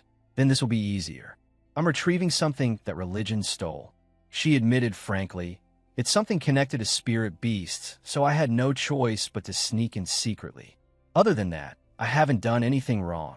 After hearing her, Xenok's expression barely changed. Is that all? Espen replied, yes. Like anyone else, he had no reason to believe her. And you expect me to trust what you're saying? Espen had already anticipated this. It's fine if you don't. Following her instincts, she answered honestly, I just didn't want to lie anymore. For an instant, Xenok unconsciously thought he saw the shadow of the girl he had been searching for all this time. That girl had said the same sort of thing too. I didn't do anything. I'm only saying this because I don't want to lie to the captain. He spoke, making Espen freeze slightly. You're very much like someone I know. Raising his voice a little, Xenok added, that's why this is making me very confused. Then he lowered his voice again. I understand the general story, but I can't trust you 100%. He continued, you know the reason better than anyone. Still, Xenok made his own decision. So I'll accompany you on this path. You have no right to refuse. His hand tightened. One thought still weighed on his mind. Who was that man? Espen felt a little troubled when she thought of Ket. Ket won't be happy about this. Even so, she remembered the happy time the three of them had spent together before.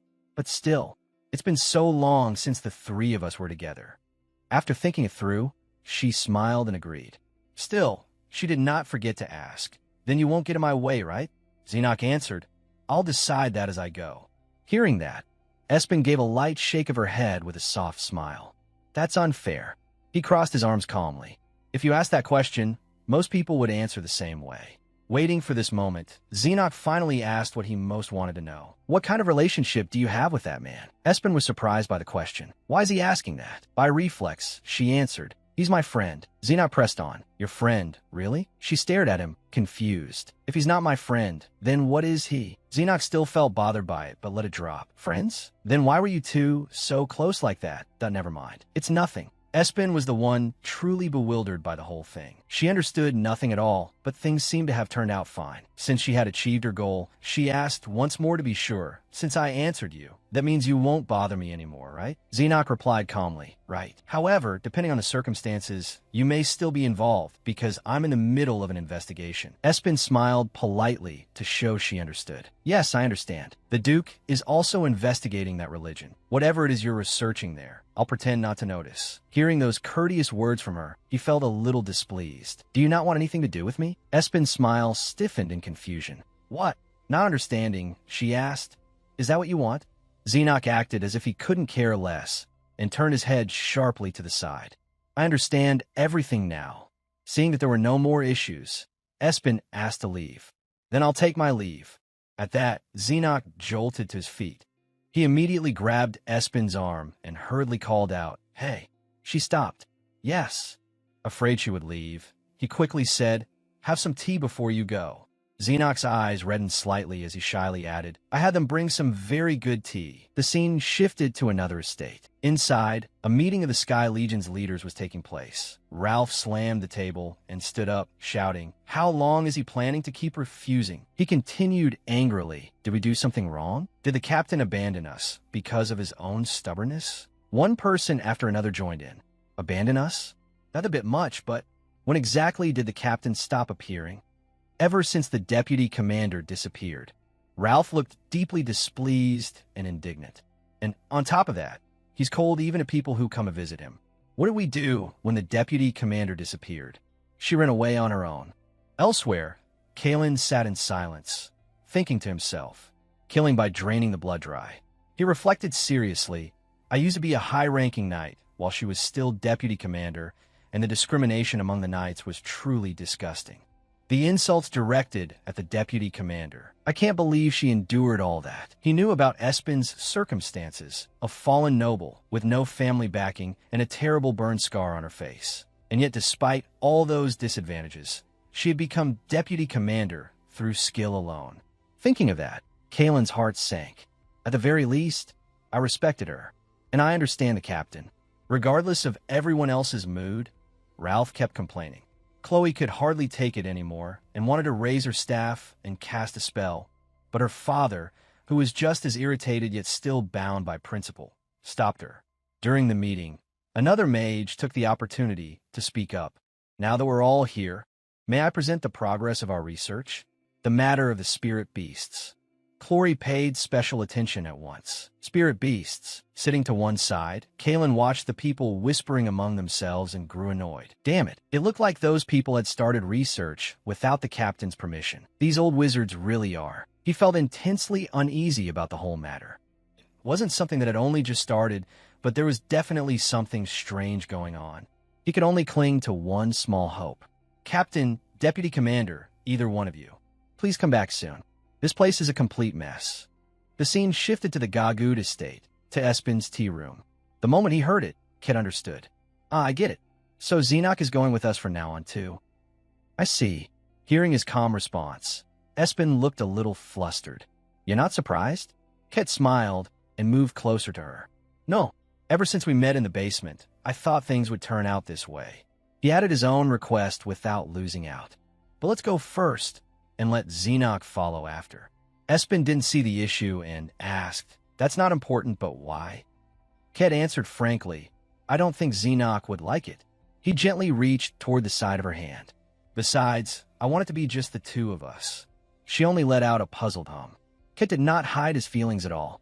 Lovingly taking her hand, he lifted it to his cheek and smiled softly. We're best friends, after all, and I'm more handsome too. Faced with that clingy behavior, Espen blanked out for a moment. She quickly returned to her usual irritable self. Handsome enough to make people lose their minds. Wait, are you not handsome? Lowering her voice, Espen said, Ket, sorry, but I'm not used to things like this. She looked slightly embarrassed, with a faintly aggrieved expression. That's why I don't have friends. Spin was the same. Hearing that, Ket's face slowly grew gloomy, tinged with bitterness. But then he smiled and lightly kissed her hand in comfort. That may be unfortunate for everyone else, but for me, it's a good thing. I'm the only one who knows how adorable you are. Espen looked up at him in brief surprise. She gave a reluctant laugh. That's only because you can't see my real face. But hearing those warm words cheered her up again. Thank you. Then Ket turned serious. I discovered something. He explained, the spirit beast fragments resonate with one another. That means we can find the other pieces more easily now. Ket smiled faintly. If we combine that with my magic, we can get the third fragment quickly. With that, Ket used magic to teleport himself, Espen, and the spirit beasts away. Let's go to the next place. All right, just as they left, the butler arrived with tea and pastries. Where did Milady go? She was just here.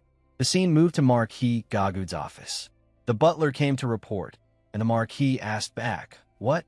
She's not in her room? Did she go to the Duke? The butler answered carefully, I do not know, my lord. The Marquis smiled sinisterly. He could let it slide, since it was commendable to see progress with the Duke. But of course, he always had to prepare for the worst. A fake could not be used as a replacement forever. He had to find Gloria soon. He recalled the conversation with his younger brother, Noran. "What is it, brother? You mean Gloria, don't you?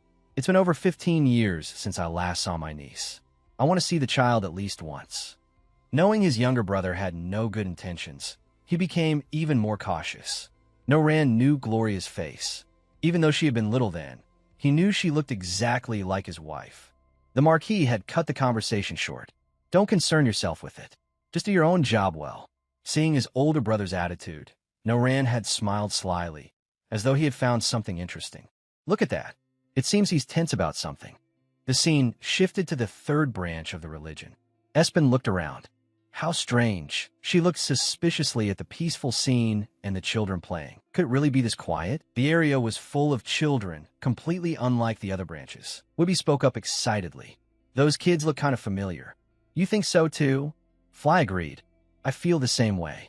Then Kit spoke. "Pin, before we go in, can I ask you something?" Espen did not refuse. "Ah, sure." Kit smiled brightly and spoke the question in his heart. "What's your real name? You must have had your own life before you met me, and you must have known your parents too." He said sincerely, "I want to hear it directly from you." Espen looked up in surprise. Then she lowered her head again, calming herself. Espen spoke a single word. "Sua." Kit asked again, "What?" She placed a hand over her chest and repeated firmly, "Espen Sua. I'm the deputy commander of the Sky Knights. Espen Sua." Kit showed only a flicker of surprise at her expression. Calmly, he said, "I see." Espen was startled that his reaction barely changed at all. "You're not surprised?" Kit casually waved it off. "You weren't surprised when I said I was a mage, either." She immediately replied, "That was when we were children." Kit corrected her, "You're not a child anymore." As they walked, Espen suddenly came to a stop. She asked in confusion, "Cadess, why are you trying so hard to learn everything?" He closed his eyes slightly and smiled. "Why, I wonder?" It was an answer Kit had already given Espen in the past. "Because I like you."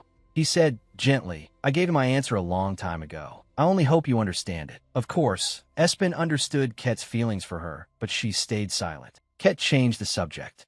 "But, Pin, this may be rude to ask, but you originally came from this point in time and returned to it, right?" She answered, That's right." Kit suddenly asked, "Then where's the real you now?" The question made Espen pause and thought. Ket continued explaining, "I may not know much about the world because I was busy searching for you, but I do know about the missing deputy commander. She also had red hair, and she also met your parents." Before he could go on, Espen said directly, "I'm dead." Ket stared at her in disbelief. "What?" After that, she told him everything. "I told Ket everything about the day my world changed." She told him about her sword duel with Xenoc and what happened afterward. After hearing it, Kit asked doubtfully, "I don't understand. Are you saying your body was never found?" Emotionlessly, she answered, "Probably not." Resting her chin on her hand, Espen treated it as something ordinary. "If I had died, I wouldn't have been listed as missing." Inwardly, she thought, "Besides, there are plenty of people who are hoping for my death." Hearing that, Kit pointed out the suspicious part. "Then isn't that very strange?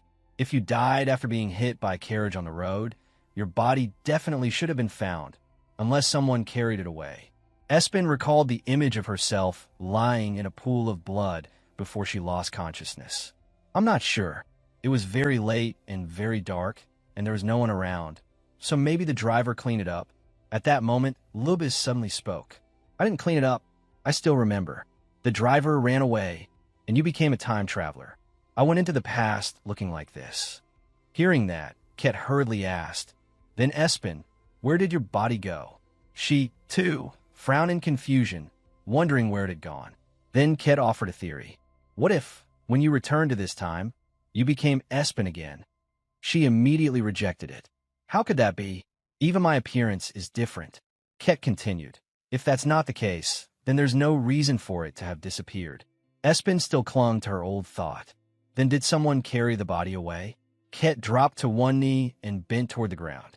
No. Using his finger, he drew two Espens and explained his idea. "Let's assume you were still alive at that point in time. In other words, let's think of it as your body still being alive. If so, where do you think you would have gone?" Espen thought about it. Maybe back to my hometown," Lubis cut in firmly, but you definitely died. I'm certain of that unchangeable truth. That's why I was able to take your soul. If I hadn't, you would have been trapped in the cycle of reincarnation. Then Lubis abruptly switched sides. But if only the body remained alive, then what the mage said makes sense. Espen whipped around and shouted, "What are you talking about?" Furious, she demanded, "What nonsense are you spouting? Did you trick me? You tricked me, didn't you?" Frightened by the look on Espen's face, Lubis still kept his composure. "How was that tricking you?" Then Espen and Lubis began bickering and settling scores, while Kit sat to the side, oddly pleased and feeling fortunate. Once Espen calmed down, she stepped aside with the spirit beast to talk privately. Lubis said, "From this perspective, we spirit beasts are foreign objects that suddenly appeared." Nod slowly explained, "The existence of time travelers is considered an anomaly caused by such foreign objects. To resolve that anomaly, I left behind a dummy." Hearing that, Espen was utterly shocked and froze on the spot. She truly had not expected anything like this. Lubis continued, "In short, when a spirit beast takes away his soul, it only temporarily replaces it with an empty body." Lubis proposed a theory. The only possibility is that your body moved on its own. It was moved by the memories contained in a body without a soul. Then it smiled sharply and pointed out the important part. "And this dummy lasts for 3 months. Within those 3 months, the dimension naturally creates a new fate so the cycle can continue without problems." With a headache, Espen asked again, "So, in short, there's a possibility that my body moved even without a soul?" Lubis answered, "That's right." Losing her temper, she shouted, "Then why are you only telling me this now?" Lubis replied bluntly, "I forgot. It had no emotions because the last spirit beast and time traveler I saw were killed by humans. It was so horrifying that I ended up forgetting it." Lupus froze, knowing that feeling of loss. Spin, helpless, said, "That's enough. I just wish I could understand right now." Lupus still wore that same smiling expression. Spin sympathized, but she also felt sad that Lupus didn't trust her. She said, "I'm saying this because we came here together. No matter what everyone thinks of me, I still consider all of you my friends." She dropped to one knee to show her sincerity. "That's why I've been trying so hard to find the spirit beast fragments. It would be great if we could seize this chance." Understanding her, Lupus replied, "I understand." After the conversation ended, Spin stood up and gently nudged Ket on the shoulder. "Let's go." She thought to herself, after getting this fragment, maybe I should go back home for a while. What would happen if my body is still alive? Inside the new religion's church, the people there were bowing their heads and praying solemnly. Spin and Ket peered in. How strange. Everyone seems normal. Looking at the man kneeling devoutly on the platform, she grew suspicious. The people here don't even go to places of worship. Did I guess wrong? Spin tilted her head and looked at the children around them, sensing that something was off. Wait, something felt wrong. Weren't there way too many children here? Fly spoke up. Just as expected, I can sense an energy from those children that's similar to ours. Me too. She was startled. What? Ket leaned close to Spin's ear and whispered. Spin, should we go down to the basement?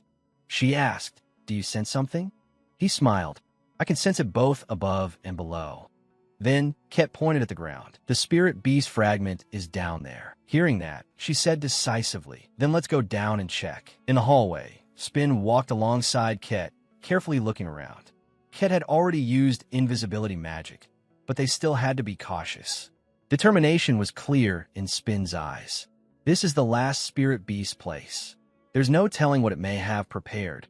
Lupus answered her question. Can the last spirit beast use spirit beast powers? Yes. Lupus added more information for them. Although its existence has been distorted, its use of power is a separate matter. Spin grew curious. How does it use them? Lika listed them for Spin. It was originally powerful, so it has many abilities. One of them is psychological manipulation. Humans call it brainwashing. Hiding behind a wall, Spin thought to herself, it has abilities like that too? She pointed to the door ahead and said, "There's a staircase at the end of the hall. Let's go take a look." Suddenly, Spin saw something. A little boy is running toward us. She turned to Ket and asked, "Why is a child here?" Ket replied, "I don't know either." At that moment, a group of people in white hooded robes with their faces covered came chasing after the boy. "Over there. Catch him." They grabbed the boy and shouted angrily, "Damn it, what a nuisance. What do you think you're doing?" He does nothing but laugh. It was obvious from the start.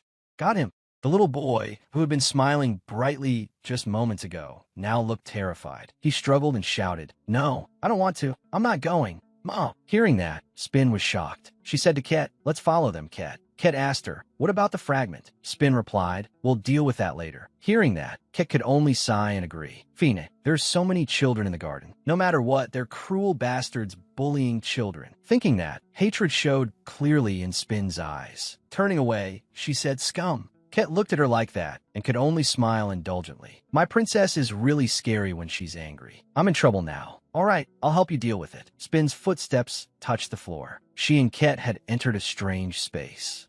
What is this, a prison? Inside the cells were children who had been robbed of their freedom. Ket was furious at the sight before him. "How vicious," Spin said to him. "First, let's go in and see. Before rescuing anyone, the important thing is to understand the situation." Inside, a group of people in black and white hooded outfits stood surrounding an unconscious child. Ket and Spin followed them in and observed the situation from inside. One man in white asked, "Can this really work?" The man in black beside him answered, "It can. Can't you see success is right in front of us? Just a little more. By combining the sacred gemstone we possess with a human, none of our experiments so far have failed. We'll create a living god." The man in black laid out each step of the plan. Spin felt helpless hearing their thoughts. "These lunatics," she asked Lupus. "Lupus, is that really possible?" Ket behind her said, "My guess is they deliberately experimented on children with weak immunity. This is the kind of thing unethical mages obsessed with research often do. It's disgusting." Those men continued exchanging information. "Through this research, we'll obtain what we want. You will get your living god, and we will get research results on spirit beasts. Besides, it will greatly help the test subjects at our headquarters." After hearing everything, Spin listened intently and realized something. Huh, that thing. In the hand of one of the men in black, something was glowing so brightly that she couldn't make it out. Spin noticed a familiar pattern on the clothes beneath the black cloak. The Sky Knights. Her mouth fell open in shock. Why is a royal knight here? And wasn't the captain investigating this religious group? Spin sensed something wrong. Could there be a problem inside the Royal Knights themselves? An hour earlier, a hand rested on the arm of a chair. Xenoc Black Knight was sitting in his study, taking a break, when someone called out, "Captain, the documents about the next branch have arrived." Kalen asked him, "There are many troubling clues. You'll be leaving soon, won't you?" "Yes," he replied. Kalen reported the situation to Xenoc Black Knight. "There's something you need to know before you go. The actions of some royal mages have been very unusual. Even mages in the Knight's Order have been drawn in. It seems they're conducting some strange experiment." In response to those words, he merely answered calmly, "I know." Kalen was startled by Clay's words. "Yes? What?" Xenoc Black Knight repeated, "I already knew." He continued, "They're talking about research on spirit beasts, aren't they? I know all of it." That only made Kalen even more shocked.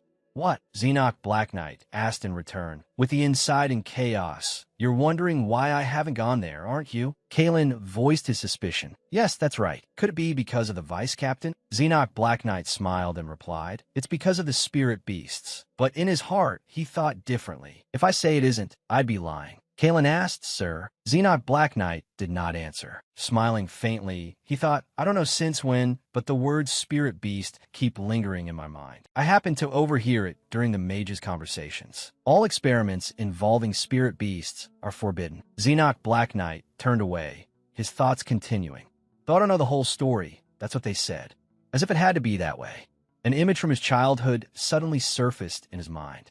By instinct, I feel that spirit beast research must be stopped. Xenoc Black Knight asked Kalen, "Are there clues related to spirit beasts at this branch?" Kalen answered, "Yes, that's right." Xenoc Black Knight said sternly, "All illegal research is punishable, but it seems there are still vermin from that religion inside the Royal Knights." Seeing Xenoc Black Knight leave, Kalen panicked and called out, "Captain!" Xenoc Black Knight said to him, "Move out at once. Issue the order." Xenoc Black Knight recalled Spin's words, "I'll tell you everything later." The corner of his mouth lifted as he thought, "Should I tell the Marquis Gaud's daughter?" Xenoc Black Knight stepped forward. Memories of Spin came rushing back. The image of her lying on a bed. Xehanort Black Knight asked himself, what the hell am I doing? Resting his chin on his hand, he thought, wait, come to think of it, she entered that room, but nothing happened. The images from the past kept appearing. At that time, Xehanort Black Knight had leaned close to Spin. This was a truth even I had long forgotten. That room, the elegant image of Spin appeared in his mind. It was a place only those I permitted could enter. Back then, an old teacher had said to him, the magic is working very well. Because I didn't want my memories of her to disappear. Xehanort Black Knight was thinking of another girl. But then, who was the girl who entered that room? The scene shifted to Xehanort's room. Kaelin stood behind him, cautious and suspicious, not daring to speak. Looking at the man in front of him, standing with his back turned, impossible to read, was a little frightening. Xehanort pushed up his glasses and said just 2 short words, startling Kaelin. Let's go. Back with Spin. She stood behind a corner and asked softly, Ket, there are a lot of people over there, so let's do this. Without saying much, he immediately agreed. All right, I understand. Even so, he still felt worried for Spin. Looking at her carefully, he warned, be careful. At that, the two split up according to plan and immediately moved forward. Holding Lika, Spin whispered with a serious face, I'm counting on you. Understanding, it looked at her and answered, leave it to me. A moment later, the entire space was dyed red. Lika and Spin had merged into one, and her hair turned red. But it could not use lightning. Its flames could only burn what it wanted. Spin gathered mana into her palm, forming a large source of light. Without hesitation, she set the surroundings ablaze, making the knights cry out in alarm. The scene was horrifying. In the chaos, they looked at one another in panic and fear. What is happening? On Spin's side, she delightedly prepared to attack once more. The power had already gathered in her hand as she said to Lika, let's stall for a little longer. Then, without hesitation, she hurled the power at them, a bright grin appearing on her face. Meanwhile, Ket approached the children, who still looked wary. While Ket rescued them, Spin kept drawing attention to herself, launching wave after wave of attacks, and turning the space crimson with fire. The knights eventually created a barrier to block Spin's attacks. The leading knight trembled inwardly, his expression full of indescribable fear and confusion. What kind of power is this? Looking at the overwhelming scene before him, he guessed to himself, this isn't magic. And with a knight's sharp instincts, he swung his sword at Spin and cursed, you little bitch. But how could someone like him touch her so easily? She stopped his movement with magic, making him cry out in pain. Spin gripped the sword in her hand with the bearing of a former vice captain. Her eyes were filled with authority as she pointed the sword straight at him. Then someone called from behind. Hey, Snow, clutching a child in his arms, visible only to Spin, spoke up. We rescued them. At the same time, Lupus flew over, beaming as it brought the spirit stone, and said, I got it too. The knight on the other side looked baffled, staring blankly at the bizarre sight before him. A little boy and a spirit stone. How could they float up by themselves without any force acting on them? At that moment, he vaguely realized the cause, and a delighted smile rose to his lips. He remembered the mysterious woman's words. Spirit beasts are invisible to humans, except under special circumstances. But with what you and I are doing, and with those passionate lectures full of excitement, spirit beasts will surely be drawn in. If you ever meet that being one day, use this, remembering that a spirit stone appeared in his hand. The smile on his lips deepened, and the killing intent in his eyes could not be hidden. He thought to himself, I could be wrong, but there's no loss in stopping it.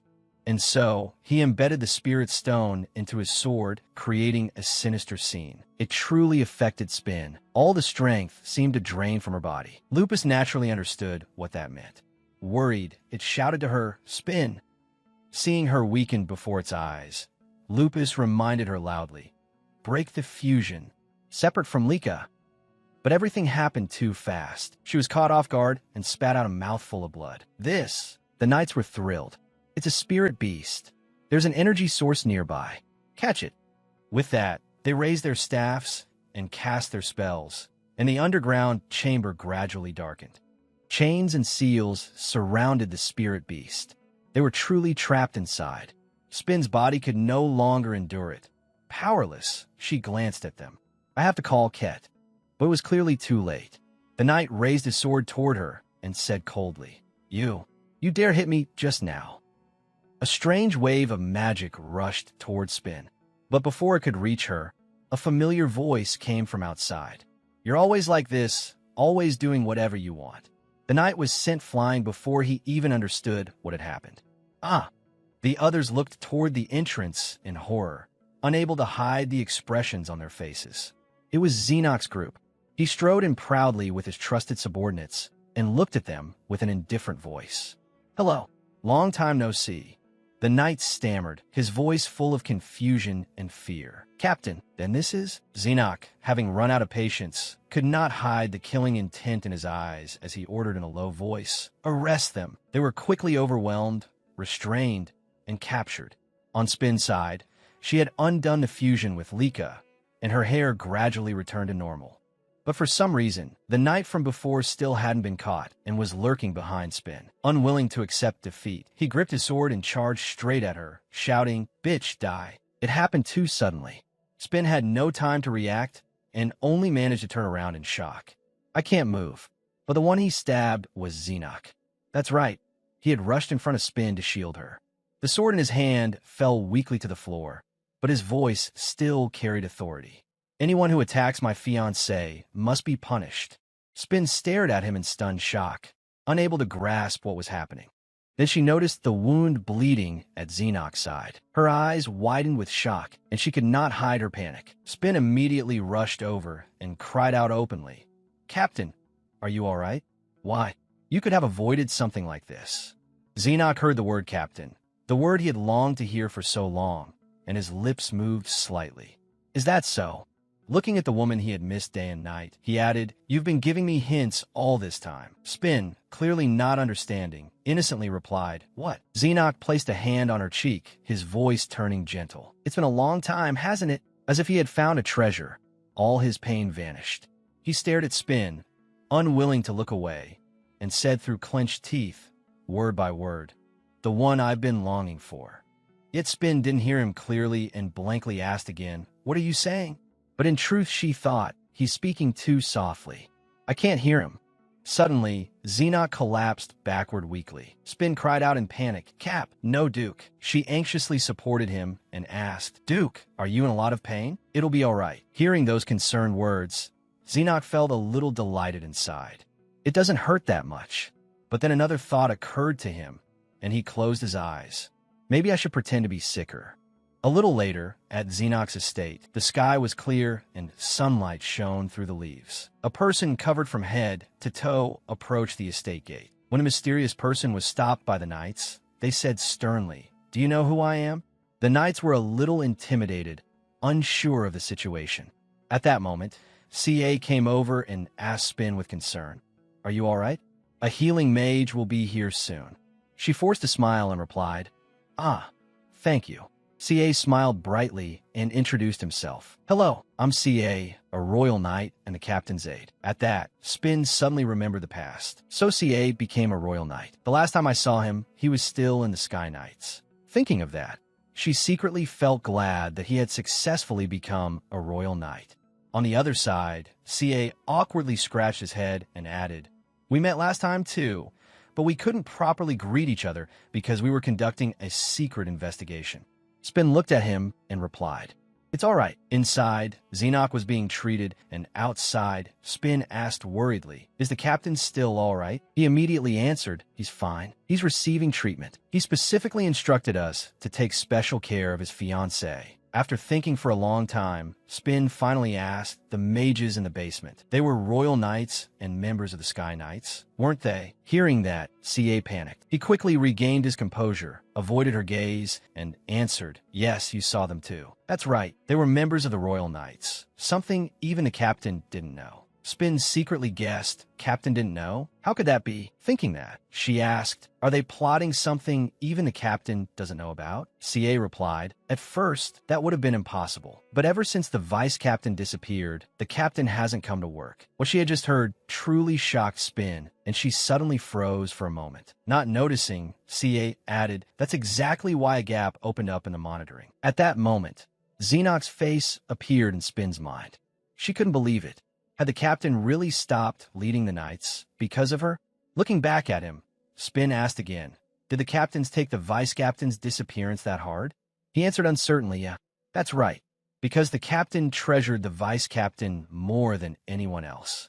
But then he realized his words sounded bad, so he hurriedly waved his hands and explained, of course, it's not like they were in a romantic relationship or anything. They were just colleagues. Inside, CA was already screaming, what am I saying in front of the captain's fiancée? Spin only lowered her head, lost in thought, and quietly replied, yes, just colleagues.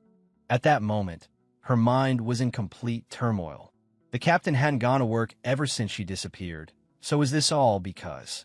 Outside, the two of them had long since fallen silent, and the space suddenly grew quiet. CA stroked his chin and thought, should I tell her that my nickname is Cac? After quite a while, Spin was left sitting there alone with her thoughts. Suddenly, someone walked over and said, hello. Spin looked up blankly, her face full of confusion. It was Clory. Keeping a cool expression, he said, we've met before. I'd like to ask you a few questions. She answered yes.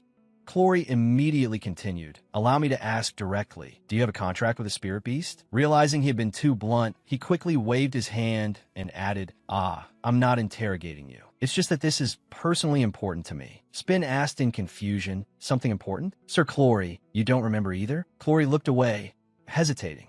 Whenever I think about spirit beasts, I feel strangely unsettled, so I wanted to ask. I think you know a lot about spirit beasts. And, have we met on the road before?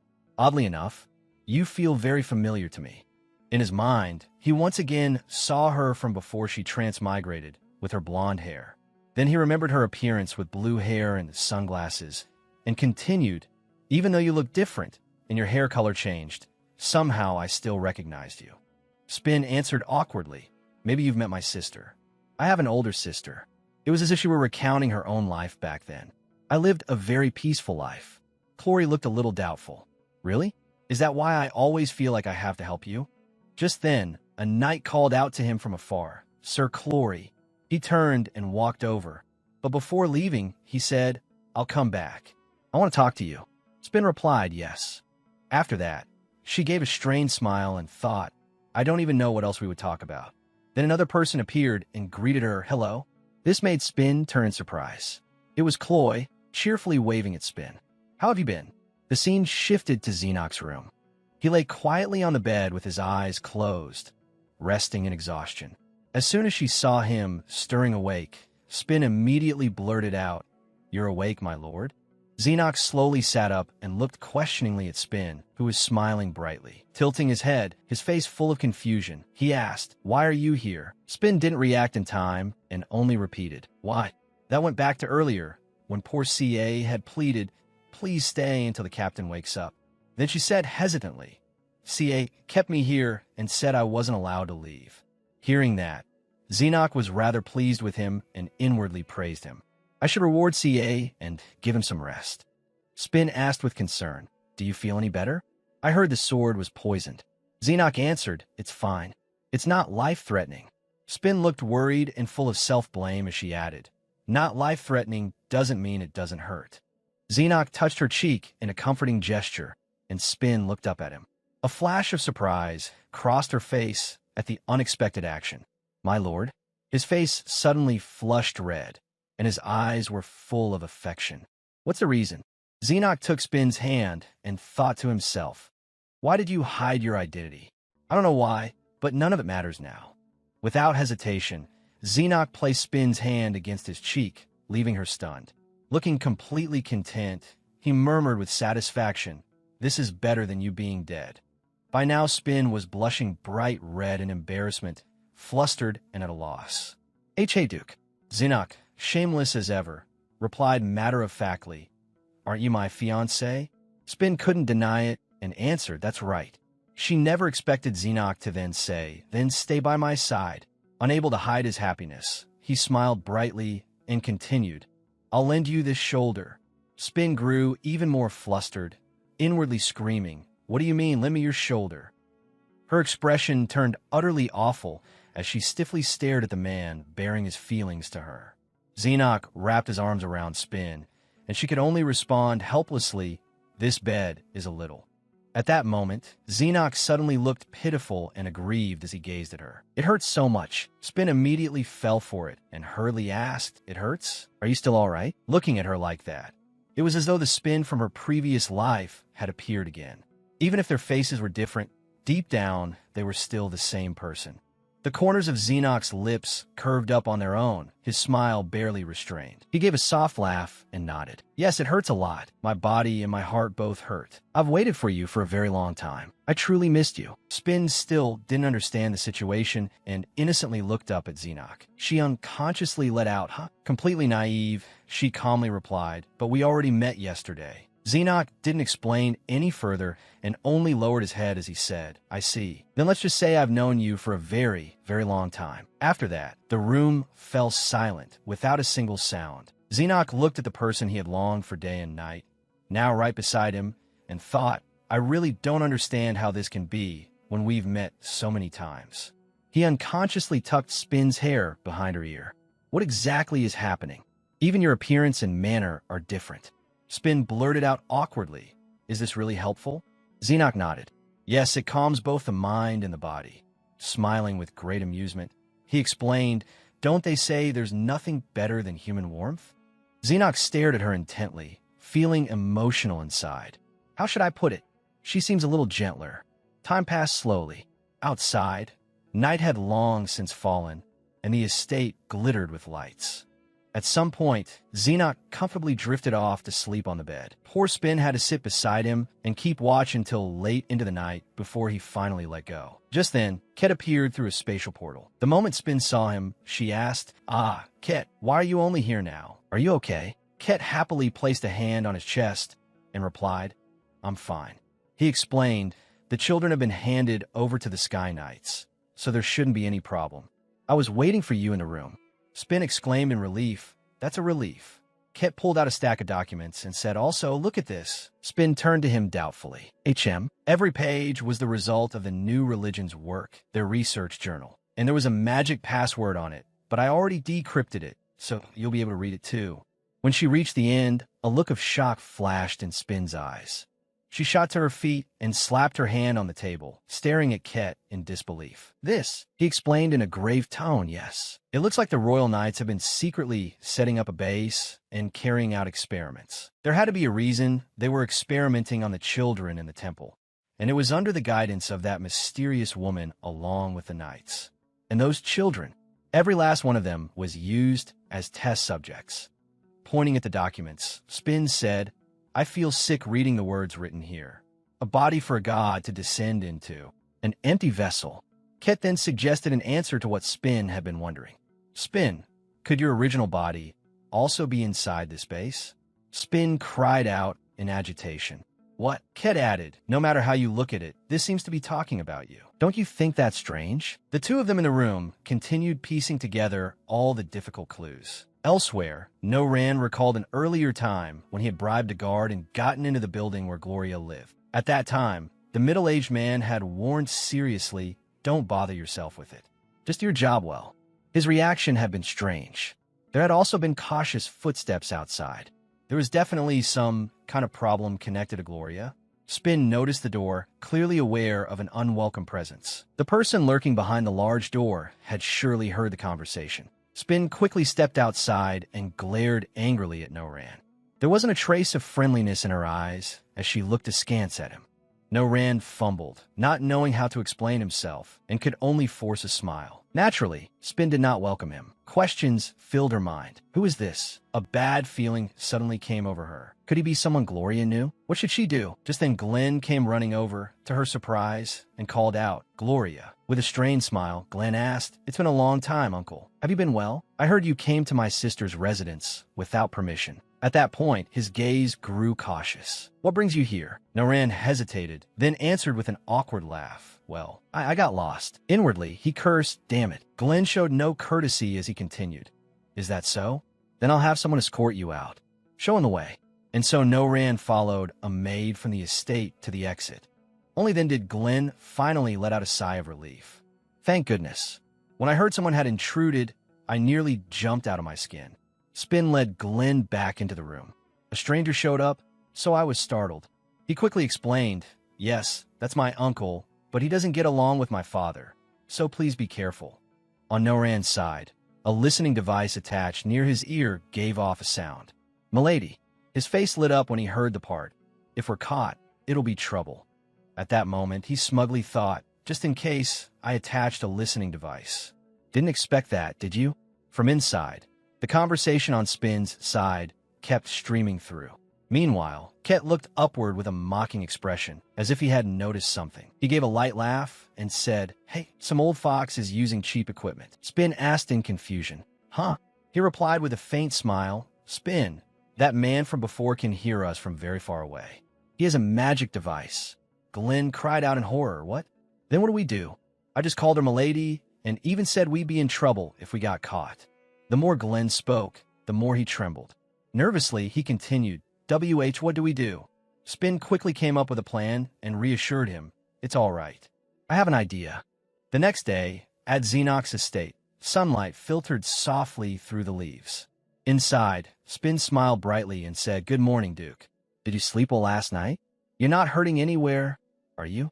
And used to this sudden enthusiasm, Xenok answered a little stiffly, "I'm much better now.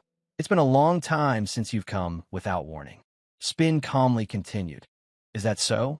Her expression turned serious. "There's something I want to ask you. It's only hypothetical, but I want you to answer honestly."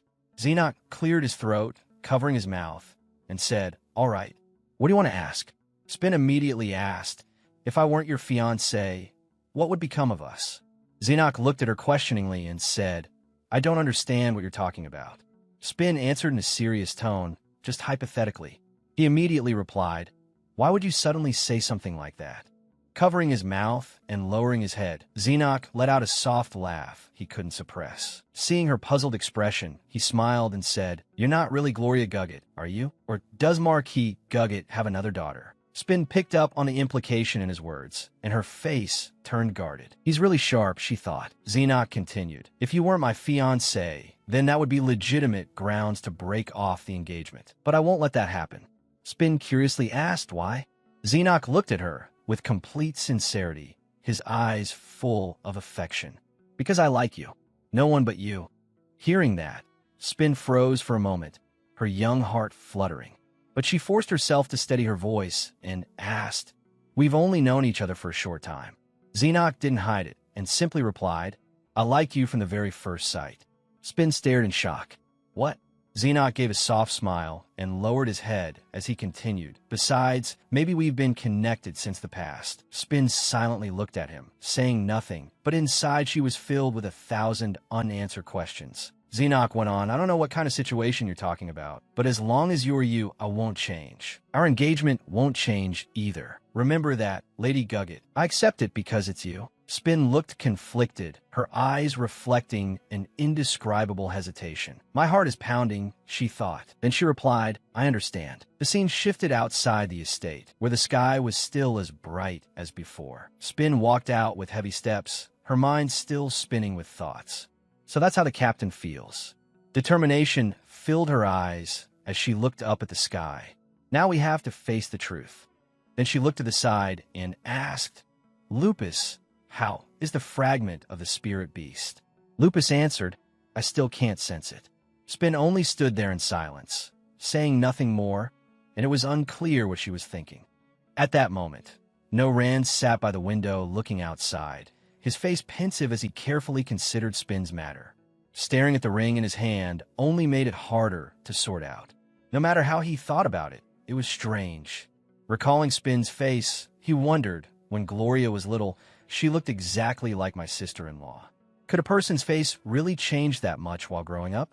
And when Noran had left that place, the magical listening device had let him hear that mysterious conversation. By this point, he had vaguely figured it out. Fraudulent marriage was a serious crime, especially. After a long pause, Noran smiled darkly and clenched the ring in his hand. "Especially when it's with that Imperial Duke. Maybe I should pay a visit to the Knights." Elsewhere, Spin looked at Ket and asked, "Ket, are you ready?" Ket looked at her fondly and replied, "Don't worry." Suddenly, the vinegar jug Xenok appeared out of nowhere, radiating dense, killing intent, his lips curling into a cold smile. With an arrogant look, he glanced at them and demanded, "Are you colluding with a wanted criminal?" Caught red-handed, Spin could only force an awkward smile and stammer, "Well, about that." Beside her, Ket calmly agreed at once, yes. He pulled her closer. "She's my accomplice, right, Spin?" "Ah, no, Gloria." Spin jumped inwardly, scolding him. "Why are you saying that now?" On the other side, the jealous vinegar jug noticed only Ket's filthy hand resting on his beloved wife's shoulder. His gaze was brimming with murderous intent, as though he wanted to tear his romantic rival apart on the spot. Sensing the killing aura around them, Spin awkwardly explained, "Duke, are you planning to arrest us right now?" Ket, not particularly concerned, rubbed his chin and grinned. "If it's only Xenoc arresting us, that's fine." Spin thought nervously, even if Ket says that. That with Xenoc staring at her like that, Spin was still a little intimidated. "Oh dear." He folded his arms across his chest and said nothing, but his eyes clearly wanted Ket dead and buried. Meanwhile, Ket still looked cheerful, his hand resting on Spin's shoulder as he smiled and said, "Gloria, I told you it'd be fine." Spin looked at him doubtfully. "Can it really be? You're a wanted criminal." He cut her off calmly. "That's right." Ignoring Xenoc's anger, Ket kept that bright smile on his face and explained, "First of all, Xenoc is a loyal friend. The one who issued the wanted order wasn't the Imperial family or the Knights. It was a wizard. More precisely, my teacher."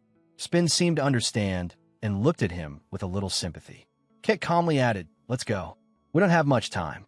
At that, he used magic to open a barrier, and it seemed Xenoc intended to come along as well. Before long, Spin was transported through space, and she stared in surprise at the scene before her. It was the estate in the city where Count Sua lived. The three of them stood in front of the Great Gate. Spin looked at it with mixed emotions and thought, "I'm back in my hometown again." Then she suddenly remembered something and looked at Xenoc. "Come to think of it, Duke, aren't you busy?" A teasing glint appeared in his eyes. "Isn't it a little late to ask that now?" Feeling somewhat conflicted, he continued, "A single day is fine. Still, you should at least tell me where we're going." "But why are we in Sua territory?" Spin answered honestly, "This is my hometown." A questioning look flashed through Xenoc's eyes. "What?" Spin explained, "It's a little complicated, but this is my hometown, and there's something I need to find out here. It may sound strange, but I don't want to lie to you about it." Not to be outdone, Ket stepped between the two of them. "Come on, let's hurry. We only have one day." Once inside, Spin sat before her parents and said, "We've come looking for someone." The Countess asked in confusion, "What? Our daughter?" After a moment of confusion, the Countess added, "She's gone." Spin stiffened awkwardly. "What?" According to what the Countess knows, the child said she had something to do and left. Spin wondered, so that person really said that? Then she asked out of curiosity, "And there's been no contact either. Aren't you too worried?" At that, the Countess grew sad. "Of course we are, but she's a strong-willed and righteous child. I believe she'll overcome any hardship because that's how we raised her." Spin clenched the hem of her clothes. "So that's it," she told herself. "I could have grown up like that too if my parents had still been alive. If the three of us had been reunited as a family, I could have received that kind of love too." After thinking that, she smiled brightly and said, "I'm sorry for bothering you." The Countess replied, "It's nothing. You're guests of the Duke, after all, and we've received his help." At that moment, the Count added, "He's done so much for this territory. He always looked after my wife and me, especially during the drought.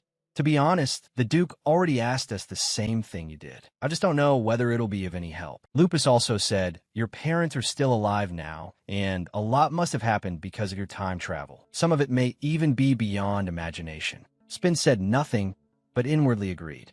Time had passed, and everything had become tangled. Why had House Sua still fallen into ruin, even though her parents were alive? Was it because of the drought? Outside, Xenoc was listening to the conversation as well.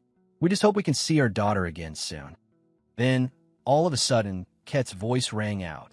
"Have you found the person you're looking for yet?"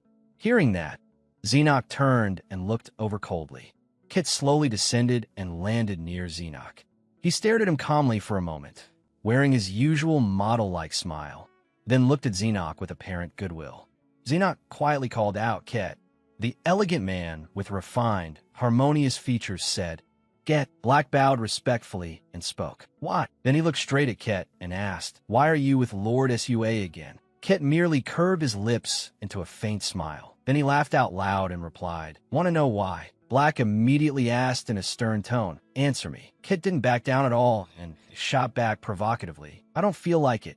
Then he shot Black a murderous glare and continued, "If you're curious, find out yourself." He stepped forward, pointed at Black, and added in a teasing voice, "Mind your own business, my friend. Telling you would be a complete waste."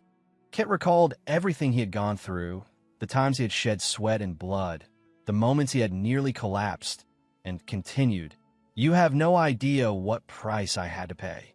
He turned to leave, not forgetting his final words. "But there won't be much time left." Kit looked back with a radiant smile. "Because I'm going to take everything." Black was left standing there in silence, deep in thought.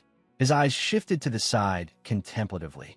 Black looked around the palace where he stood, and a sense of familiarity washed over him. This place feels so familiar. Hadn't I come here before as a child, long before I became an adult? Black remembered coming here with Ket. I came here with Ket, and there was one more person too. Then Gloria's image surfaced sweetly in his mind.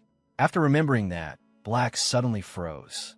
Then he let out a satisfied sound. At that moment, Gloria was already standing before a holy temple. Her eyes full of determination, she looked up, recalling what Reuben had said. My daughter said the person she wanted to meet was there, so she absolutely had to go meet them, she thought to herself. That's why I couldn't tell her not to go. I really wanted to go down and see my child again. Gloria's eyes flashed. If that's the case, then, Lupus beside her spoke up. Your body probably moved with the very last effort of your life. Recalling what she had once been like, Gloria suddenly realized it. My final effort. Didn't I want to defeat the leader and become free? Memories flooded back, and she thought, in any case, my body is in the Forbidden Palace. Probably in the Royal Mage's secret base. As Gloria stood there, Ket and Black stepped out at the same time. Still thinking, Ket's hypothesis came to mind. If my body still exists, then, could I be revived? As Ket and Black approached, Gloria said, let's go back. Scene shifts to the Royal Knight's headquarters. A gray-haired young man looked alarmed and anxious. What? The Duke isn't coming to work? A long-bearded old man calmly answered. Yes. Didn't you know? That old man was Simon, a mage and the current vice-captain of the Knight Order. The gray-haired young man lowered his head in disappointment and said, it was confidential business. Simon pressed him. What is it? I can pass it on to the captain. He replied, it's nothing. Come to think of it, you're the younger brother of Marquis Gaude. And he's our comrade too. Simon's eyes lit up as he said seriously, then feel free to speak. For example, have you ever heard of gods or spirit beasts? Scene shifts to a palace. Night had already fallen. Gloria appeared there by teleportation, brushed off her arm, and thought, I am exhausted. Recalling what had happened earlier, Black and Ket had gone their separate ways. The captain had gone straight back to his estate, and Ket had gone out to take care of something. Gloria entered the palace and sank comfortably onto the sofa. She still thought to herself, I wonder how Gloria is doing now. Glenn said they had made contact. Gloria sprawled out and silently hoped, I just hope she's still doing well. But then, the final spirit beast was obsessed with the captain.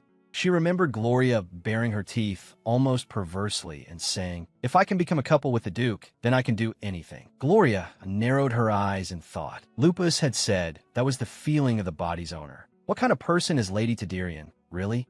Why is this so important? After thinking it over, she sat up and asked, Lupus, if someone is possessed by the final spirit beast, is there any way to make the owner of the body come back to her senses? Lupus replied, I don't know. But I might think of something if I touch it. Gloria asked, do we have to catch it and tie it up? A white spirit suddenly popped out and asked, can I eat this? A yellow spirit beside it added, it smells really good. Gloria lazily answered, go ahead, eat it, eat it. And so all the spirits cheered happily. Across from their dining table, a holy jar suddenly began to glow powerfully. Gloria glanced over at it at once. What is this? It feels like someone is watching me. The gray-haired young man, holding a strange viewing device in his hand, was seeing an image of Gloria and the spirits as they were now. He grinned slyly as he listened to Gloria and the spirits chattering happily. This is so good. Give me more. Eat slowly. It turned out that Simon had given him that strange device. The old man had instructed him carefully. This is an image recording device.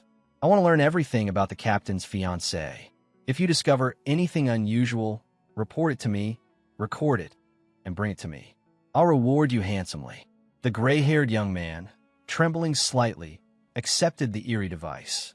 Simon placed the device in his hand and continued, "And don't worry about it being discovered. No one will find it unless they're a highly skilled mage." The gray-haired young man gripped the device tightly, full of determination, and hurried into the palace. A day passed, and the moon rose high, shining over the dark night sky. At that moment, Gloria had changed into her night clothes inside the palace when someone called to her. "My lady," Glenn, holding a coat and looking very rushed, informed her, "I've received urgent news." Gloria looked surprised. "Urgent news? For me?" In the distance, a carriage was already racing along. Glenn continued, "The Duke sent for you suddenly. What should we do?" Gloria, now dressed properly and formally, answered, "I'll go. Why is the captain calling me over at this hour?" Before long, she arrived at the Duke's residence. In front of a warmly blazing fireplace, Gloria turned to Xenoc curiously. "What is it, Duke? Did something serious happen?"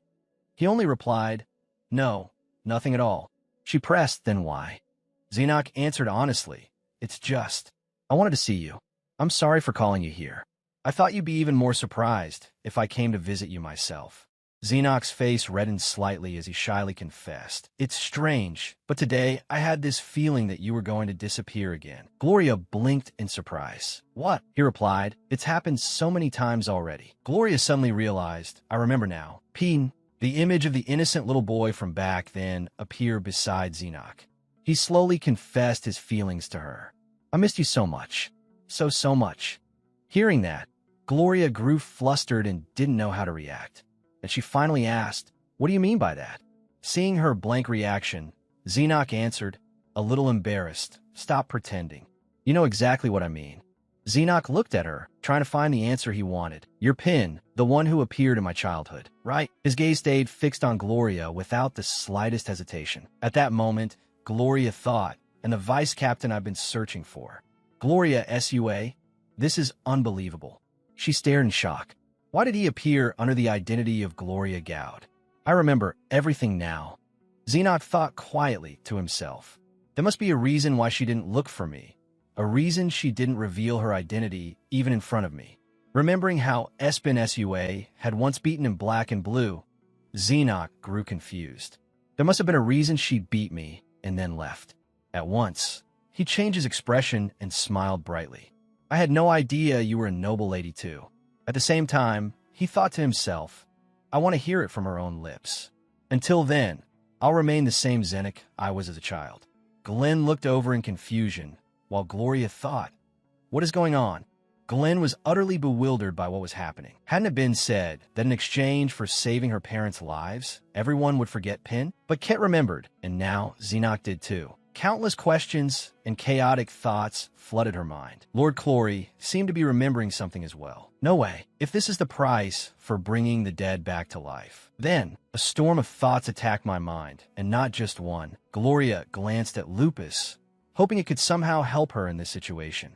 Lupus rose into the air without saying a word, and then simply flew away. Gloria kept her head lowered, unable to say anything. The atmosphere between the two of them was unbearably awkward. Xenoc continued staring at her, waiting for an answer. Scene shifts to the next day, a beautiful morning inside the palace. Gloria sat in the quiet drawing room. It turned out that she and Xenoc had looked at each other until dawn. In the end, he stood up to leave and smiled helplessly. "I know this is hard to understand. Let's talk again tomorrow." Then he turned to her and gently added, "I only remembered not long ago myself." Then he calmly told her, "You kept appearing in my dreams. Whenever I opened my eyes, I wanted to see your face because I was afraid you would disappear again." Hearing that, Gloria felt sad too. "So I hurt him that deeply." Xenoc lifted her hand, leaned closer to her, and said affectionately, "I really missed you. I'm sorry for calling you so late at night." Gloria raised a hand to her forehead, her mind spinning in confusion. Should I think of Xenoc as the boy I met when I was young? Or should I think of him as the captain? At that moment, Glenn suddenly appeared and asked, "You seem very worried." As soon as she saw Ket, she asked, "Ket, how were you able to remember me?" He answered, "To keep a promise." Seeing Ket keep dancing around the matter, Gloria impatiently said, "What does that mean? Stop dodging and tell me." Ket glanced at her and said, "Before you left. I mean, after I let you go." At that time, Glenn had fallen into a hollow, lonely emptiness. He confessed, "It felt like something was very wrong, as if some great power was embracing us and making our memories blur." The boy Ket from the past closed his eyes and held his sword. Ket remembered and continued, "So I cast a spell on myself." His staff shone brilliantly after he cast the spell. He recalled it and explained, "Even if it was just one word, hearing that word again would make me remember everything." Suddenly, Glenn stepped forward and lifted the end of Gloria's braid, bringing his face close to hers as he said softly, "That one word was Pin. Your name." A string of objects with similar sounds to the word Pin flashed through Glenn's mind, and he innocently said, "That means I could hear it again at any time, right?" Then his eyes lowered and he said seriously, "I risked my life to carry out that spell." Glenn remembered how, as a child, he'd been so frightened while casting the spell that he burst into tears. He continued, "I was little and ignorant then, so I thought this was the only way." Taking Gloria's hand, Glenn suddenly confessed the feelings he had hidden for years. "I like you, Pin, in the past and in the present." Hearing her best friend say that so suddenly, Gloria froze on the spot. Her lips parted as if she wanted to say something. Remembering the past, she thought that Xenoc had once said the same thing. Back then, Xenoc had told her he liked her too, and that confession had shocked her just as much. "Thank you both for liking me." Then Gloria darkened her expression, pretended to be cold, and answered Glenn bluntly, "But, strangely enough, I'm not interested. I'm sorry." Glenn let out a long, sorrowful sigh, then replied calmly, "You don't need to apologize. I didn't say it because I wanted an apology." He smiled gently at Gloria and said sincerely, "I just want you to know that I'll always be by your side." At that moment, Glenn suddenly thought of something. Does Xenoc still not know Pin is the vice captain, or is he pretending not to know? Back then, when Pin vanished, Xenoc had said to Glenn, "The vice captain disappeared. To be honest, I don't hate her. The captain knows exactly what she means to him, but I'm the only one who doesn't know." Xenoc had continued, "No matter how composed the vice captain is, there'll still be rumors that they're lovers. It seems like there's something between them." Glenn thought to himself he knew something about the spirit beast, and then suddenly I heard that strange story. Back in the present, Glenn was still sunk in thought. The story I heard while I was investigating, back when I didn't know you yet, said the two of you were deeply bound together. What a ridiculous story. Time passed in the blink of an eye. At the palace, the sun had set, giving way to moonlight and twinkling stars. At that moment, only Gloria and Lupus stood together on the balcony, gazing out. She suddenly called out, "Lupus." Without looking at it, still staring up at the glittering sky, Gloria asked, "Is there another price to pay for saving my parents?" Lupus answered, "Yes." She turned to look at it and asked, "Then why didn't you tell me?" Facing all the spirits, Gloria spoke in disappointment. "I'm saying this because we came here together. No matter what you all think of me, I believe we truly trusted each other. I thought of all of you as friends." Lupus only replied vaguely, "I couldn't tell you. You had to realize it yourself." Gloria listened closely to every word Lupus said. "Because that's the price, Pin. Only one fragment of the spirit beast remains, and you have to gather it." Gloria lowered her head sadly, while Lupus continued, "You're an extraordinary human. Like the other time travelers, I only hope no tragic ending awaits you." Lupus looked at the other spirits of its kind with a trace of sorrow. "No matter how much I may want it, I can never become human, because I'm a spirit beast." As if something had finally clicked into place, Gloria replied quietly, "All right." It was a bitter night. After a long, solid sleep, Gloria was stretching awake and yawning repeatedly. She heard footsteps approaching her room and glanced over curiously, listening. Glenn flung open the bedroom door, looking utterly flustered as he shouted, "Gloria!" She looked surprised. "Glenn!" Then he turned and spread his arms as though shielding her, yelling, "What are all of you doing?" A footstep approached, and a cold voice said, "Step aside, Mr. Glenn." It was a soldier who had been sent there. He held up an official notice in front of Glenn and declared loudly, "We came here under orders." Gloria still didn't understand what was happening. He continued, I'm here to arrest the impostor who dared mock a noble family and the Duke. Gloria still couldn't grasp the situation. He repeated, I'm here to arrest the impostor who dared mock a noble family and the Duke. She stood frozen, watching Glenn desperately try to stop them, and asked herself, what is going on? Gloria bit her lip and thought, no, this isn't right. She remembered what Ket had once told her. Pin, that man who just left can hear from very far away. He has a magical device. Helplessly, she thought, I knew it. It's just happening sooner than I expected. The men in front held up the proclamation, and Gloria wondered again, but why did the Sky Knights come? Where is Marquis Gowd? Then Gloria spoke up to calm Glenn. Brother, it's okay. She scratched her ear and said calmly, I don't even know why they're doing this. There must be some kind of misunderstanding. Gloria walked toward the knights and said indifferently, I'll be back. Glenn hurriedly replied, then I'll come too. But before he could finish, a voice cut in, no. The captain of the knights spoke sternly in a haughty tone. You cannot accompany us on the route used to escort criminals. Gloria had no choice but to go with them, leaving Glenn behind after trying to reassure him. Don't worry, nothing will happen. I'll see you later. In the blink of an eye, Gloria was already walking down the road toward their destination, with knights standing guard on both sides.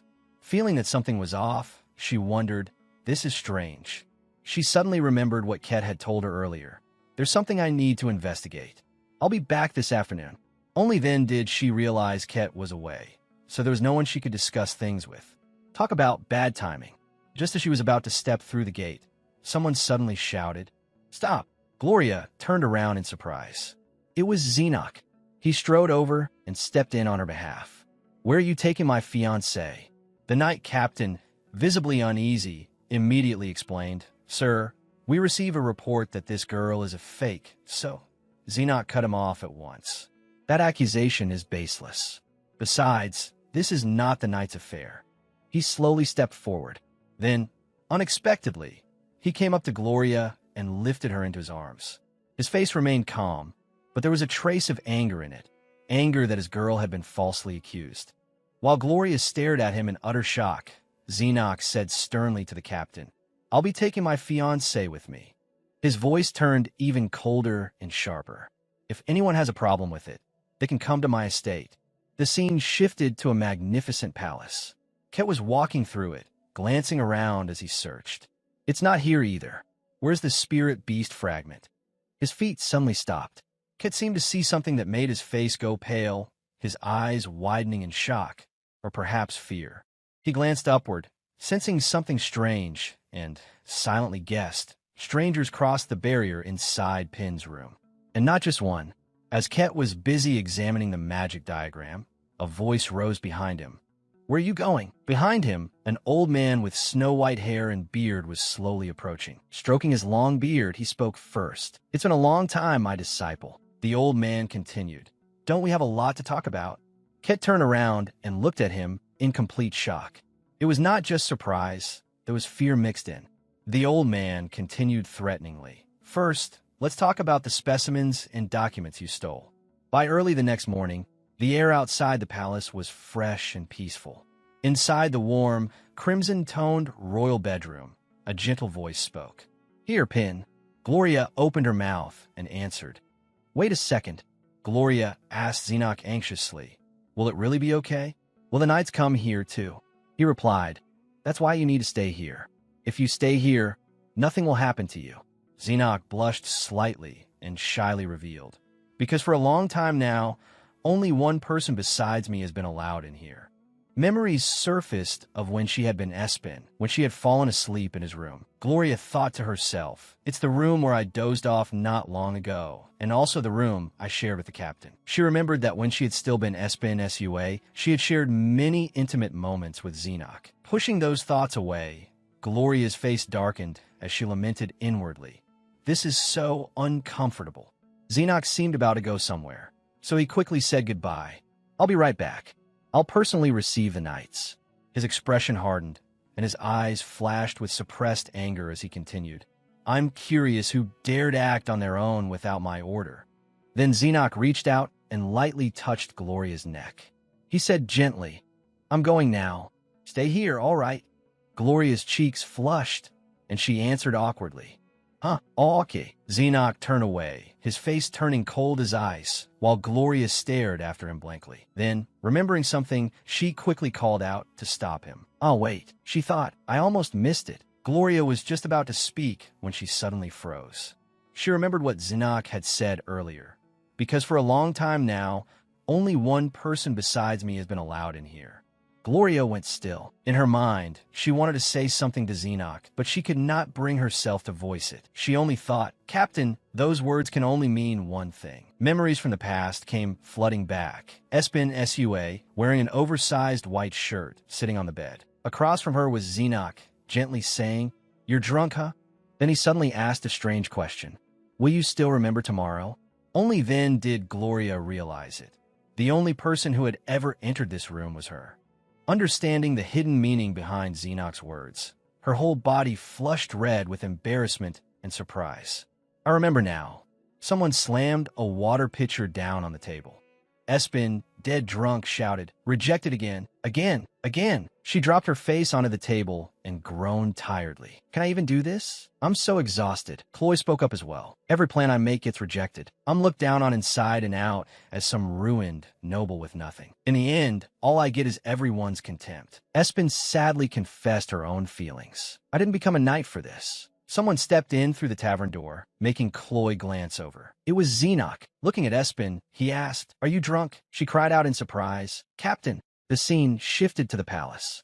Espen was slumped over on a sofa, and when Xenoc saw her stir, he said, Are you awake yet? Hearing the familiar voice, she sat bolt upright in alarm. In front of her sat Xenoc with his arms folded, looking perfectly at ease. Espen stared in surprise. Captain. She looked at the table, where an extravagant spread of food had already been laid out, along with wine. She hurriedly asked, Why am I here? And what is all this? Xenoc answered calmly, Chloe has already been sent home. I tried to take you back to the women's dormitory, but recalling how, while drunk off her head, she had kept hitting him and demanding more to drink, Xenoc explained. You kept shouting and asking for another glass. It was troublesome. After being told that, Espen replied awkwardly, I'm sorry. Looking at the expensive liquor lined up in front of her, he said, Anyway, tomorrow is a day off, so drink as much as you like. Espen quickly poured herself a full glass and gulped it down, thinking, whatever. It's not like I have family or anyone who cares about me the way they care about Chloe. With candlelight casting a romantic glow over the food and wine, Espen suddenly spoke from the heart. That's why. I really, really hate you, Captain. Xenoc asked why. In her drunken haze, Espen gave an answer that left him stunned. Because I can hate you. Xenoc asked why. Still soft with drink, Espen repeated the answer that startled him. Because I can't hate you. She then laughed aloud, trying to break the tense atmosphere. I'm such an idiot, right? Gripping her wine glass tightly, Espen confessed. I worked so hard so no one would ignore me, just because I don't have parents. She had always been obsessed with people of higher status than herself. But now I feel so ashamed and insecure. Xenoc was surprised by her words and could not reply at once. Espen clenched her fist and struck her thigh as she complained bitterly. Why does everyone hate me? He finally said, I don't hate you. Espen looked up at him in surprise, and he continued, I like your sincerity. Xenoc went on, recounting the things she had done. You're the first one to arrive at work and the last one to leave. He continued, you were also the first person to notice the bullying of the new knight. At that moment, Xenoc looked straight at Espen and said seriously, and to me, you are my only rival. Hearing that, sweat poured down her face, and she swallowed hard in fear. Espen covered her flustered face with her hand and replied, Why has no one ever said that before? Only you, Captain. I'm such a fool. Then Xenoc suddenly laid his heart bare. Because I like you. The word struck Espen like a bolt from the blue. She froze on the spot, even as her whole body burned hot. She quickly lifted her wine glass and forced a smile, trying to play it off. I respect you too, sir. Xenoc covered his mouth as he laughed and said, Sorry, but I meant something else. Then he stood and approached her, continuing gently, I respect you very much, but what I want is to do this.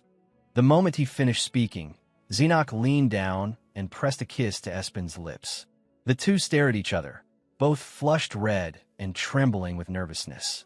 Realizing he had been too hasty, Xenoc immediately pulled back, turned his back to her, and said shyly, I'm sorry.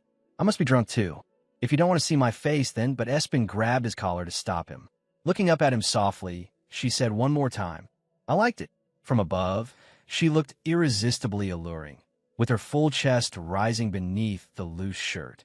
Xenoc fell silent, his voice rough and low. You won't regret this? Then he caressed Espen's cheek. He bent down and kissed her again. Some time later, Espen was sitting on the bed wearing nothing but a shirt, turning back to look at Xenoc. He was sipping wine, and when he saw her looking at him, he asked, You're drunk, huh? Then will you still remember tomorrow? Then he stood up and began unbuttoning his shirt. Xenoc moved toward Espen and gently pushed her back onto the bed with deep affection. Suddenly, Espen blurted out, I regret meeting you. Xenoc's strong hands touched her face, and Espen felt as though she were going mad with pleasure as she thought, After today, I don't think I'll ever be able to escape you. Xenoc stared at her, desire consuming his entire body. Then I'll have to do even better tonight. A little while later, the two of them had already set off fireworks all over the bed together. He thought to himself, I hope you'll remember this happy night. Outside, the sky was pitch black, lit only by glittering stars. Inside the bedroom, Espen had already fallen asleep after their passionate exercise, and Xenoc gazed at her intently. Looking at the kiss marks left on her neck, he thought, I love you. I could give up anything for you. To me, you are the most precious person in the world, precious enough that I could abandon everything. Xenoc kept staring at her. So please, don't belittle yourself. Then he slowly pulled Espen into his arms as she slept, and the two of them drifted off into slumber together. Just as the captain said, that night truly was a very happy one. We were supposed to talk the next day. That was what I had decided, never imagining that I would forget everything completely. The scene shifted to the next day. Gloria woke with a start, her face red, tears somehow welling in her eyes. She looked around. She was in Xenoc's bedroom. Holding her aching head, she thought, I forgot. Gloria froze. But that's strange. A housekeeper stepped in and bowed respectfully. Greetings, my lady. At the sight of her, Gloria was startled. The housekeeper. I met her when I was serving as vice captain. Remembering how kindly this housekeeper had always treated her when she was Espen SU, Gloria relaxed a little. Thank goodness. She treated me very well, just like the captain.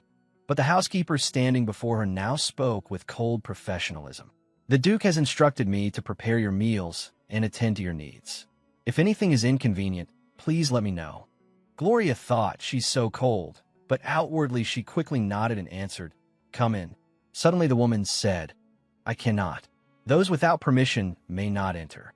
Since the housekeeper was not allowed into Xenoc's bedroom, Gloria had no choice but to push the food cart inside herself. As she was taking it into the room, the housekeeper suddenly called out, My lady, what I am about to say is somewhat rude, so I ask your forgiveness. Gloria turned back, curious. She stood still as the woman explained everything clearly. There is only one person besides the Duke who may enter this room, and the Duke has long dreamed of marrying that person.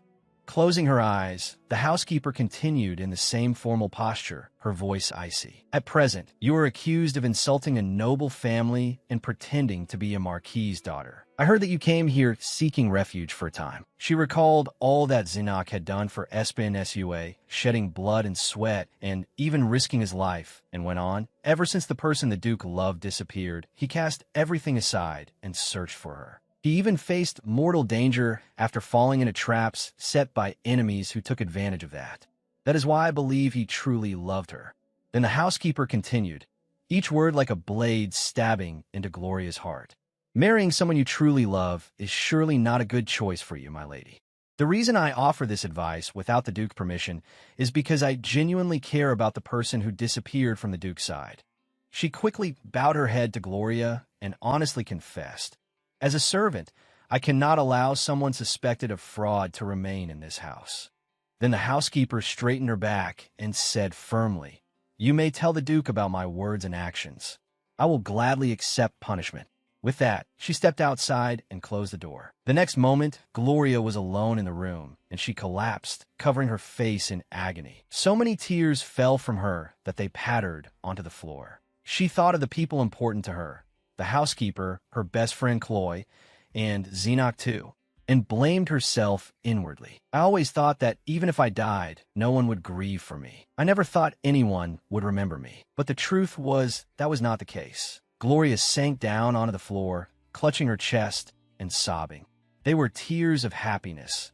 Happiness that she, too, was someone worthy of love. Her hand trembled as joyful memories and the affection between Gloria and Xenoc rushed through her mind all at once. It was only at this very moment that she realized something.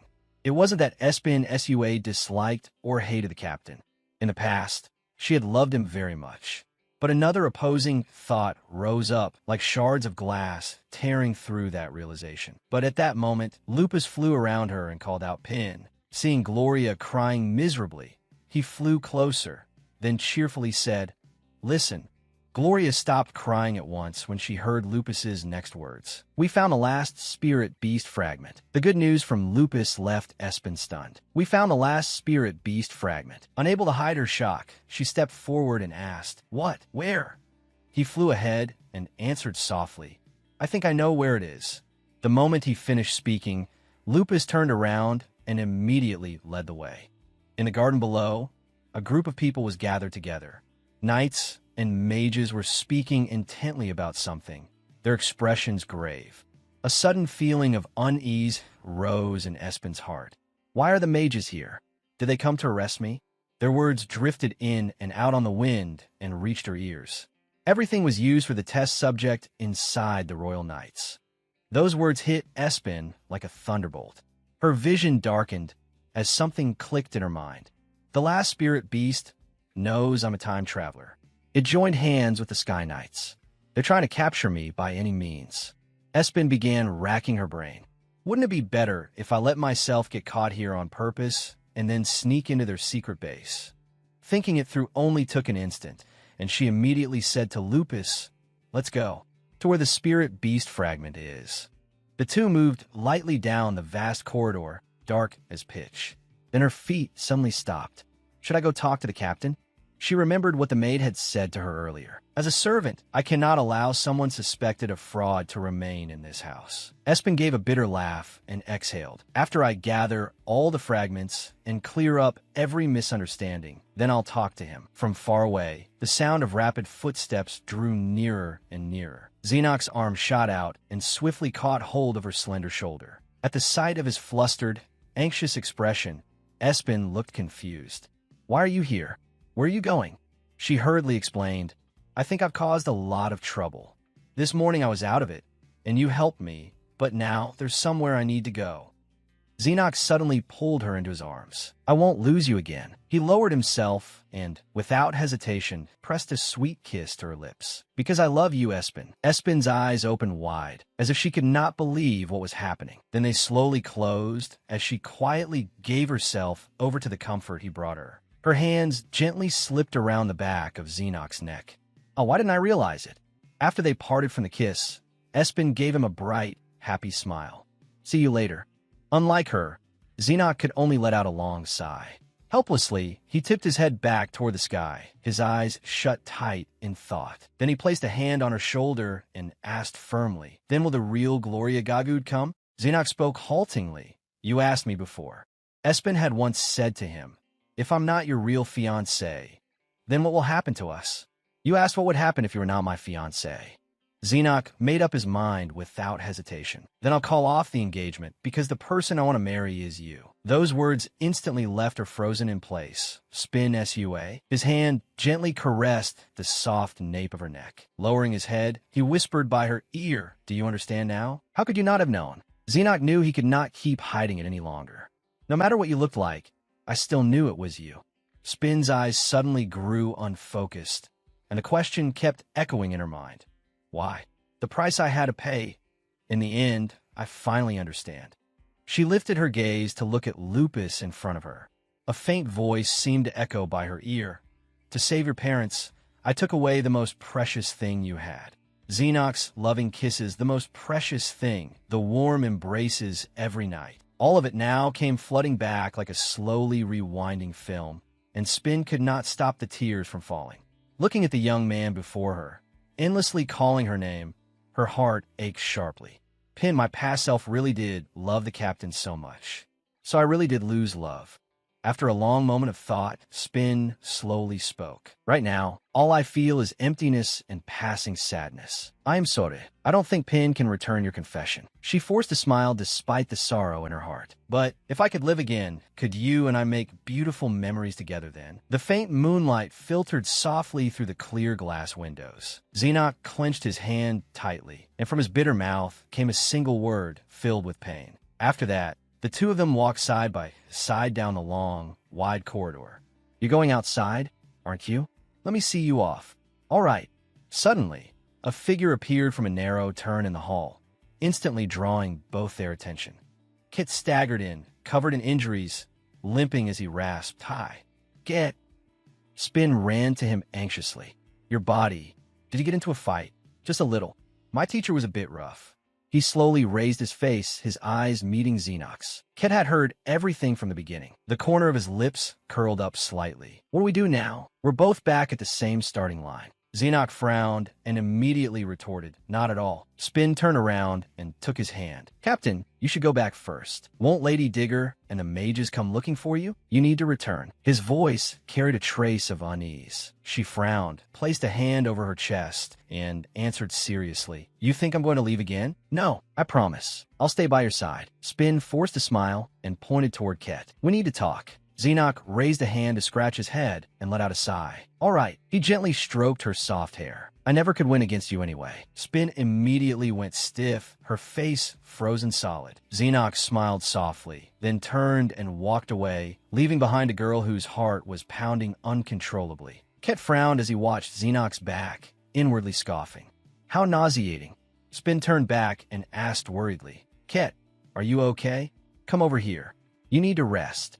He laughed, then suddenly buckled. "Get." She hurried forward to support him. "I can't anymore. Let me help you." "Pin, I like you." His sudden confession startled her even more, and she could hardly believe what she had just heard. Resting against her small shoulder, Ket whispered softly, "I love you too." Spin wrapped her arms around him, her eyes brimming. "I'm sorry." The two of them simply held each other. In the quiet night, her bitter confession quietly echoed, "I think I've lost the ability to love someone." Spin's confession to Ket struck him like a bolt from the blue.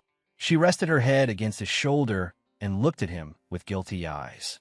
Ket had once told her, "I gave up my life to cast this spell. I'll take responsibility for the time you lost." Now he gripped both her shoulders and said, "That was my choice, not your responsibility." Spin fell silent for a moment, then answered softly, "Even so, I still want to take responsibility." Ket's eyes dimmed, and his face turned red before he knew it. His hands dropped weakly in disappointment. "So that means all you feel for me is responsibility." He drew back his blood-stained arm and gave a faint, sorrowful smile. "Even if it's only pity, I'm still happy." Spin took one of his arms and draped it over her shoulder. As Ket leaned against her, he said, "I like how honest you are. Even someone twisted like me wants to live honestly because of that." The next morning, sunlight streamed through the clear glass windows, bringing warmth to the whole room. Ket had recovered a little by then.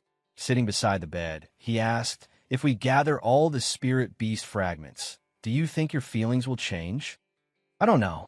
He looked straight into her eyes and pleaded without hesitation, "Please choose me."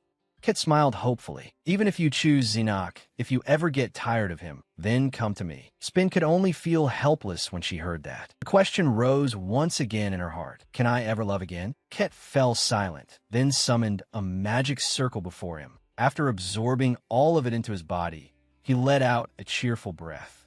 "All right now, right?" "Yeah. I'm better now." Seriously. Bracing both hands on the bed, he continued, "There's something I want to tell you." Ket gently revealed something important. "Pin, I think I found where your body is." Faced with this difficult truth, Spin's eyes widened in shock. "It's with the Sky Knights." Ket immediately made up his mind. "Then let's go take it back." His eyes wavered a little as he looked away. "And the spirit beast fragment is moving too. Actually, that's even more urgent." He told her everything he had learned. "I heard they're about to use it for an experiment. We have to get it before it disappears." Thinking of all the innocent people involved, Ket quickly urged, "Which way should we go first?" Spin fell into thought for a moment. Then she told Ket, "When I looked at this body, the original person's soul was still there. That's what Lupus said." She looked down at Ket sitting on the bed. "If we gather all the fragments, Then maybe we can free the person whose body was taken by the spirit beast. Floating in the air above them, Lupus said, "The final spirit beast has already been altered. So if it loses the human body it's occupying, it will no longer be able to return to being a spirit beast." Worry showed clearly in Spin's eyes. She sighed and temporarily decided on their next step. First, let's go find a spirit beast fragment. She and Kit also agreed to tell Xenoc about it. After waiting a while, the captain arrived and they explained the current situation. Xenoc frowned, not quite understanding. A temple laboratory? Spin nodded. Yes. Kit said it's called the Northwestern Temple Laboratory. Do you know it? Of course. The abandoned temple in the Northwest. Standing outside and watching the two of them talk, Kit silently judged them. So the way you speak to each other has changed, huh? Her beautiful profile was full of seriousness, giving him a strangely unbelievable feeling. Does the vice captain really look like this? His gaze lowered, his discomfort obvious. Xenoc fell into thought, clearly hesitant. The Northwestern Temple has been abandoned for a long time. There was once a mass murder there committed by a killer, so everyone avoids it. They continued discussing it. Since no one goes in or out, it's the perfect place for a laboratory. Right, and its scale is different from the other labs. Xenoc turned to Ket and asked, "Ket, can you teleport us there?" Ket clicked his tongue. "That's nothing." He pointed at his stomach and shook his head. "What's a little wound like this?" "It's no problem." It practically looked as if there were a hole in his abdomen. Xenoc generously offered, "If you want, you can rest at my estate." The two men looked at each other. Though both were smiling on the surface, their eyes were practically sparking. Spin, caught between them, scratched her head awkwardly. "Captain, would you like to ask a mage to heal him?" Xenoc agreed at once, which annoyed Ket to no end. "Fine, I'm ready." After they finished discussing everything, night had already fallen, and Spin returned to her room and flopped onto the bed. Her gaze lingered on the ceiling as she thought deeply. The captain had driven the mages out. Remembering the murderous looks in their eyes, Spin shuddered when she thought of them turning back to look at her. How terrifying. There was nothing good to say about it. Her eyes widened as she stared blankly into empty space. "I still can't believe it. The captain knows my whole identity." Her dark history flashed through her mind, making her unable to stop herself from covering her embarrassed face with her hand. At some point, Xenoc had quietly approached and sat down beside her. Gently placing a hand on Spin's forehead, he asked tenderly, "Are you hurting anywhere?" "No, we can talk." Seeing him propping himself up on one hand, looking at her with smiling eyes, she asked shyly, "But why are you smiling?" "Because I'm happy." Xenoc seemed completely immersed in happiness, and his voice could not hide his joy. "Maybe it's because I spent so long searching in vain. Being beside you now feels like a dream." Spin lowered her face, her mood a little sad. "So long in vain. Earlier, there's something I didn't explain clearly. I think you should know." She sat up and looked straight into his eyes. "To save my parents, I lost the ability to love someone." Those words made Xenoc freeze like stone. "Maybe I loved you in the past, but I don't now. I don't know if that feeling will ever come back, and maybe I'll never be able to love anyone again." Before she could finish, Xenoc immediately cut in. "You should know this, then. That's fine. I can love you alone." He stared into the empty space ahead, his heart still full of hope. "And one day, if you remember, it would be wonderful if you loved me again." Then he looked straight into her eyes and confessed without hesitation, "Because I can't love anyone but you." Xenoc looked away and took a long breath to steady his emotions. Then he slowly began, "I once received a letter while you were missing." The words in it had filled him with anxiety, asking him to go to a meeting place. At that time, Xenoc had rushed without a moment's hesitation to the place written in the letter. It was a small wooden house deep in the forest. When he arrived, people had already surrounded it. Only then did he realize it was a trap. The moment he pushed the door open, someone came at him fast with a knife. Xenoc had been far too careless then. "I went in such a hurry that I wasn't prepared, so I was badly injured. I nearly died." His body had gradually turned cold. Lying in a pool of blood, "I thought that even if I died, I still hoped that it was true you were there." Hearing those words, Spin could only fall silent, her eyes wide as she stared at him. Sensing the confusion in her heart, he gave her a small, reassuring smile. Xenoc quickly changed the subject. We're going to the temple laboratory at midnight, right? The night sky was cloudless, revealing an endless stretch of darkness filled with countless shining stars. On the sofa in her private room, Spin sat in a daze, slumped down as if she had no life left in her. Her thoughts chased each other in a tangled mess. Lying in a pool of blood, I thought, even if I die, I still hope. The image of Xenoc, drenched in blood yet cold-faced, crept into her mind. I hoped it was true that you were there. Spin shut her eyes tightly and prayed in utter sincerity. Then she opened them again, her gaze filled with an indescribable sadness. Suddenly, her whole body began to glow, as if something was about to happen, and even she herself did not seem to know why. The scene shifted to the abandoned temple in the northwest, a grand mansion-like structure deep in the forest. It was still the same trio, Ket, Spin, and Xenoc. They were discussing their plan of attack. Xenoc instructed them. Listen carefully. He explained in detail. We'll infiltrate from two directions, but the night side is only a decoy. The Royal Knights would wait outside in great numbers. Our only objective is to retrieve the Spirit Beast fragment. It was a sparkling oval jewel, gleaming with all the colors of the rainbow. Xenoc continued. We don't know what's waiting inside, so fight with everything you have. Spin suddenly asked something a little unrelated. Is there anyone inside being used as a test subject? Ket raised his staff and answered, I tried using magic, but I didn't get any response. Lowering his voice, his eyes sharpened. But I can't be sure. Xenoc gave an update on enemy placement. Reserve forces had also been arranged at headquarters to prepare for any situation. When the moon reached its highest point and illuminated every corner despite it being night, Xenoc carefully looked around once, then gave the order. Let's move. The three of them began acting according to plan. Hidden among the bushes scattered around the temple were plenty of knights already in position. Spin walked through the dark corridor inside the building, secretly shivering. It's so gloomy. I have a bad feeling. Lupus said, I can sense the energy. By borrowing the Spirit Beast's power, you'll obtain Spirit Beast energy within your body. Spin asked, is that a good thing? The adorable Lupus denied it. It's not a bad thing. Only the sound of footsteps echoed sharply through the dark, silent gloom. Suddenly, Xenoc swiftly drew his sword and slashed at an enemy who had appeared out of nowhere, startling Spin and making her step back instinctively.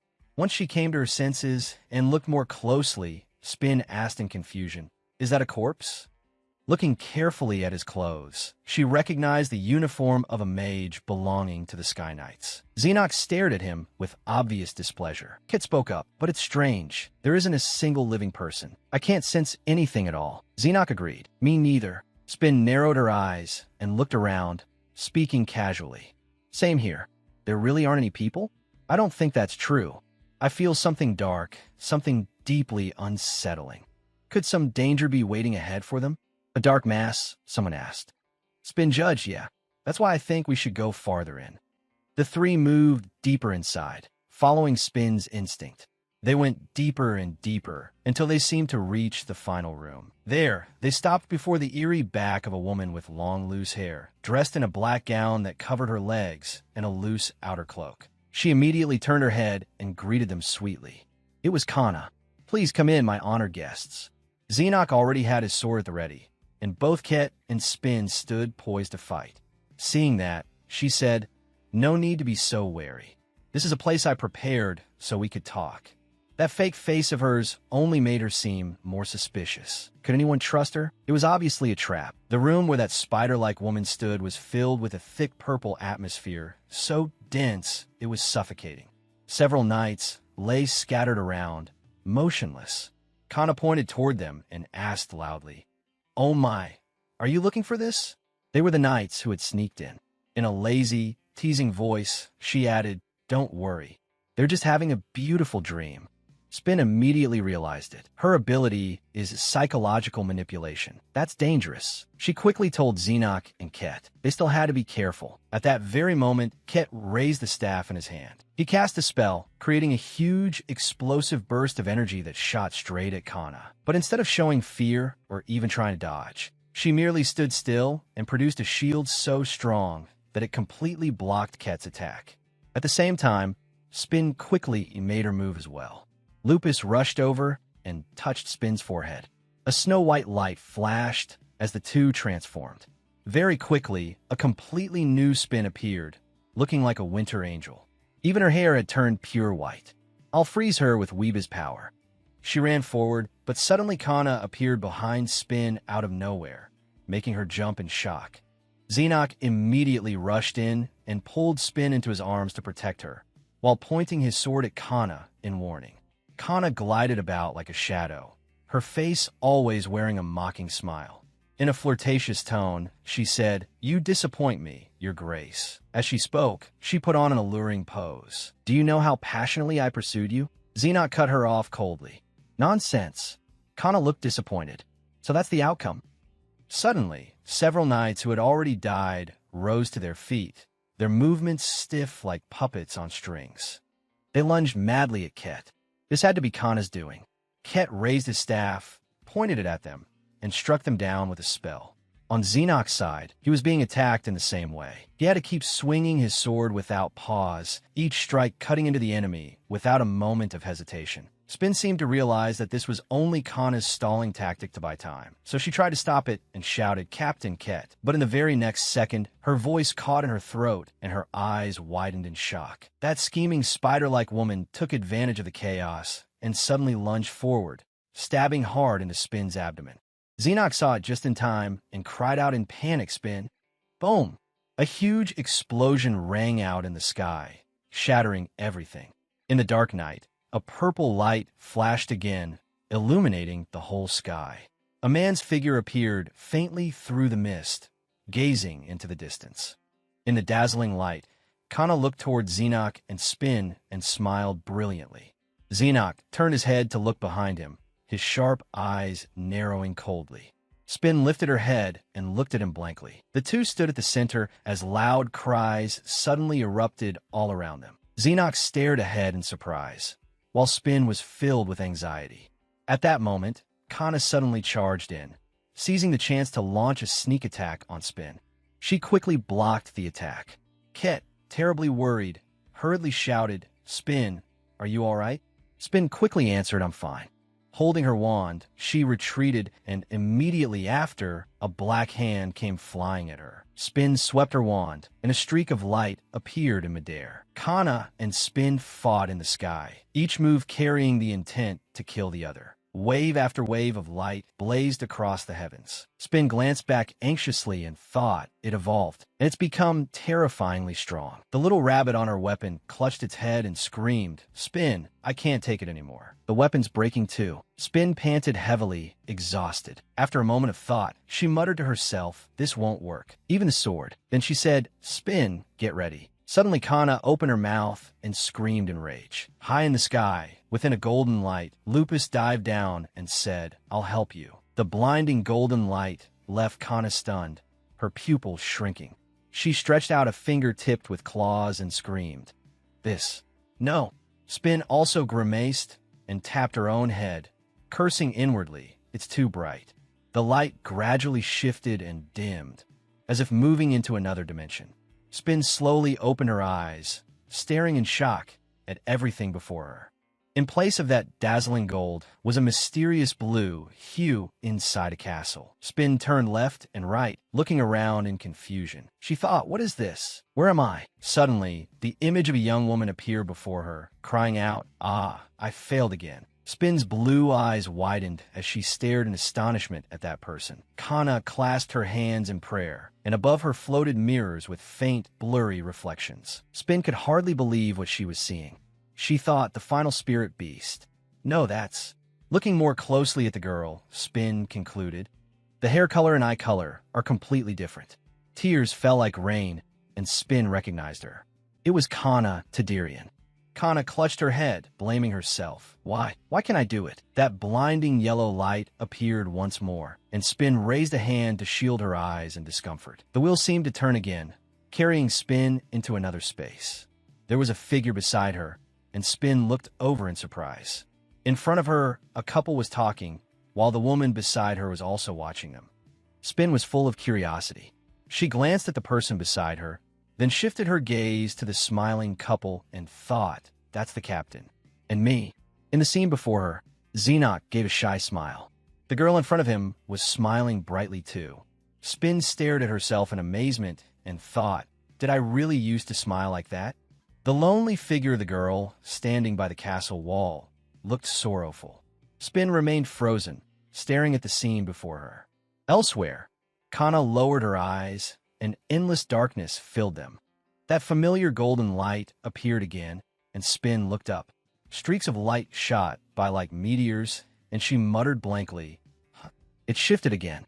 Kana's hair was now tied up, and she said in pain, Why won't it work?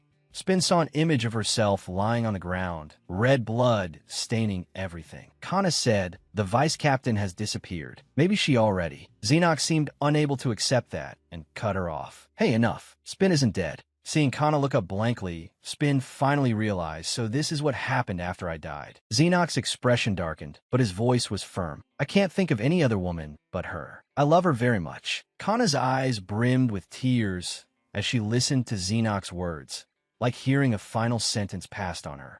So your engagement and your feelings. I can never accept them. Kana collapsed, her hair spilling across the floor as she sobbed. Why? Why couldn't it be me? Spin's image gradually surfaced in Kana's mind. Kana silently compared herself to her and imagined countless possibilities. Is it because I don't have red hair? Because I don't have blue eyes? Or because I'm simply not that person? Suddenly, a voice accompanied by a mysterious smile echoed out.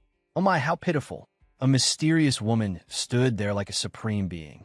Kana looked up in surprise as the woman said, Let me help you. Tears were still rolling down Spin's face while Kana stared wide-eyed, listening to the woman's words. I can give you a face just like that girl's.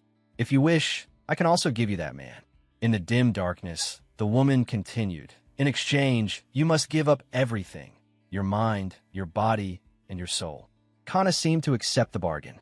She raised her hand, and thorny vines quickly wrapped around it.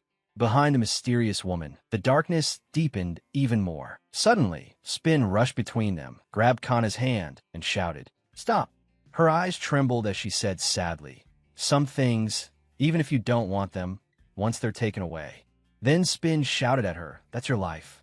Kana seemed to awaken and stared at her wide-eyed. The image of Spin with her red hair appeared once more. In the darkness, the thorny branches of a crimson rose slowly spread outward. The long hat concealed almost all of the mysterious figure's face, revealing only a chilling smile. Then a voice rang out, There's so many good people in this world. If one won't work, then what? Kana asked in shock, What did you say? Spin's eyes sharpened as she glanced to one side and saw an attack rushing toward her. Red beams of light flew straight at her. She quickly raised her hand to block them and shouted, Come out and slap me in the face if you have to. Are you really going to lose everything like this? A light seemed to shine down upon Kana as she heard Spin say, No matter how wronged or resentful you feel, I'll accept it all.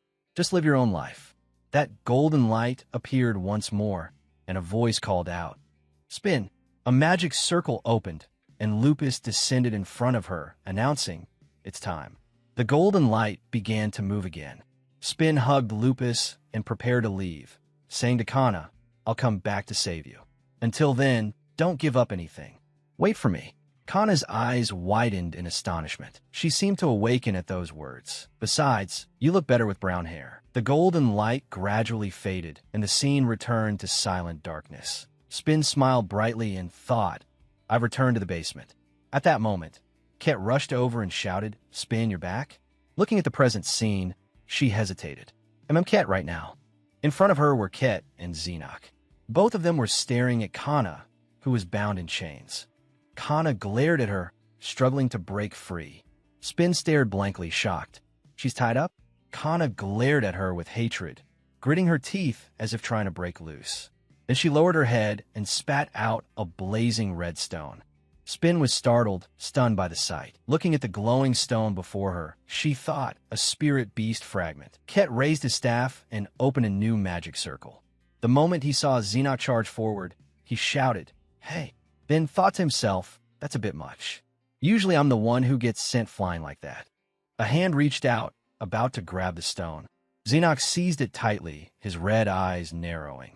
Suddenly Ket shouted, "Spin!" She quickly replied, "I know." Her foot struck the ground as she thought, if I can defeat that spirit beast now. Kana broke into a horrifying smile.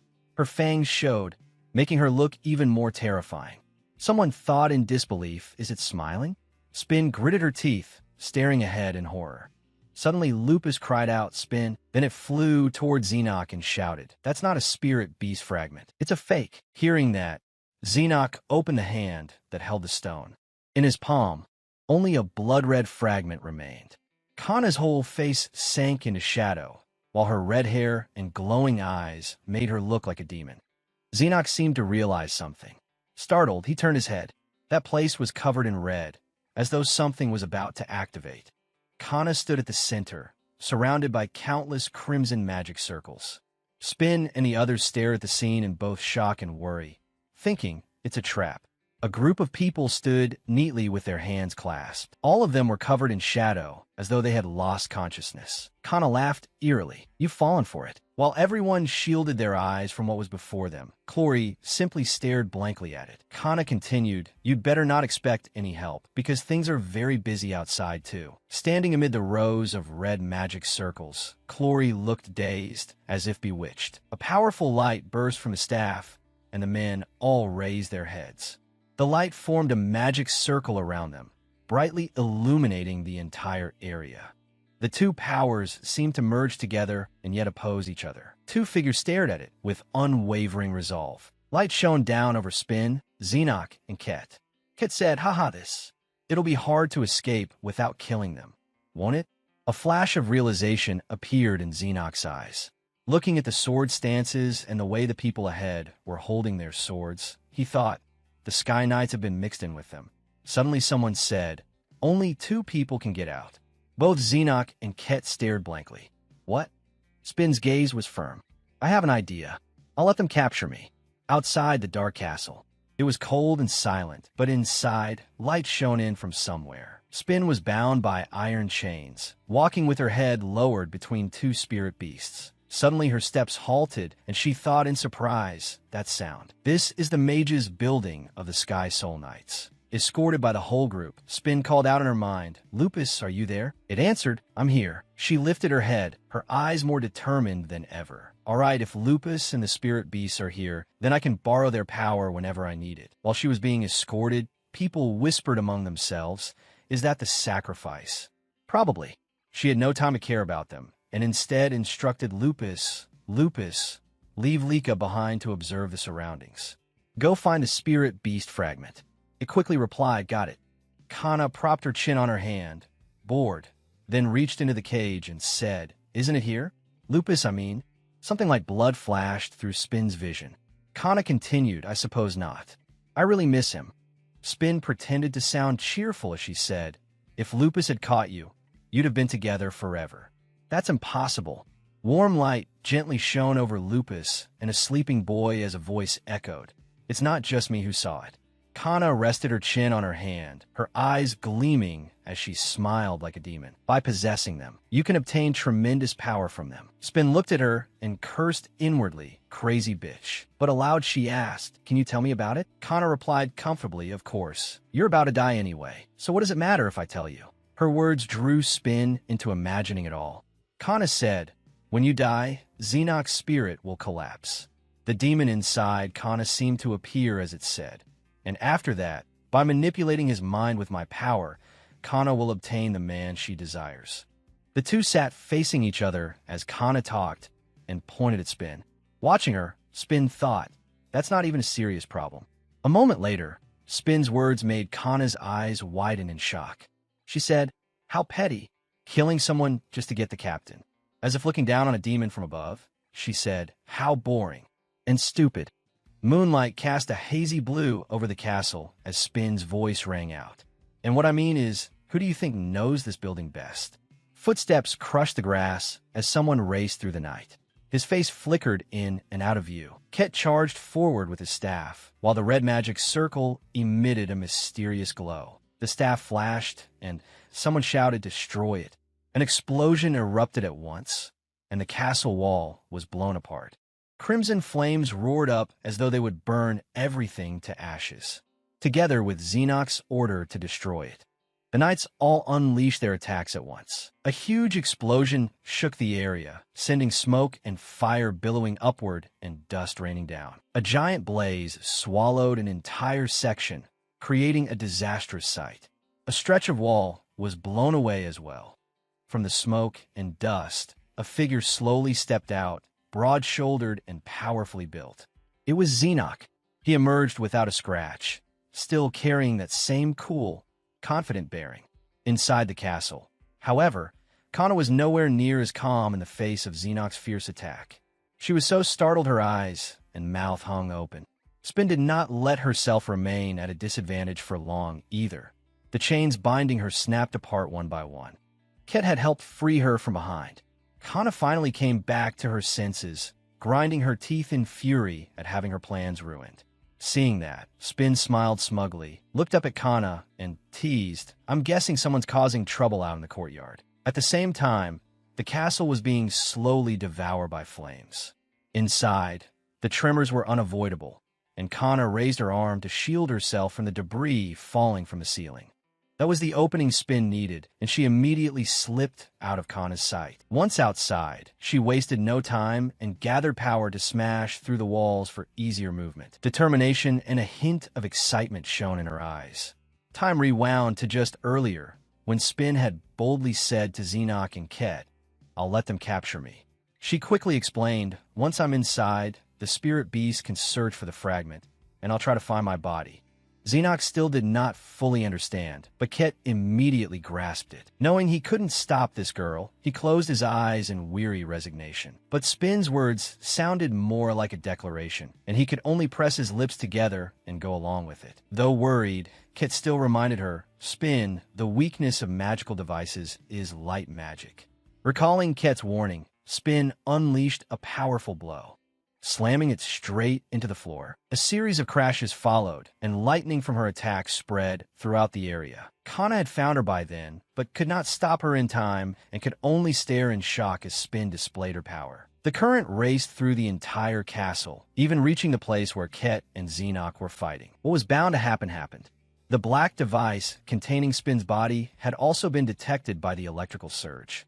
Electric current ran along the machine, destroying its circuits one by one and leaving the guards utterly stunned. The wiring was gradually ruined along with it. No one knew how much time had passed when one of them suddenly cried out, "Damn it, turn on the lights now. We can't let the power go out." He urged the others into a panic as they scrambled to reinforce the machine. On the other side, Kana was forced to retreat before Spin's power.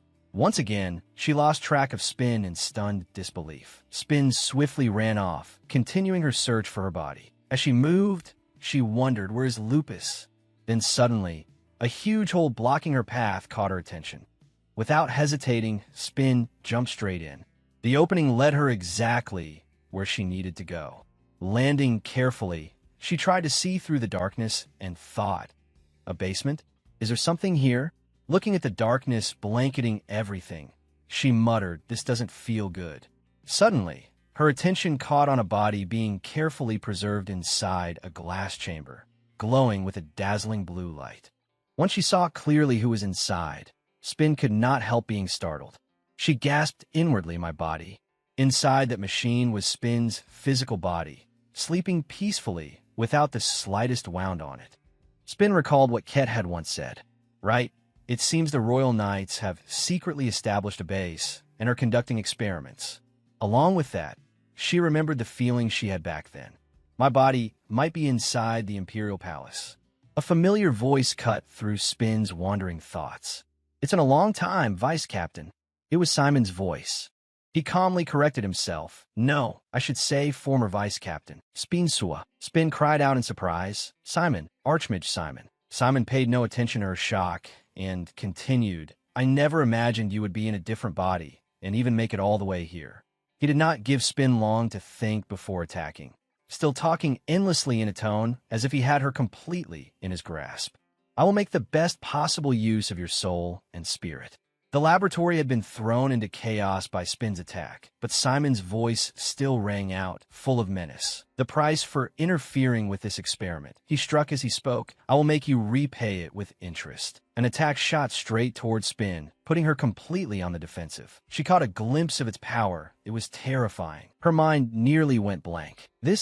The attack continued mercilessly toward her. Spin could not react in time and simply stood there, lost in thought. Right, but the pain she imagined never came. Even after a long moment, Spin was still frozen in her weak defensive stance. Simon's attack had been interrupted. He turned around in shock, where a sharp sword was pressed against him. In the blink of an eye, Simon was pinned underfoot. The one who had come to the rescue was Xenoc. Holding Simon down, Xenoc coldly reminded him, a mage must always be prepared for any battle. Isn't that what you always said? He increased the pressure, making the man beneath him cry out in pain. In Simon's eyes, Xenoc looked murderous. In a dangerous voice, Xenoc called his name, then coldly informed him, "You will be punished for conducting illegal experiments and colluding with a false religion." At that moment, Ket ran over to Spin's side, delighted. "Pin, I'm here." Spin was about to respond happily when Xenoc's command came. "Ket, watch him," leaving Ket deflated. Spin did not stay stunned for long and rushed toward the experimental chamber. With a single punch,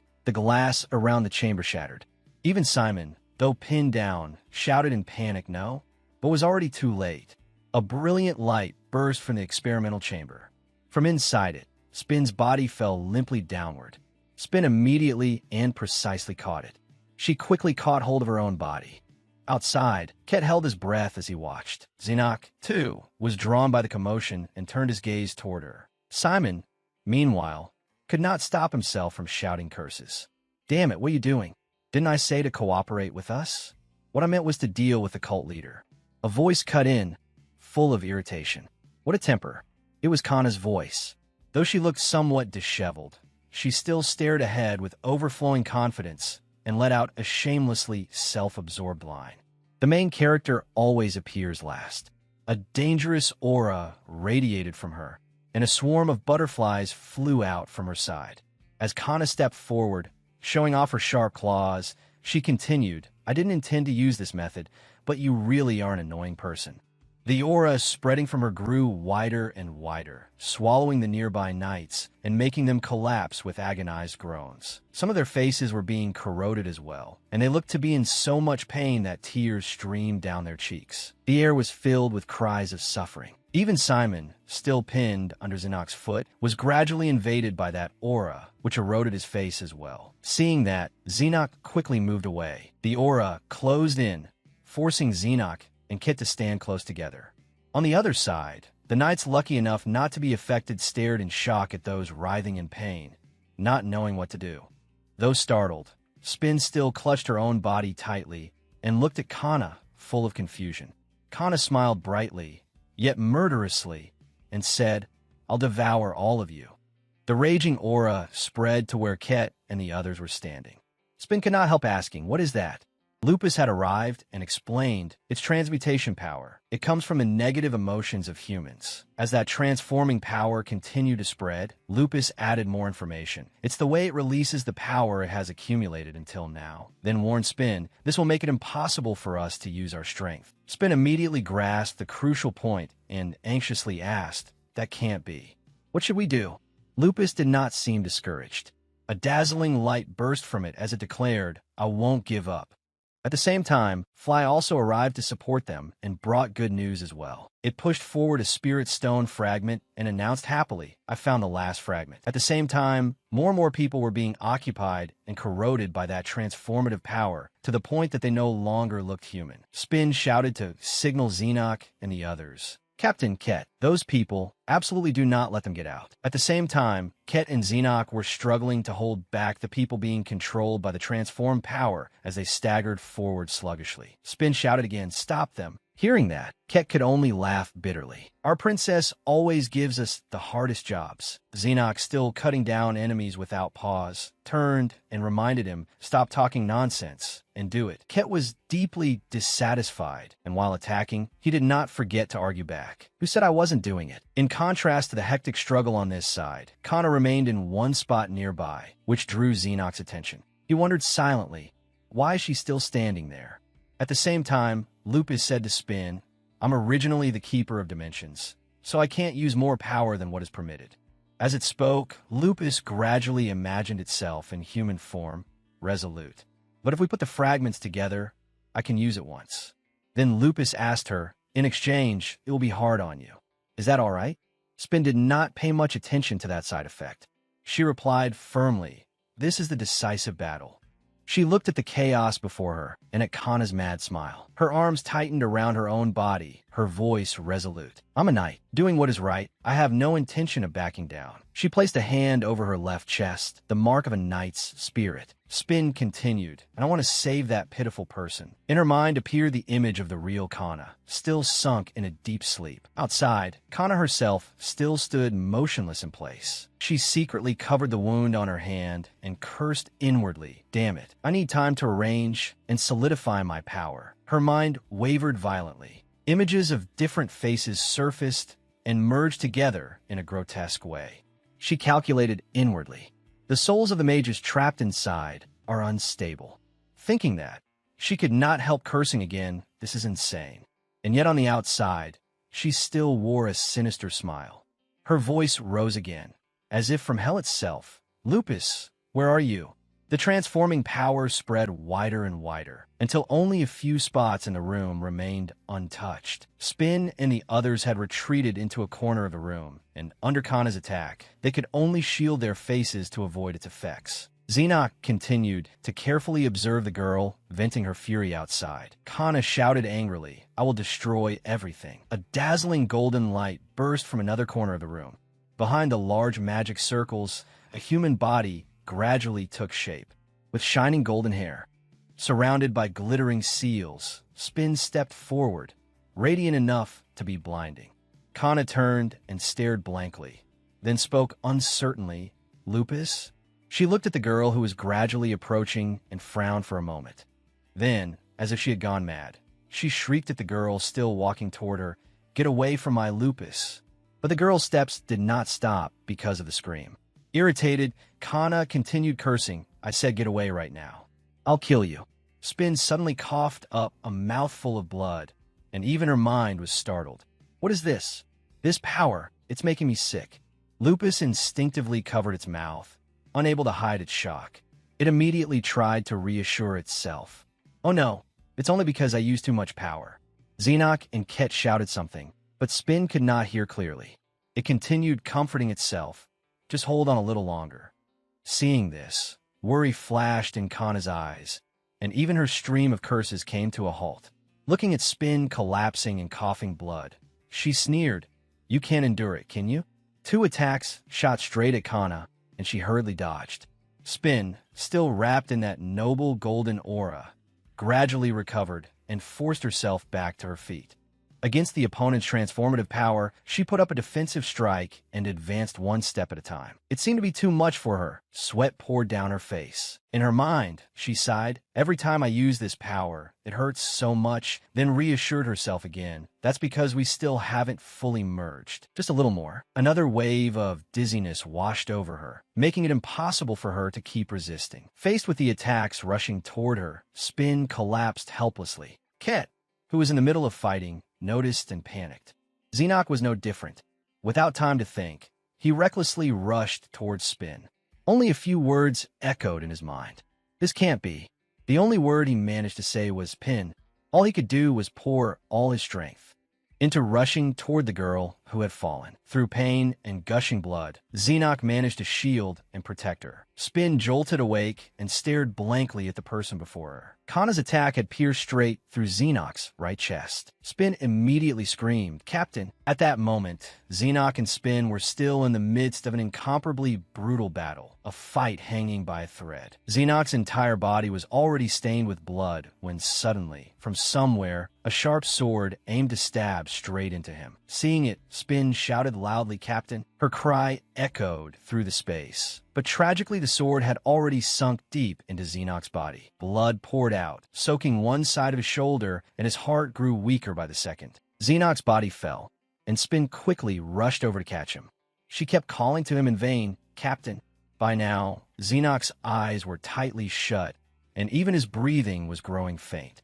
Kana, with the mind of a spirit beast being overtaken, suddenly screamed strangely, "No, no, he must not die." But then her voice abruptly fell silent in the still air. The evil of the spirit beast surged up again, and her whole body was wrapped in something bizarre and dark. Kana spoke calmly, "There's no other way." She looked straight at Spin, her body radiating countless strange lights, and using the power of her spirit beast, Kana commanded, "Kill all of them, except for my Lupus."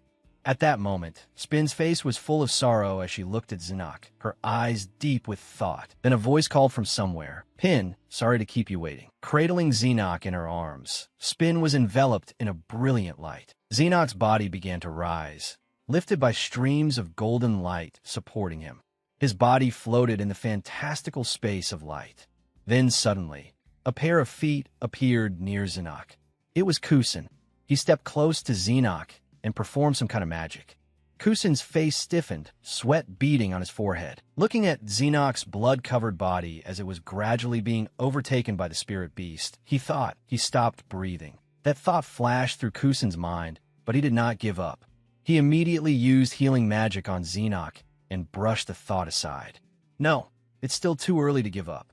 I can't let things end like this." Kana, meanwhile, was extremely pleased with herself. Laughing, she arrogantly said, "It's too late. My power is stronger than yours." She looked towards Spin, whose whole body was radiating an extraordinary light. Kana continued to provoke and mock her. "Lupus, even if it's you, there's nothing you can do." Then she immediately unleashed a blazing red sphere carrying dark, strangely sinister energy. Smiling brightly, Kana declared, "Become mine alone." Then she hurled that fireball towards Spin at lightning speed and said, "It's over for that girl." At that moment, Lupus's mind, or rather its power, seemed to merge into one with Spin. Her hands gently grasped her own brilliantly shining sword, and Lupus immediately poured power into Spin. "Now, this power is yours, Pin." After that, Spin gripped her own sword and prepared a mighty strike to cut through Kana's blazing fireball. The two forces collided, creating an intensely dazzling flash of light. Spin thought to herself, "With the weapon I know best, I'll end everything." An explosion erupted in an instant. Kana could hardly believe her eyes. Her face hung open in astonishment at the terrifying power from Spin, who had defeated her in a single strike. Through the light, the image of Spin standing strong with her sword against the terrifying spirit beasts gradually emerged. Her whole body carried the light of power, of goodness, fighting against the cruelty of the spirit beasts inside Kana. As her thunder sword met the fireball flying toward her, Spin's face turned serious, determined, and with one strike she shattered it. A massive explosion truly followed, flames bursting up violently as though they would burn everything away. In that silent space, a pillar of thunderous light appeared in the middle of the castle. Spin silently lowered her gaze. Astonishingly, Spin had subdued Kana. Kana's body was now tightly bound against the wall by glowing chains, and she seemed to have fallen unconscious as well. Spin also quickly sank to the floor. Slowly looking at her own hands, she thought, "Lupus's power. If you use more and more of it, it takes away your life force." Looking at Lupus in its tiny form, Spin confessed, "Actually, I've been thinking about the destruction the last spirit beast wanted to bring about." She seemed to sink into thought as she looked at Lupus and asked, "Is it the unease I felt every time I looked at you?" Thinking of the spirit beast, Spin said, "The first spirit beast to appear in this world. This body was the first spirit beast I met, just like a child, and it was killed by humans." The thoughts came flooding back. Spin remembered seeing Lupus, a spirit creature with an innocent and cheerful form. She remembered her memories with that little spirit beast. It had a blank, childlike face, carefree and innocent. In everyone's memories, Lupus was joy and love for life. Lupus slowly spoke, "You and I have come a long way together." Lupus gradually appeared and softly continued, "So I hope." Amid the brilliant light, Lupus appeared in human form and gently looked at Spin, who was collapsed on the floor, expressing its wish with care. The person you protect will not hurt you. You've worked hard all this time, Pin. Seeing Lupus appear before her, Spin could not stop herself from crying out, Lupus. Before she could continue, Lupus spoke again. Along with returning you to your original body, I will grant you one more wish. However, I can do nothing more than give you a choice. Hearing that, Spin was slightly startled. Lupus then presented her with two choices. Will you choose to revive the love from your past? Or, Lupus looked at Xenoc's breathless body, while Kusin was still desperately trying to heal him, and offered the second choice. Or will you choose to save the one who has stopped breathing? Kusin, drenched in sweat, still worked tirelessly to save Xenoc, then glanced toward Spin.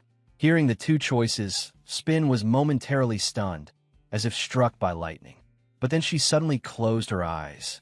A stream of memories flowed through Spin's mind. Beautiful, sweet memories with Xenoc. Then she spoke and answered, "What kind of question is that?" Her face was utterly resolute as she made her decision. The answer was decided from the start. After those words, Xenoc's body began to change. Spin's choice had been placed on Xenoc, and his whole body radiated a strange, sparkling light.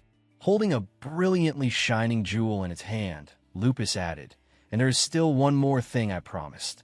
At that moment, Spin's original body had returned. Lupus had restored her to her true form. Spin's current body slowly closed its eyes. Her soul had been returned to her own body. She slowly stepped toward Lupus. Lupus touched Spin on the head, and the space glittered with light. She stared at Lupus with wide eyes, and it told her, "This is my gift to you." That left Spin utterly stunned.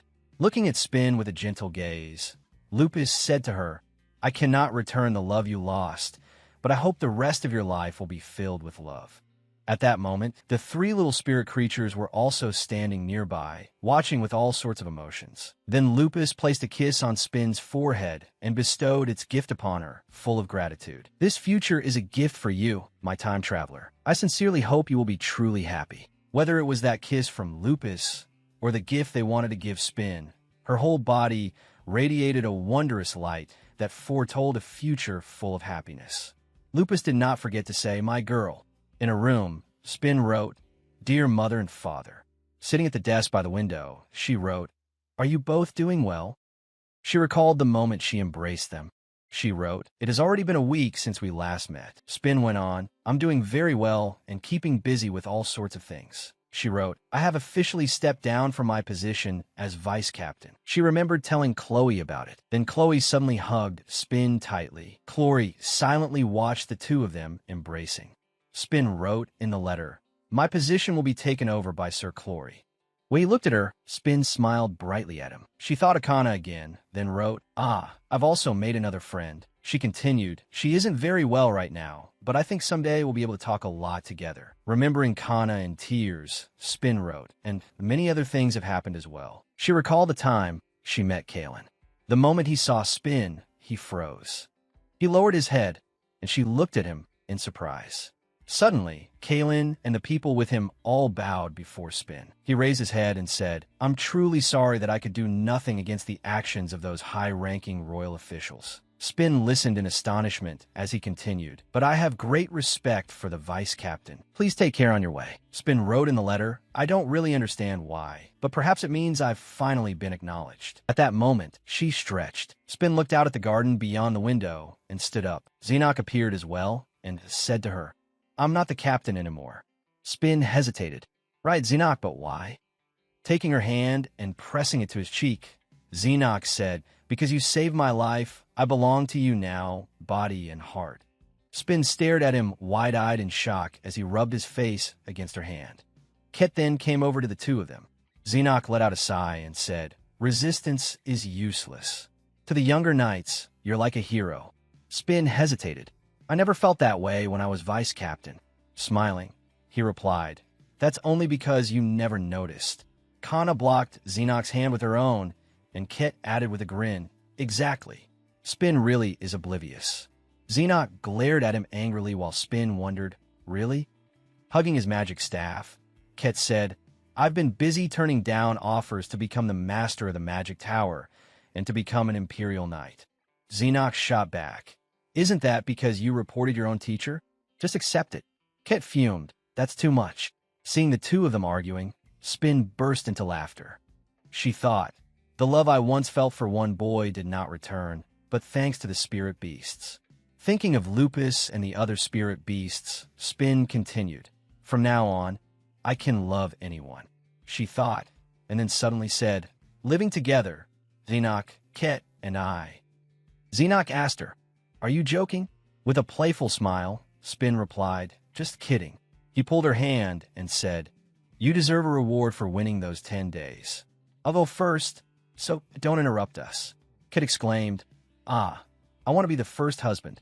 Xenos grabbed him by the collar and snapped, what are you saying? If we're going in order, I'm first. Ket provoked him, so what if I do? I'm not backing down. Watching the two of them, Spin smiled and thought, it all feels like a joke, but the future will be filled with happiness. Ket suddenly wrapped his arms around her from behind. Xenos lifted her hand and kissed it. She remembered the time she had been with him on the city wall, then thought, time is finally on my side.